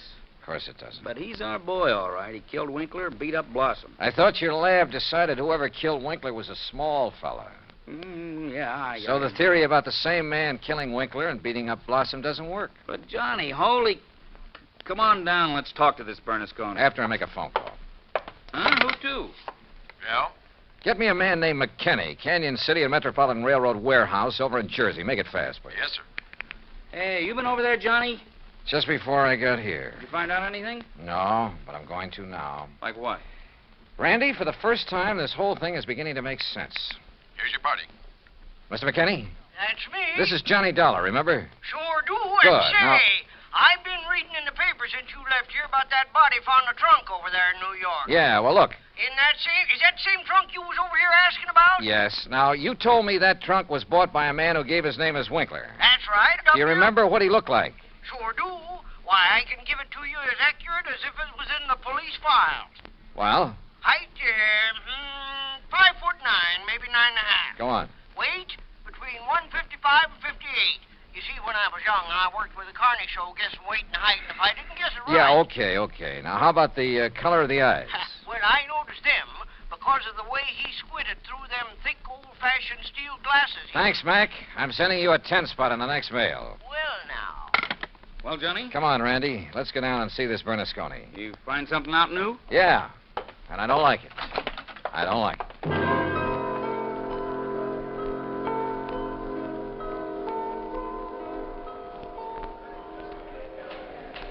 Now, look, Bernasconi, you're in plenty of trouble for the assault on Blossom.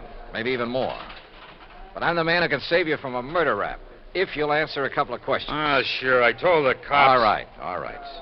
Did you pick up and deliver a trunk yesterday morning? Sure, I told him. For a guy named Winkler. You got the trunk from Winkler? Sure, at his apartment on East... What did he look like?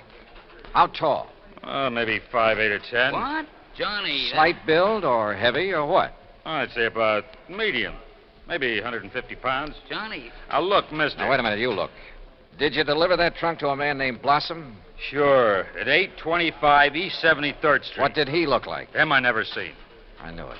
He hollered from a window that the door was open and I should put the trunk in the living room. What a junk house. But you must have seen him later when you came back and assaulted him. It was night then. When he come to the door, I just slugged him and let him lay there. Then I went inside where the lights was on to look for... Well, I looked for the big rock I'd read about in the paper. But then I heard a prowl car coming, so I beat it. Trunk wasn't there anyway. Okay, Bernasconi. See you later, Randy. Now, just a minute. Hey, and what about me? You said it...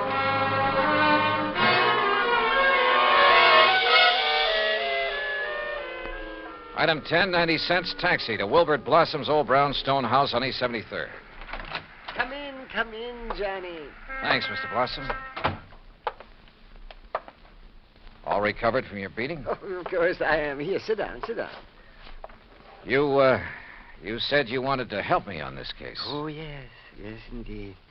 Why, this chance to work with a man I consider the finest insurance investigator in the world. Yeah. That's why I called you when I got the trunk with Mr. Winkler's body in it. Mr. Blossom, why don't you tell All the my truth? drab, dull life, I wanted to be a detective, an investigator. And this was my chance. My chance. Tell the truth, did you say? Mr. Blossom, listen to some facts for a minute and see what conclusions you draw from them. Oh, deductions. Like a detective. To begin with, this house of yours is so full of, well, junk. I told you, Johnny, I like things. I like things. But it also has a lot of fine paintings, sculpture, china, jewelry. Oh, I like all sorts of things, especially if they're fine and rare. And bargains. Like the Green Eye of Calcutta? Oh, the most beautiful emerald in the world. And I would conclude that you'd do just about anything to have that stone.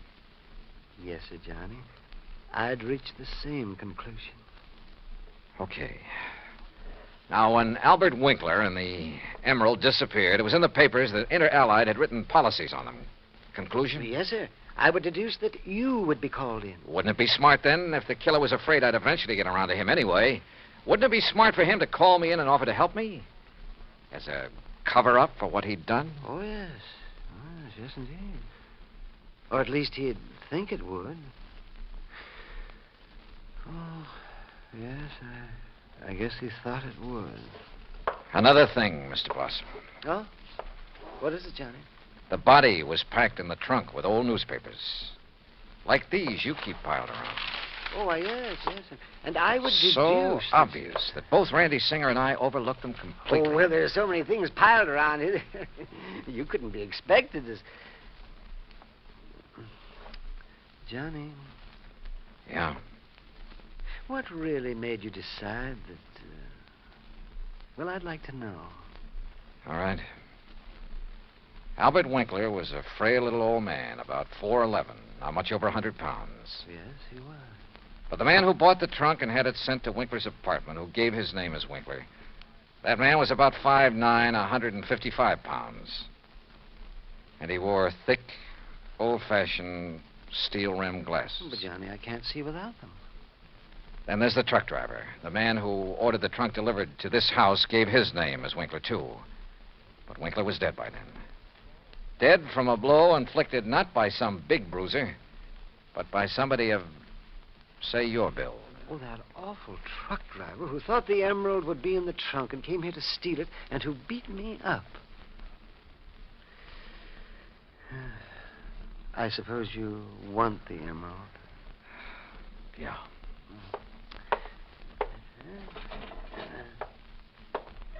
Here, Johnny, I kept it in this old coffee pot that I picked up at an auction sale. Real bargain, too.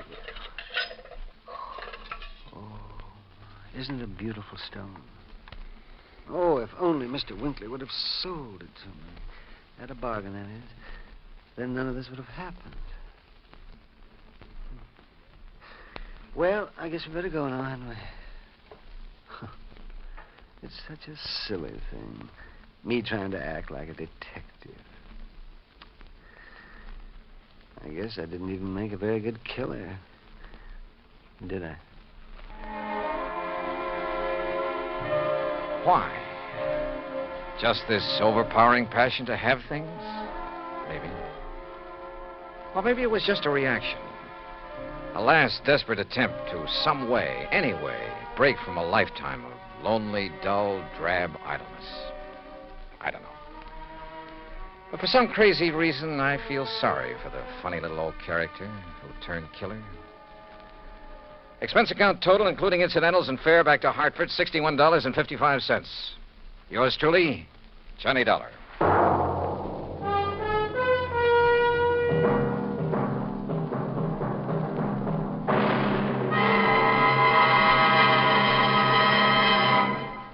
Now, here is our star to tell you about next week's story. Next week, a case so simple, so easy, so obvious, that it proves almost impossible to solve. Join us, won't you? Yours truly, Johnny Dollar.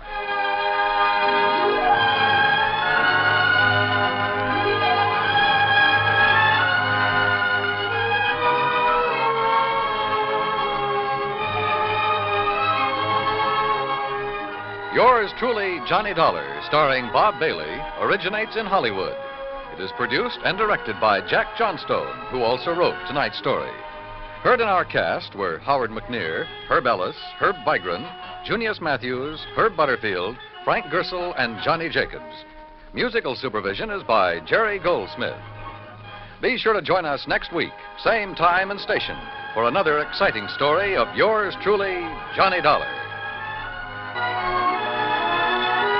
Dan Cubberly speaking. Johnny Dollar has come to you through the worldwide facilities of the United States Armed Forces Radio and Television Service.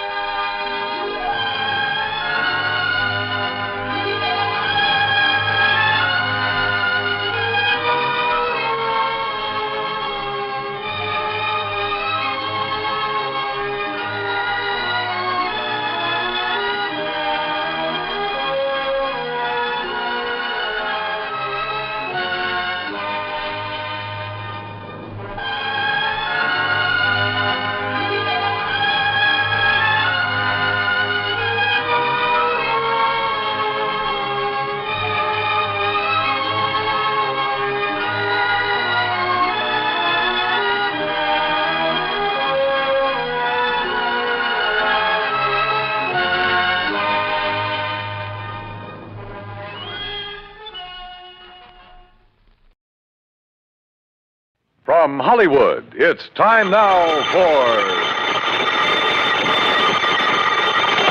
Johnny Dollar. Earl Poorman. Hi, Earl. How are things down in sunny Florida? How soon can you come down here, Johnny? You got troubles? Yes, over a $2,000 insurance claim. Oh, now wait, Earl. How can you justify my fee and expense account on a claim as small as that? Johnny, Yeah? the responsibilities of an insurance company sometimes involve far more than just collecting premiums and paying off on claims. Well, sure. Keeping your clients happy, a little good old public service now and That's then. right, even a little attention to our national security. Sure. But on such a small policy, I still don't see how you can justify national security. Yes, Johnny. I'll grab the first plane.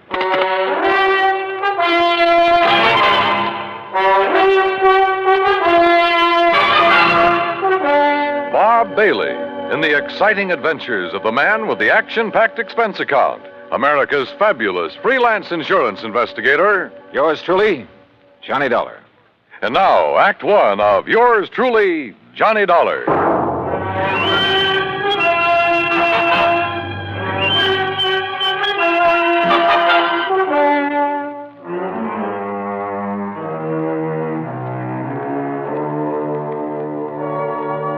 Expense account submitted by Special Investigator Johnny Dollar to Tri-State Life and Casualty Insurance Company, Sarasota, Florida.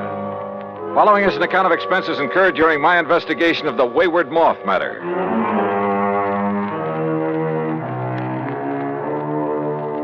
Expense account item 19620, plane fare and incidentals, Hartford, Connecticut to Sarasota, Florida. There I was met at the airport by my old friend and fishing pal, Earl Poorman, and we drove on into town. You, like my new car, Johnny?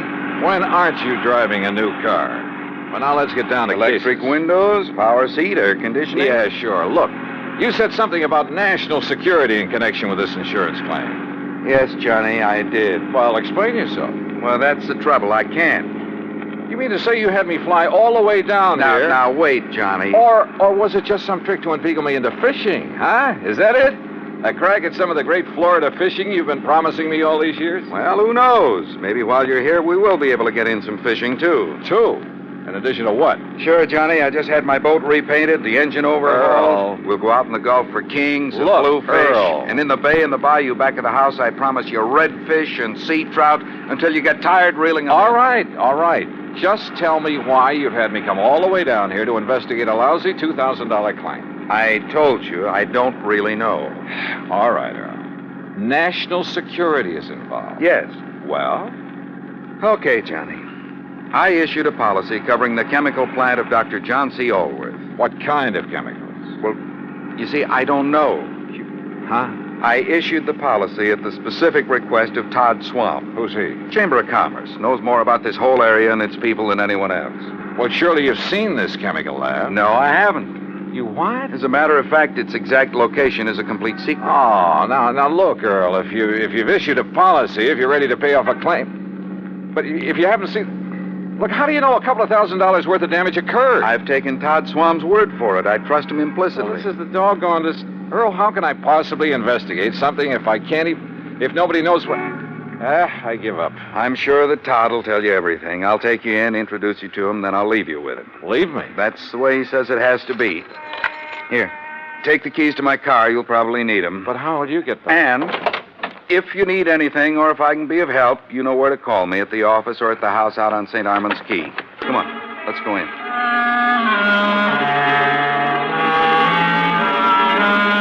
Todd Swam is a young, pleasant, aggressive sort of chap. Serious, alert, perceptive. He thanked Earl for bringing me, then led me alone into his private office.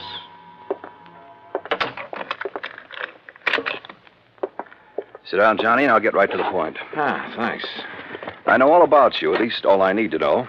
Not only from Earl Poorman, but from a lot of the cases you've handled. Well, then you one up on me. I also know that on occasion you've handled security matters, worked hand in glove with the FBI, and so on. So? All right. My job here is not only to promote Sarasota, tell the world what a nice place it is to live, nice people, good homes, ideal climate. Great fishing. Yes, fishing, boating, just about everything. Okay, I'm sold. But what about this Dr. John Allworth? My job is also to be of whatever service I can to the people of the city. All right.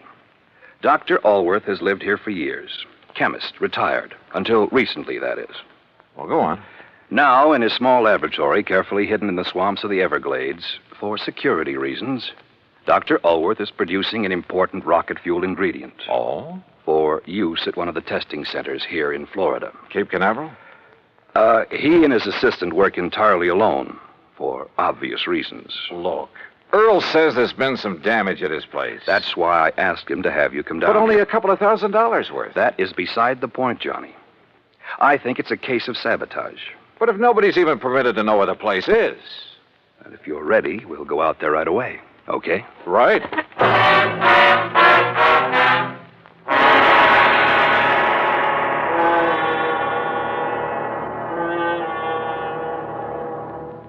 Act Two of yours truly, Johnny Dollar, in a moment. And now, Act Two of yours truly, Johnny Dollar, and the Wayward Moth Matter.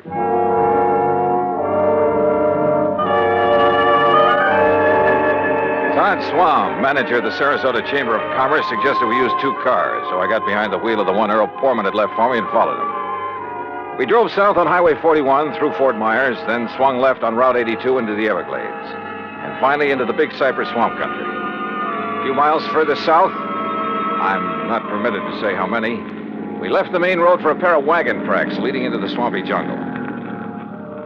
We stopped in a little clearing. From a small shack on the edge of a bayou, a tall, husky Indian emerged. He lowered his high-powered rifle as he recognized Todd Swam and walked over to where we'd parked. You bring a man, Mr. Todd. Ben Osceola, this is Mr. Johnny Dollar. Hi, Ben. How do you do, Mr. Johnny? Ben, he's to be let through here anytime he wants. Very well, Mr. Todd. Have you the airboat ready for us? All ready. Back of my house. Good.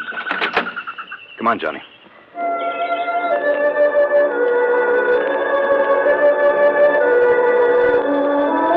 The airboat, parked on the edge of a bayou back of Ben Osceola's shack, was an aluminum hull about 12 foot long, square across the bow instead of pointed. 2 high seats were built up on it. At the back was a powerful motor with a propeller of the airplane type. Todd Swam and I climbed onto the precarious little seats, and we took off. And brother, I mean took off. What a ride. The airboat half planed, half skipped over the shallow water of the bayou.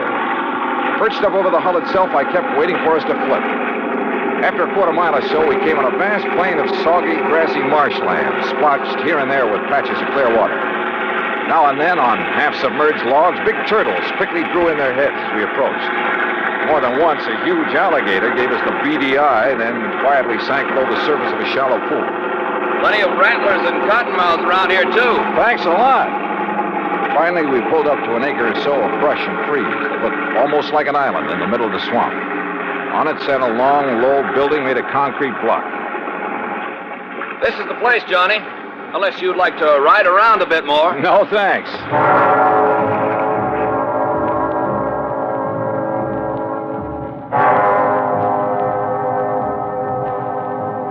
Todd Swam got the introductions over in a hurry. Dr. Allworth, a short, wiry old man with sharp features and a shock of white hair, led us into the laboratory building.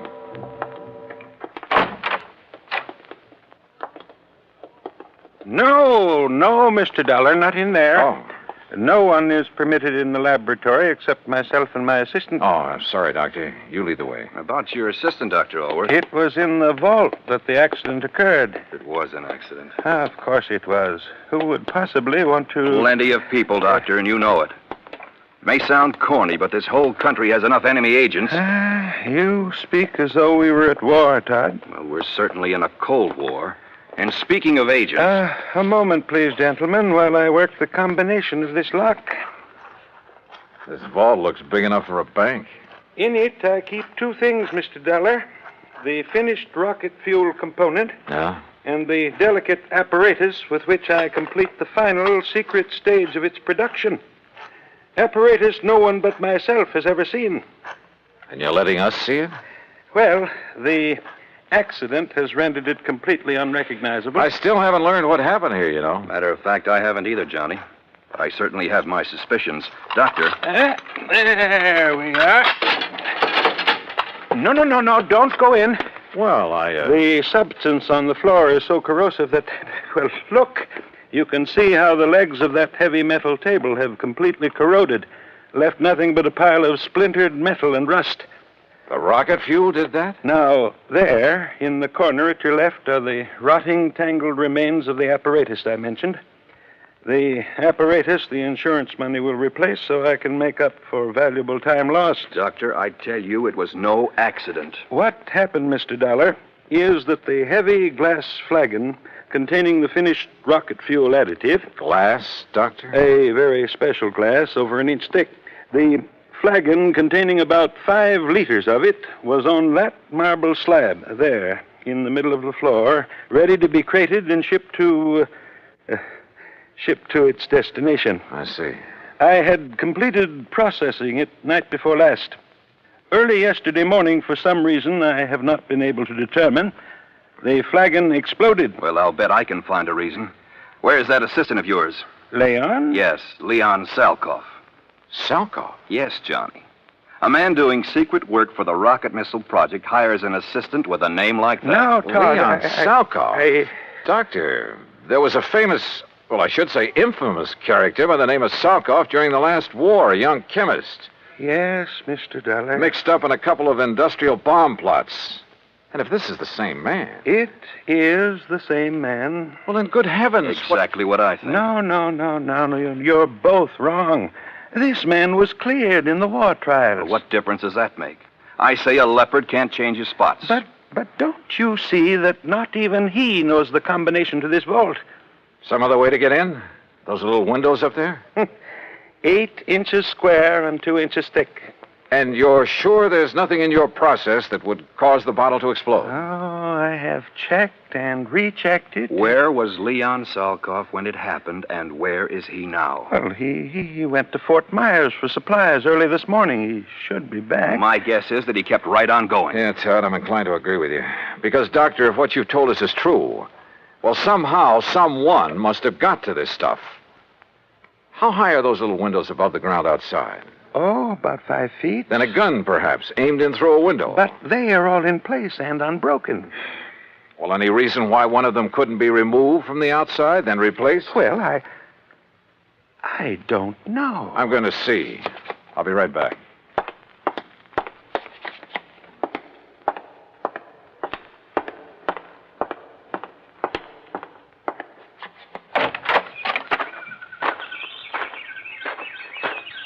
Stop! Don't move! What? Do not move, mister. Or I will shoot you right through the heart.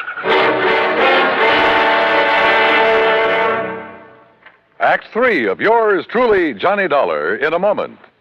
And now, Act 3 of yours truly, Johnny Dollar, and the Wayward Moth Matter.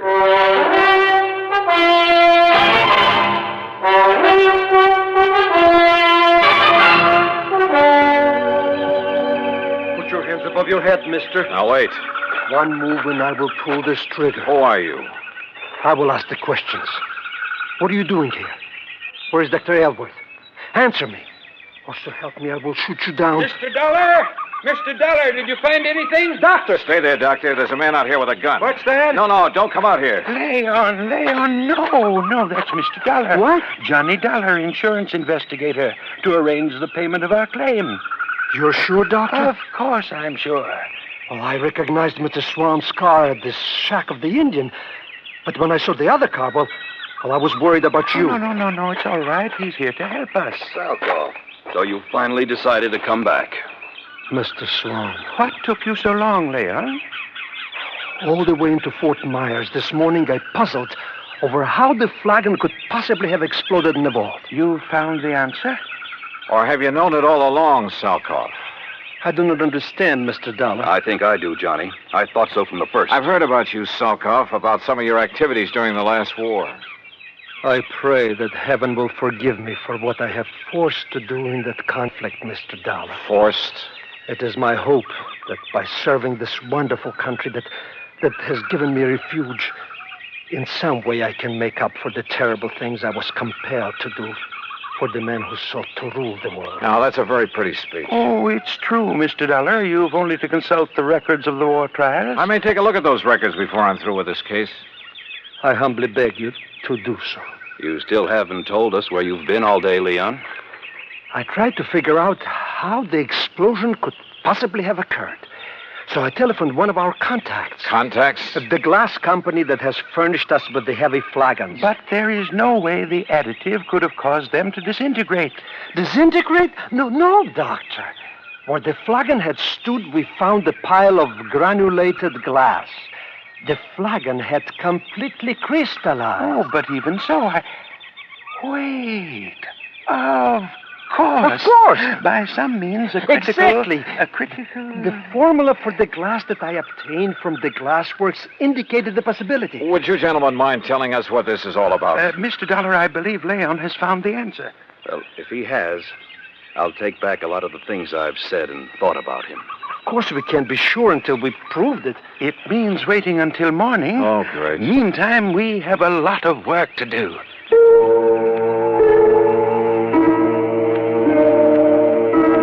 We spent most of the night working like dogs, swabbing out the vault with a powerful neutralizing solution. Then, early in the morning, the four of us gathered in the vault. A flagon like the first one was placed on the marble slab in the middle of the floor. We sat around and waited. A long time. Then I noticed something. The rays of the sun, coming through one of the tiny, thick windows.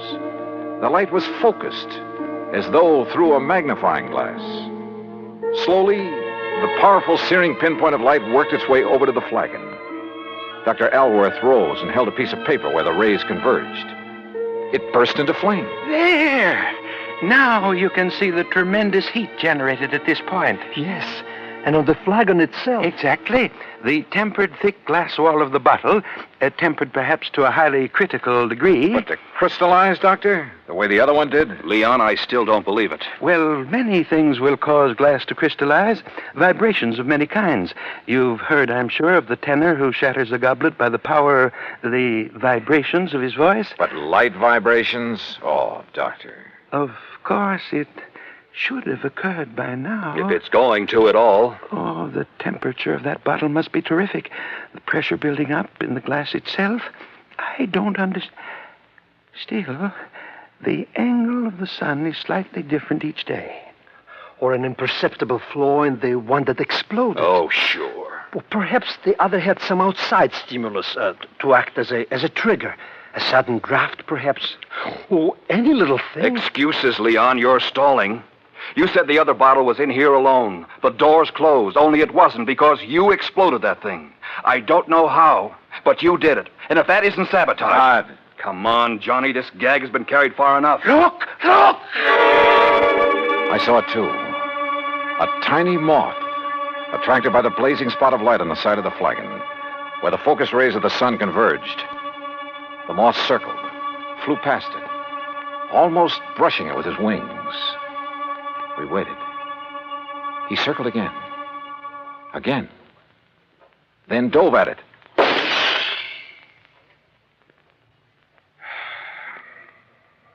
Well, Todd. Yes. Leon, I apologize.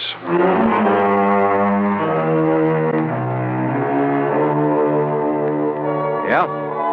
A tiny moth triggered the reaction that disintegrated, that crystallized that bottle into a million tiny grains like sand. And simply because of the difference in temperature of his little body. Seems impossible, but it happened. Expense account total, including the trip back to Hartford, $204 even. Remarks? Pay up this claim in a hurry, will you? The more help we can give to people like Dr. Alworth and Leon Salkoff, the better. Yours truly, Johnny Dollar.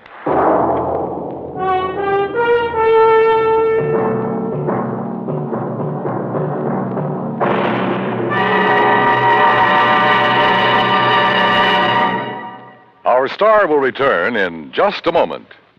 Now, here is our star to tell you about next week's story. Next week, well, I thought my job in Florida was all done.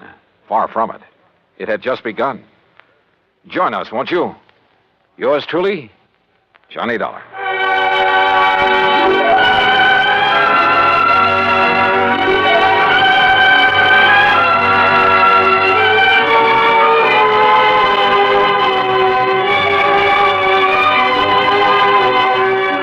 Truly, Johnny Dollar, starring Bob Bailey, originates in Hollywood and is produced and directed by Jack Johnstone, who also wrote today's story.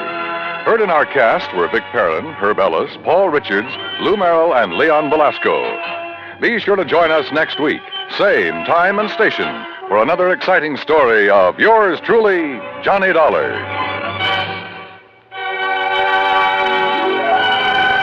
This is Dan Cubberly speaking.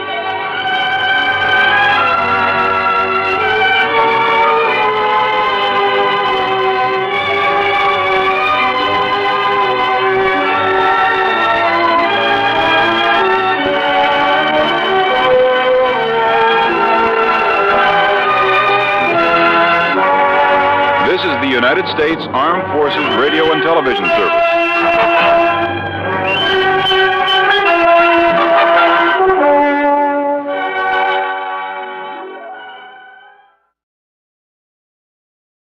From Hollywood, it's time now for Johnny Dollar. Johnny, this is Byron Kay at Intercoastal Maritime and Life in Boston. Hello, boy. Remember Hurricane Audrey? Back in the latter part of June, sure. Must have hit your company pretty hard. Yes. But if anybody ever needed help, it was those people down in Louisiana and neighboring states. Yeah. So we've paid up the claims just as fast as they've come in. Except for one. Oh, what's that? One we received only a couple of days ago. Okay, bye. Give me the dope and I'll head for Louisiana on the first plane. Wrong direction, Johnny. Huh? Texas? No. Oklahoma? Arkansas? Buffalo, New York. What? And I think you'd better run over here and let me give you some facts. Yeah, I think I'd better.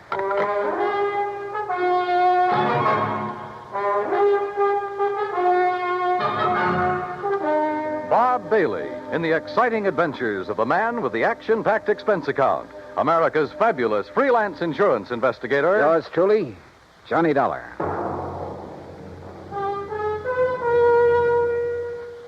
And now, Act One of yours truly, Johnny Dollar.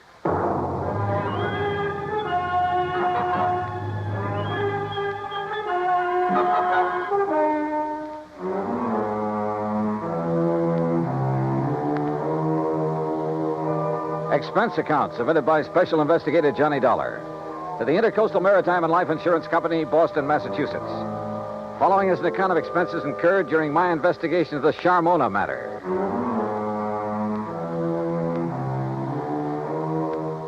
Expense account item 1, 1845. Plane fare and incidentals, Hartford to Boston, and a cab to Byron Kay's office in the Little Building. Glad to see you, Johnny. Hi. I'm glad you can take this on for me. Sit down. Okay, thanks. Ever hear of Charles Francis Keeley? Keeley? A very much reformed man, Johnny, who was apparently making a valiant try to live down some of the things he did earlier in his life. Like what? Well, he was I guess you'd call him a promoter, stock manipulator, that sort of thing.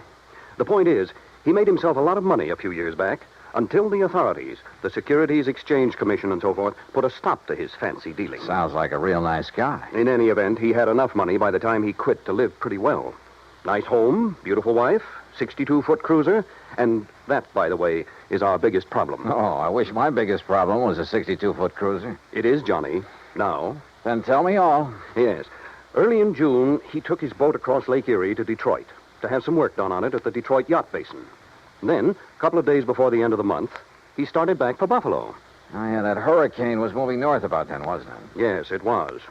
And his failure to appear in Buffalo within a reasonable time didn't worry his wife a bit. Often before making that same trip, he'd stopped off in Cleveland to visit some of his old cronies. Uh-huh. But by July 20th, she began to get worried. She called the friends in Cleveland. They hadn't seen him. Then she called the Coast Guard. No word. A few days later, a couple of the life preservers from his boat washed up on the south shore of Erie near the little town of Lindsay. That enough for you, Johnny? How much insurance did he carry? On himself, $35,000. On the boat, $106,000. I see. Okay, bye. I'm on my way. Expense account item 2, transportation to Buffalo, where I signed in at the Statler Hotel. Item 3, $520 for dinner. Then taxi, that's item 4, to the Keeley home north of Delaware Park on Colvin Avenue. I don't know just what I'd expected Keeley's wife to look like. Suffice it to say, I was pleasantly surprised. She was young, tall, blonde, and beautiful, with eager, sparkling eyes and none of the signs of grief I'd anticipated. I don't know why you registered at a hotel, Johnny. May I call you, Johnny? Why, sure. Please call me Mona. May I pour you another drink? No, thanks. As I started to say, you could have stayed here. There's plenty of room, as you can see. Yes. This is a very beautiful house, Mona. Yes, but so empty now. I get terribly lonely, Johnny. Well, of course, I don't blame you. But now suppose we talk, if you don't mind, about the Johnny, thing if you have to be around for a few days, why don't you move out of that hotel and... Oh, I'm sorry. I shouldn't say that. I guess I'm sorry. It's all right. But I am lonely. Sure. Now, Mona, you realize this investigation is, it's just routine. Of course, Johnny. Now, as I understand, every effort has been made to find your husband. Of course. And to find the Charmona. Charmona? The cruiser. Oh, yes. It was a beautiful thing, Johnny. But now it's gone. And Paul. Paul? Yes. Paul Matthews was the pilot. Only he was more than that. He was very nice. Yeah. Well, now, as I... Oh, excuse me. Every time that phone rings, I hope it's some word, some news that perhaps... Well, you know. I'm not sure that I do. What? But by all means, answer it. Yes. Just excuse me.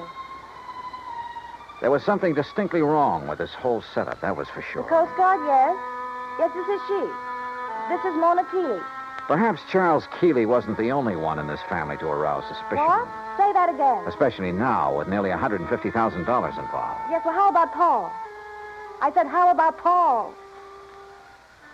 Then, when she finally finished with the phone call, came a couple of other surprises. Thank you. Johnny, he's all right. Huh? That was the Coast Guard. They found him. He's all right. Isn't it wonderful? That was the real surprise. Not what she said. Isn't it wonderful? Or even the way she said it. But something deep back in her eyes that gave her away, that told me beyond the shadow of a doubt that she was lying through her teeth.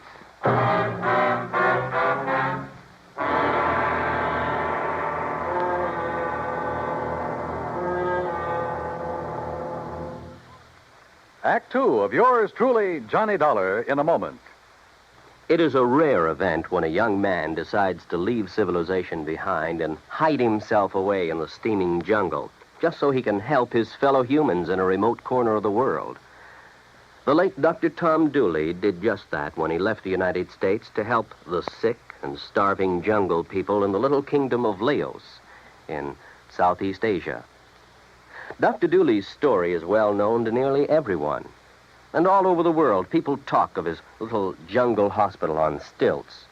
That's where he treated the dread diseases of the jungle and trained native medical technicians so that they might help their own people. Dr. Dooley wrote and lectured to many people so that the work of his medical assistance program, Medico, might go on.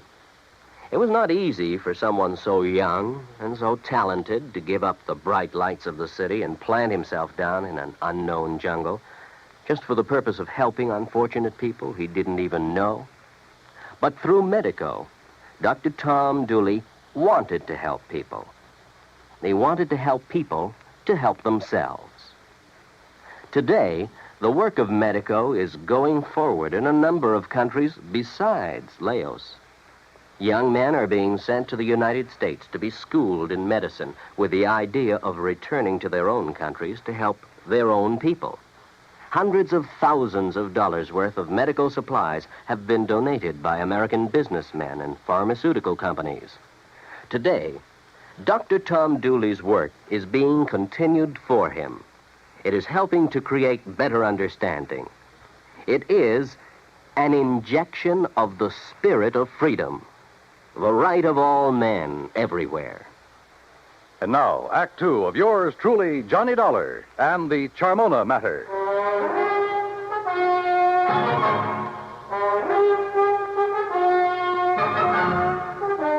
The news that her husband was still alive came as quite a surprise to Mona Keeley.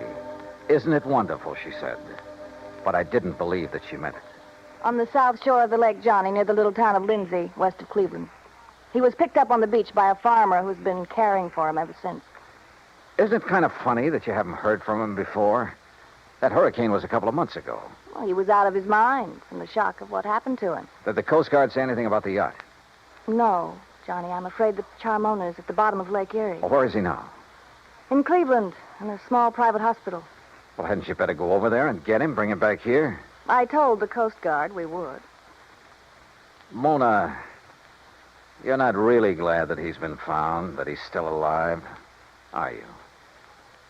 No, I'm not. I guess I never really loved Charles. I'm not sure he really loved me.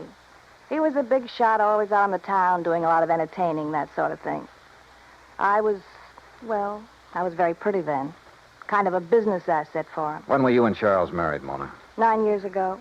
It looks as though he's done pretty well by you. I never had any reason to complain. About that, I mean. But the things he did to make his money, it was... Well, I guess it was legal, but it wasn't right. It was almost like stealing, the way he promoted a lot of worthless inventions, penny stocks, worthless real estate, that sort of thing. But he always did all right. And you. Well, who worries about conscience when things are going well? A lot of people, Mona. But then they made him stop the things he was doing. And Charles became very strange. He took up religion like a fanatic. Oh? Kept giving his money away to a lot of crazy charities, money I could have used. And he got moody. He'd go off alone for weeks at a time, pay no attention to me. That's what I meant when I said I was lonely, Johnny.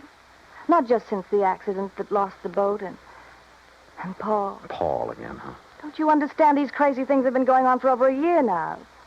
That's why I'm not jumping with joy that Charles is alive. Do you blame me? Hadn't we better drive on over to Cleveland and get him? All right. I'll run upstairs and change my clothes.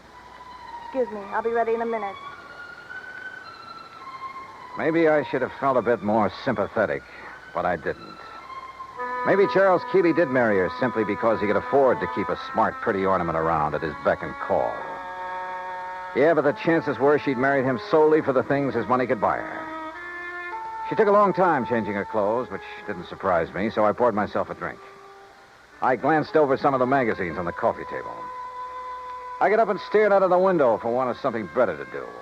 wandered about the room, wandered into the oak paneled den. I looked over the shelves of fine books, the gun collection, and the cabinet in the corner. And almost idly, I reached out toward the leather-topped desk to shove back a slip of paper that stuck out of one of the drawers, until I saw what it was. It was an unpaid bill, several months old, from an exclusive New York shop for some very expensive gowns. And inside, the drawer was packed with unpaid bills, thousands of dollars worth of them, and statements bearing a polite, firm warning to pay up or else. No wonder Keeley's sweet, charming wife had hoped she'd never hear from him again. Gone, he was worth $35,000 to her, and the yacht $106,000. Perhaps somehow Mona Keeley had even had a hand in the wrecking of that yacht. I wondered, and I decided I didn't care much for people like this. But my meditations were suddenly interrupted by a sound from the doorway, and there she stood, a pretty little pearl-handled .25 caliber Colt in a dainty gloved hand. I'm ready, Johnny. Are you? So I see. Ready for what, Mona?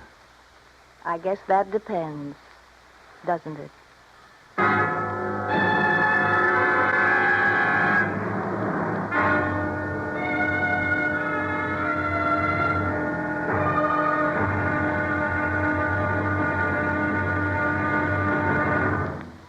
Act 3 of yours truly, Johnny Dollar, in a moment. Our flag now numbers 50 stars, and behind each star there stands yet another flag representing one of the 50 states. Wisconsin's state flag bears the state motto, Forward, and a likeness of the state mascot, the badger. The word badger was a nickname for the miners in southwest Wisconsin.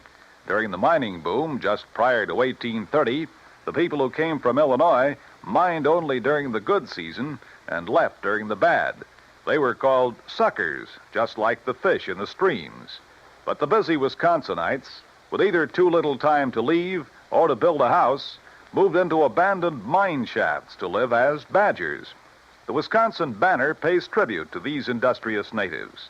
Wisconsin's state flag, the flag of the 30th state to enter the Union, was adopted on April 26, 1913. And now, Act 3 of yours truly, Johnny Dollar and the Charmona Matter. Mona Keeley stood there in the door of the den, a .25 caliber Colt in her hand. For she'd caught me going through the drawer of a desk, through papers that showed only too clearly why the loss in a storm of a $100,000 yacht might well have been carefully planned. Why she wished that her husband had gone down with her.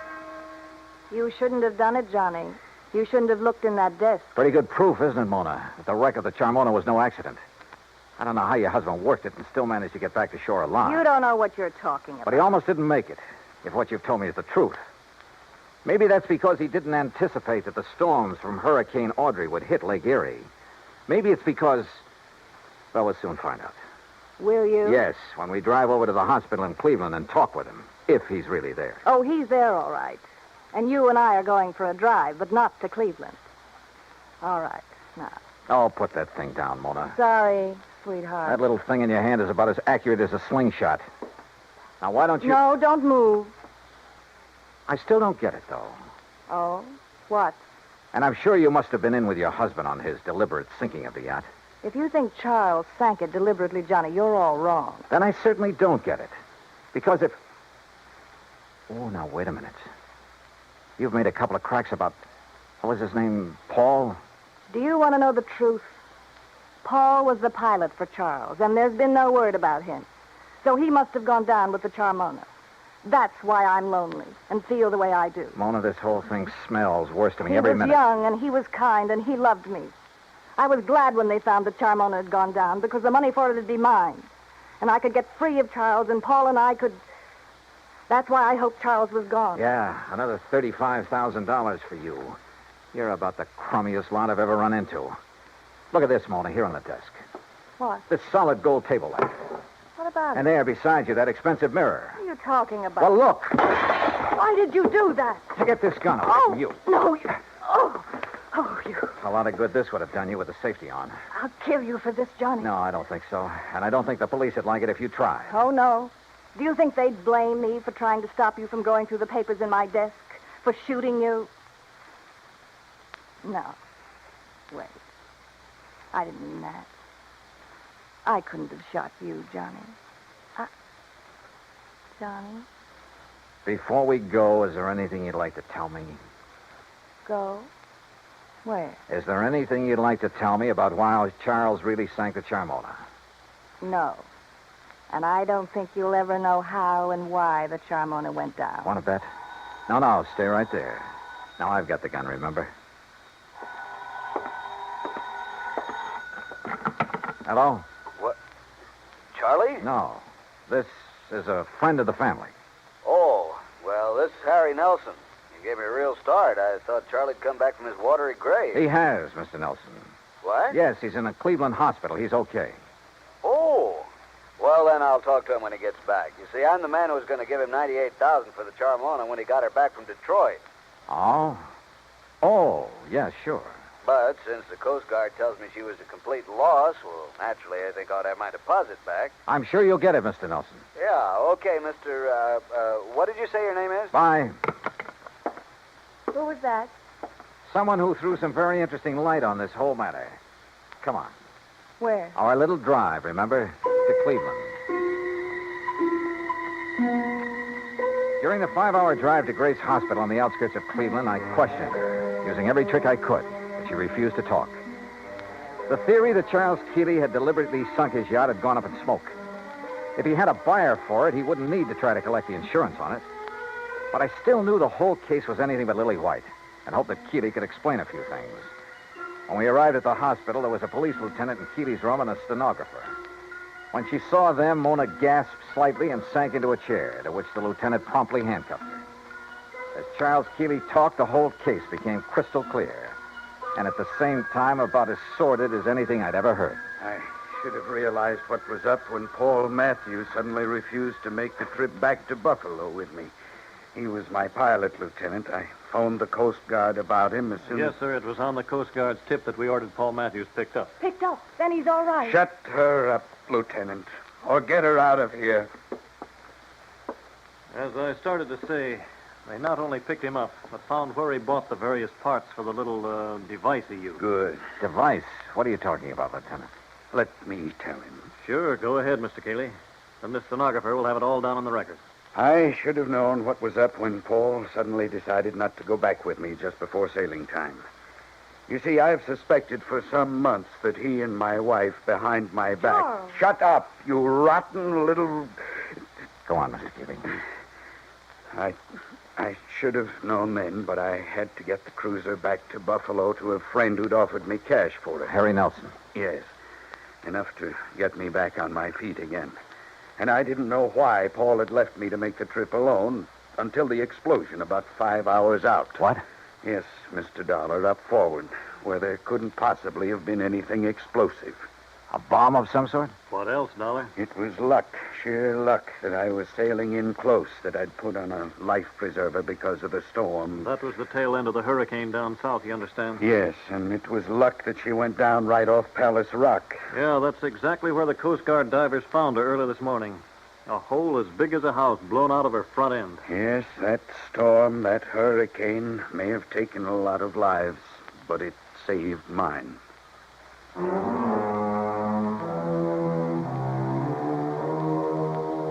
All I can say is I'm glad there are courts to take care of situations like this. I myself would hate to have to dirty my hands any further. Yeah, it probably does take all kinds to make a world. But believe me, the world would be a lot better off without some of those kinds. The claim on the yacht, sure, it'll have to be paid. And to a man I honestly think is trying to live a decent life for a change. Expense account total, including incidentals, and the trip back to Hartford, $103.80. Yours truly, Johnny Dollar.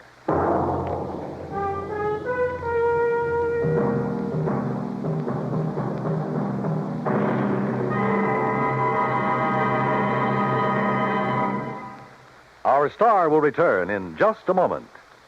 An old English proverb states that a friend in need is a friend indeed. We've all heard it before, but how many of us have realized the full import of its meaning? When Jose Lara Valverde, an 8-year-old Spanish boy, was in need, he found out what real friendship could be. Stricken by a rare glandular disease, little Jose began to lose his fight for survival when his vital supply of drugs ran out. In a desperate call for help, an amateur radio operator named Conte broadcast a weak signal over the European airwaves. The plea was picked up by a ham operator, Hans Ketterle, in Germany, who relayed the urgent message to a nearby United States Air Force unit. The American airmen quickly dug up the only available drugs of the kind needed. They flew the Mercy package by jet to Madrid. From there, an ambulance screamed its urgent way 190 miles to Andujar, Jose's hometown. The medicine saved his life, but only temporarily. Another source had to be found, and it was, again, in Germany. The two rare drugs were again rushed by American jet fighter pilots, by helicopter, and by Air Force staff car through high winds and thunderstorms to the bedside of the stricken boy. The medicine was given to Jose, and again he responded. This same life and death drama was repeated elsewhere in Spain when men of the United States Air Force came to the rescue of another young Spanish boy in need of another rare drug. People-to-people giving is more than a program. It is an act of friendship. It is a fight for freedom, the right of all men, everywhere.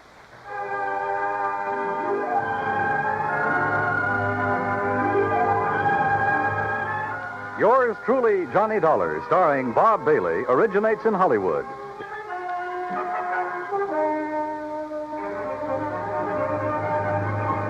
This is Dan Cubberly speaking.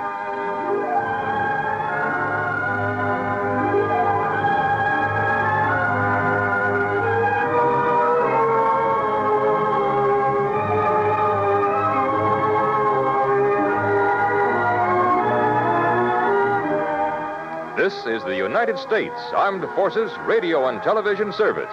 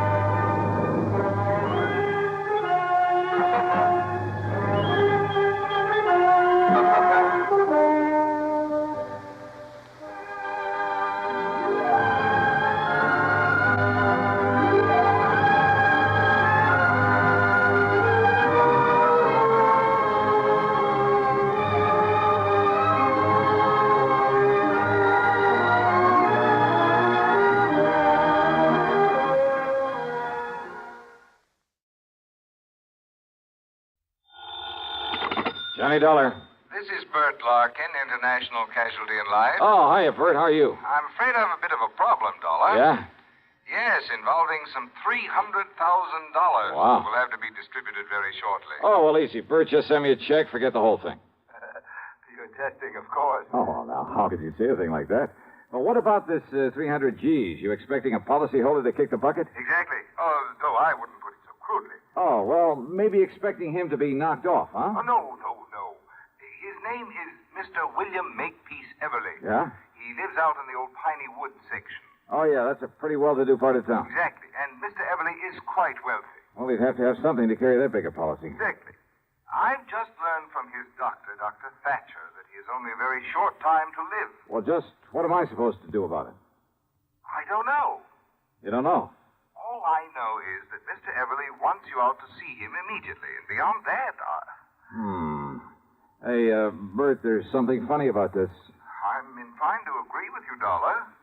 But will you do it right away? Sure, why not? But I wonder.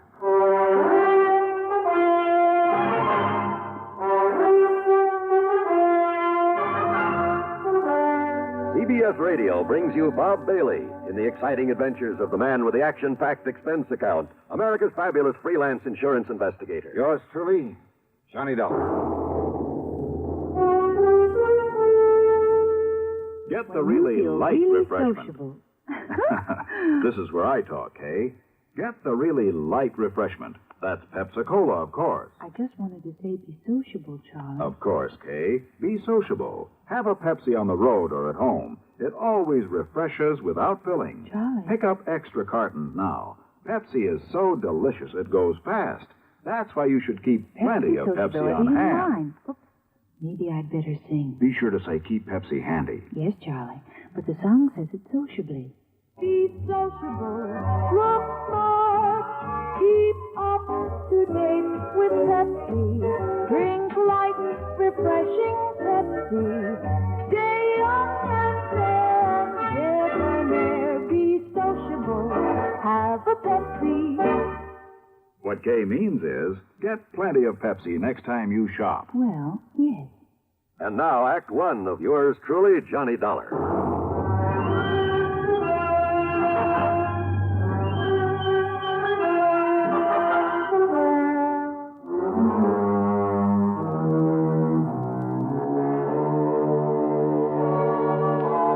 Expense account submitted by Special Investigator Johnny Dollar to the International Casualty and Life Insurance Company, Hartford, Connecticut. Following is an account of expenses incurred during my investigation of the Harried Heiress matter. Expense account item 1, $4.85 for a tank full of gas, and I drove to the Everly address at the edge of Piney Woods. That was a beautiful old place in a setting of tall oaks and sycamore trees that spread protectively over and around the rather large frame house, with its slate roof, its cupolas and dormers and broad porches. Even before going in, I knew the inside was filled with heavy, overstuffed furniture and velvet draperies, gilded mirrors, that it had a kind of musty smell, perhaps a trace of camphor, and the parlor closed off except for very special occasions. It was that kind of place. In answer to my knock, I was met at the door by a man who looked anything but on his last legs. Mr. Dollar? Yeah, that's right. Good. Come in, please. Thanks. But are you Mr. I'm Dr. Thatcher. I'm the one who called your insurance company. Oh, I see. At Mr. Everly's request.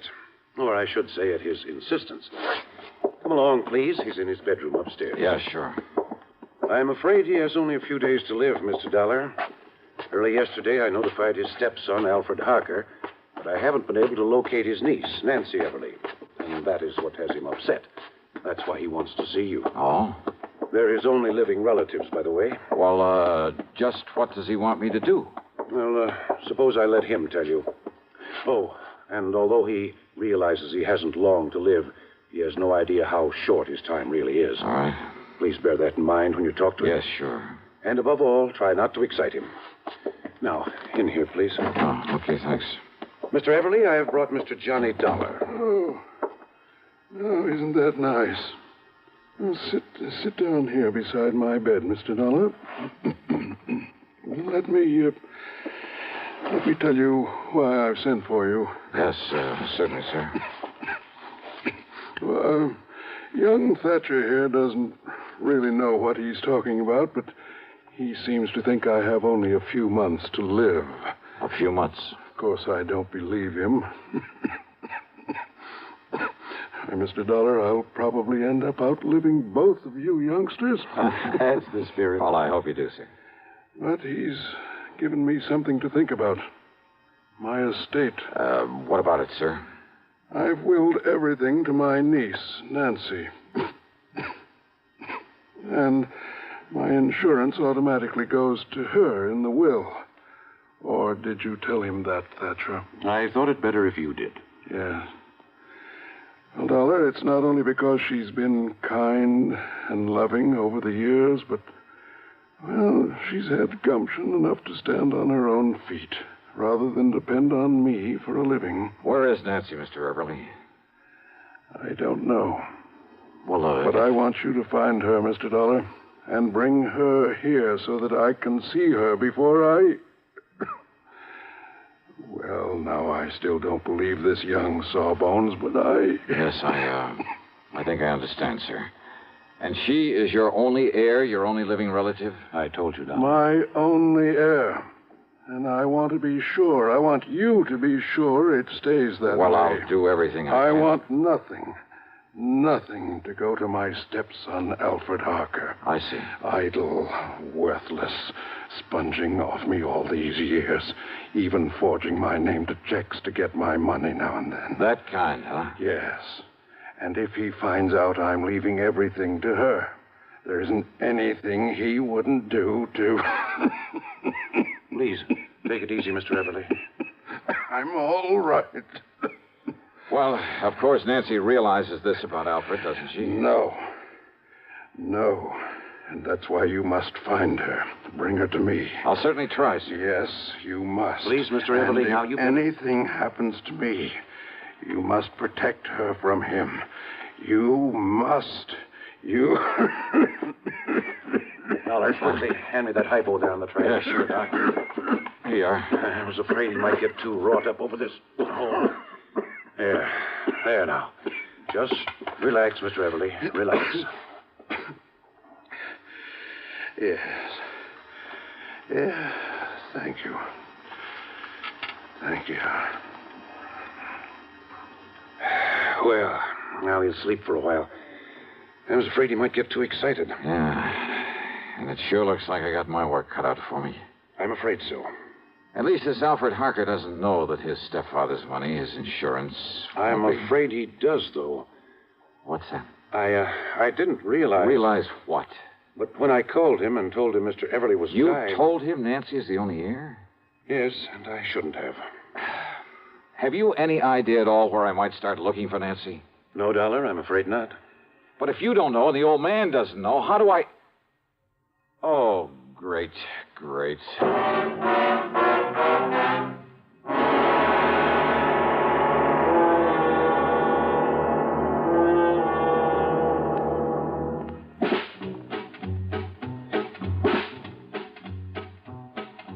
Have a real cigarette. Have a Camel. Have a Camel cigarette. Have a real cigarette. Have a Camel. Have a Camel cigarette. Best tobacco makes the best smoke. Have a Camel cigarette. Best tobacco makes the best smoke. Have a Camel cigarette. If you're smoking more these days, but enjoying it less, change to Camels. The Camel blend of caustic tobaccos has never been equaled for real smoking satisfaction. Have a real cigarette. Have a Camel. Start to really enjoy smoking again. And now, Act Two of yours truly, Johnny Dollar.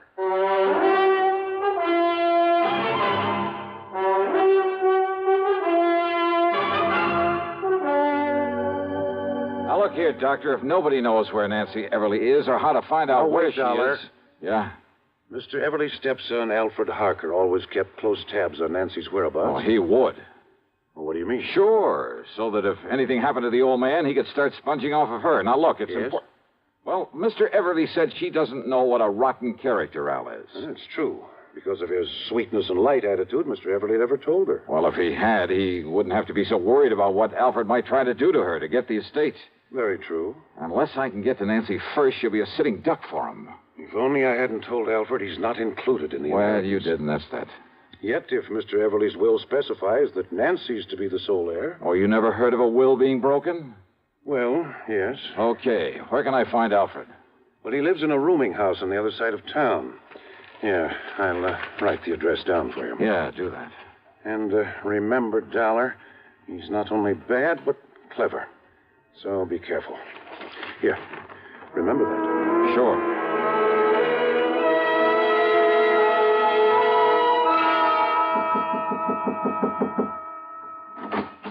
You looking for that young Mr. Harker, mister? Yeah, that's right. Yeah, well, he ain't there. I'm the building super. Now, where can I find him? Don't ask me. All I know is he packed a couple of bags yesterday morning and left. All right, look here. I'm a private investigator. My credentials. Oh, say. If you'll just let me get into Harker's apartment. Oh, here. Here, this 5-spot be of any use to you? Oh, now, you know better than to ask that, young fella.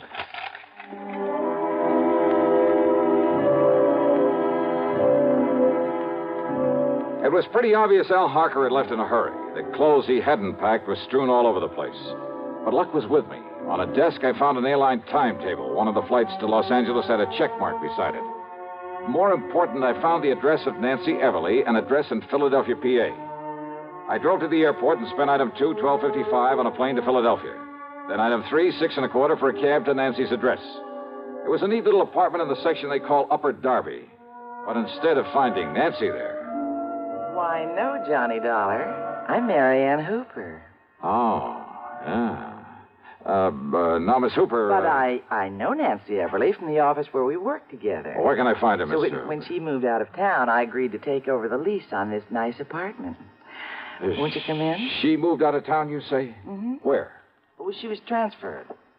She was a copywriter, you know. For whom? The name of the company you work for? Hardin, Carmen, and Fisher. Oh, yeah, the ad agency. Mm-hmm. And they sent Nancy out to their Los Angeles office just a few weeks ago. Then Alfred must have found that out. Why don't you come in just a minute, Johnny? It's awful chilly out here. Hey, listen, do you have her address in L.A.? Well, no, but maybe at the office. All right, okay, thanks. Thanks Johnny, very much. has she done something wrong? No, she hasn't. What?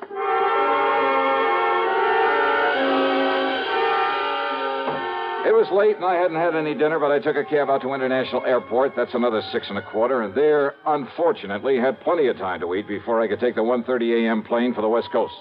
The meal is item 5, $3 even. Item 6, $161.60 plane fare to L.A. Item 7, another 6 1/4, taxi into the office of Hardin, Carmen, and Fisher, where I had to wait for the joint to open up. Then I talked to the receptionist. No, Mr. Dollar, Nancy isn't here. Oh, then I'll go out and grab some she won't breakfast. Be in at all today. When does she come in if you... What did you say? I said she isn't coming in today. Why not? Well, I don't know. Oh, then give me her address. Yes, certainly.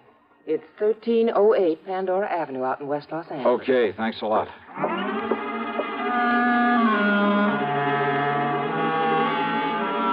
So Nancy was in L.A. Al Harker had come to L.A. And Al knew he'd get none of Mr. Everly's estate unless... Unless what? Oh, I hadn't the least idea. But I knew that he was clever, which meant there was no time to waste in getting hold of Nancy. Item 8, $3.50 for a cab to 1308 Pandora, and there from the landlord. Oh, believe me, this was the one I hadn't anticipated. Oh, she lives here, all right, but she isn't here now. Well, she do you have left any on idea? a little trip a few hours ago. Trip, did you say? That's right. She and a real nice-looking young man. Do you know his name, who he is? No, I can't say that I do, but a real charming, nice. Well, look, do you know where they went? Man. Oh, I sure do. Well, where? She said they were going over to Las Vegas. Vegas? And you know something? I think they're going over there to get married. Ouch. Munch, munch, munch a bunch of Fritos, corn chips.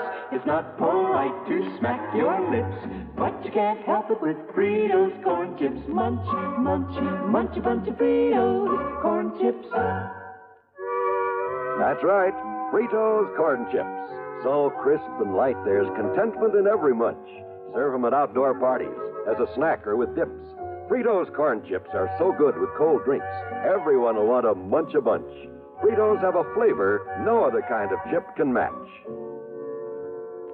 Munch, munch, munch a bunch of Fritos, corn chips. Fritos are golden chips of corn just made to munch. Keep Fritos corn chips on hand for the perfect warm weather between meal treat. Tuck a bag in every lunch, picnic or otherwise. Serve them with sandwiches, salads, all summer meals. Fritos corn chips are full of good, crisp, refreshing flavor. Fritos, Fritos corn chips. Munch, munch, munch a bunch of Fritos, corn chips. Now, back to yours truly, Johnny Dollar and the Harried Heiress Matter.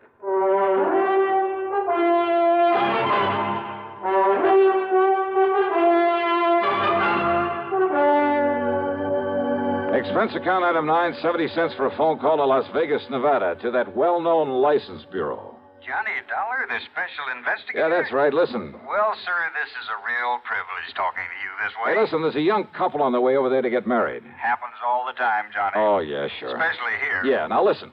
Their names are Nancy Everly and Alfred Harker. You want me to arrange something special for them to help them on their way? No. Somehow you've got to keep them from getting married. Well, now, unless you've got some legal reason, Johnny, some kind of court order or something. By the time I went through that, they could be married and gone. Yes, I guess that's So, true. look, you got to stall them. Somehow you got to keep that pair waiting. Well, now, Johnny, I'd certainly like to do you the favor. And do it. But unless I got some legal cause. You see, it works like Well, look, this. just you stall them off until I get there. I'll make it worth your while. Now, Johnny, that sounds like bribery. All right, call it anything you like. Just hold them up until I can get over there to Vegas. But on what excuse, Johnny? Anything you can think of, but do it. I'm on my way.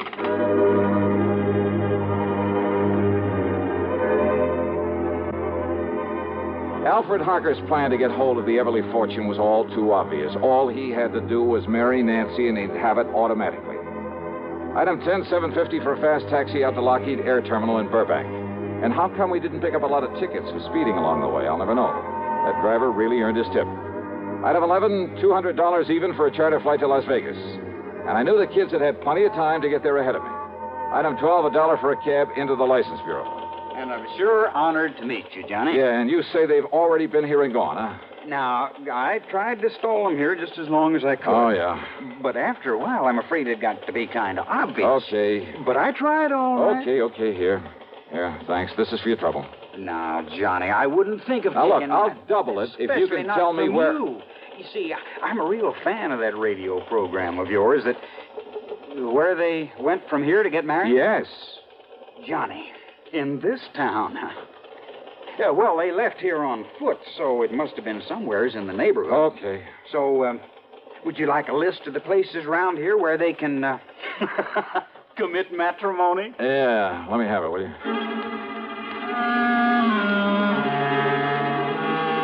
Item 13 is the 10 spot I accidentally left on the counter for him. Then I started checking every place in the area, every person who could seal the bonds of matrimony. Churches, marriage chapels, justices of the peace, even ordinary-looking private homes that were on the list. Hey, you know something? A lot of weddings take place in Vegas. I almost got thrown out of a couple I barged in on, and then finally... Why these excuse me, folks. In holy matrimony. Speak now or forever hold your peace. Excuse me, please. Just wait, young man. I'll take care of your wedding in just a minute. Yeah, well, Yes, look... let us finish the ceremony, please. Yes, of course. Now, do you, Alfred Harker, take this woman... No, he doesn't. I beg your pardon, young man. Yes, what is this? Who's this man, Alfred? Well, I'm sure I don't know. All right, now listen to me, Nancy, and listen to me very Who are carefully. you? The only reason Al Harker is rushing you into this marriage is to get his hands on your money. What? My money? That's right. Now, look But here. you're wrong, because I have no money. That is, not enough. Well, maybe not now, Nancy, but you will have within the next few days when your uncle dies. Uncle Bill is dying? Ask Alfred here. He knows it. What in the world makes you think a thing like that? Because Dr. Thatcher told you he is, and told me that he told you. William Everly's dying, all right, and you know it. Alfred, why didn't you... Quiet, darling. Just let me handle And it. Al, you know something else that Nancy doesn't know? That Mr. Everly isn't leaving you 1 cent, that everything goes to her. So the quickest, surest way to get your hands on that estate is to marry her. Now, look here. Alfred, this isn't true, is it? I can explain everything, Nancy. Oh, I'm sure you could, Al, but you won't need to. You just listen to me, Now, Mr. Nancy. If what you say is true, why did Uncle Bill write to Alfred and beg him to marry me? That it's the one thing he's always hoped for. Who told you that? I saw the letter myself. Alfred showed it to me. Oh, do you have that letter, Nancy? Alfred? Well, no, I threw it away. Yeah, you would. So not to have any evidence lying around. Evidence? A forgery. Like the checks your darling Alfred forged over the years. Alfred, no, that isn't true, is it, Alfred? It's true, all right. No. But neither this man nor anybody else is going to stop this wedding. Come here, Nancy. Young man, Now, look, pulling that gun is about the most foolish thing you could possibly do, Alfred. Is it? Alfred, listen. No, Nancy. Now, let go of me. Please, Alfred, listen to me. Hey, just hang on to him, Nancy. I'll kill you. Sure.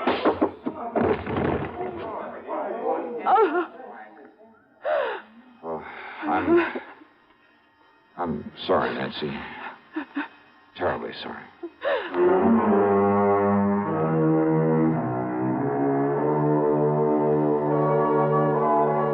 Well, pulling his gun was a big mistake.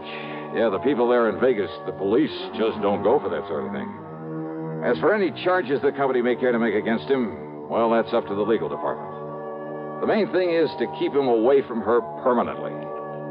Incidentally, I managed to get her home to see her uncle before he died. Expense account total, including the trip back to Hartford, and for Nancy, too, of course, $76,425. Yours truly, Johnny Dollar.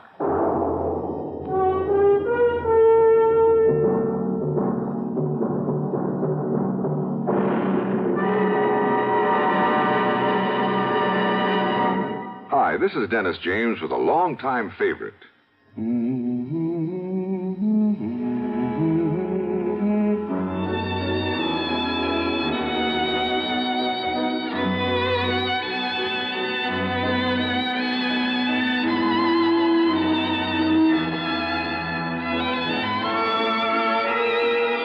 Yes, the longtime favorites are usually the best, aren't they? And one favorite folks have relied on over the years is Kellogg's All Brand. Since 1919, America's favorite natural laxative cereal. Kellogg's All Brand is the safe, gentle way to overcome irregularity caused by lack of bulk in your diet. It tastes good, too, and it never gets mushy in milk. There's only one All Brand, Kellogg's All Brand. So relieve constipation the way millions do with Kellogg's All Brand. ALL-BRAN. Yes, you're so right to stay regular with Kellogg's All Brand. Try it, okay? Okay. Now, here's our star to tell you about next week's story. Well, first, let me shout a word of welcome to the network to station KFBK in Sacramento, California. Glad to have you with us. Next week, I'm called in to help a small company that's involved in the race to conquer outer space. And I'm sure you know there are plenty of people in this world who go to any lengths to put a crimp in this project. But in this case, the man behind all the trouble turns out to be a real surprise. The case I'll tell you about is called the Flask of Death Matter. And believe me, there's lots of excitement and suspense. So join us, won't you? Yours truly, Johnny Dollar.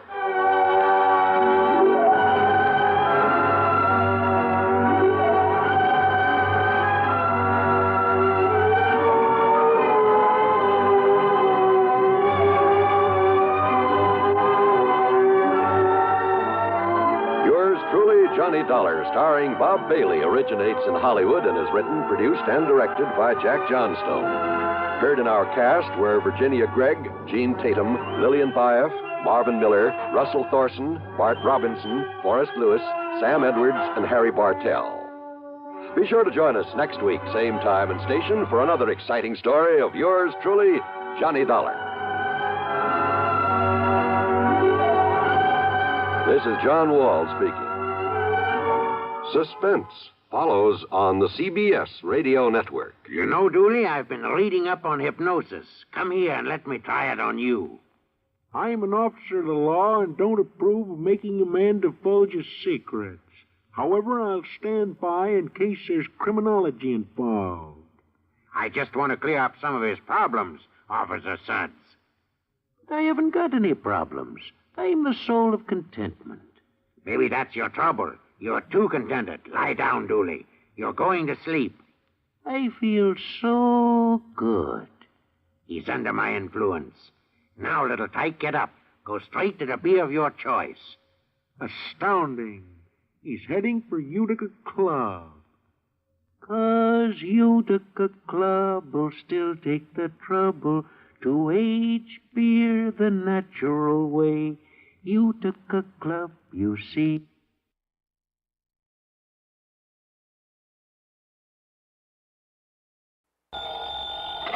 Johnny Dollar.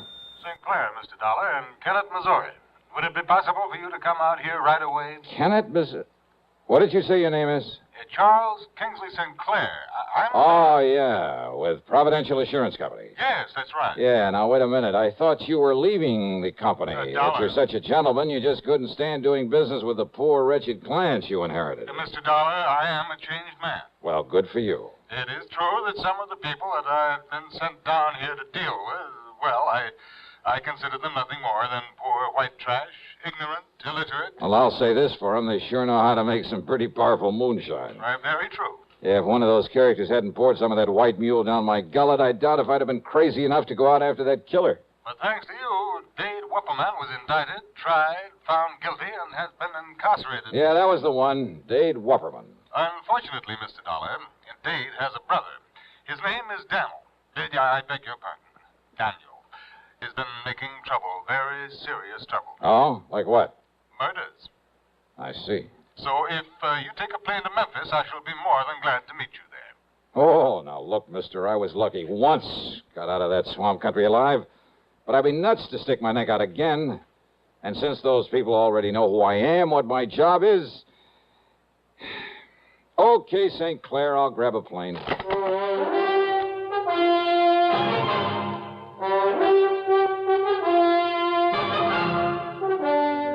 CBS Radio brings you Bob Bailey in the exciting adventures of the man with the action-packed expense account, America's fabulous freelance insurance investigator. Yours truly, Johnny Dollar.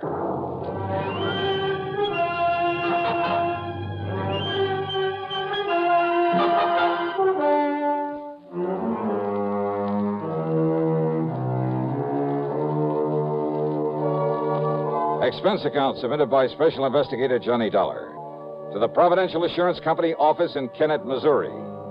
Following is an account of expenses incurred during my investigation of the deadly swamp matter. Item 1 is 7645 Plain Fare, Hartford to Memphis. Charles Kingsley St. Clair met me as promised, and apparently the man had changed considerably from the snooty, better-than-thou stuffed shirt I'd found him to be on my first trip. Yes, Mr. Dollar, in spite of my earlier feelings about the clients my predecessor had left me. Yeah, I know, Mr. St. Clair. But those moonshiners and such existing in that 20-mile swamp are hardly typical of the folks living around Kennett, where your office is. Oh, I realize that now, and I shall stay in Kennett, try to justify the company's confidence in placing me there. Very good. Nevertheless, when I came to this part of the country, the swamp people were the only ones with whom I had to deal. They were the only ones to whom he had sold insurance. And when I saw the horrible, dirty, squalid way in which they lived in those broken-down shacks full of vermin... Kind of turned your stomach, huh? Quite frankly, it did exactly that. That's why I requested transfer to our New England offices. But now, of course, I plan to stay down here. Now, when you came here before, you taught me a great lesson in how to deal with them, how to understand them. Yeah? By having my car wrecked for me, by getting shot at and nearly drowned in that swamp. But you succeeded in enlisting the help, the cooperation of the good ones among them, earning their respect. Well, I had to do something to get out of there alive. The point is that you did. You have friends among them now, and you'll be willing to help you again. Yeah, well, that's something that... Oh, now, wait a minute. Yeah. You mean these murders you call me about? They're back in that swamp country, too? Oh, great. Oh, no, Mr. And I thought that maybe for once... Okay, St. Clair, let's have it. What's it all about? As I told you, a series of murders. So you're having to pay out a lot of insurance. No. And you think that I can somehow, miraculously, put a stop to... Huh? Did I hear you say no somewhere along the line? Oh, the victims of these murders have, they've been, relatives of some of my clients. Up in the swamp country? Up in the swamp country. Well? Clients whom you know, whom you met when you were here before. Go on. And thanks to you and what you did for them, they regard the company, and therefore me, and you, as a kind of, as a protective agency. A protection for them, with only their best interests at heart. That sort of thing is very good for the company. Yeah. Shall we stop for some lunch? Yeah, sure. Go ahead. Stop if you like. But if you think you can talk me into meddling into these murders when it's a job for the law... But it's not for the law. What do you mean by that? Well, as I told you before, these people living far beyond any town or city limit, they're pretty much a law unto themselves. Yeah, that I know. And the local police leave them alone. They have no jurisdiction. So what about the state authorities? Well, that region of the big swamp pretty much straddles the state line. Oh? Neither state wants it. And I can't blame them. In any event, when a murder occurs, by the time jurisdiction is established... Mr. Dollar... Well? Do you remember the beneficiary of the policy you came down here to pay off with the insurance money? A Eupha Crump. That's right. Yeah, real sweet, pretty young kid. Yes. St. Clair, I'll never forget the look in her eyes, the almost childish, unabashed gratitude when I gave her that money. Yes. Now she can have pretty clothes for a change, good food on the table. Oh, she can fix up that little house she and her kids live in, buy some lace curtains for the windows, and... Oh, what do you mean, no? Eupha was the latest victim of this killer. Well? Come on, St. Clair. Tell me what you know so I can get to work on this thing.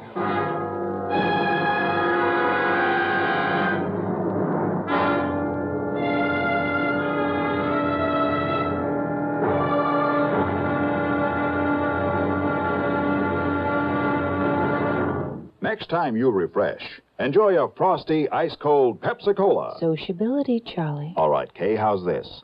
Pepsi is light, refreshes without filling, You like to refresh? Have a Pepsi right now. Well, offer it to everybody, Charlie. I will. Enjoy Pepsi at the fountain.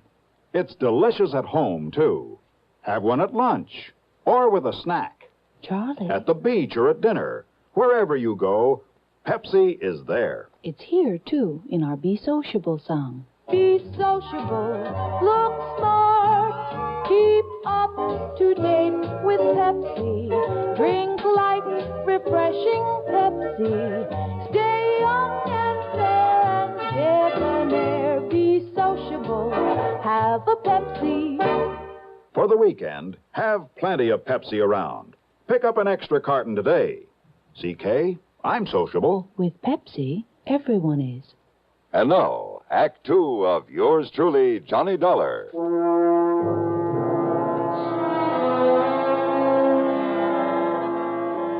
Eufa Crump. Yeah, what a name. But that cute, intelligent little girl, really out of place in the swamp country. Well, regardless of how you or I or the law might feel about it, her inheriting that moonshine still, when her husband was killed a while back, had meant something to provide for both her and her children. And the insurance she received on top of it. And she planned to marry Cass Dingle, the character who'd befriended me, who'd helped me run down her husband's killer. Cass, who was going to leave this desolate country, get out in the world and make an honest living for her. Yeah, but it was Cass who'd sacrificed his life out there in the swamp in order to save mine. No, Mr. Dollar. What? Cass Dingle is still alive.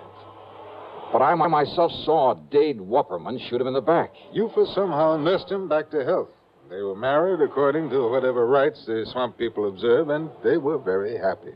And then she was murdered. Yes, that was Cass who asked me to call on you again. And since you know him, you know these people. Okay, stop wasting time, St. Clair. Get me on up to Kennett where I can rent a car and get on this thing. Now, if you'll drop me at my office, I'll be more than glad to let you have this one. But about some lunch. Lunch? Forget it. Let's get going. Item 2, 470 for a tank full of gas there in Kennett. And I headed west a few miles, then due north into the swamp country. Well, as I said before, the 20-mile swamp is one of the most dismal, uninviting places I've ever seen. The road, after a while, wasn't even a road, just a set of muddy wagon tracks. More than once, driving slowly and carefully along, I held my breath, hoping St. Clair's car wouldn't bog down in some mud hole. I passed a couple of shacks, falling apart and apparently vacant. But the distinctive smell of moonshine whiskey in the air told me otherwise, that a still was in full operation.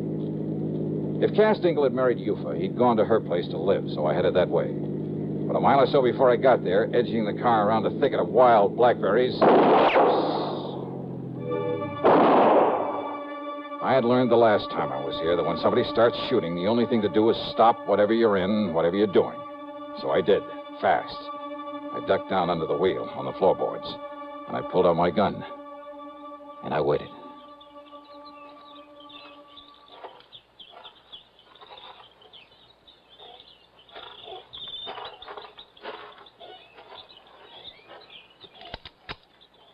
Miss Johnny? That you, Miss Johnny? Who are you? It's Cass, Miss Johnny. Cass Dingle. Oh. Good.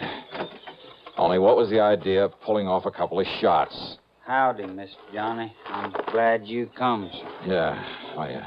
I knew maybe a shot would make you stop the car, Miss Johnny. And that way you wouldn't go on up to the house in the still. Yeah, well, that's where I was headed, to look for you. It's much better you hide this car back in my old cabin. You remember where it is? Little turnoff right up ahead, isn't it? Yes, sir. Now you do that, and I'll cut through the swamp and meet you there. Sure, whatever you say. I'll meet you there. I should have got there in 5 or 6 minutes at the most. The car bogged down in a sticky black mud hole. By the time I pulled enough twigs and branches under the wheels to get traction, make the turnoff, and pull up in front of his place, more than half an hour had passed. Because of his shortcut through the woods and the swamp, I'd expected to find Cass out in front waiting for me. But he wasn't, though the door of his cabin was ajar. Now, if I'd had any sense, I would have stopped for a minute, and I'd have given some thought to that. But I didn't. And believe me, it was a mistake. Come in. In the dark, windowless cabin, I could see Cass Dingle on a bunk at the far end, tightly bound with ropes and rawhide, looking at me helplessly. I said, come in. And standing in front of me was the biggest, most ugly man I've ever seen. 250 pounds at the least, built like a gorilla. His face was covered with coarse black stubble. His long hair straggled down into the back of the collar of his dirty shirt. Aimed at my chest was an ancient rifle with a bore almost big enough for a shotgun. That's better, mister. Now, Peter, Luke, John. 3 specters came forward out of the shadows. Smaller men, also dirty, unshaven, looking no less menacing than the man in front of me. Each of them had a rifle. I could feel one of them against my backbone. Now, listen, I took a course once from the FBI on the proper procedure for disarming a man who has a gun in your back. But they forgot to tell me what to do about 4 of them. So I raised my hands up over my head. That's right, Mr. Johnny. Now, you just keep them hands right up straight. You, Paul? Yes, Daniel? Daniel Wupperman. All right now, Paul. You taking Mr. Johnny's gun away from him. Yes, now will, Daniel. Yes, you taking it away from him, Paul. I got it, Daniel. Ooh-wee. Hitting's a real pretty one. That's right, Paul. So you holding on to it real careful. So I won't damage it none. While and I kill him.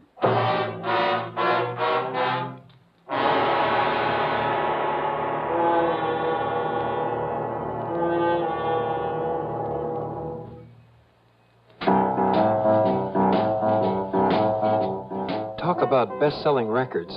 Here's a familiar tune about America's best-selling filter cigarette, Winston.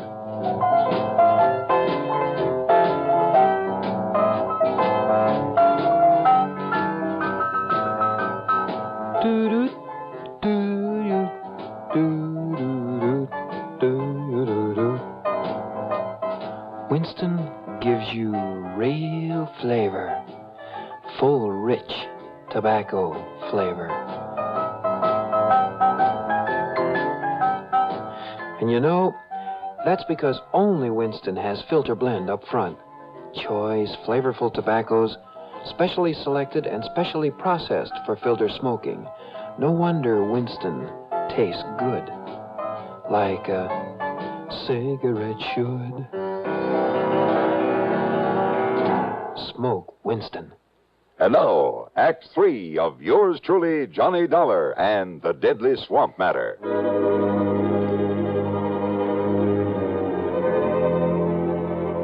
I've been in some pretty tough spots in this crazy job of mine, but nothing ever quite like this. 4 men, like 4 vicious animals who crawled up out of the muck of the 20-mile swamp. Armed with ancient rifles, I was sure they knew how to use and use well. For a man living and moonshining in this godforsaken country depended on his gun for survival. Survival. It was obvious by the way the guns were aimed that survival was the one thing they didn't plan for me. Like 4 vicious animals, I said. Stupid, maybe? Enough to be tricked somehow? Yeah, but how? And there wasn't anyone within miles to give me a hand. Except for Cass Dingle, tied down in the bunk at the far end of the cabin, helpless. If only he were bright enough to... Then the ugly giant in front of me talked again. That's right. Daniel Wupperman, and I'm going to kill you, Mr. Johnny. Right now, for it being that you sent my brother Dade up into prison. He was a killer, Daniel. The same as you are. That's right. So one more killer, namely you, it ain't going to make me no worse than I am. Why, Daniel? Because you had no business to come here to begin. We don't like that here in the swamp. No, I mean, why these other killings? Why murder Yufa, Cass's wife? Why you do that, Daniel? Because it was her insurance money, Mr. Johnny, brought you here the first time. Then you put my brother in jail. So you murdered her, a harmless young mother, just to get me back here. That's right. Now I'm going to kill you. You stand away from him backing him. This charge going to go right on through him. Yes, Daniel. But now you no, should. Daniel, no. It's all wrong you killed Miss Johnny. You shut up, Cass. Maybe Cass, he thinking what I thinking, Daniel. Mr. Johnny, he from the outside. You kill an outside man, maybe the police, they moving in on us. They coming here in the swamp because he from the outside. You stop thinking, Paul. Move away now so I can kill him. No, Daniel. Shut up, Cass. Now, Mr. Johnny. No, Daniel, you kill me instead. Now you kill my wife, I don't care. You kill me instead, Daniel. I'll kill you, Cass. Soon I kill Miss Johnny. Miss Johnny? It's all right, Cass. No, Miss Johnny, that ain't... What? I mean, I talked long enough. What can you say, Cass? Must be nearing to 5 o'clock by now, Miss Johnny. 5?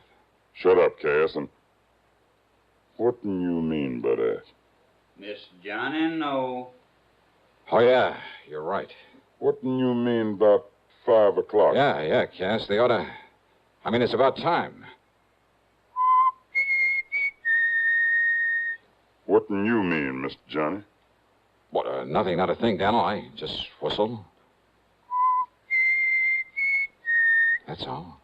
I mean, what do you mean about 5 o'clock? You tell me. Tell me. Tell me. Because it's nothing you can do anything about. Because if it is 5 o'clock, then by the time you can pull that trigger... You tell me. All right. If I'm not safely out of this swamp by 5 o'clock, this place will be so full of state police. Well, would you like to look at my watch? No, you keeping your hands up over your head. Oh, sure. Because you lying, Mr. Johnny. Am I? You lying to me. Just keep on talking, Daniel. You'll give more time. But if I were you... I said I gonna kill you, Mr. Johnny. And no scheming words out in your mouth gonna... You, Paul. I ain't heard nobody out there, Daniel. You go out, you go look out along the slough and the bayou. Yes, Daniel. You see anybody, any boat, you shoot off that gun. You, Peter, you go on back the road and look. And you, John, you go look up by Cass Still. You don't see no one, you come back here and help me bury Cass and Miss Johnny in the ground. Now you go. Yes, Daniel, come on, you. And the three of them, like so many shadows, slipped off into the growing darkness.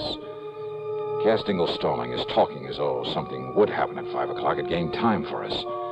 And more important, had reduced the immediate enemy to 1. But Daniel's rifle was still aimed at my midsection.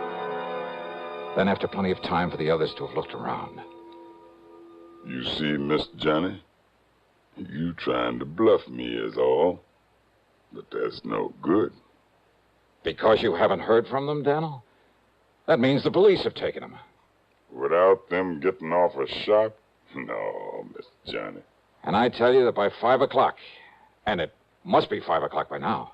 It's getting dark, Miss Johnny. Yeah.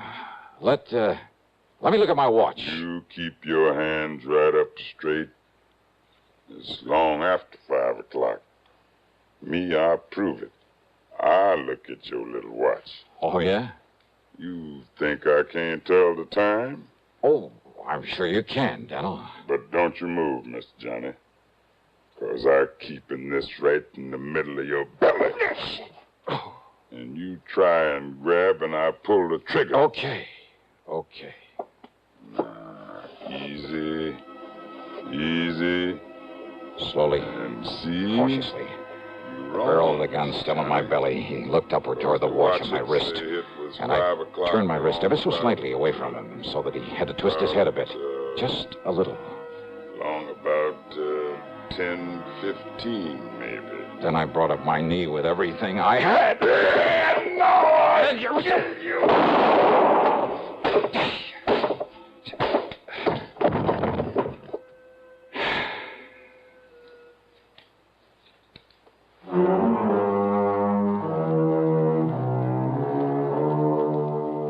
I knew the sound of the gunshot would bring the others back to the cabin. After all, they certainly hadn't found any sign of those mythical state police out there. So after setting Cass free, I lay down just inside the door looking very dead. And then when Paul and John and Peter came in one at a time, Cass, who was standing back at the door, quietly and carefully took care of them with the help of the butt of Daniel's gun. So now 4 more of the swampers have left that region to spend a long, long time behind the bars. Expense account total, including the trip back to Hartford, $161.60. Yours truly, Johnny Dollar.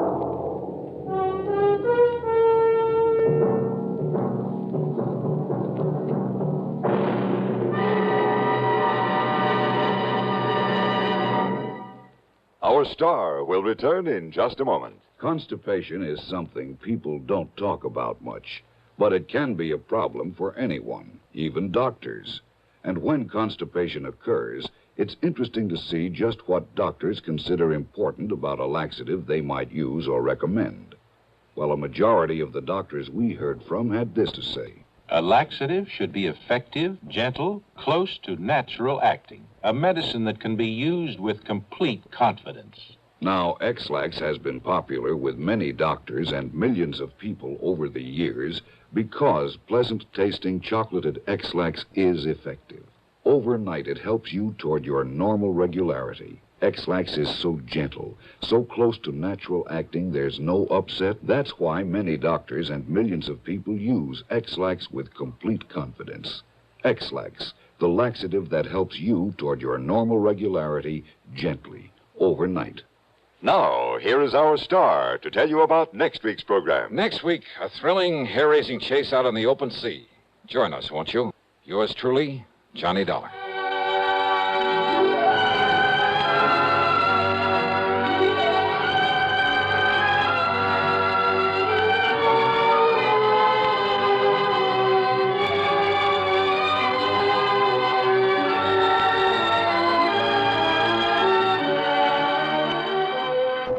Truly, Johnny Dollar, starring Bob Bailey, originates in Hollywood and is written, produced, and directed by Jack Johnstone. Heard in our cast were Ben Wright, Sam Edwards, Roy Glenn, and Vic Perrin. Be sure to join us next week, same time and station, for another exciting story of yours truly, Johnny Dollar.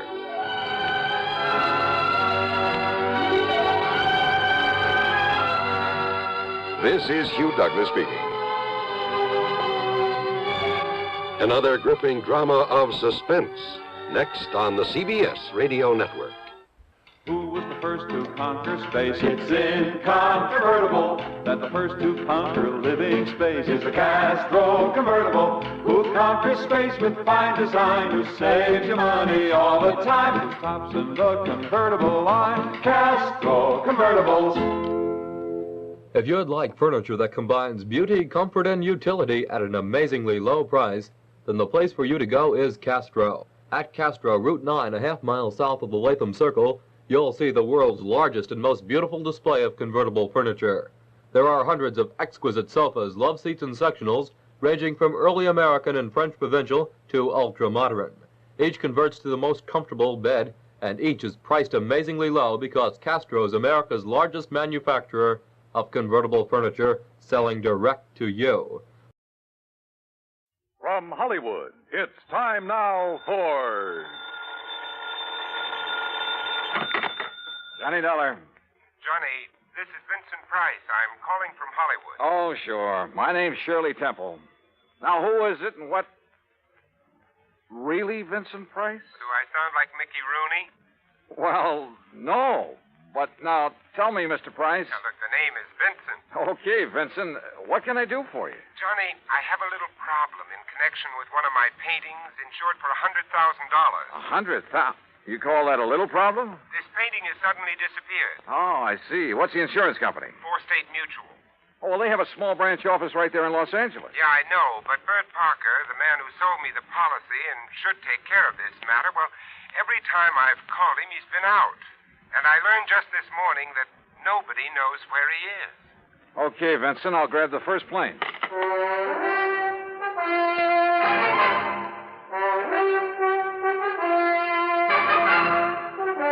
Bob Bailey in the exciting adventures of the man with the action-packed expense account. America's fabulous freelance insurance investigator. Yours truly, Johnny Dollar. And now, Act One of yours truly, Johnny Dollar.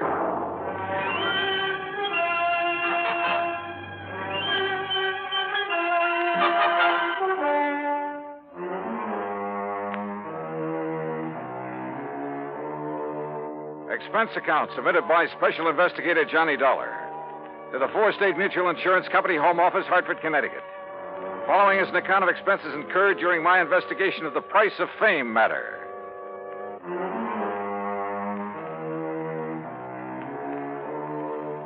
Expense account item 1, $178.50, plane fare and incidentals, Hartford to Los Angeles. By the time the big silver Constellation made its landing at the International Airport, it finally dawned on me that I hadn't arranged with Vincent Price about where and how and what time I'd meet him.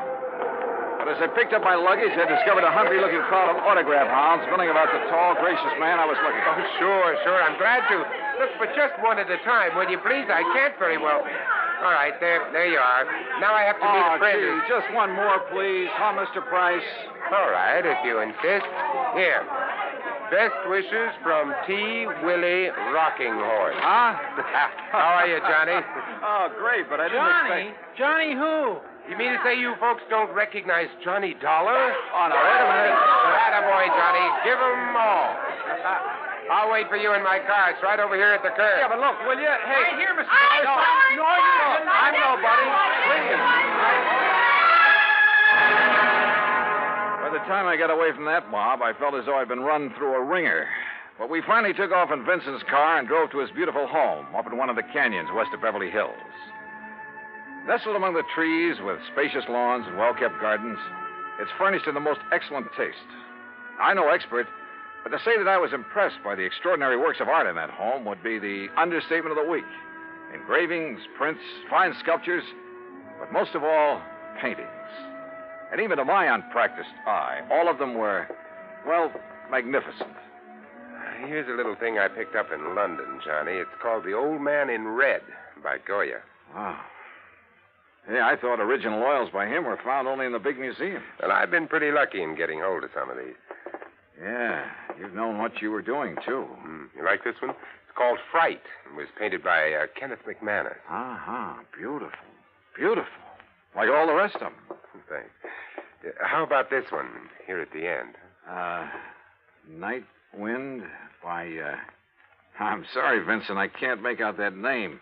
You don't have this one lighted like the rest. No, that's to maintain its somber mood, Johnny. Oh. And that's what made it possible for the substitution of this copy to go undetected. That's a copy? Yeah, and that's my problem. The $100,000 Night Wind by Jean-Baptiste has been stolen. This was left in its place. Oh, I see. It's not a bad copy, probably worth a couple of $100, but it's hardly a genuine Baptiste. Well, when did you discover this substitution, Vincent? When I returned from a lecture tour early last week. Oh, that's right. You've been traveling all over the country lecturing on art, Well, let's call it talking about art, huh? Tell me, have you notified the police about this? I suppose I should have. Well, I felt that was Bert Parker's job. And you haven't been able to reach him over at Fourth State Mutual? As I told you on the phone, he hasn't been in his office for some time. Vincent, have you any theories about who might have done this? Yes, I'm afraid I have. Why do you say it that way? Very few people knew I'd gotten hold of this Baptiste, only some close friends and a couple of art experts. So? And the place was not broken into during the time I was away. Of that I'm sure. Well, go on. The family and servants kept very close track of anyone who entered the house while I was gone. You have a list? Yes, I do have a list. Here. Good. Alfred R. Hawkinson. That's an electrician who came to do some wiring. He wouldn't know a Rembrandt from a Mickey Mouse. Ann M. Schumann. A music teacher. Loves music, hates paintings. What about delivery boys, people like that? Oh, they never get beyond the back door. Go on, read on. That next one is Ben, the gardener. You can forget about him. And Bert L. Huh? Yeah, Bert Parker. He was here twice. What for? Well, ostensibly to check on some of the paintings he'd insured. The first time, on the 11th, Mrs. Price was with him while he poked around. On the 15th, she had to leave to keep an appointment. And just when he left the house, nobody seems to know. Oh, brother. Are you thinking the same thing I am? Now, look, Johnny, I haven't known Bert very long, and, Well, he seemed like such a harmless little old fuddy-duddy. As for his knowledge of art... Yeah, I wondered about that. Well, he was perfectly satisfied to take my evaluation on the 2 or 3 things he'd insured. So, well, Johnny, I may be all wrong. Vincent, a thing like this may only happen once in 1,000 years. In any event, the company will certainly make good your loss. Well, with a work of art, it isn't really the money that counts. And, Johnny, listen.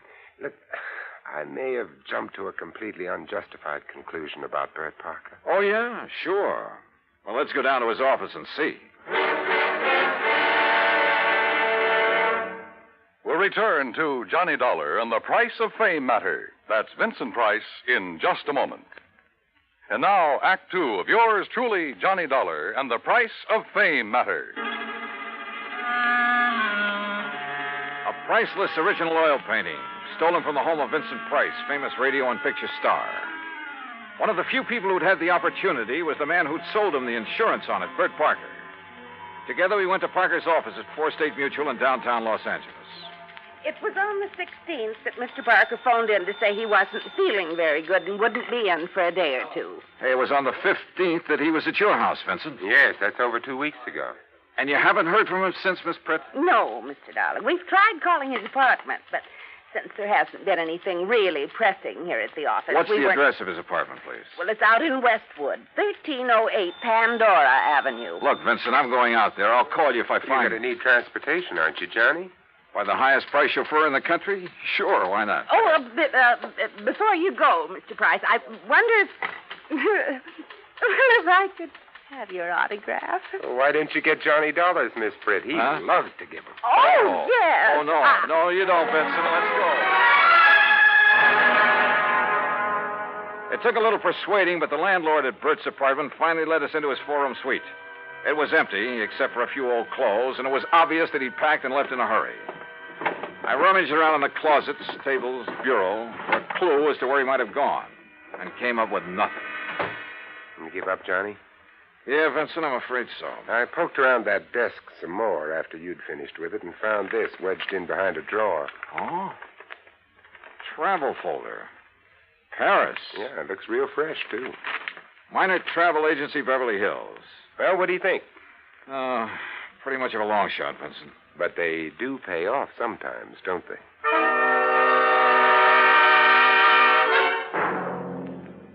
Planned a trip for myself, yes, sir. First class all the way. What was the departure date, Mr. Miner? 16th, first class, straight to Paris. Oh, brother. Paris is a pretty big place. Did you make any arrangements for him for after he got there? Only for when he arrived. Reservations at the Louvois.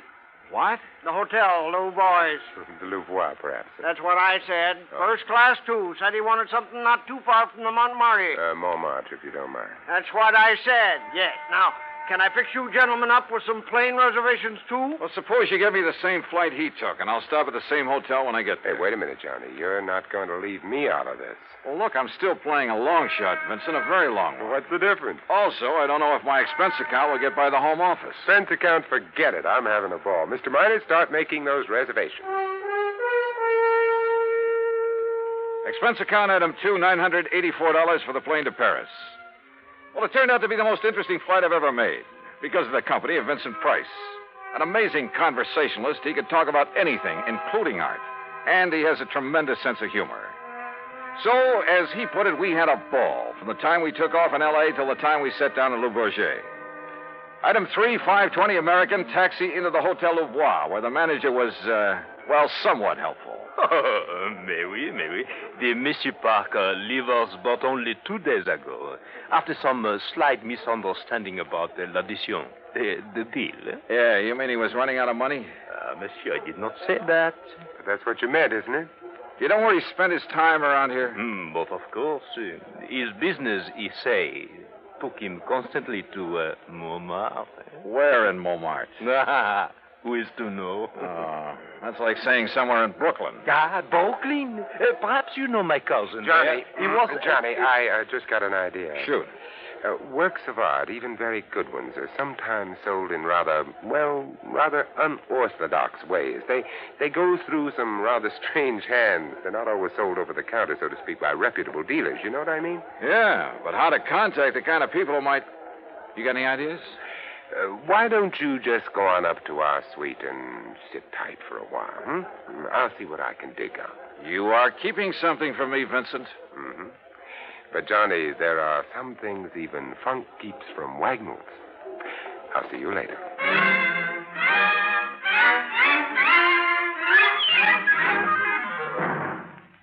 Act 3 of yours truly, Johnny Dollar, in a moment.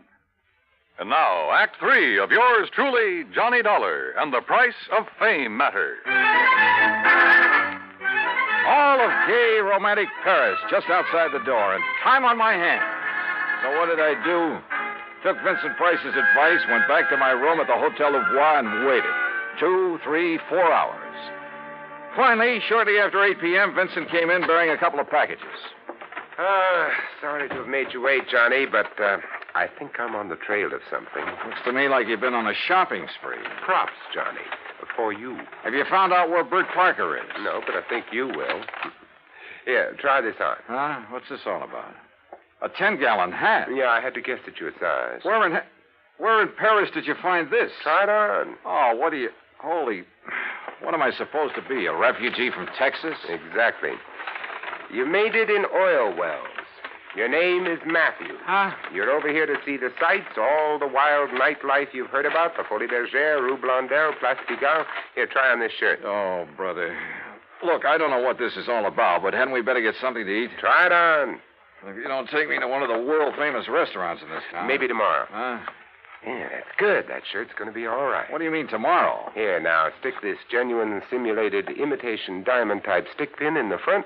Wait a minute, I'll do it for you. Yeah, what the sand... There you are, and with this big hunk of glass on your finger. There, now, look at you. Oh, you look. I'm hungry. Well, maybe you'll even get food where you're going. Now, where do you think I'm going in this rig? To a little joint on the Rue Blondel called the Bal Macabre. Now, what am I supposed to do there, if I go there? Sit around.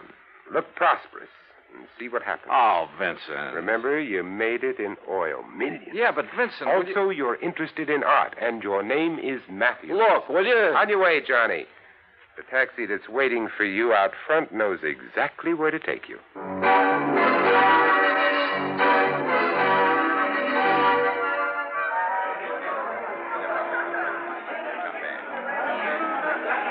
Bal Macabre was really a joint. It was dirty, and the people packed like sardines in it were dirty, too. Characters who made a business of being characters. And everybody screamed at everybody else. Except, that is, for the wormy little man who sidled up to the postage stamp-sized table on which my glass and a bottle of wine were balanced. Pardon. You are Mr. Matthews, are you not? That's right. From Texas? No? Yes, sir, partner. The great and glorious state of Texas. Sit down and pour yourself a glass of this here red ale. Who are you? They call me La Chagrin. What's that mean? Well, they're what you call the gray cat. Hey, that's cuter than the name of my old friend Coyote Bill. Well, do you enjoy the Paris nightlife? You know something? I'm getting fed up with it. Yeah, I think I'll just buy me a couple of nice pictures and go on back home. What kind of pictures, monsieur? Well, good ones. Oil pictures. Like that Mona Lisa I've seen at the Louvre. You know, good ones, I mean. Well, like a Jean-Baptiste, perhaps? You mean you know where a man could get a hold of a genuine one of them? Well, for a price, of course. Well, listen, I got money and I'll spend it. Well, I offered them $500,000 for that Mona Lisa, but they turned me down. But if I could get a hold of a genuine Baptiste, well, partner, you just name the price. Oh, well, I'll make no promises, mon ami. But I do have a friend. And for a slight consideration... Name your price and take me to it. I will be waiting for you at the corner with the taxi. That is what you call okay? Okay. I shall be waiting. I'll be there, partner. You bet I will. And I'd certainly like to know how Vincent set this up.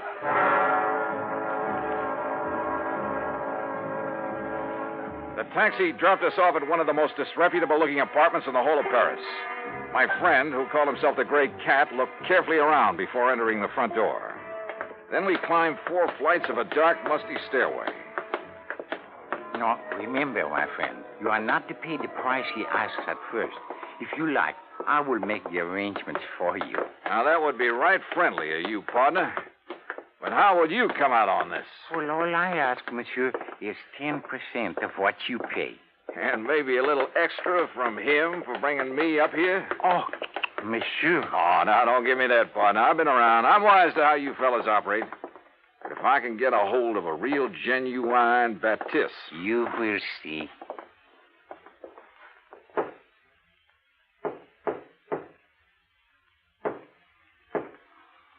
Yes? Who is it?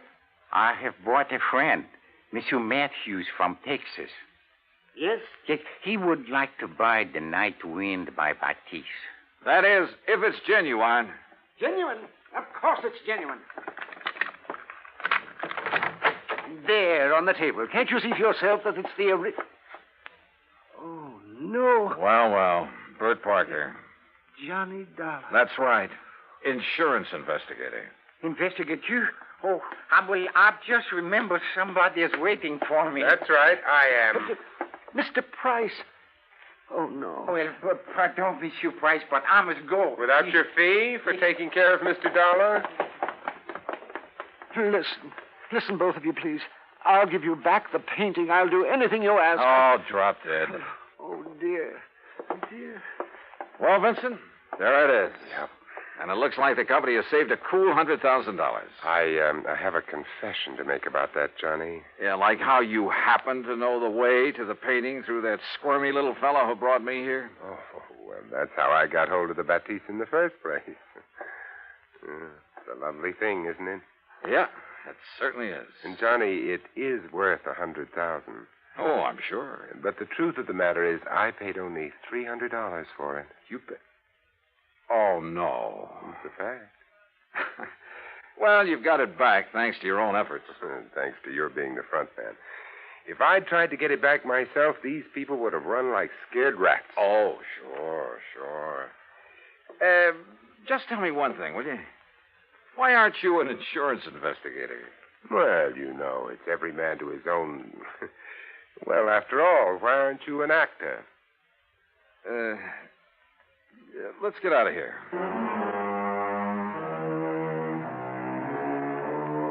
Disposition of Bert Parker? Well, that's entirely up to the company. Vincent, now that he has the painting back, doesn't care one way or the other. However, from the company's standpoint, well, it's not the kind of black eye that's good for you. Expense account total, including incidentals and transportation back to the States, $2,341. Remarks? Well, to Vincent Price, my eternal thanks. Not only for the help on this case, but most of all because it's given me a chance to really know him. Yours truly, Johnny Dollar.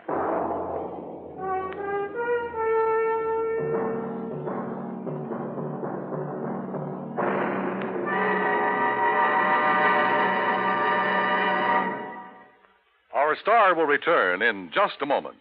Now, here's our star to tell you about next week's story. Next week, the heart of sunny southern Jersey, and a case that took a very sudden, very strange twist. Join us, won't you? Yours truly, Johnny Dollar.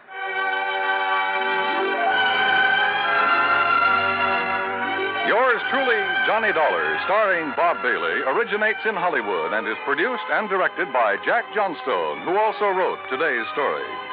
Heard in our cast were Virginia Gregg, Junius Matthews, Tony Barrett, Forrest Lewis, Howard McNear, and, of course, our special guest, Vincent Price.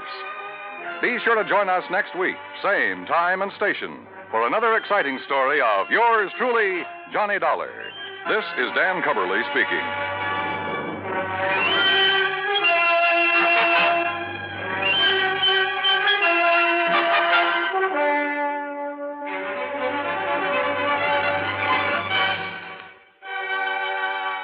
This is the United States Armed Forces Radio and Television Service.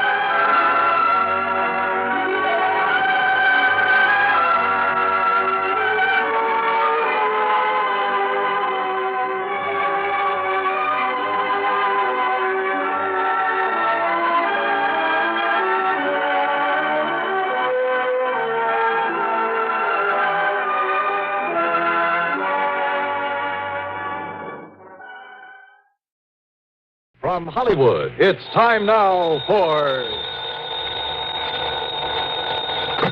Johnny Dollar. This is long distance. Mr. Pat McCracken in Hartford, Connecticut is returning your call, Mr. Dollar. Oh, thanks, operator. Put him on. One moment, please. Hello? Hi, Pat. Oh, Johnny. Hey, this message I found. Boy, I'm glad you called. Say, what under the sun are you doing in Los Angeles? Just down here for a confab with Jack Johnstone. You know, the guy who dramatizes the cases I handle and puts them on the air? Yeah. Give him my best. And I just wondered if you had anything out here I can do before heading back to Hartford. And if so, it'll give you a chance to put your travel charges on the expense account. What else? Well, Johnny, I got a wire from him just a few minutes ago. You contact Herb Schilling at the Greater Southwest Insurance Company right there in L.A. Okay, will do. And you can address your expense account to them. Right. Oh, Johnny? Yeah? Have you got a gun with you? Sure, Pat, I always...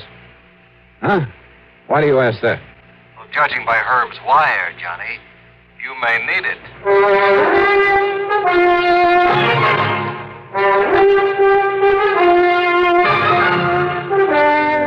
Bob Bailey in the exciting adventures of the man with the action-packed expense account. America's fabulous freelance insurance investigator. Yours truly, Johnny Dollar.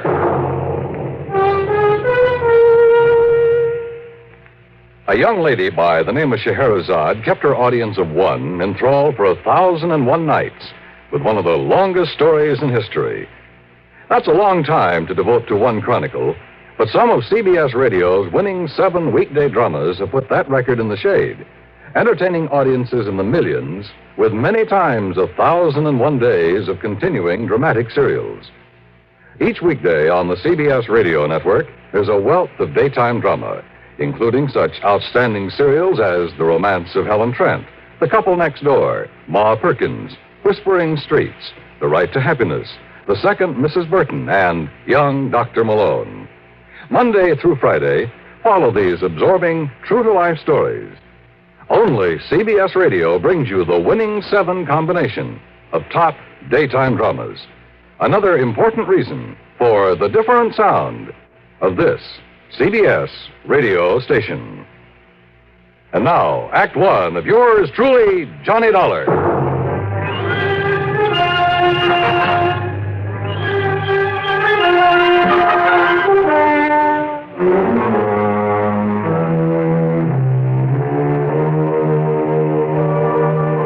Expense account submitted by Special Investigator Johnny Dollar to the Greater Southwest Insurance Company, Los Angeles office. Following is an account of expenses incurred during my investigation of the Winsome Widow matter.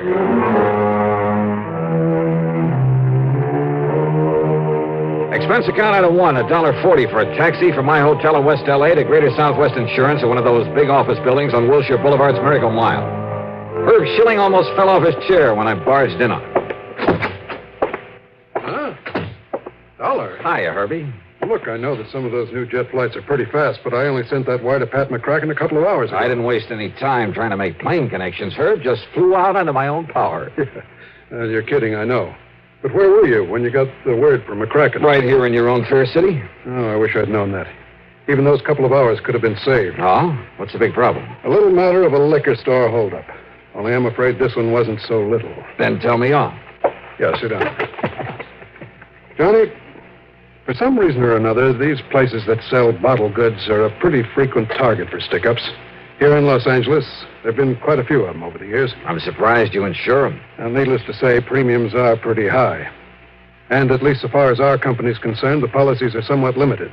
That is, insofar as maximum allowable coverage is concerned. Makes sense. On the whole, we've been pretty lucky. By that I mean we've had to pay off relatively few claims.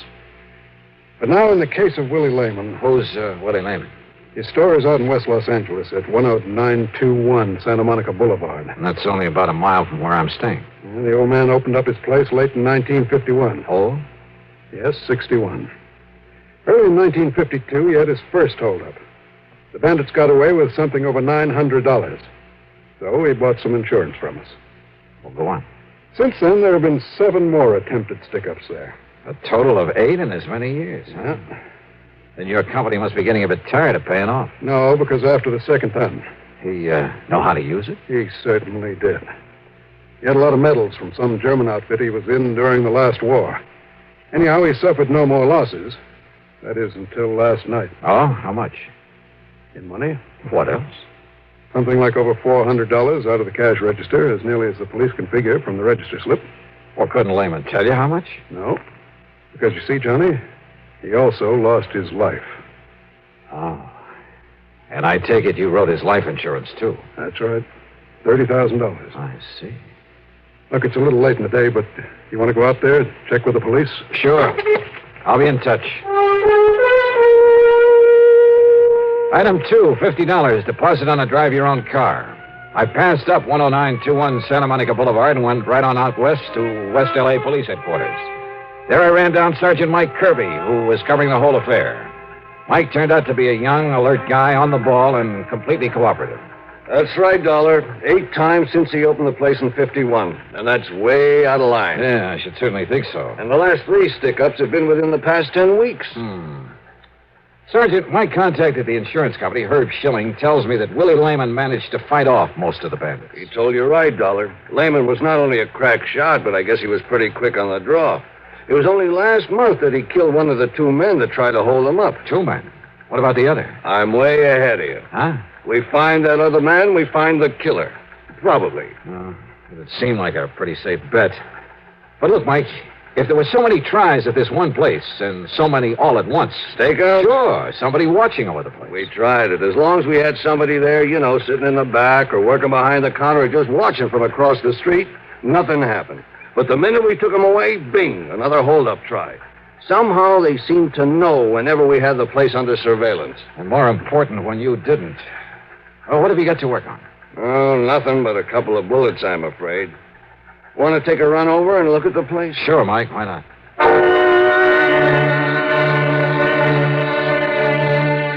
The liquor store was closed, but there were lights on in the living quarters above it. We knocked a couple of times, but got no answer, so Mike used a key that he had. He and his men had been careful to leave things as they'd been at the time of the killing. He was lying right there, Dollar, as though he'd come around the end of the counter. Uh-huh. Near that door to the back room, huh? Yeah. That door also leads upstairs to the apartment. He must have taken a couple of shots at the bandit. You see where the bottles were broken over on the shelf? Yeah. No bloodstains or anything. I guess he missed for once. But not the bandit. Caught him right in the heart, Johnny. Bullet went in at the right shoulder, then down through his heart and stopped against the lower left rib. Of course, until you get a lab report on that bullet. Huh? Well, it must be his wife. The wife, she didn't answer when we knocked on the door. Good evening, Mrs. Lehman. Oh, no. Are you here again? Gee, Sergeant, do you have to come around at all hours? Oops.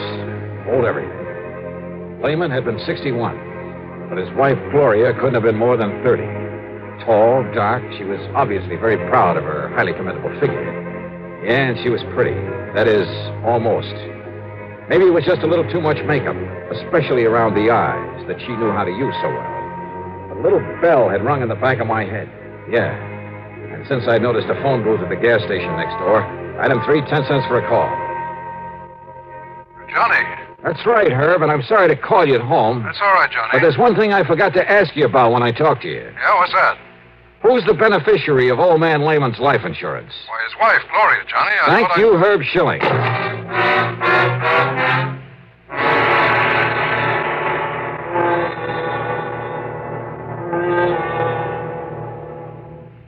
Act 2 of yours truly, Johnny Dollar, in a moment. When Fidel Castro was biding his time in a remote fastness in Cuba, only a network like the CBS radio network had the equipment and manpower to go in and bring out the background of his revolutionary movement, his own words on what was to come and how it would come about. When major news breaks anywhere in the world, only a network like CBS radio has correspondents on the scene or within short range. Only news like CBS News is global in scope and is up to the minute as a direct report from on the scene. That's why millions prefer CBS News on CBS Radio and its affiliated stations to every other reporting medium for speed, for accuracy. Remember, when the story's big, only a news-gathering force like ours can scoop it up and send it slicing through space to your set, packaged for immediate delivery. Get it first, and get it right. Make CBS News on CBS Radio your listening post on the world.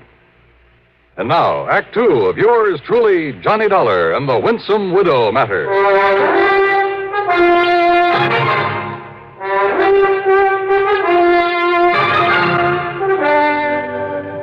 After the phone call to Herb Schilling, I went back into the liquor store where Sergeant Mike Kirby was still talking to Lehman's widow, Gloria. You mean you don't plan to reopen the store at all, Mrs. Lehman? Not if I can help it.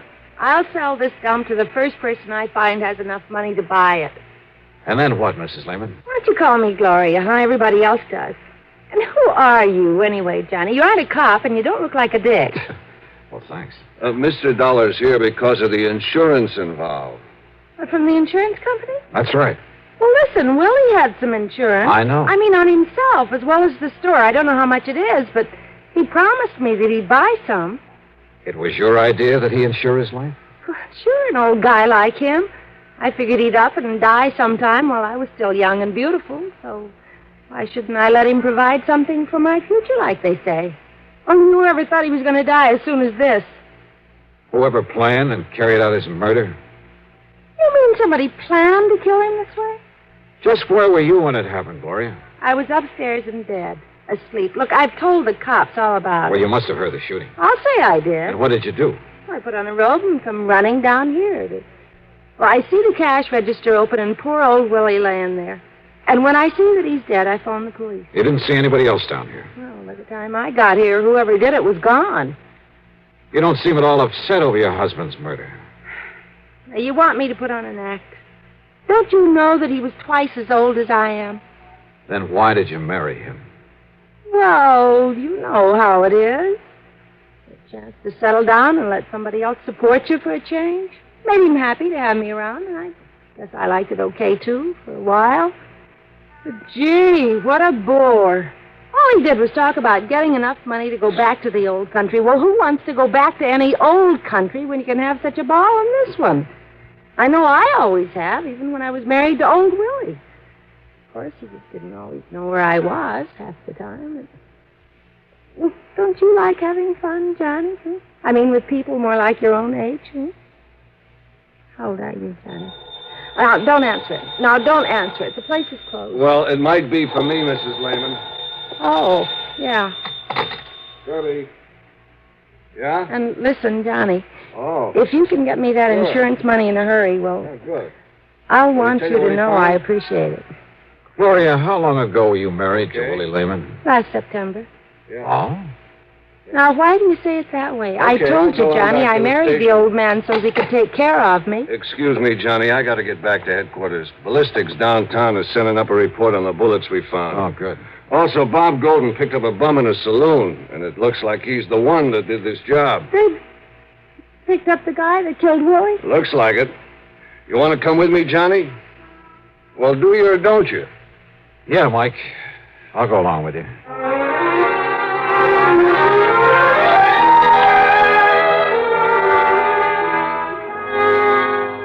I told all those other cops. I'm the guy that heisted the dough out of Lehman's Liquors last night. Then you shot and killed him, Benny. Oh, no. No, I tell you, I didn't do it. That's the truth. So help me, that's the truth. Are you trying to say somebody else went in there and shot him after you left, Benny? Well, I don't know. There was no reason if you'd already taken his money. I don't know. How should I know? You think I stuck around there after I got his dough? How many shots did you fire at him, Benny? How many shots? Why, I didn't fire none. You saw that gun the cops took off of me. It was made of rubber. That's all it was. It was made of rubber. If I hadn't got stupid and gone out and got drunk and showed it to somebody and told them how I got away with the money from that liquor store with it, you think these dumb cops had ever got wise to me? You didn't fire a single shot? How could I? I wave my rubber gun at him. He reaches under the counter. He comes up empty, so he gives me the dough and I leave. You're lying, Benny. You make a paraffin test, Mike. Yeah, and I think this is the result of it. Well, Conroy? The paraffin test was negative, Sergeant. No sign of powder on either of his hands. Also, Sergeant... Yeah, you see? I told you I never had no real gun. All right, Benny. I told you all I did was rob that joint, so Shut up, what do you want me Benny. to Shut do? up. Yeah, Conroy? Also, Sergeant, here's the report from downtown on the bullets from ballistics. Good, let me have them. And also, they returned that gun of Mr. Lehman's that they found beside his body. There's no prints at all on it. Now, Johnny. Is there anything else? Take a look at this. Yeah? Conroy? Yes. Get this bum out of here. Lock him up upstairs. Yes, sir. Come on, Benny. You wise guys can't pin no murder rap on me. You wait till I get a lawyer. Oh, yeah, we'll wait. What's it say, Mike? Listen, the bullet that killed Willie Lehman and the bullets we pulled out of the wall of that store. Well? Johnny, they all came from Lehman's own gun. Well, how about that? In other words, with the help of that phony rubber pistol, Benny somehow got Lehman's gun away from him. Maybe Lehman had already pulled off a couple of shots and missed, but the one that killed him... Oh, yeah. The paraffin test showed no powder on Benny's hands. Then he must have worn gloves.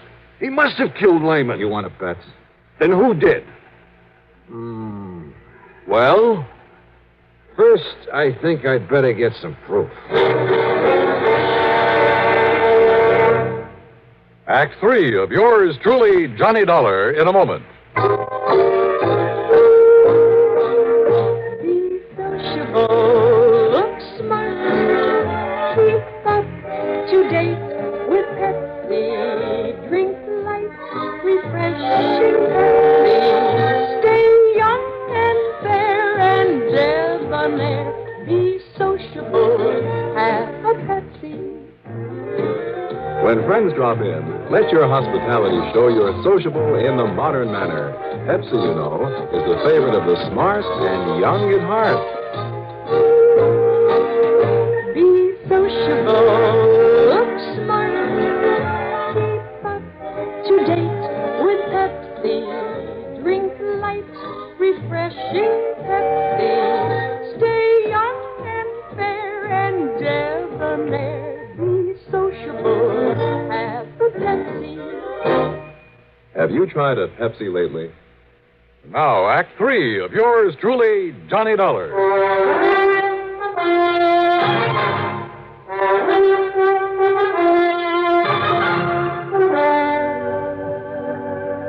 Listen, Mike, you're overlooking one thing. Like what, Johnny? That Benny's a shaky old bum, a wino. Suppose he'd gone into that liquor store with a real gun instead of that phony little rubber one you boys found on him. Well? You think for a minute he could have stood up against a crack shot like you say Lehman was? Well, now, that's Of course beside... not. Now, could he get Lehman's gun away from him and kill him with it? Ever since he kept the gun in that store, not a single hold-up man has got the better of him. He even killed one of them a month ago. That's very true. All right. Now, I think I can get your killer for you. Only you have to let me get her my own way. Her? That's right. You mean Lehman's wife, Gloria? That's right. Johnny, I thought of her, too. Motive, opportunity, everything. But proof. Let me handle it my own way. But if she didn't do it... If I'm wrong, it won't be any reflection on you, on your record. Oh. I see what you mean. Okay. We'll take my car. And you gotta promise me one thing. What's that? That you'll stay outside, that you won't make any move until I ask you to, no matter what happens. Well, now, Johnny... Otherwise, you can try hauling her in yourself. But, of course, if you're wrong about her. Okay, Johnny, let's go.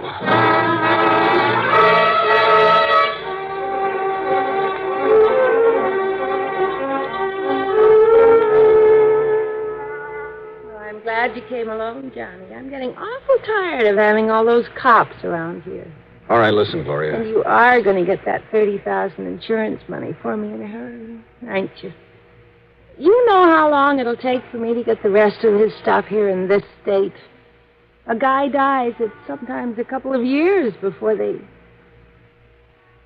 What's the matter, Johnny? 30,000, huh? What? I thought you didn't know the amount of that insurance. Well, Johnny... Gloria, the only recent attempts at a holdup were made between the times the cops had a stakeout here, right? Yes, that's right, Johnny. Then somebody must have passed the word around when everything was clear. You think so? Gee, that's... Yeah, and I also think that the only people who knew when the police weren't here were you and your husband. Well, you don't think he'd go around blabbing it? No, I don't. Well, then... Now, wait a minute, Johnny Dollar. Don't get your back hair up, Gloria. Not yet. What? Your husband was good enough with a gun to have thwarted 7 robbery attempts in a row. That's right. So I think he could have prevented his own murder. if he'd had his gun last night. Well, of course he had it. They found it laying next to his body. Somebody was glad to see these holdups, these attempts anyway, because it provided a perfect excuse to kill him. Now, listen, he Johnny. kept the gun under the counter, didn't he? Sure. Right here, under the register. Okay. I'm going to put my gun there. What are you up to, Johnny? Get behind the counter a minute. About where he'd stand when a customer came in. Well, sure. Right about here. So last night, a man came in and he stood about here. He pulled a toy gun out of his pocket, demanded the money in the register. What is this? What would your husband have done? Well? Grab the gun. Like this. You're pointing that right at me, you know. That's what he would have done. But there was no gun there last night, because you had taken it.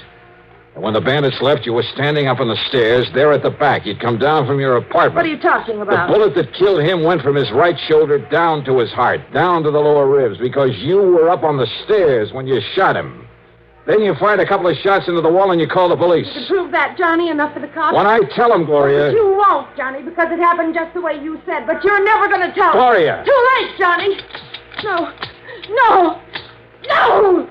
You took the bullets out. You tricked me.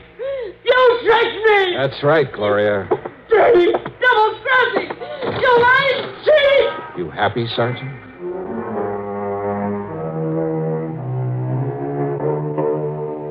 Pretty obvious, I guess, right from the beginning. But as I said, getting proof, or in this case, a confession, isn't always so easy. Anyhow, expense account total, including mileage on the rental car and the trip back to Hartford, I'll call it $250 even. Okay? Yours truly, Johnny Dollar.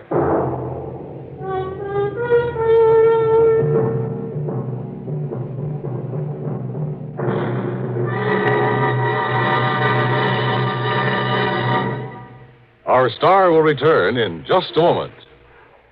Can you get premium gasoline performance at regular gasoline price? Find out what so many other car owners have found. In 3 out of 5 cars, regular priced Sinclair Dyno gasoline matches performance of premium gasolines, saves you up to 4 cents a gallon. Almost anywhere you see the Sinclair sign, you can save up to 4 cents a gallon with Dyno and still get premium performance and mileage. Drive with care and buy Sinclair Dyno gasoline.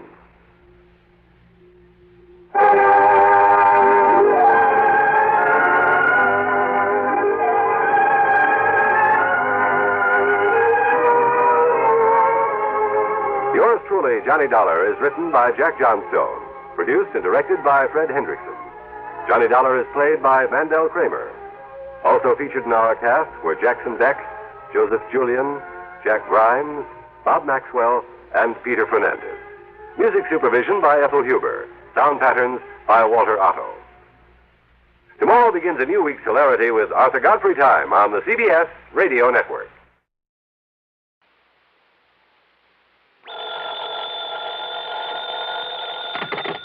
Johnny Dollar. This is Al Turner at New Britain Mutual. Hi, Al. What goes with you these days? Johnny, one of our important clients is very anxious to get in touch with you. Says that she's an old friend of yours. Oh, who's that? Her name is Mrs. Virginia Haskell. Virginia Haskell? That's right. Sorry, Al, but I'm afraid I never heard of her. Before she got married, about a year ago, her name was Van Doren. Chinny Van Doren? Yes. Oh, well, now that's something else again. And I mean something. Well, then you do know her. One of the most delectable bits of feminine pulchritude I ever ran up against. Believe me, a young man's fancy didn't have to wait for spring to turn to thoughts of her. Now, what's that mean? Oh, Al, even I had serious ideas about that gal at one time. Oh? Yeah, right after college. Isn't every kid of that age intrigued by the idea of marrying into a fortune? And very beautiful.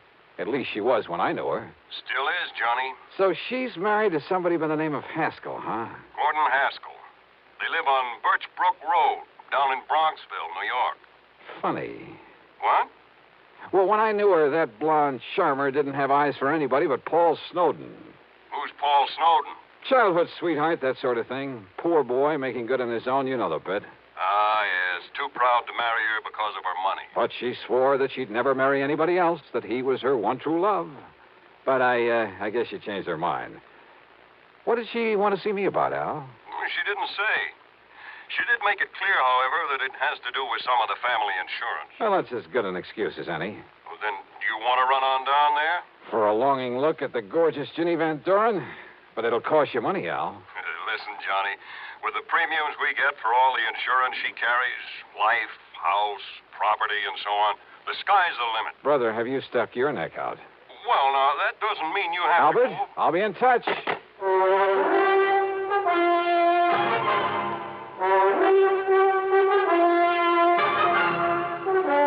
Bob Bailey, in the intriguing adventures of the man with the action-packed expense account, America's fabulous freelance insurance investigator. Yours truly, Johnny Dollar.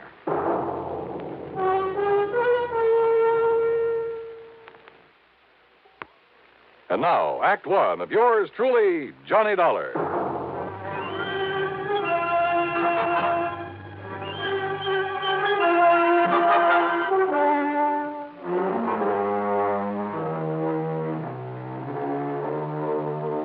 Expense account submitted by Special Investigator Johnny Dollar to the New Britain Mutual Insurance Company, Home Office, Hartford, Connecticut. Following is an account of expenses incurred during my investigation of the Wayward Heiress matter.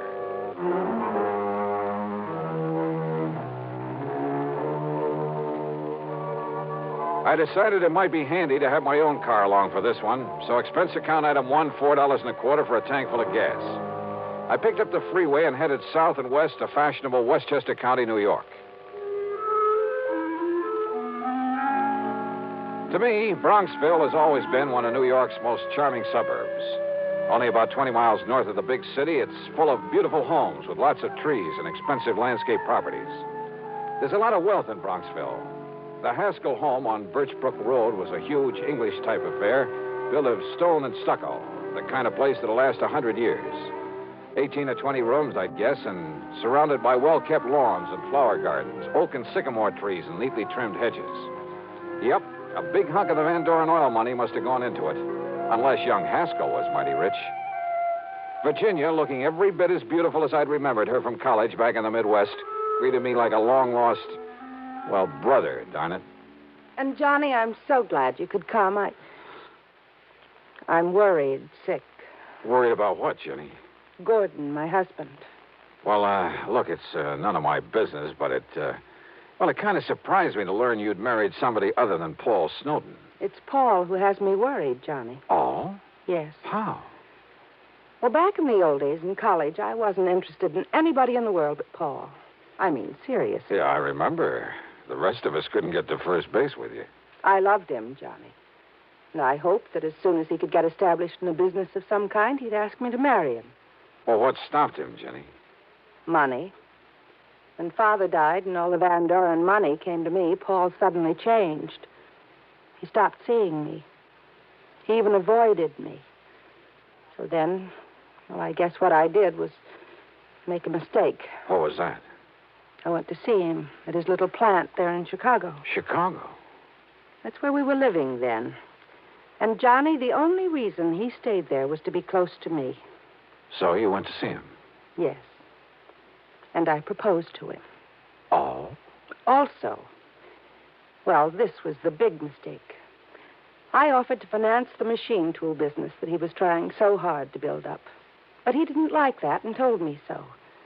I'm afraid there was quite a scene there. You've just been looking down your nose at me all these years. It's been nothing but pity. Paul! Yeah, poor, timid little me. Needs help. Maybe needs mothering by somebody who pities him. By somebody who can afford to support him. Paul, that isn't true. Then why do you come offering help, offering money? I don't want pity. Somebody holding up my head for me. I've got to work this out alone. It may take me a long time, but I'm not going to... Oh, I'm sorry, Jenny, but don't you see I love you? I'll never love anybody else. Then why don't you let me Don't you understand? I'll never get anywhere on your charity. You're feeling sorry for me. Paul, darling, please. All right. All right, the less we see of each other now, the better. Maybe sometime, but... Well, no, not now. Find somebody else, Jenny. Somebody who can give you the things you need and want. Now, A little too much pride for his own good, I'd say. It upset me terribly, Johnny. especially when he told me to go out and find somebody else. But I take it you did. Then Gordon came along. Sort of caught me on the rebound, I guess. Tall, good-looking.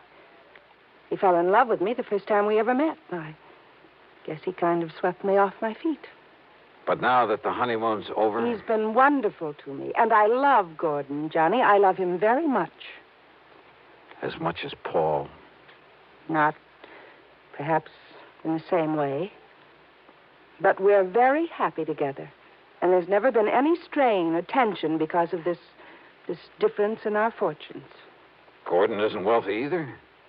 Well, he hasn't what I have, of course. But he manages to get along. And I'm being a good wife to him. Oh, I'm sure you are, Jenny.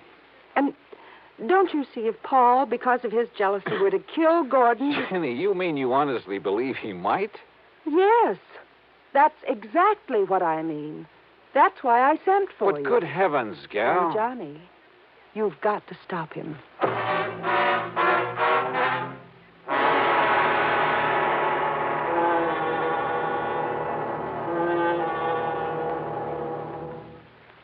And now, Act Two of yours truly, Johnny Dollar and the Wayward Heiress Matter.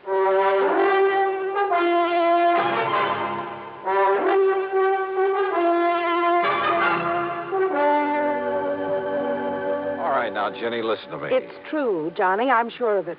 Paul Snowden has come here to kill my husband. He's told you as much? Haven't you been listening to me? Well, of course I have. Maybe my marriage to Gordon was on the rebound, on the spur of the moment. Call it anything you like, but it was Paul who turned me down. At least for the time being. I told you what he said. And simply because of a misguided sense of pride, because you had money and he didn't. Yes. Well, how did Paul take it when he learned that you were going to marry Gordon, I mean? He was terribly angry. He made all sorts of wild threats. Well, now, that doesn't necessarily... He said that he would kill anybody else who married me, and he will, Johnny. Does he know Gordon? He's never seen him. But he wants to kill him? Oh, Ginny, that doesn't make any sense. Don't you understand? It was to get away from Paul that Gordon and I came here to get married and settle down. Or because you were afraid you might still be in love with Paul. It isn't a very nice thing to say, Johnny. But it could be true, couldn't it? Is Gordon in business here in the East? Well, I've helped him to start one, Johnny. A little importing business. What did he do before? Jenny? Well, his family had quite a bit of money once. But they lost it all in some bad speculations. And, well, if you must know, Gordon just sort of played around for a while. Did Paul know all this? I don't know. Because if he did, maybe you shouldn't blame the poor, hard-working guy for not liking him. But Gordon is good, and he's good to me. He's good to you. Seems to me you're the one You mustn't say that, Johnny. He is good to me. And he's all I have now. If only Paul hadn't found out where we've come to live. Oh, look, Jenny, I'm an insurance investigator, not a love counselor, and... Oh, what's the matter? Don't you believe me? All I've told you? Or are you just trying to be very cold-blooded about this? Jenny. All right, then. This happens to be a cold-blooded insurance matter. For the simple reason that Gordon's life is insured. And if you have no heart, if all you can think about is business, all right. It's your job to keep Paul from killing Gordon. Now, listen, Jenny, you've been married nearly a year. Nothing's happened, nothing at all. Yet now, all of a sudden... Because Paul has come here. He telephoned me. And there can be only one reason why he's here. I doubt that. But where is he? In New York, at a hotel. What hotel? He didn't say. Well, is he coming out here to the house? He said he wouldn't come until he could be sure that Gordon was here. And then? Then to prepare for the worst. Those were his very words, Johnny. Prepare for the worst. Wasn't Gordon here when he phoned? Yes, but I didn't tell him that. Where's Gordon now? Over in Larchmont at the Beverly Arms. In hiding, in other words. I want him to stay there until something can be done about Paul, that's all.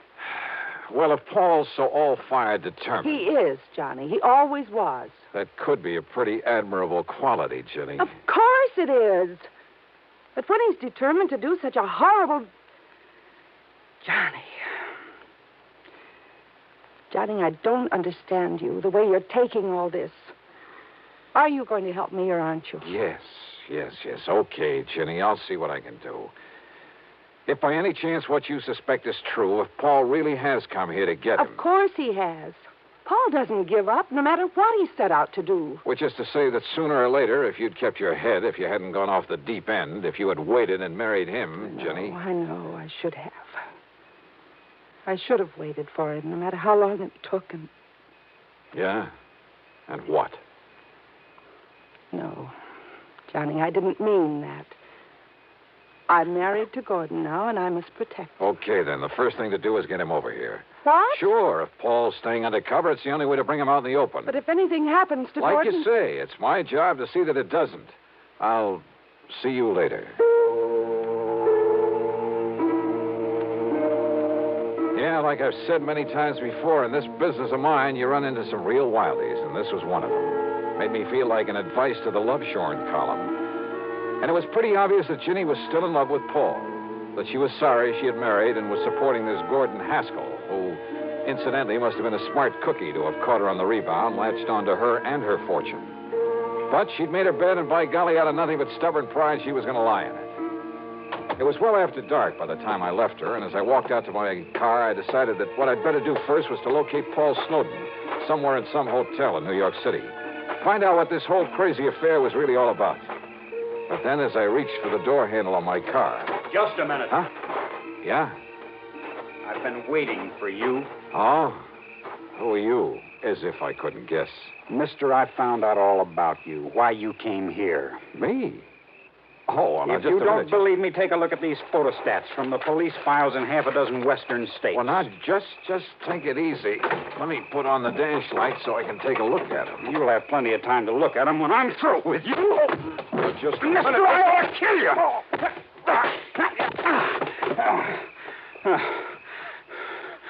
All right, now. You want some more?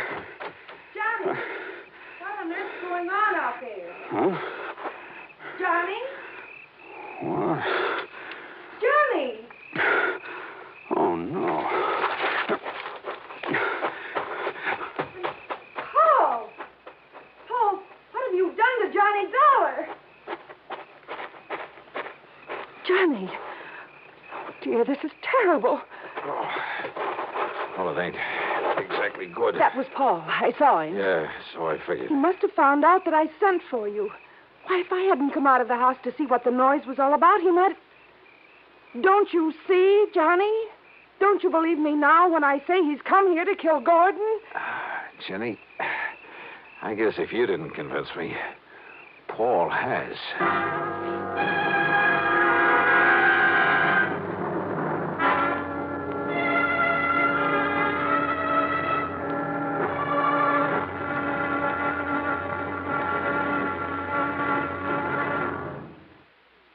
Now, Act 3 of yours truly, Johnny Dollar.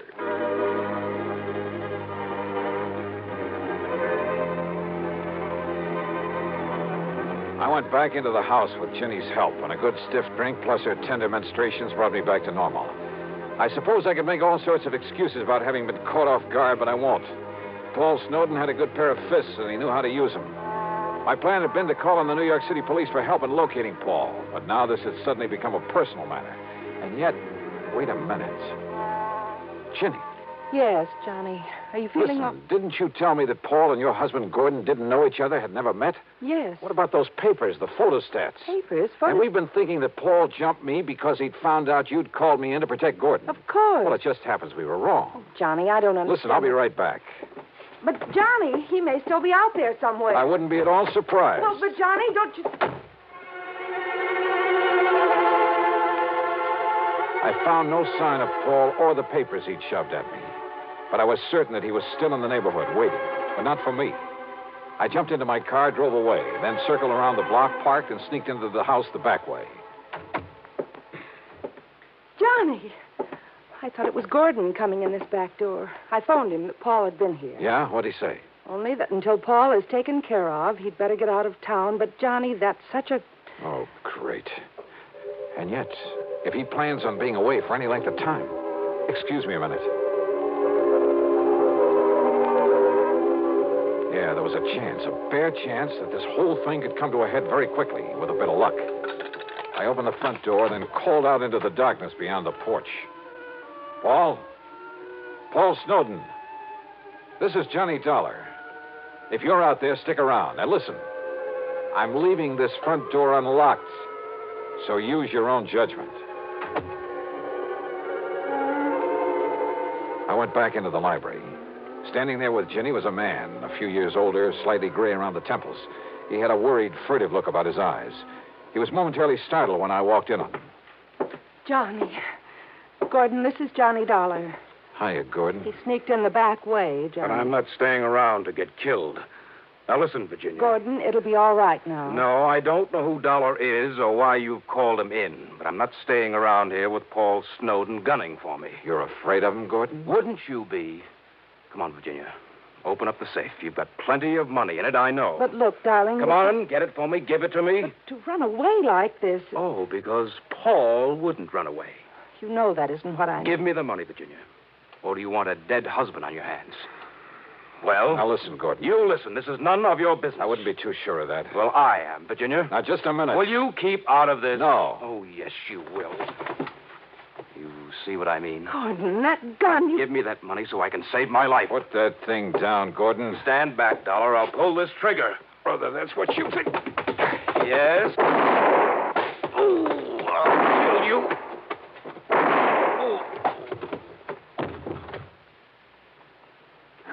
Thanks, Paul. I aimed low, Dollar. I'm afraid he'll live. Yeah, he'll be okay. Should have killed him, I guess. But I'd rather see him face the courts. Oh, what are you talking about? Those photostats you have? Yeah. Police files all over the West. He has a record as long as your arm, under various names. Wealthy women. Married them, took their money. Oh, no. Yes, Jenny. And some of them... Well, he killed them. Paul, I didn't know. I didn't know. I'm sorry, Dollar, about what happened outside earlier, but in the darkness, I thought you were Gordon. It's, okay, Paul. You've, more than made up for it.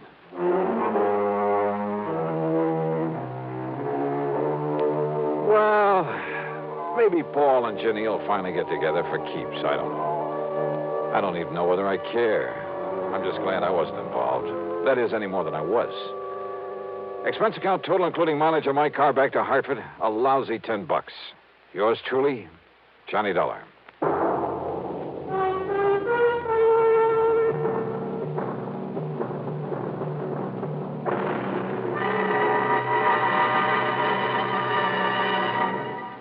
Our star will return in just a moment.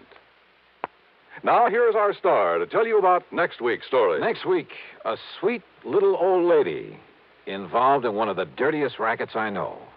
Join us, won't you? Yours truly, Johnny Dollar.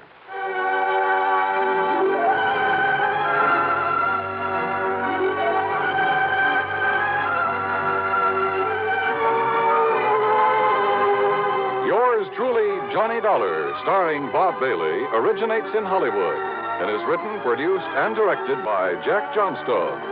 Heard in our cast were Virginia Gregg, Les Tremaine, Sam Edwards, and James McCallion. Be sure to join us next week, same time and station, for another exciting story of yours truly, Johnny Dollar. This is Dan Coverly speaking. From Hollywood, it's time now for Johnny Dollar. This is Bill Chadwick, Northwest Surety Company. Howdy, Bill. How are things in Seattle? Oh, not bad, Johnny, not bad. You tell me, have you ever fallen for the spell of the Yukon? What are you trying to do? Sell me some mining stock? No, but there's a mine I'd like to have you take a look at. Up in the Yukon? Well, actually, it's across the border in Alaska. It's a gold mine, a big one, sitting on top of a rich vein. And why don't you fly on out here and let me tell you about it? Why not? Shall I bring my own pick and shovel? No, Johnny. Huh? Just be sure you bring your gun.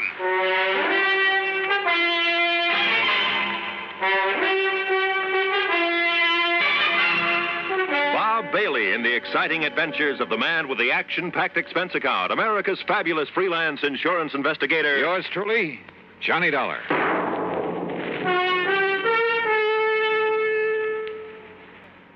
And now, Act One of yours truly, Johnny Dollar.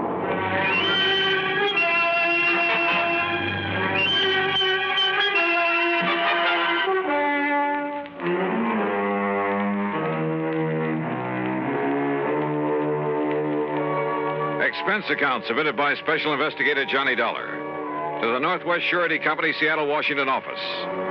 Following is an account of expenses incurred during my investigation of the Midnite Sun matter.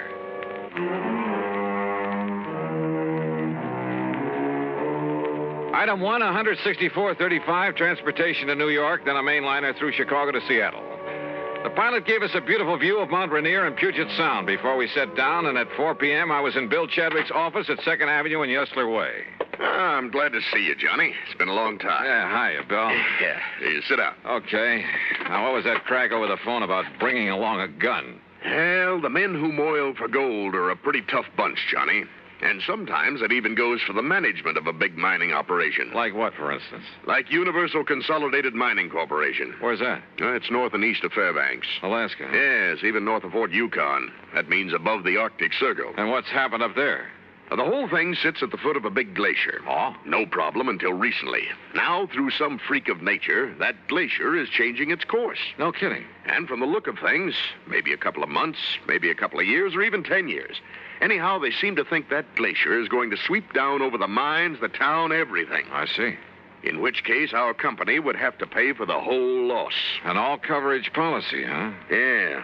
And it's occurred to me, Johnny, suppose they've suddenly run out of that rich vein they found up there. You mean that somehow they deliberately caused that glacier to destroy the whole operation? It's a possibility, isn't it? Well, a pretty far-fetched one, if you ask me. Change the course of a glacier? A few sticks of dynamite carefully placed. Oh, come off it, Bill. Did you ever see a glacier? Well, why should one that's been following the same path for thousands of years suddenly decide to head for a few $1 million worth of well-insured property? Look, go up there and take a look, will you? Okay, how do I get there? One of the company's planes is taking off from here tomorrow morning. They have their own airplanes? Oh, sure, a lot of them. Big 2-engine speedcraft transports. How else do you think they'd get men and supplies up there? Anyway, you can go along with him.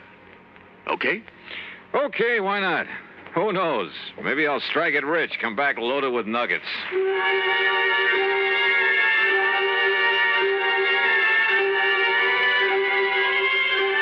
Item 2, $31 even for my room at the Benjamin Franklin and a night on the town. The following morning, well, I suppose I should have wondered why a big cargo plane should take off from a tiny airport far out of town with only the pilot and me on board. Yep, I should have wondered.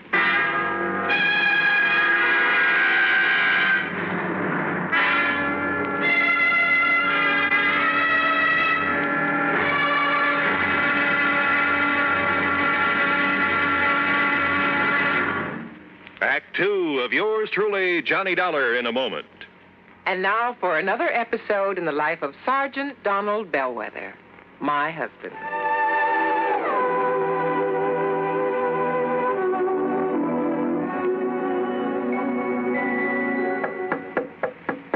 Good morning, Mrs. Bellwether. Would milady prefer to have her breakfast in bed this morning? Oh, what a perfect husband. Thank you, darling. Here's the tray with the coffee, the toast, and the orange. Oh, fine. I forgot the orange juice. Hold the tray, honey. I'll be right back. Oh, darling, what happened? I stubbed my toe in the corner of the dresser. The National Safety Council was right. The what?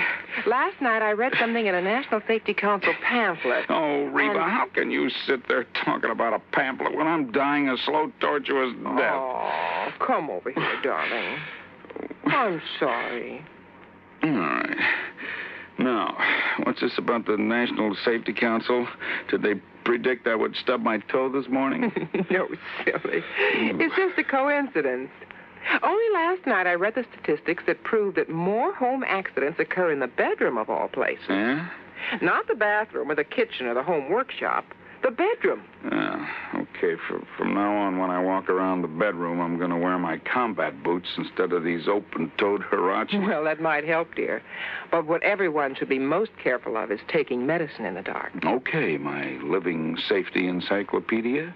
I will now fetch your orange. Oh, you're sweet. And it's just too bad that you nice men are so prone to accidents in the home. And the reason is because you brave men usually tackle the hazardous jobs around the house. Hey, I'll remember those kind words as I slowly limp back to the kitchen. One thing in your favor, though, Sarge. Married men stand a better chance of avoiding fatal accidents in the home. Oh, is that a fact? Mm-hmm. You know, in one state, 75% of the men involved in home mishaps were unmarried. Well, I'm sure glad I'm married. Because the accident odds are better? No, because I like my wife. Even when she first wakes up in the morning. That's my Donald. That's my doll.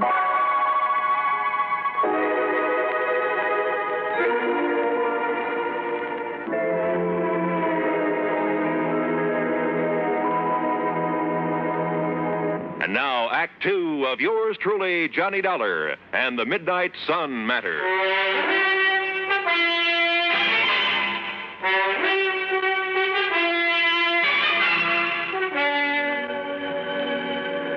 Within a few minutes after I met him at the airport, far east of town the next morning, Cliff Murray had the big twin-engine Speedcraft airborne, and we were heading north to Alaska. And in case you're interested, Dollar, you're the co-pilot on this run. Oh, are you kidding? The only things I've steered around the sky since the war have been Piper Cubs, small jobs. You know something? When you get onto them, these babies are not only just as easy to fly, but a whole lot safer. Want to take over for a while? Well, maybe later. Hey, how come you didn't take this big ship off at the Seattle-Tacoma International Airport? Because of the cargo we have on board. Also, it was quicker and easier to get clearance. We're trying to make time on this trip. The boys up at the mine are a pretty worried bunch these days. Oh, why? Now, there's a big glacier on one side of the property. Oh. It flows down to make the Canary River. When it gets warm enough, a couple of months in the year to melt. That's so? But there have been a couple of big ice quakes this spring. Just like earthquakes, only it's ice. And now that glacier's heading for the property. No kidding. Yeah, it's going to wipe out the airport and everything. Unless they can do something about it. Like what? Divert the course of a glacier? The engineers up there say they can do it. And we've got the stuff for them right here. This cargo we're toting. What do you mean?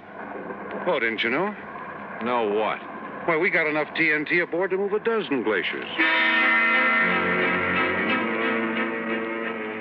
Speaking of sitting on a powder keg, and this one had wings. But then after the first shock of realization wore off, well, I even took up Cliffy on his offer to handle the controls for a while. And he was right. The big plane behaved like a doll. By the time we reached Anchorage to pick up mail and food, why, I was all set to make the landing myself. However, with a cargo of TNT aboard, I was perfectly content to let Cliff set her down, which he did beautifully. Then, within the hour, we headed north again over some of the wildest country I've ever seen. Beautiful, though, Johnny. Its own way. Yeah, I never realized there were so many lakes and streams up in this country, Cliff. Most of them are loaded with fish, too. Oh? Yes, sir. Oh,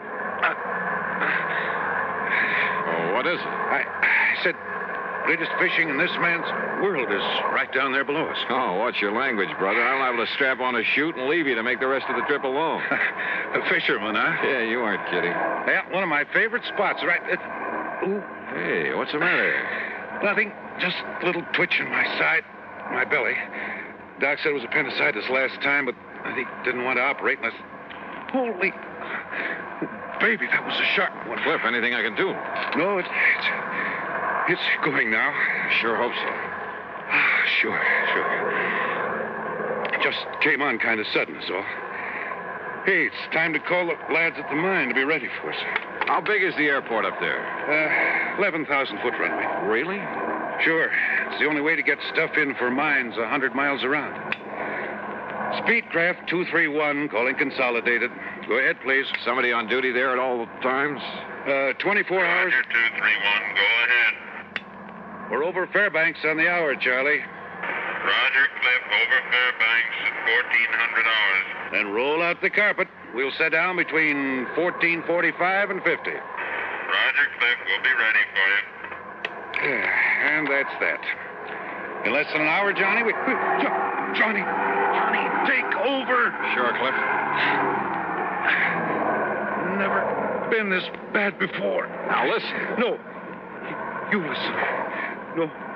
No matter what happens, take it easy. I'll tell you exactly what to... You can do it, Johnny. You can do it. Now, listen.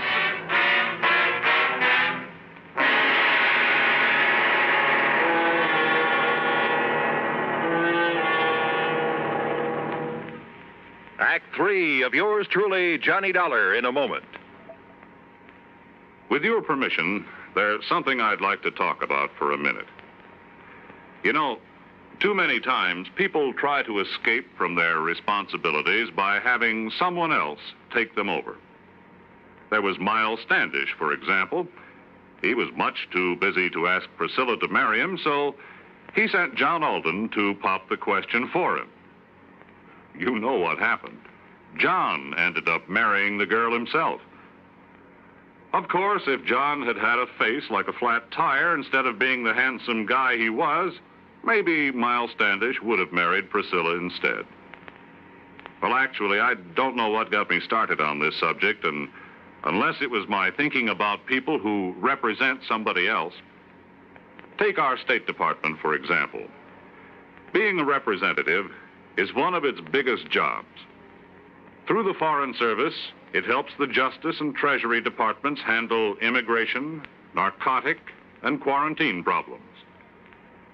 And the Secretaries of Agriculture and Commerce look to the Secretary of State to help keep their fingers on the pulse of foreign markets so they can keep the business firms and farmers of America informed on matters of import and exports. I guess the only connection between these facts and the courtship of Miles Standish is that, like John Alden, our State Department speaks for itself. And now, Act 3 of yours truly, Johnny Dollar, and the Midnight Sun Matter.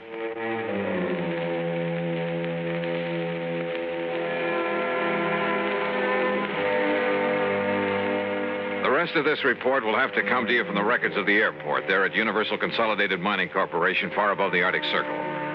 Aboard the big cargo plane loaded with TNT, the pilot crippled with pain, I was a little too busy to make notes to scribble any fancy dialogue. Here, then, is the story as recorded at the tower of the airport. The time is 2:35. Well, there goes the boss's plane to pick up his daughter in Fairbanks, Charlie. Hey, Paul, isn't Cliff about due with 231? He said he'd sit down at a... Speedcraft 231, calling Consolidated. Hey, is that Cliff? Speedcraft 231, calling Consolidated. It doesn't sound like him. Hello, Cliff. No, this is Johnny Dollar. Dollar? Yeah, it's his passenger. Go ahead, Johnny. Cliff is... Well, look, I've had to take over for him. He's sick. Cliff will give me whatever instructions I need.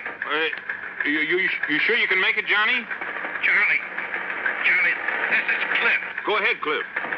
Johnny can make it. Well, what about that cargo, that TNT? Can you dump it? I can't move to dump it, and Johnny can't leave the controls.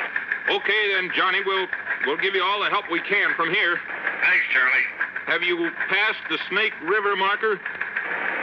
In about 2 minutes, I think.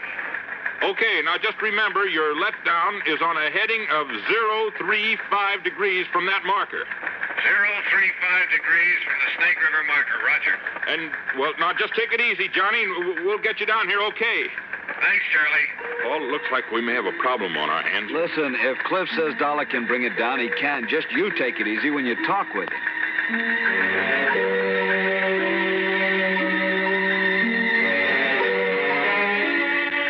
Charlie, have you got an engineer down there? Yeah, sure, Johnny. Stand by. Take it, Paul. Johnny, this is Paul Foster. Go ahead. Paul, we're having some trouble getting our landing gear down. So I'm going to make some steep banks and try to get it down by centrifugal force. Yeah, good. You might get the ground crew to stand by, though, because if we can't get the gear down that way, I guess we'll have to make a belly landing gear up. Oh, okay, Johnny, I got that. How much fuel have you got on board? About 2,000 pounds. Johnny, this is Charlie again. Now, listen. Easy. Oh, yeah. Johnny, I saw you make your pass.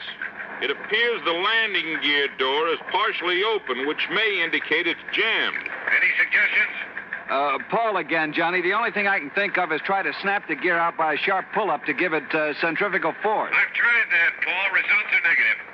All right. Then before we consider you coming in for a belly landing with all that TNT aboard, I'd like to use up some of that fuel. Maybe some of our brains down here can think of something that'll help you out. Okay, we'll go ahead with the regular procedures and whatever else we can think of, and then we'll give you another call. Okay, Johnny. time is 2:41. Johnny?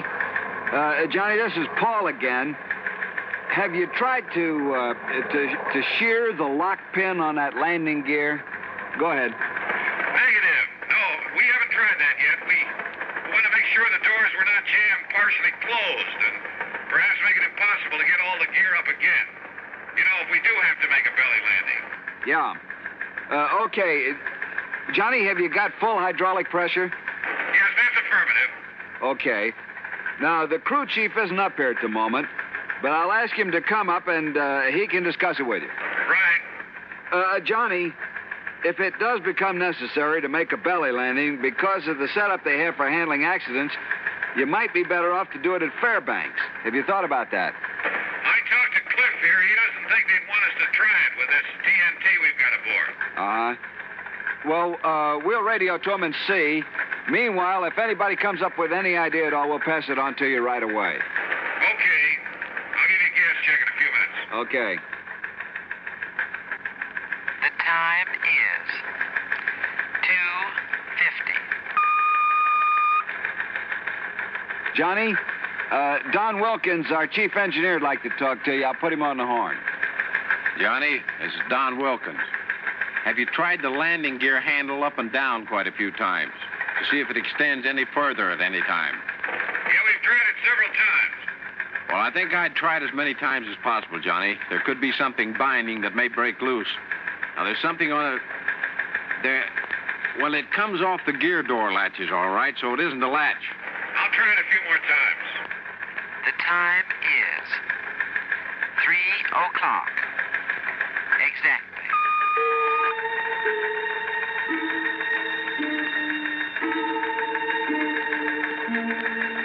Johnny, this is Paul. How's your fuel situation stacking up now? Oh, we have about 950, about 960 pounds. Well, for your information, Fairbanks have advised that they can't take your airplane there because they're jammed up and couldn't clear the field in time. Well, yes, okay. It doesn't look like we'd have enough gas to go over there anyway.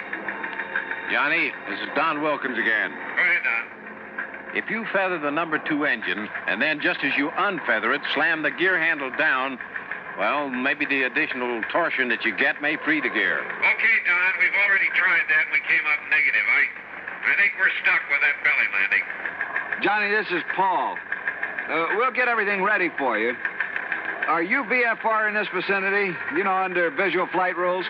Yes, affirmative. Johnny, there's one more thing we'd like to have you try, and that is completely unload your hydraulic system, and then try free-falling your landing gear. Did you get that? I did that twice, Don. No luck with it. But we'll try it again. All right, Johnny, fine. The time is 3:28. Johnny, we're going ahead with preparations for a belly landing down here. I see you buzzed the field a couple of times, so you know how much room you've got. You think it looks like much from up here? Now listen, we're going to foam the runway for you. You hear me? Put foam on it. We're doing it now, and that'll kill some of the friction. And if we can get enough on, it'll help against fire if you have any trouble. How's the wind down there? It's south about 3 miles an hour, just a light breeze. Well, I want to know in case this thing slides off to one side or the other. I don't want to run down any of the other airplanes I can see down there. Not if we can help it. Okay, Johnny, take a run directly over the runway and get the feel of it. Will do. The time is 3:31. Johnny, we don't want to seem in the position here of telling you all your business, but I guess we've got to try everything anyone could think of. Yeah, go ahead. On this gear handle business, up and down, throw it in the up position, but just leave it there for a second, and then slam it down and leave it down for, say 30 seconds after you put it down. You get that? Okay, we'll do that. We hate to be giving you all this intelligence all the time, but if anybody gets an idea, we pass it on to you for what it's worth. But you've got to be the judge. We're glad you fellas are with us. The time is 3:46. Johnny, how's your fuel now? I wouldn't bank on it much longer. All right. They're laying foam on the runway like crazy, but that foam's only going to last about 25 minutes. Now, assuming they started laying the foam at 30, you should land not later than 55. Yes, well, okay. You give us a word when it's completed. We're going to make one low pass and take a good look at everything. Then we'll come in and land. Okay? Roger. I got your remarks. The time is 3:51.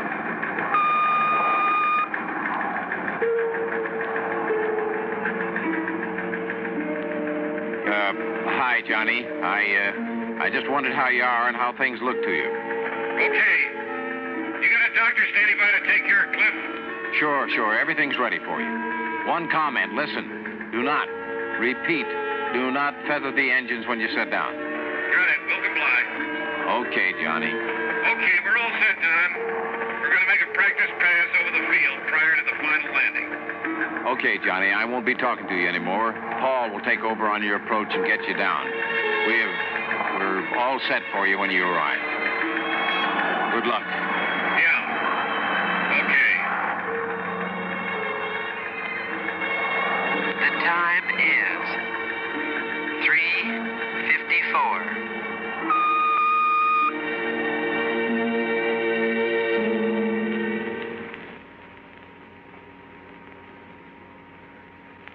One minute, 48 seconds later, we made a wheels-up landing. Cliff, the company doctor tells me his appendectomy was a complete success. A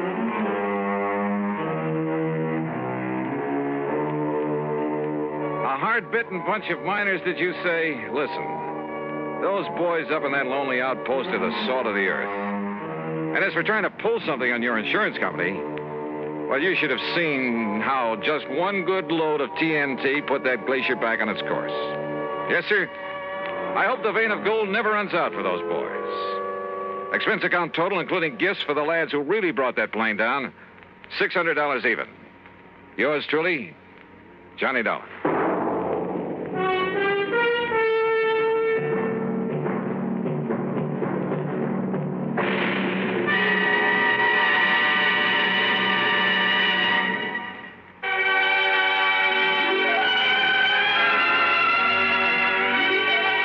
Truly, Johnny Dollar, starring Bob Bailey, originates in Hollywood and is produced and directed by Jack Johnstone, who also wrote today's story. Heard in our cast were Gene Tatum, Frank Nelson, Russell Thorson, Barney Phillips, Harry Bartell, and Forrest Lewis. Be sure to join us next week, same time and station, for another exciting story of yours truly, Johnny Dollar. This is Roy Rowan speaking.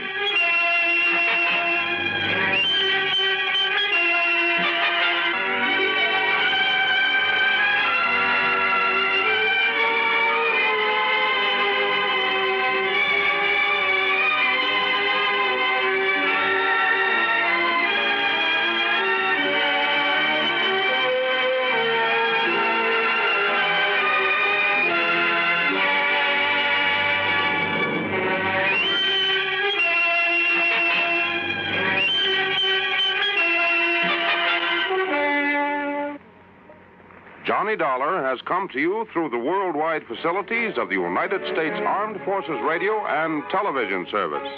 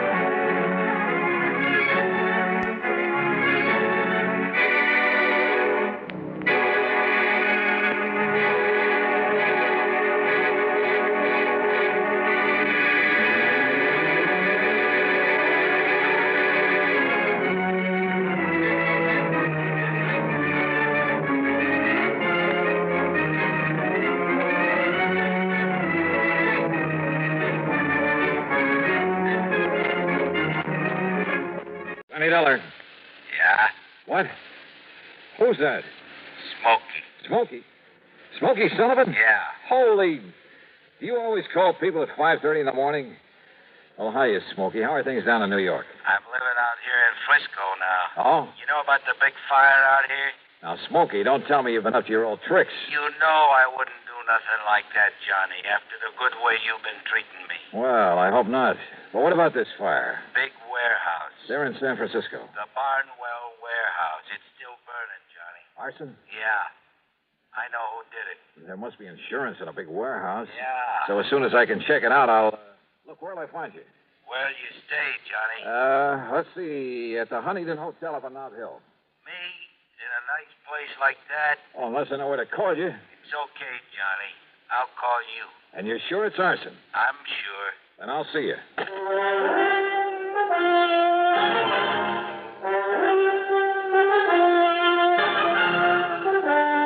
Bob Bailey in the exciting adventures of the man with the action-packed expense account. America's fabulous freelance insurance investigator. Yours truly, Johnny Dollar. A handcuffed thief makes a desperate bid to escape a frantic dope addict. Crashes through a fiberboard wall at the police station house. It's part of the daily routine in New York's 16th Police Precinct, Hell's Kitchen. In the new issue of Look magazine, you'll follow tough, dedicated cops as they track down the man who pulled the trigger, run down a burglar, subdue a drug addict. And you'll learn in Look the kind of guy it takes to make a detective, what he thinks about his job, what he thinks about the kinds of people he has to deal with. It's all here in Look's exciting picture story, Detectives at Work, an uphill fight in a tough city where the crime rate has risen almost 10% in the last year, where 40% of the nation's drug addicts fight, steal, or beg for a fix, where an entire neighborhood suddenly becomes silent when the police department tries to track the man behind the gun. You'll see it all in Look magazine's dramatic picture story, Detectives at Work. It's in the latest issue of Look, and it's on your newsstands now. Get your copy of Look today.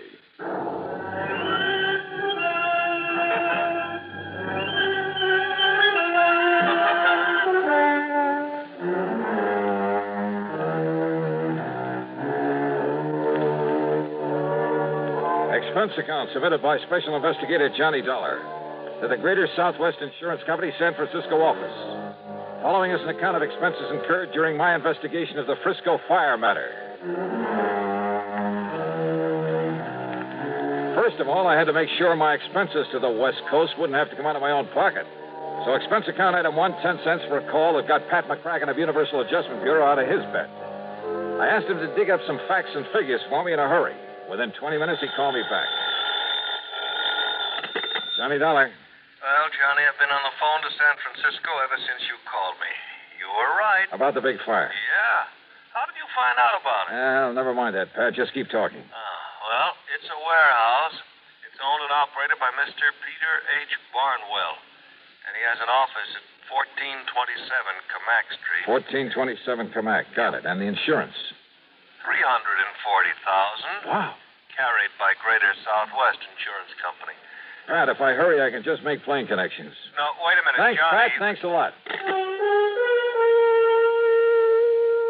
Item 2, 20188 plane fare, Hartford to New York to San Francisco. And believe me, those jet flights on American get you there in a hurry. I left New York at 8 a.m. and pulled into San Francisco before noon. Pacific time, of course. Item 3, a dime for a newspaper at the airport. Apparently, the fire had burned itself out. Item 4, 675, taxi to Peter H. Barnwell's office on Camac Street. The reception room was jammed. No, there's no point in sending anybody over here because he won't see them. Now. Listen, chick, I'll get you tickets for any show in town if you just... No! I tell you, he won't see any of you. Not even me? No. Now, why don't you reporters just go back to your papers and wait until Mr. Barnwell's ready to talk to you? My card, miss. It's no use, mister. Will you read it, please? But he doesn't want to see any reporters, right? Oh. Yeah. Just a minute, Mr. Dollar. Now, how do you rate that, buddy? What paper you from? The Bigville Bugle. Huh? Yeah, that's out near Bum Spung, Oklahoma. Oh, now look, wise guy, look. Mr. Dollar. Mr. Dollar. Dollar? Will you come in, please, Mr. Dollar? Sure, thanks. Now, wait a minute. You Johnny Dollar, the insurance dick? Right in here, sir. Thanks. Hey, wait a minute. Sit down, Mr. Dollar. Make yourself at home. Well, I must say you aren't at all upset about the loss of your warehouse. Should I be? Sit down. Sure. Mr. Dollar, that building's been a losing proposition for years. Because of its bad location, because of zoning restrictions, and the cost of tearing it down. I've done nothing but lose money on it. Oh. But I've been very careful to keep up the insurance. So, now that it's gone up in flames, I shall at long last collect on it. $340,000. That's right. And with whatever I can get from some other misguided investor for the land itself, I'll be sitting pretty. I see. Now, don't get any funny ideas, Mr. Investigator. The police have found nothing whatsoever to suggest arson. Nor will they. You sound pretty sure of that. I'm sure of it. Even if it were a job that you didn't have done? I'm sure of it. You know something, Mr. Barnwell? I'm not. So if you can be of any help in putting through my Did claim... you hear what I said? I heard, Mr. Dollar. Doesn't worry me a bit.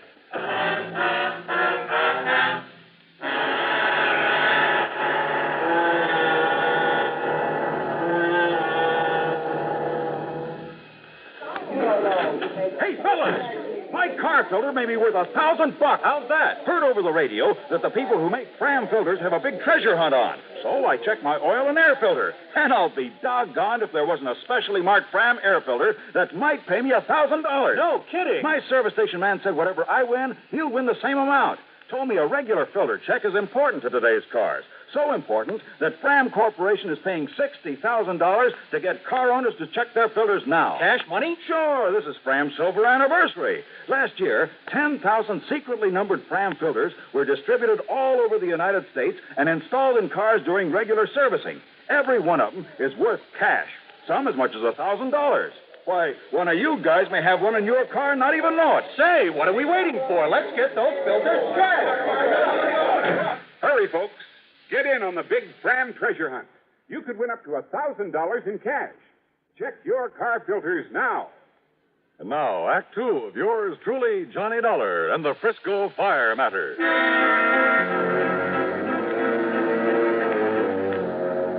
Expense account item 5, $2 for a taxi. In my opinion, Peter H. Barnwell had the warehouse fire set. But opinions don't count in my business. You gotta have proof. And I hadn't yet got together with my informant, Smokey Sullivan. Smokey, once a clever arsonist himself. Later a counterfeiter, bootlegger, just about everything in the book. But from the time he helped me with a case a couple of years ago, he'd stayed on the straight and narrow. And of course, I've always paid him well for his help. Before going on to my hotel, I stopped in to see Bill Mullen of the arson squad. Yeah, the papers say you're in town, Johnny. Glad to see you. Yeah, how are you, Bill? But there's no reason for you to be here about that fire. Well, that's so? We've already found out how it started. How, Bill? Some old derelict, name of Stumpy Moran. He used to sleep there every night. Had an old iron bed and a little sort of shack on one side of that warehouse. Yeah? So last night, like a lot of the darn fools all over the country every night, he went to bed loaded and lit a cigarette. Result? No more mattress, no more shack, no more warehouse. Well, are you holding him? Also, no more Stumpy Moran. He died in the fire? Yep. And you're sure that's how it started? Johnny, when you've combed through evidence on as many cases like that as I have, there's no mistaking it. But now, Bill, listen. All the way from the source of the blaze to the empty bottle. The carbonized paper from the cigarette. The foil from the cigarette package. The hair from the mattress. 1,001 little things that the ordinary person wouldn't even think to look for. So listen. Yeah? Be a nice guy and call off the papers, will you? Why? Because they saw you over in Barnwell's office, they've decided it was arson, and they're calling us a bunch of bums. The only reason they do it is to make headlines. So call them up and tell them to lay off, will you? Set them straight. Not until I'm sure they aren't right, Bill. Huh? Now, wait a minute. What's that mean? I'll see you later.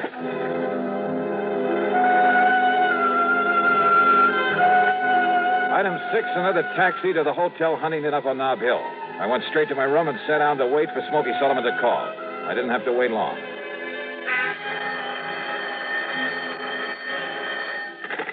Smokey? Yeah, Well, I hear they found out how that fire started.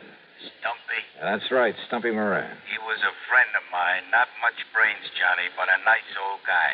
But Johnny, Yeah? he didn't do it. But they found all the evidence. He'd been drinking and smoking in bed. He never touched a drop, Johnny. You sure? He didn't smoke, neither. I know. He was my pal. Where are you, Smokey? You know where the Hungry Angel is? The cocktail bar over on the... That's right.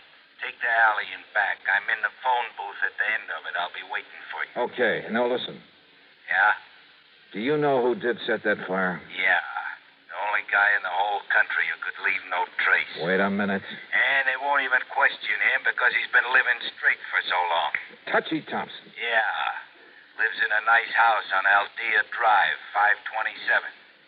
But he ain't there. How do you know? A note on his door says gone fishing. You're absolutely sure it was he? I'm the only one knew where to look for his sign around that fire, and I found it there. I'll show it to you. Proof, huh? Yes, sir, Johnny. I can prove that warehouse was set by... Oh, no. Smokey. Smokey!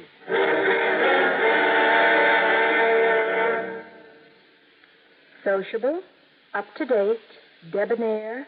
What's this, a new word game? No, I'm just mentioning the qualities that people admire in other people. Oh, I see. If you're sociable, up to date, and what was another word? Debonair? Yes, debonair. But listen to it this way.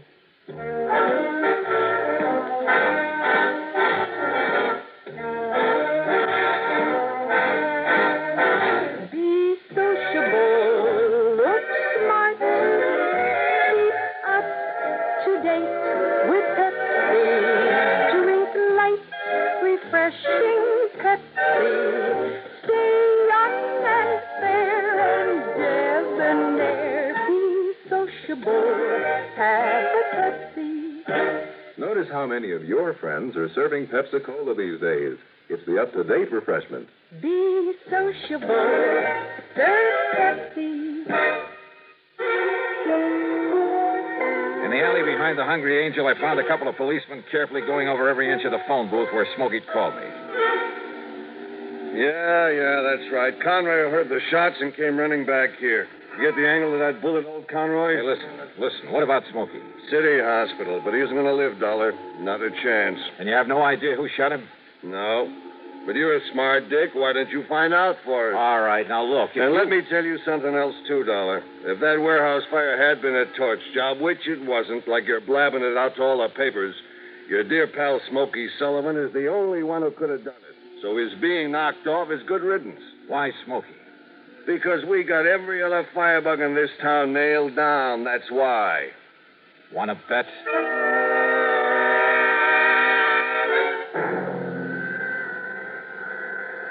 Mr. Dollar, I honestly don't understand it, considering the way one of those bullets nicked his heart. But it looks as though that man Sullivan will live. Now, the point is, Doctor, can I talk to him? Well, you can try, of course. Oh, this way, Mr. Dollar. But he was not able to give anything to the police, who just left. And listen, Doctor, do everything you can for him, will you? I'll foot the bill. Oh, very well. Right in here. Okay. You, mind if I talk to him alone? If you like. And if you can. Thanks.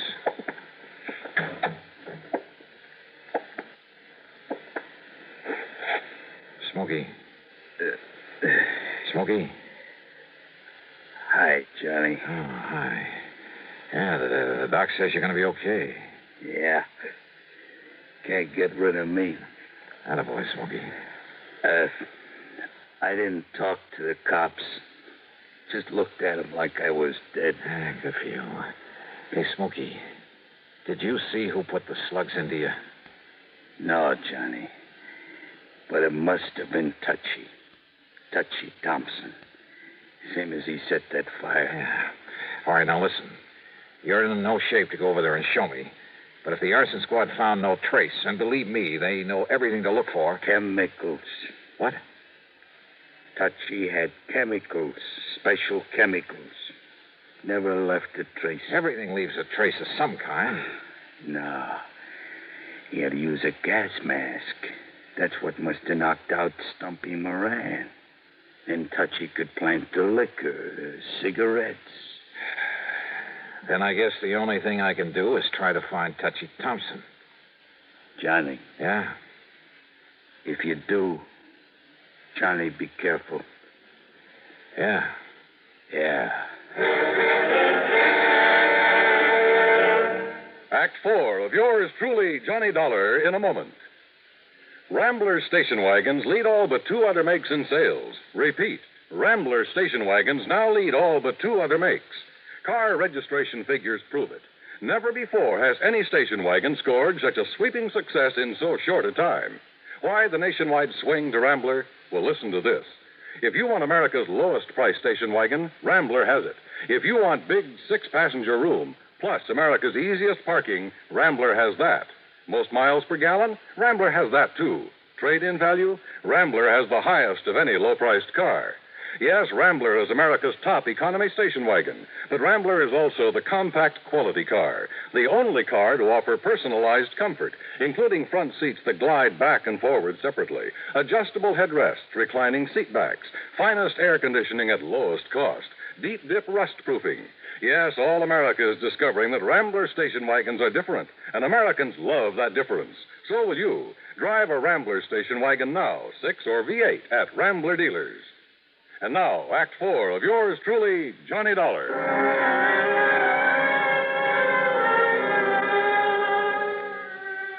Expense account item 7520, more taxi fares. There was nobody home at Touchy Thompson's place. Only the note on the door Smokey had told me about. Gone fishing. Fishing, huh? He was probably hiding somewhere around the town, waiting for the atmosphere to clear. But how to bring him out in the open? Then I suddenly remembered an old friend of mine, Maury Webster, head man at station KCBS. Item 8, $1 even for a cab to the Sheraton Palace and the KCBS studios. Johnny, this is a pleasant surprise, although I had heard you're in town. How are you, Maury? Up to my neck. We're in the midst of a big celebration. You know, our 50th anniversary. Oh? Yes, sir. We were the first broadcasting station in the country, and we're kind of proud of it. Well, I should think you would be. Let me add my congratulations. Well, thank you, Johnny. Now, what brings you here? Maury, when is your next news broadcast? Well, let me see. Well, Don Mosley will hit the air in just about 7 minutes. That'll just give me time to knock out a news item for him to read on the air. Oh, what kind? I'll tell you while I'm scribbling it, if you don't mind. Well, yeah, go ahead. And Maury, I have a sneaking suspicion it'll flush out an arsonist. Oh? Yeah, and killer. As briefly as possible, I told Maury Webster my plan, the why of it. I handed him the news item I'd cooked up. He penciled in a couple of minor changes, then gave it to his top man on the news bureau, Don Mosley. A few minutes later, there in his office, we listened to it being broadcast over the powerful facilities of KCBS. International situation. On the local scene, well, it took insurance investigator Johnny Dollar to clear up the matter of the Barnwell warehouse fire. Here it comes. Yeah. Dollar has proved conclusively that it was set by an old hand at that business named Smoky Sullivan. His reason? To kill another man by the name of Moran, whose body was later found buried in the embers. Incidentally, Sullivan himself has just died as a result of bullet wounds, no doubt inflicted by some friend of Moran's who sought to avenge his murder. Well, as for the holdup that occurred early this morning on the Embarcadero... Well, I hope it does the trick, Johnny. What are you going to do now? Maury, there's going to be a stakeout at the home of one John R. Thompson, formerly known as Touchy Thompson, out on Aldea Drive. Oh, then you're turning this whole thing over to the police. That stakeout will be me. But if Thompson did set that fire and kill Moran... I still have to prove it. Well, don't you think it's a little dangerous, Johnny? Could be. Well, in just a minute. Thanks, Maury. Thanks a lot. So I went out to Aldea Drive again, and I parked myself rather uncomfortably behind a hedge across the street from Thompson's place.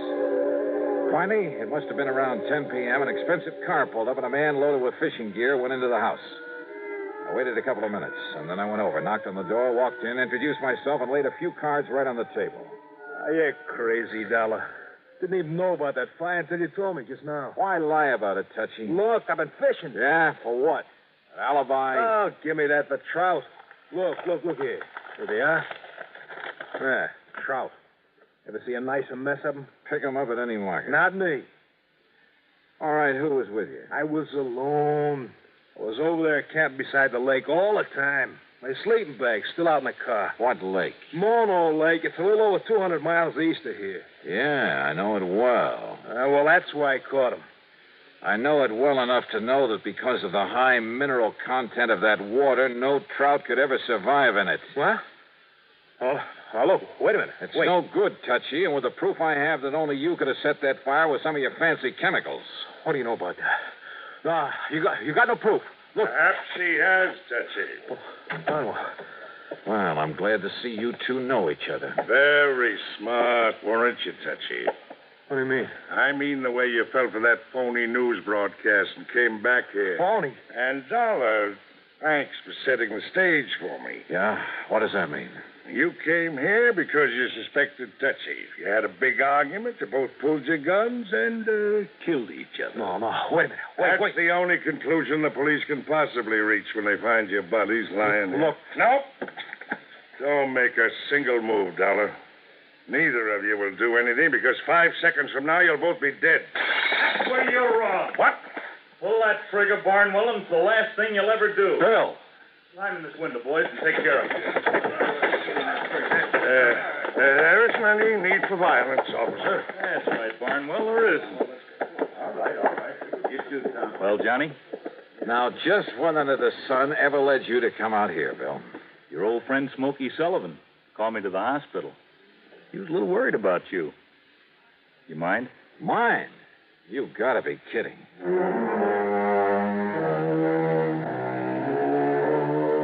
Yeah, they were both in it up to their ears. Each, in trying to defend himself, just put the other in there much deeper. And by the time the courts get through with them, they'll be sorry they ever lived. Expense account total, including the trip back to Hartford and a good hefty gratuity for Smokey Sullivan, plus all his hospital bills, $923.91. Yours truly, Johnny Dollar.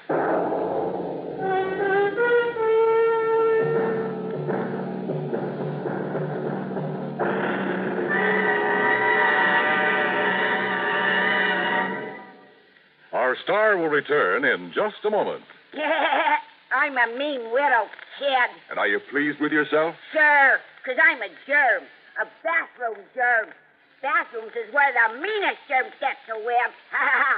Do I have fun causing odor and spreading disease? Well, you better watch out, son, or your landlady may find out about Lysol brand disinfectant. Lysol? No, Lysol. That's what I said. Lysol. Well, anyway, a lot of women are finding that a dash of Lysol in their cleaning suds every week wipes out nasty bathroom disease germs like you. Disinfects from one cleaning to the next as no other product can.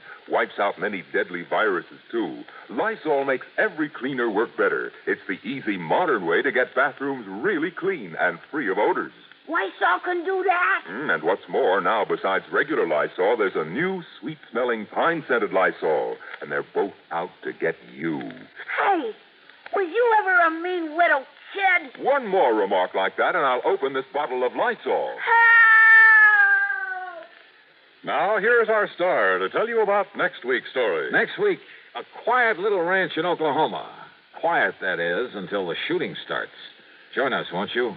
Yours truly, Johnny Dollar.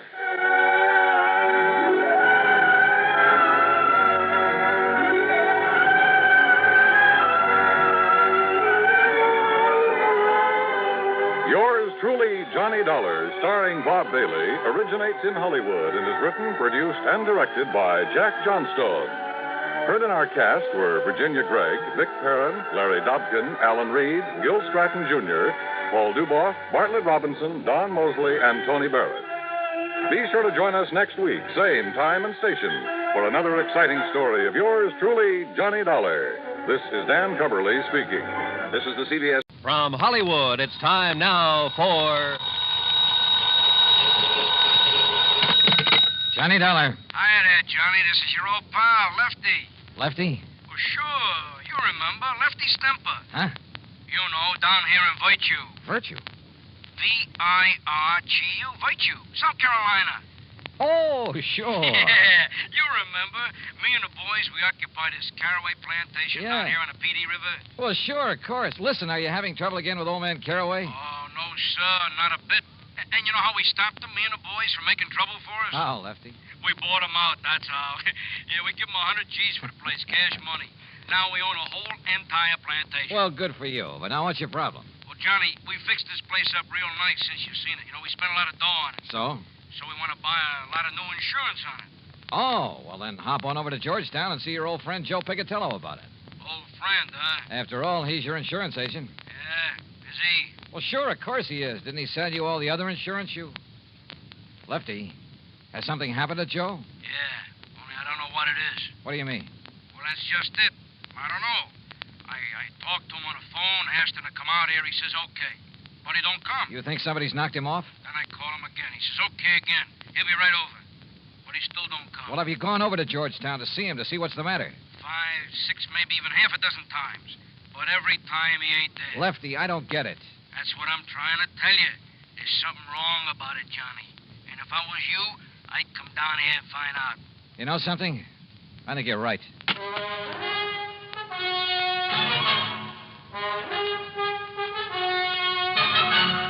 Bob Bailey in the exciting adventures of the man with the action-packed expense account, America's fabulous freelance insurance investigator. Yours truly, Johnny Dollar.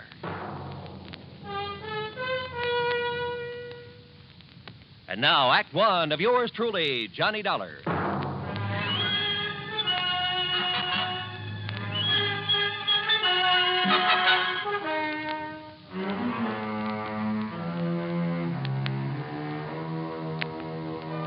Expense account submitted by Special Investigator Johnny Dollar to the Continental Insurance Company, Home Office, New York, New York. Following is an account of expenses incurred during my investigation of the Virtuous Mobster matter. Expense account item 1, $7.85, train to New York City and taxi to the office of Continental Insurance Company. Fortunately, my contact there, Ben Orloff, was in. Come in, Mr. Dollar, come in. Thanks. How are you? Sit down. Thanks. Now, Mr. Orloff... Wait a minute. Don't tell me you never received that check for your services down in South Carolina. Oh, yes, I got that. Why, I had that mailed out to you nearly 2 months ago. Yes, I said I got it.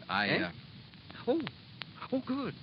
Incidentally, I thoroughly enjoyed your report on that case, the Village of Virtue matter, you called it? Yes, So I why know. a group of ex-gangsters should decide to settle in a town called Virtue, I'll never understand. Well, Were they really behaving themselves, as your report indicated, or had they been using that old plantation for a sort of hideout? Their records have been clean down there for over 20 years now. Is that so? Well... Well, maybe the answer to organized crime is to give all those fellows a nice, quiet plantation to live on. Yes. Though I must say that when our agent down there, Joseph Picatello... It's about Joe that I've come to talk I to. must say that I was a bit concerned when I found Joe had sold policies to characters like Lefty Stemper and Bully Magoon and Flippy Lackovich. Mr. Orloff. Why, those were the very sort of men that Thomas E. Dewey chased out of New York when he was DA some years ago. Mr. Orloff. That was before Dewey became governor, you know. So naturally, what were you going to say about Joe Picatello? Have you heard from Joe recently? No, I don't think I have now that you mention it. Because I just talked over the phone. Wait. You must understand one thing, Mr. Dollar. Oh, what's that? Our office down there in Georgetown is probably the smallest one we have in the whole country. Joe really doesn't handle much business for us, you know. Yes, I understand. I understood that when I talked to him in April. If it weren't for those mobsters over in Virtue... Ex-mobsters, Mr. Orloff. Well, if it wasn't for them and some of the townspeople to whom we've issued policies, I'd... Mr. Dollar, has something happened to Joe Picatello? That's what I want to find out. Because now that I think about it... Excuse me. Miss Bailey? Yes, Mr. Orloff. Did you ever get a reply on the Harmon policy from Mr. Picatello in our Georgetown office? No, sir. I've written Mr. Picatello several times now. Thank you. Dollar, we wrote Joe about that Harmon matter over 4 weeks ago. Well, didn't it occur to you to phone him and find out why he hasn't answered you? But it involves such a small policy that... yes. Perhaps I'd better try to call him. Miss Bailey? Wait. Yes? Nothing. What? I said nothing. Well, Mr. Dollar? Well, Mr. Orloff, if something has happened to Joe Picatello... Well, look, instead of spreading the alarm, how about if I quietly run on down there? But have you reason to believe something wrong has happened to him? Only from what his clients down there at the plantation have told me over the phone. You think perhaps some of his old gangland enemies have got to him? After 20 years, I don't know. But if you'll okay my expense account, I'll go down there and see. Well, now, Mr. Dollar... And if you won't, I'll go down there anyway. But there's the danger, too. This might be a very dangerous... Let me hear from you as soon as you can, Mr. Dollar.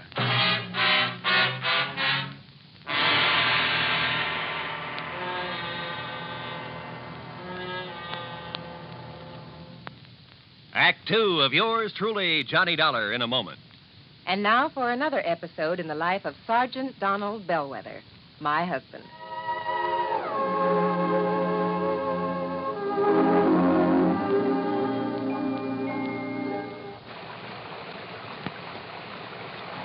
Oh, Donald, it's sure pouring, isn't it? Can you see all right? Oh, yeah, I can see. Those windshield wipers are operating with mechanical perfection. You notice there are no more streaks either since I put on the new rubber blade. You know, I think every driver should have his windshield wipers in good order. It's much safer. It would be much safer if everyone would slow down during wet weather like my husband is doing right now. Just being cautious, Reba. We don't want an accident in this downpour. We don't want an accident any time. Yeah, that's for sure. Well, the experts say that accidents just don't happen. Something causes accidents, and that cause can be prevented.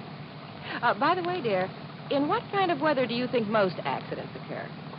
Oh, I'd say in rain or snowy weather or slippery weather when visibility is impaired. That's the wrong answer, dear. Wrong? Are you serious? Statistics show that 8 out of 10 accidents occur when the weather is clear.